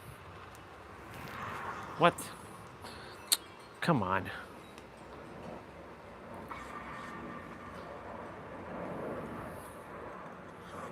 The stronger the feeling grows that you're trapped in something that isn't really yours. The phone, the car, the house, everything works. But inside you still feel exhausted, empty, as if someone were silently draining your energy. And that's exactly what's happening. There's a system that needs you distracted, reacting like a puppet, because it knows that the moment you learn to govern your inner states, you'll stop obeying, stop consuming on impulse, stop bowing to fear. The truth is, you're living far below your potential, not because of external limits, but because you trap yourself in compulsive mental loops. Real freedom begins when you understand that every human experience, joy or suffering, is generated from within, and that you have the power to consciously choose the quality of your life. Exactly. You have the power to constantly choose the power of your life. Few dare to admit it. The more humanity conquers material comfort, the more the feeling multiplies that we are imprisoned in lives that do not belong to us. The paradox is disturbing. The modern promise said that technology, science, and logistics would eliminate the weight of primitive struggles. Searching for food, securing shelter, surviving the cold. However, instead of freeing energy for us to flourish within, this same comfort seems to have generated a silent epidemic of anxiety, diffuse fatigue, and existential emptiness. How can we explain that the era with the most available resources is also the one that collects so many reports of subjective exhaustion? Exactly. The answer is not comfortable.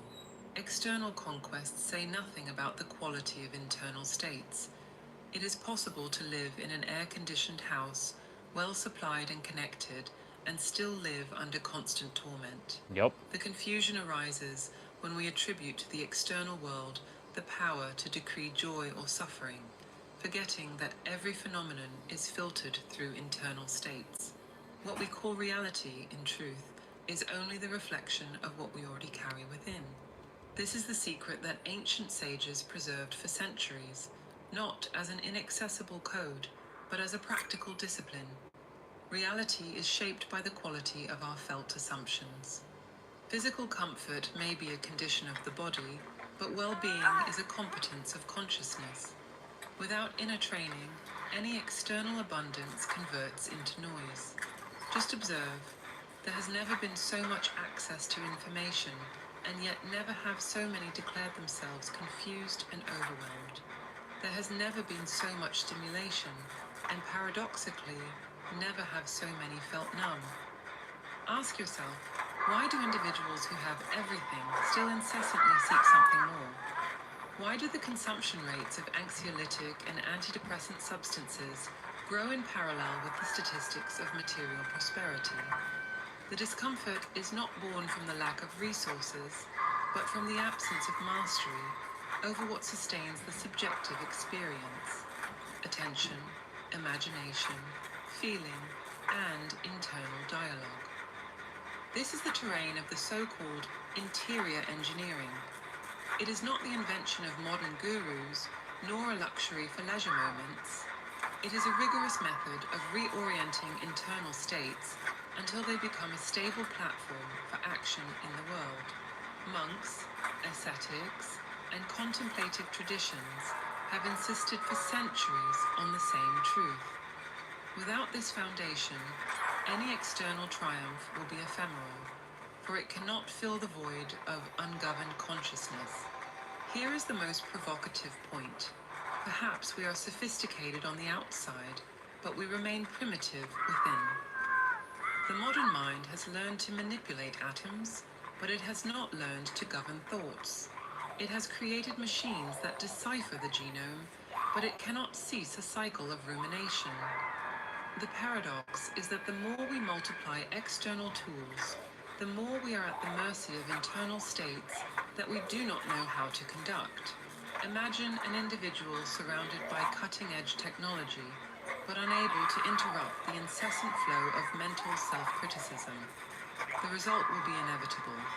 No external innovation Just be in the now and stop being distracted. chemistry from being hijacked by the toxicity of internal states. This is the invisible prison of modernity, a jail without bars, sustained by the neglect of inner life. But if the secret has always been available, why does it remain hidden?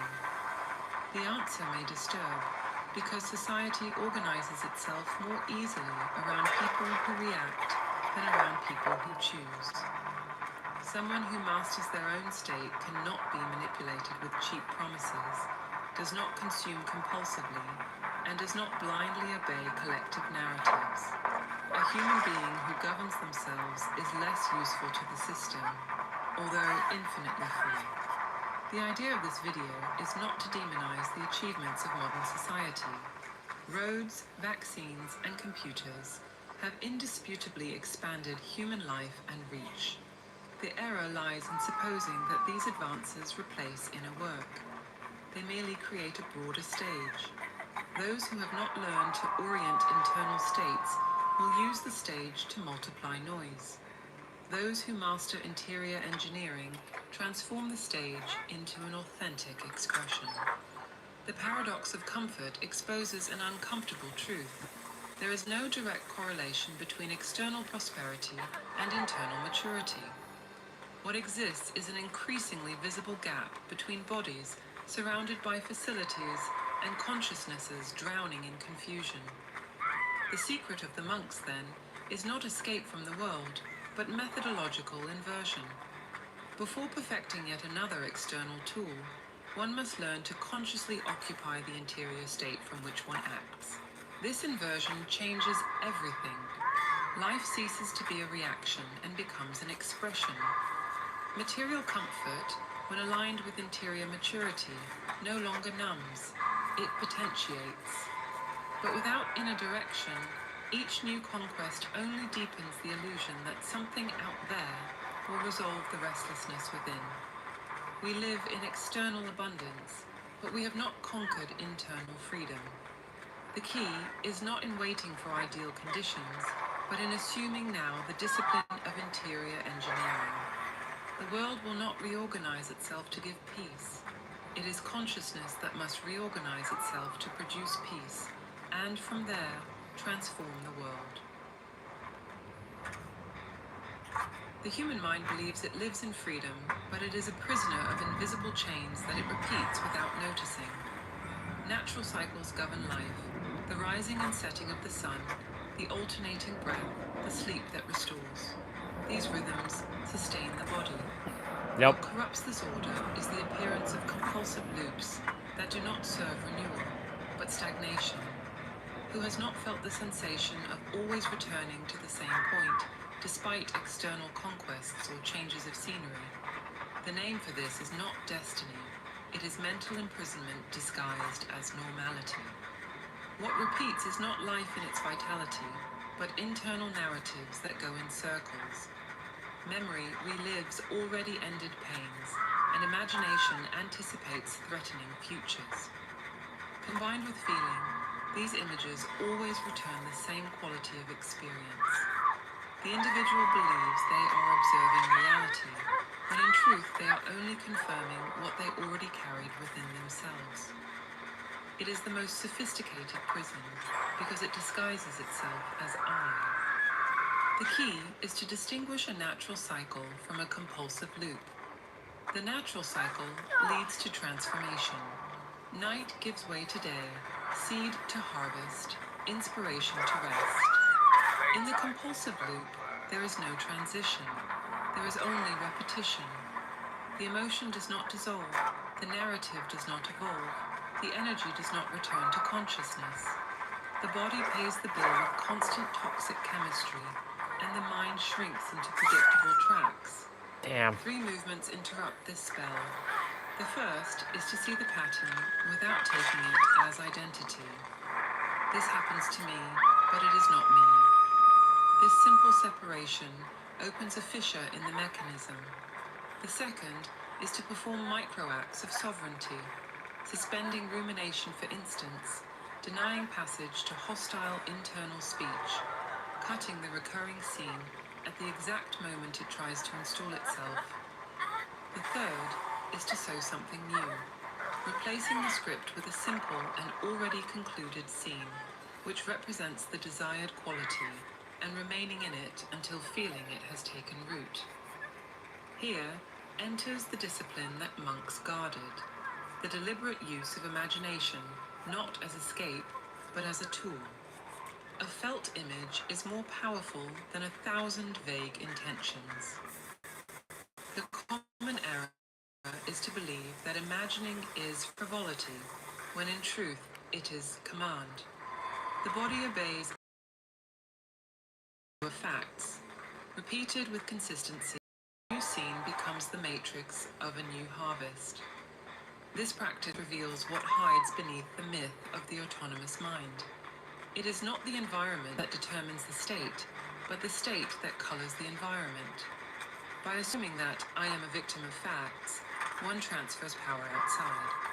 By perceiving that every fact passes through the internal filter, one returns power to the center. This is not about denying social conditions or external factors, but about recovering the only lever always within reach, the state one inhabits now. At this point, it becomes clear that true slavery is not political or economic, it is cognitive. The subject who does not master attention, imagination, feeling, and internal dialogue will be manipulated not by visible tyrants, but by the automatic reflexes of their own mind. Whoever controls this quartet governs the experience. Whoever ignores it is governed by it. Interior engineering is founded exactly on this, training of internal states as a practical discipline. Monks did not waste decades in silence out of whim or isolation, but because they knew that without this foundation, nothing sustains itself. Dispersed attention generates dispersed life. Toxic internal dialogue fabricates imaginary enemies. Polluted imagination plants bitter harvests. Ungoverned feeling drags the body toward exhaustion. Ask yourself, how many times was the day hijacked by a recurring phrase, by an unwanted image, by a persistent sensation of threat? How many decisions were made not from clarity, but from states inherited from yesterday? This is the daily theft that corrodes vital energy. It is not necessary to accept such a destiny.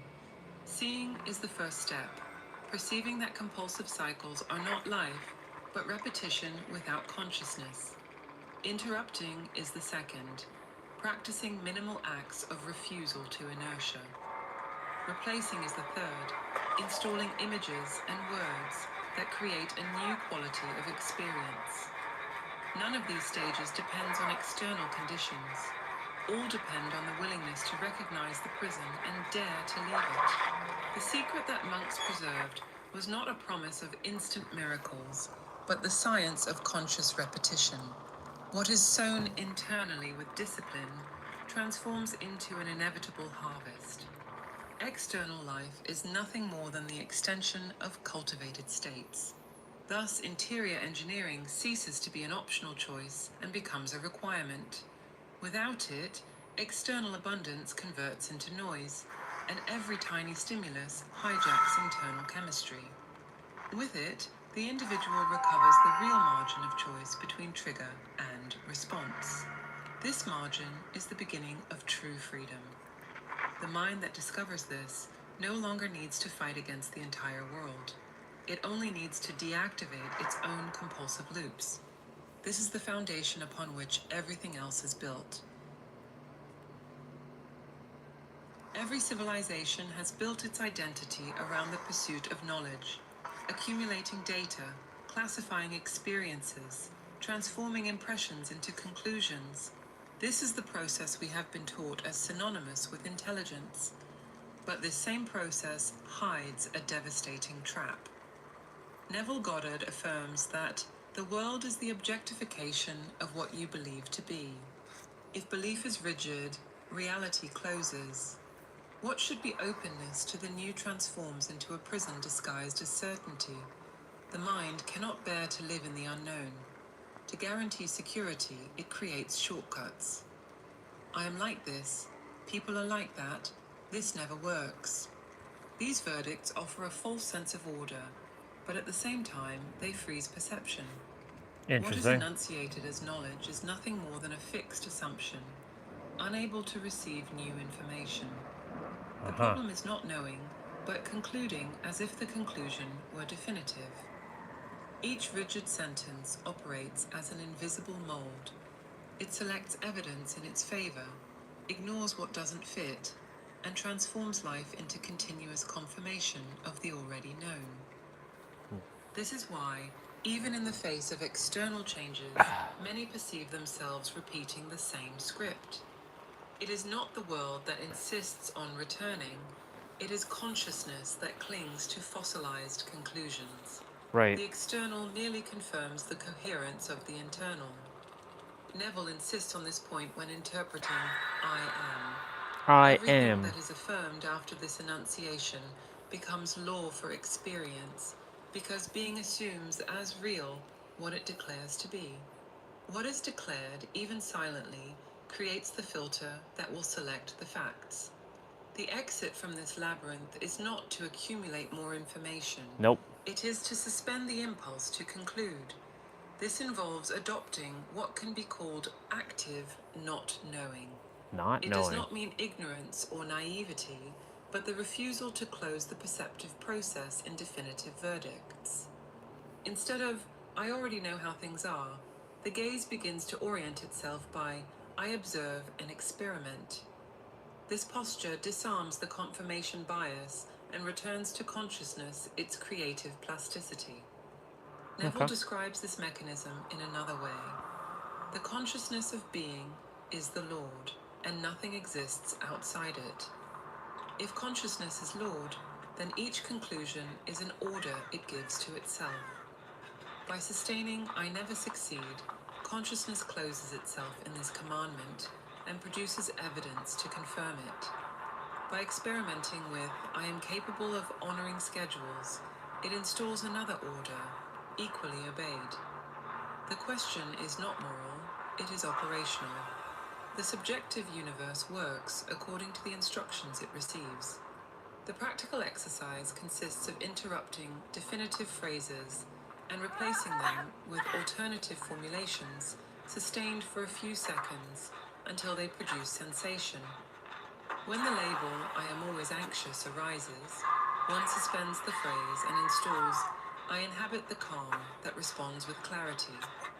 The difference seems small, but it changes the axis of experience.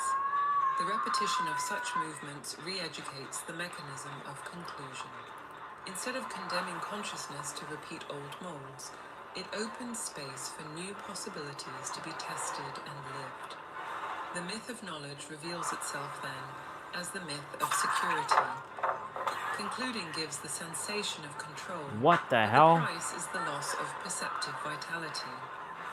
Not concluding immediately requires courage, because it exposes one to the uncertain territory of the not yet defined.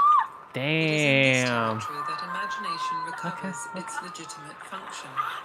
Far from being fantasy, it becomes a laboratory. Oh, By nice. suspending the rush to know, one can temporarily assume broader states and test them.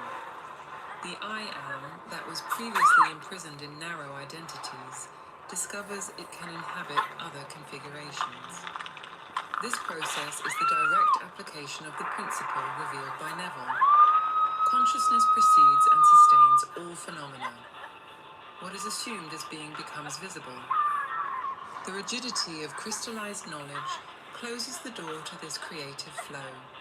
Active not knowing reopens it. The human being does not need to abandon their reason, but needs to prevent it from transforming into a tyrannical guardian of dead conclusions. Ask yourself, how many opportunities were discarded because it had already been decided in advance that it wasn't possible? How many relationships were reduced to stereotypes because it was concluded people are like that? How many times was experience amputated by the habit of defending a certainty? The true prison is not in external limitations, but in the internal verdict that decrees So let's go back a reality bit. Hold before on. even becomes law for experience. Margin is the beginning itself. Dispersed attention generates dispersed life. Toxic internal dialogue fabricates imaginary enemies. Polluted imagination plants bitter harvests. Ungoverned feeling drags the body toward exhaustion. Ask yourself, how many times was the day hijacked by a recurring phrase, by an unwanted image, by a persistent sensation of threat? How many decisions were made not from clarity, but from states inherited from yesterday? This is the daily theft that corrodes vital energy. It is not necessary to accept such a destiny. Seeing is the first step, perceiving that compulsive cycles are not life, but repetition without consciousness. Interrupting is the second, practicing minimal acts of refusal to inertia. Replacing is the third, installing images and words that create a new quality of experience. None of these stages depends on external conditions. All depend on the willingness to recognize the prison and dare to leave it. The secret that monks preserved was not a promise of instant miracles, but the science of conscious repetition. What is sown internally with discipline transforms into an inevitable harvest. External life is nothing more than the extension of That's cultivated bullshit. states. Thus, interior engineering ceases to be an optional choice and becomes a requirement. Without it, external abundance converts into noise, and every tiny stimulus hijacks internal chemistry. Ooh, With it, 666.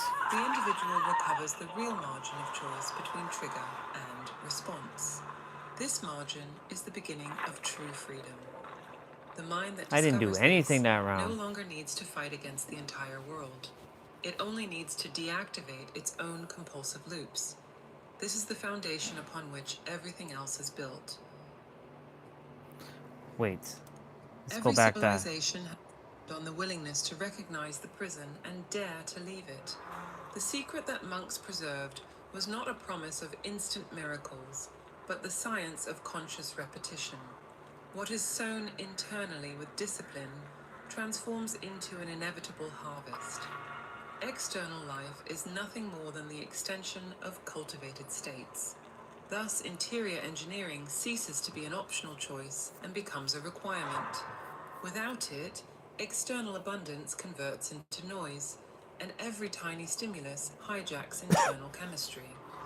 With it, the individual recovers the real margin of choice between trigger and response. This margin is the beginning of true freedom. The mind that discovers this no longer needs to fight against the entire world. It only needs to deactivate its own compulsive loops. This is the foundation upon which everything else is built. Yeah, the loops. Every civilization has built its identity around the pursuit of knowledge, accumulating data, classifying experiences, transforming impressions into conclusions. This is the process we have been taught as synonymous with intelligence. But this same process hides a devastating trap. Neville Goddard affirms that the world is the objectification of what you believe to be. Yep. If belief is rigid, reality closes. What should be openness to the new transforms into a prison disguised as certainty. The mind cannot bear to live in the unknown. To guarantee security, it creates shortcuts. I am like this. People are like that. This never works. These verdicts offer a false sense of order, but at the same time, they freeze perception. What is enunciated as knowledge is nothing more than a fixed assumption, unable to receive new information.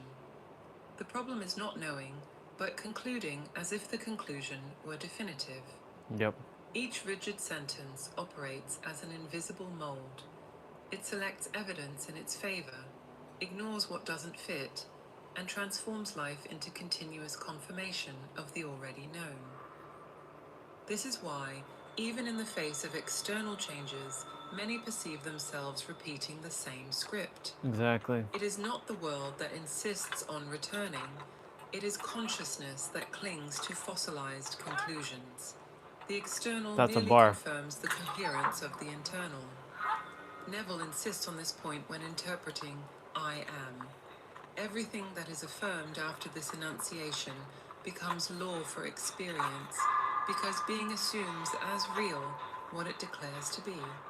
What is declared, even silently, creates the filter that will select the facts. The exit from this labyrinth is not to accumulate more information, it is to suspend the impulse to conclude. This involves adopting what can be called active not knowing. It does not mean ignorance or naivety, but the refusal to close the perceptive process in definitive verdicts. Instead of, I already know how things are, the gaze begins to orient itself by, I observe and experiment. This posture disarms the confirmation I bias observe and and experiment. returns to consciousness its creative plasticity. Neville describes this mechanism I in another way. observe and The experiment. consciousness of being is the Lord, and nothing exists outside it. If consciousness is Lord, then each conclusion is an order it gives to itself. By sustaining I never succeed, consciousness closes itself in this commandment and produces evidence to confirm it. By experimenting with I am capable of honoring schedules, it installs another order, equally obeyed. The question is not moral, it is operational. The subjective universe works according to the instructions it receives. The practical exercise consists of interrupting definitive phrases and replacing them with alternative formulations sustained for a few seconds until they produce sensation. When the label I am always anxious arises, one suspends the phrase and installs I inhabit the calm that responds with clarity. The difference seems small, but it changes the axis of experience. The repetition of such movements re-educates the mechanism of conclusion. Instead of condemning consciousness to repeat old molds, it opens space for new possibilities to be tested and lived. The myth of knowledge reveals itself then as the myth of security.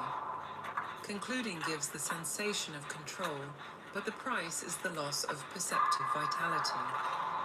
Not concluding immediately requires courage because it exposes one to the uncertain territory of the not yet defined.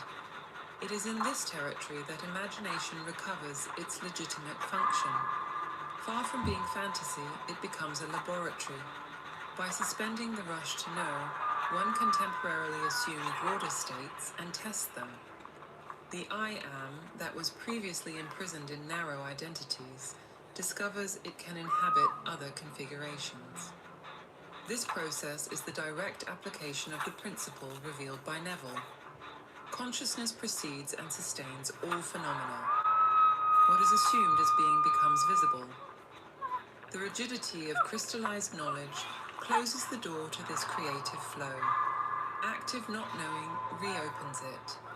The human being does not need to abandon their reason, but needs to prevent it from transforming into a tyrannical guardian of dead conclusions. Ask yourself, how many opportunities were discarded because it had already been decided in advance that it wasn't possible? How many relationships were reduced to stereotypes because it was concluded people are like that? How many times was experience amputated by the habit of defending a certainty? The true prison is not in external limitations, but in the internal verdict that decrees reality before even living it. The freedom that the thesis proposes is not born from the accumulation of certainties, but from sovereignty over the state that observes, concludes, and creates. When the compulsion to conclude is removed from the mind, consciousness is returned to its plastic nature, and it is this plasticity that allows reorganizing life not as repetition, but as continuous creation. Knowledge that freezes kills experience, while the state of openness sustained by active not knowing returns to the human being the condition of creator. It is not ignorance, but vigilance over the way conclusions define and limit reality. Consciousness, when freed from this compulsion, ceases to be a defender of mental territories and resumes its role as the source that continually gives rise to the lived world. Every conscious experience possesses a physiological correlate. What is felt as joy, fear, or serenity manifests in breathing patterns, in hormonal secretions, in muscle tone, and even in heart rhythm. But confusing this correlate with cause is the error that imprisons millions. The sequence is different. First the state of consciousness, then the biochemical response. When someone affirms that a certain circumstance made me feel this way, they are inverting the order. The circumstance merely triggered a state already available within themselves. It is at this point that it is decided whether the human being will be hostage to the environment or master of their own experience. Neville Goddard underlines that consciousness is always the cause, and there is no other God outside it. Exactly. If consciousness proceeds, then all bodily or external phenomena are effects. This view does not eliminate the importance of clinical context or objective care, but it shifts responsibility. The sensitive source of experience is in us, not outside us. Recognizing this is not about blaming, it is about opening the possibility of conscious intervention. The first step is somatic literacy. It is necessary to identify the physical signals that accompany each state. Short breath denounces anxiety. A tense jaw indicates contained hostility. An open chest reveals confidence. Mapping these signals without judgment decreases fusion with them. The body ceases to be an obscure territory and becomes a panel of indicators. Knowing how to name is the beginning of choosing. Next, it is necessary to take care of the hygiene of imagination.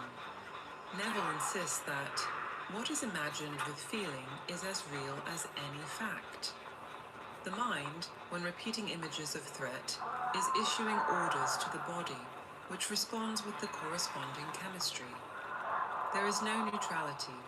Each mental scene is a seed. Most people allow imagination to work against them, cultivating anticipated catastrophes. The exercise is simple, but requires discipline. Deliberately replacing the recurring scene with an already resolved image, objective and concrete, until the body responds with corresponding sensation. This practice is not fantasy, it is the training of the lever that governs states. Another decisive field is the threshold of falling asleep. Neville gives special emphasis to this moment because, in this transition state, the critic is asleep, and new assumptions can be implanted with less resistance. The habit of revisiting the day before sleeping, mentally correcting undesired episodes, and ending them in versions already concluded satisfactorily, installs new orders at the deepest level. This exercise, practiced consistently, alters the quality of subsequent days because it re-educates effective memory. Internal speech is the fourth element. Words directed to oneself are not innocent. They are instructions that consciousness executes. Denying facts is not necessary, but it is fundamental to reorganize them from the chosen state. Saying, I have no way out in prisons. Saying, there are solutions I don't yet see. Open space. Neville warns that one should not take the name I am in vain. Translated into practical terms, this means not defining oneself in states one does not wish to perpetuate. Each time one affirms I am followed by limitation, one creates a decree that seeks to objectify itself. These practices reveal the difference between living reactively and living from a conscious center. When one delegates to the world the key to one's own internal chemistry, any stimulus becomes a threat. A cell phone message, a sideways glance, variation in traffic, everything is capable of hijacking the experience. But when one learns to choose states from within, the world ceases to be a tyrant and becomes merely a stage. Joy, in this context, is not artificial euphoria, but the basal state when one does not sabotage the organism with toxic loops. Yep. This personal responsibility gains a 7-Eleven. social dimension when examining the theme of education. We speak naturally of raising children, but the word denounces the prevailing paradigm. One raises cattle, one cultivates people. Raising is molding from outside to inside through imposition, fear, or reward. Cultivating is offering conditions for internal intelligence to flourish. Neville explains that the conception and the conceiver are one, indicating that there is no way to separate the educator's state from the effect on the student. An anxious house teaches anxiety. A reactive school teaches reactivity. More than content, state is transmitted. Educating, in this sense, is not just transmitting information, but modeling consciousness. A child exposed to caregivers who govern their own states learns, through silent imitation, to govern their own. This does not mean absence of limits, but firmness without violence. Cultivation is training for internal autonomy, teaching how to use imagination, feeling, and inner speech consciously. Instead of saying, don't think like that, one shows how to think in a healthy way. By reviewing the day with honesty and gentleness, by naming emotions without confusing oneself with them, by aligning body and breath, a living reference of interior sovereignty is established. The contrary argument is known. If we don't mold, society will mold. The error lies in supposing that the only defense against bad influences is another form of indoctrination. What really protects is the ability to choose a state under pressure. This skill is not born from prohibitions, but from practice. Yep. A mind that knows how to suspend loops and establish chosen states does not easily bend to external influences. The culture of raising generates conformism and fragility. The culture of cultivation generates uniqueness and responsibility. The implications are profound. If each individual learns to govern their state, society becomes less reactive, less dependent on leaders who exploit collective fears. Family, school, and professional environments become laboratories of consciousness, and not just arenas of obedience. In this scenario, divergence ceases to be a threat and becomes a resource. The freedom proposed by the thesis is not individualistic, but structural. It forms citizens who respond from within, instead of reacting compulsively from without. Neville summarized this vision by affirming, the consciousness you sustain is the only Lord, and outside it there is no power. Translated into practical terms, it means that neither biochemistry, nor environment, nor education can substitute for the work of assuming states deliberately. This is the analysis that exposes the central points. Experience is always defined by the internal state. The body responds to this state, and education, in its deepest form, is the cultivation of autonomy of consciousness. What is seen in the world, whether in the individual body or in the social body, is nothing more than the extension of this law. Where it is ignored, chaos repeats. Where it is practiced, freedom begins to appear not as a distant promise, but as a quality of the now. When one accepts that consciousness is cause and that the world is merely its reflection, the next question is inevitable. What are the practical implications of this principle for collective life? The answer is not abstract, but concrete. If each individual inhabits states of confusion, fear, or resentment, society organizes itself in these molds. If each individual learns to cultivate states of clarity, confidence, and responsibility, external structures come to reflect this matrix. Exactly. What we call culture is nothing more than the sum of the predominant states in the individuals who compose it. This becomes strikingly evident in the field of education. Tradition insists on raising people as if they were animals destined to obey. One raises by imposing norms, punishing deviations, and rewarding conformity. The result is predictable. A herd is generated, not uniqueness. However, if consciousness is creative, education cannot be molding from outside to inside. It must be cultivating from inside to outside. Cultivating is recognizing that each being already brings with them the capacity to orient states, but needs living references that demonstrate how to do it.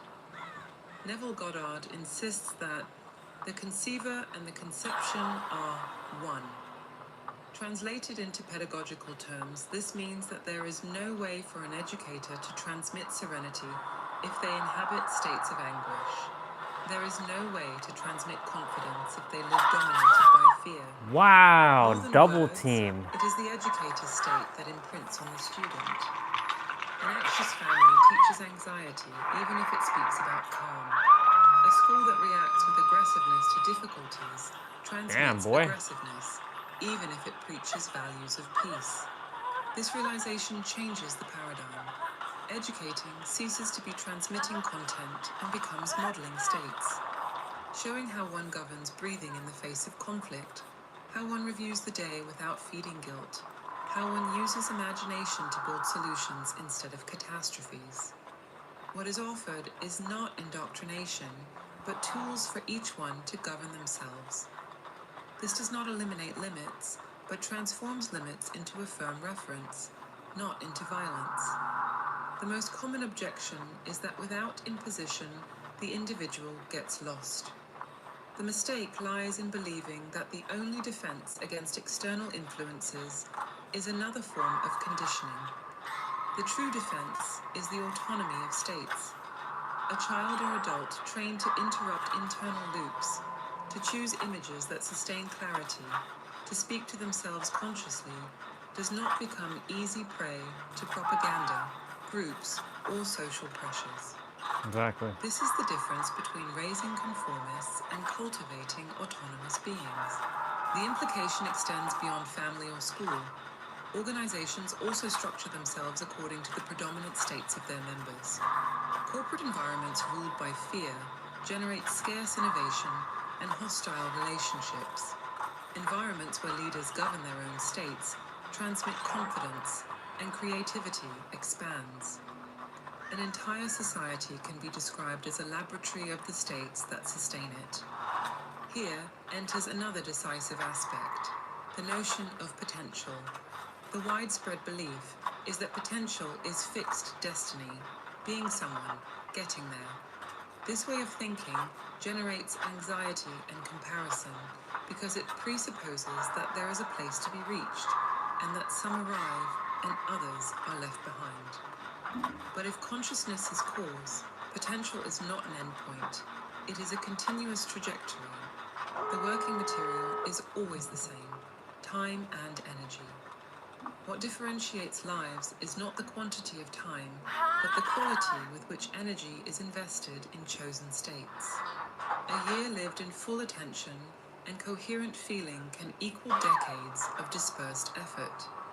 The arithmetic of intensity shows that it is not about the quantity of experiences, but depth. Each conscious state chosen reorganizes decisions. Each decision reorganizes contexts, and each context feeds back into states. The effect is exponential. Those who inhabit states of clarity compact more meaning in less time. Those who live in compulsive loops waste energy and stagnate. This vision breaks with the obsession with longevity or the accumulation of external conquests. It is not about living 400 years, but about living so intensely and coherently that each unit of time seems to expand. Freedom ceases to be a distant promise and becomes a quality of the current step. What repeats as state becomes identity. What is deliberately assumed as a felt assumption organizes the entire trajectory. The social implications of this posture are radical. A population trained to govern states is not easily manipulable.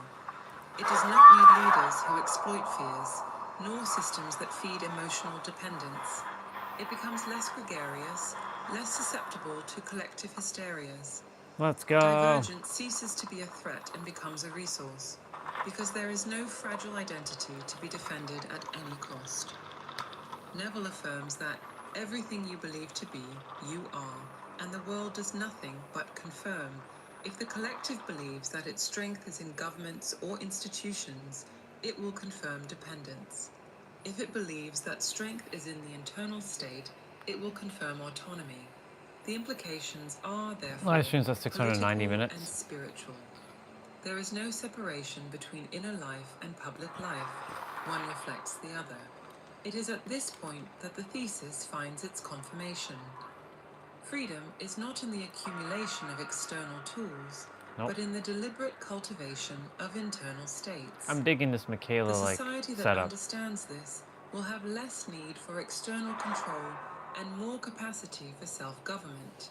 Yep. The individual who understands this will have less fear of circumstances and more power to choose their experience. Indeed. The trajectory of a life is not a straight line to an arrival point, but a continuous curve determined by the states that repeat. Yep. Trajectory is destiny in slow motion. What is assumed today, with feeling, will be the confirmed identity tomorrow. Consciousness, and not the environment, is the cause. The external world is effect, never origin. This inversion dismantles modernity's most comfortable belief, that it is enough to wait for changes in the scenery for the internal experience to modify. The Yep. opposite is true. It always has been. Neville Goddard affirms without circumlocution, "I am the beginning and the end." This phrase does not describe a distant divinity, but the core of conscious experience. The I am that each one sustains is the beginning and end of all lived phenomena. Each joy, each anguish, each success or failure is a manifestation of this principle. To ignore it is to live in servitude. To recognize it is the first step to freedom. The challenge is that this freedom does not present itself as a romantic ideal, but as a daily discipline. Yep.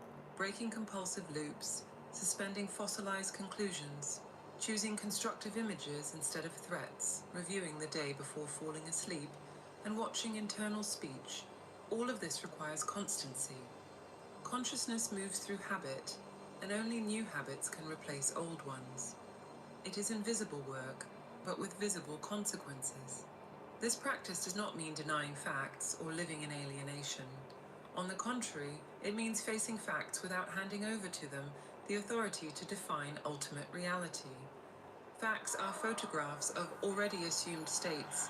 What is lived today is a projection of yesterday's assumptions.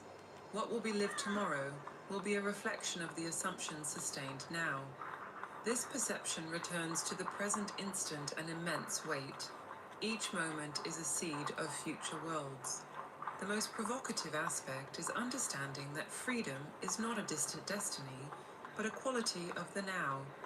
As long as one believes they will be free when something happens, freedom remains unattainable. When one recognizes that each state can be deliberately chosen, freedom becomes immediate. The external world will continue to display challenges, but they will not have the power to hijack the experience. Consciousness will have learned to assume command. This vision requires courage because it eliminates justifications. There is no one else to blame.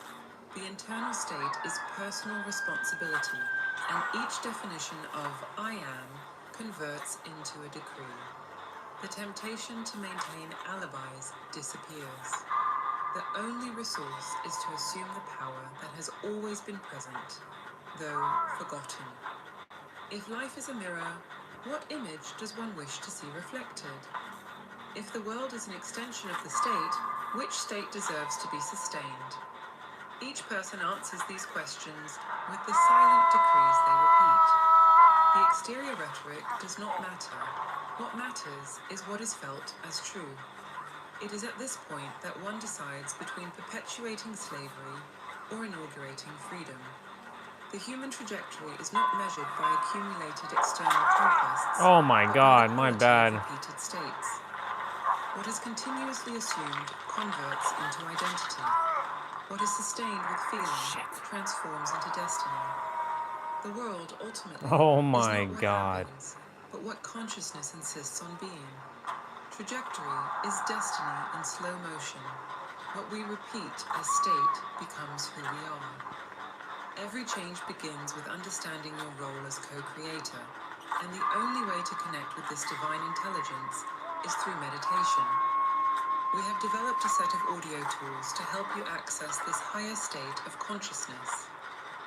To learn more and get immediate access, click the link on the screen or in the comments. If this video resonated with you, write in the comments, "It made sense to me."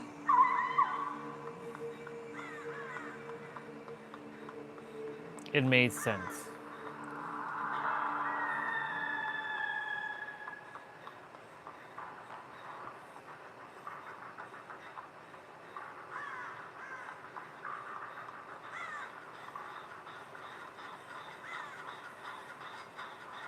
Oh my God.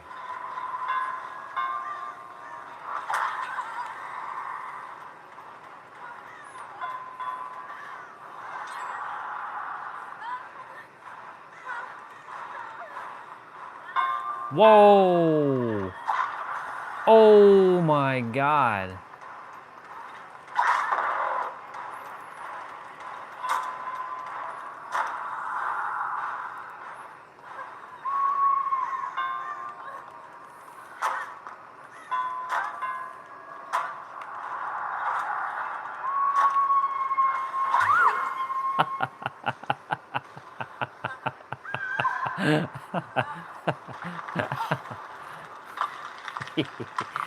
Damn, that cat and mouse game there.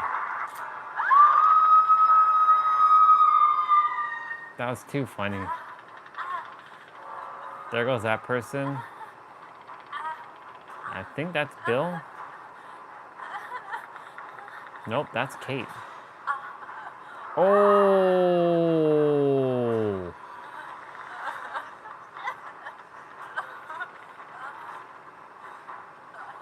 Wow.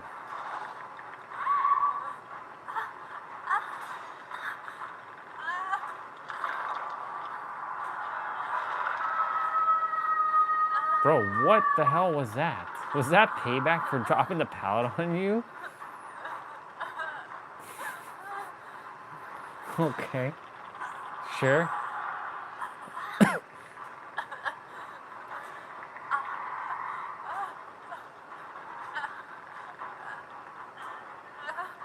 My goodness gracious.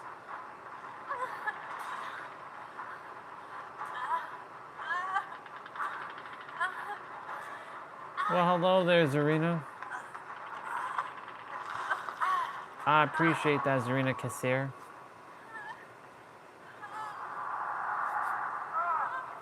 It's a good outfit on Zarina.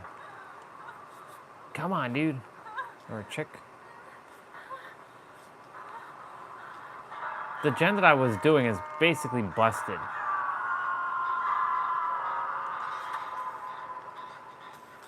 Watch the Wraith come right back here. Yep. He's right back here. Get out of here. Yeah!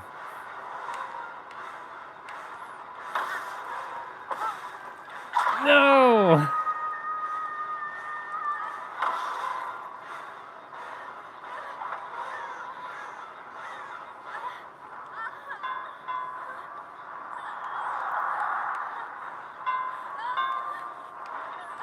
No! No.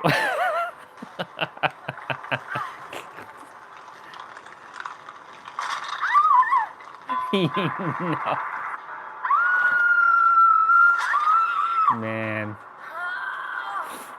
That's pretty badass.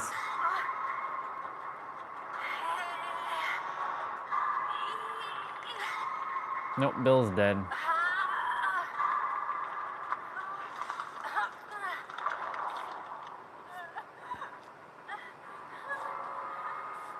Oh.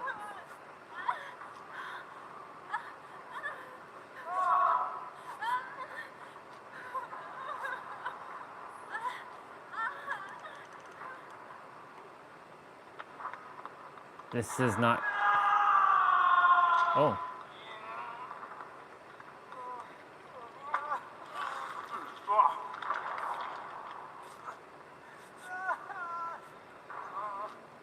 There's a dead body up there. What? See, don't pay attention to, like, the scenery because you don't get a chance to.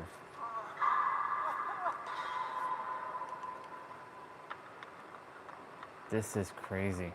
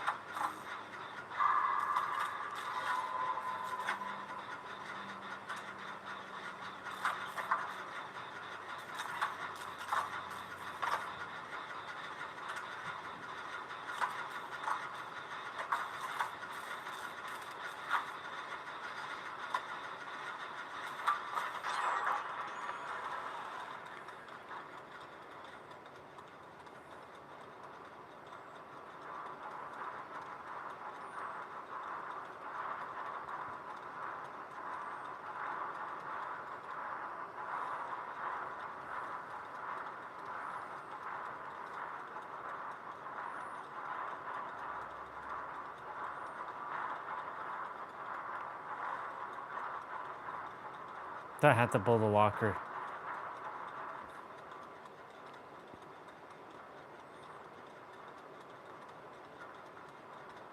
Come on. Leave the area. 1, 2, 3, 4, 5 of us. There's 5 of us, 3 gens.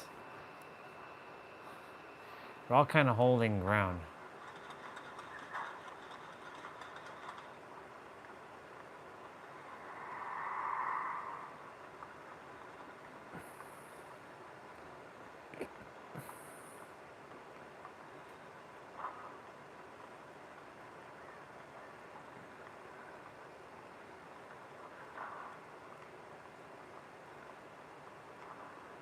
Okay.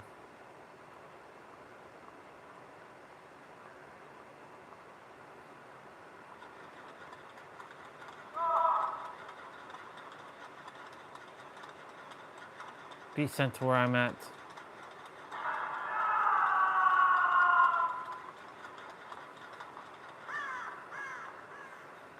Oh, nice.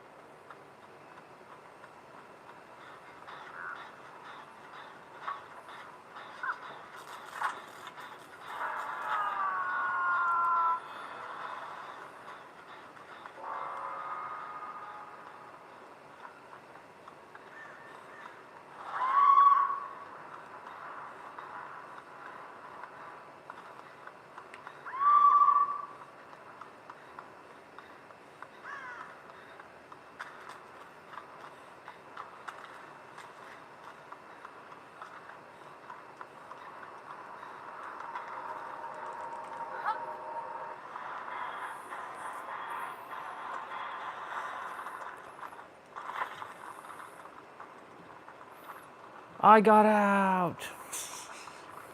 I won.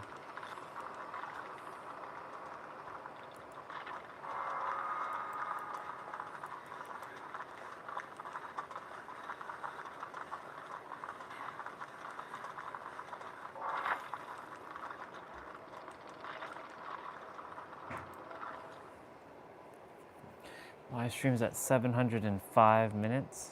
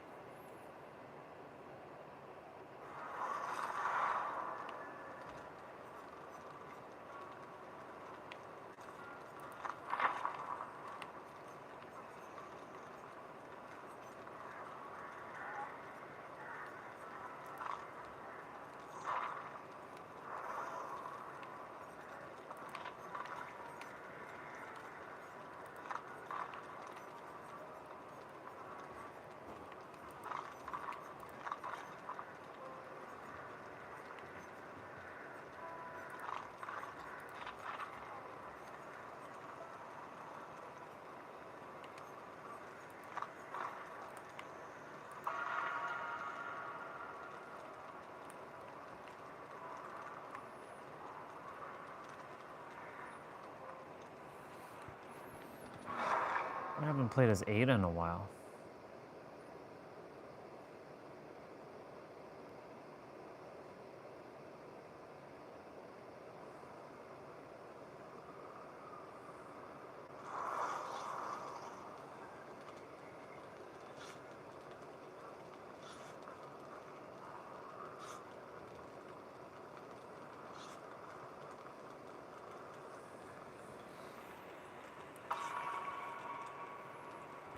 Wait a minute.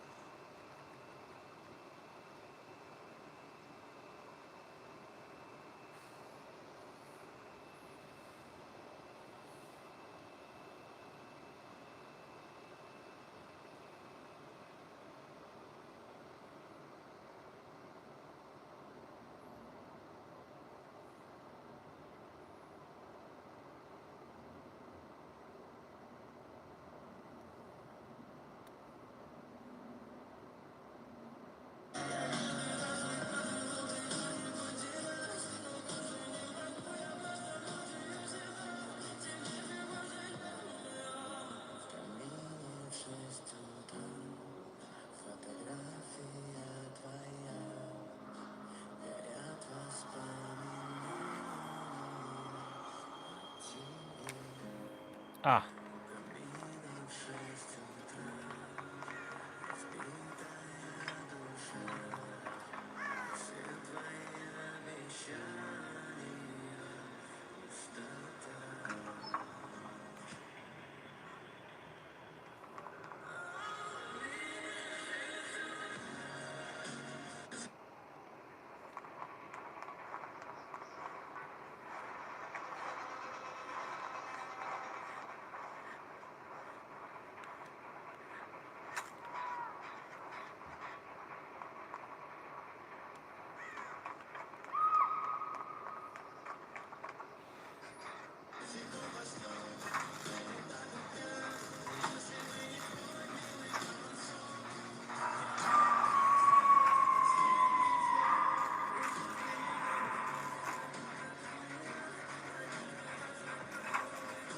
Live stream's at 709 minutes.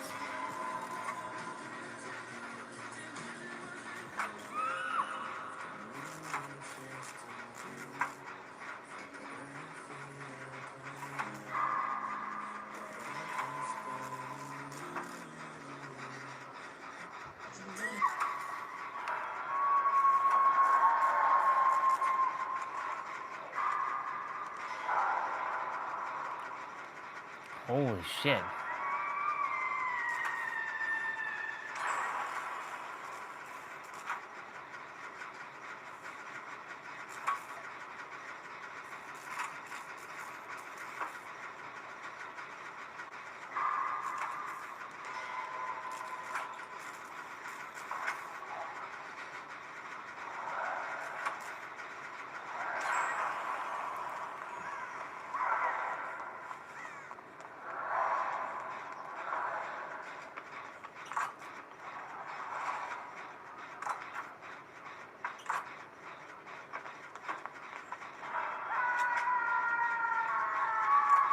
Holy shit, everybody's over here.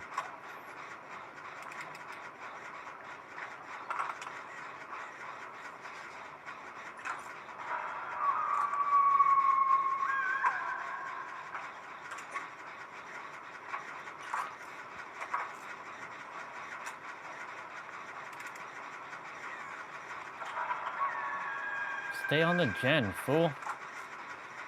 We got this.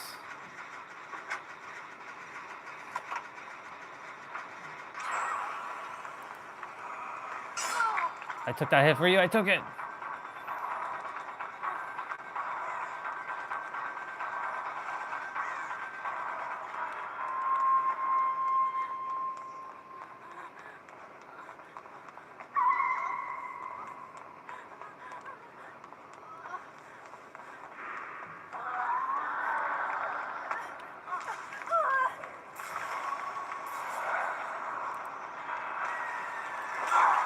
Yo! I didn't pull that down fast enough. Damn.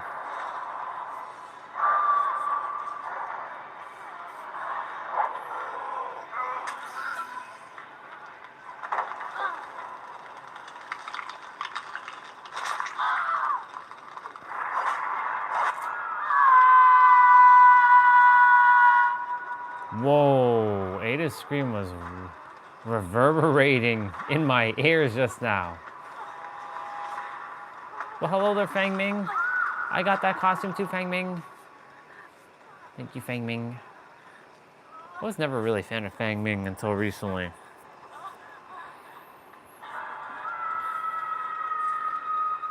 They started making some cool outfits for her.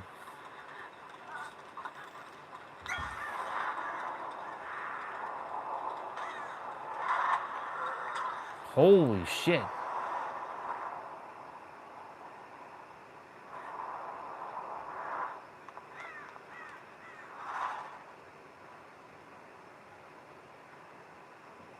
Live streams at 713 minutes.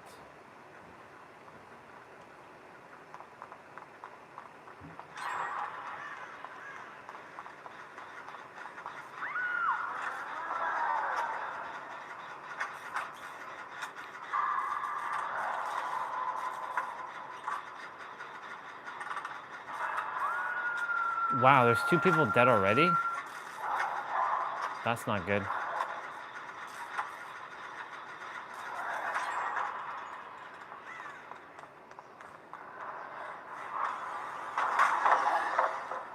Get slapped, bitch.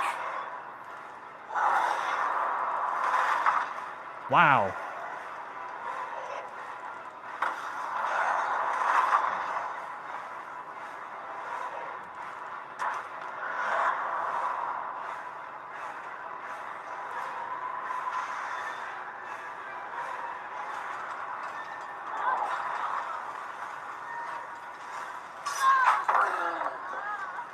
Get slapped.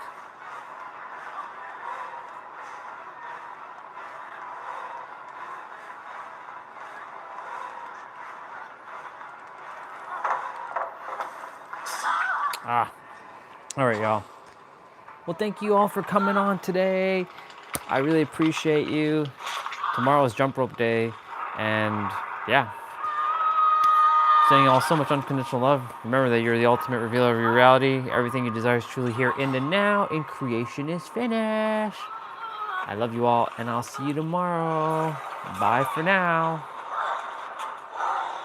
Bye. Okay. Now that that's done,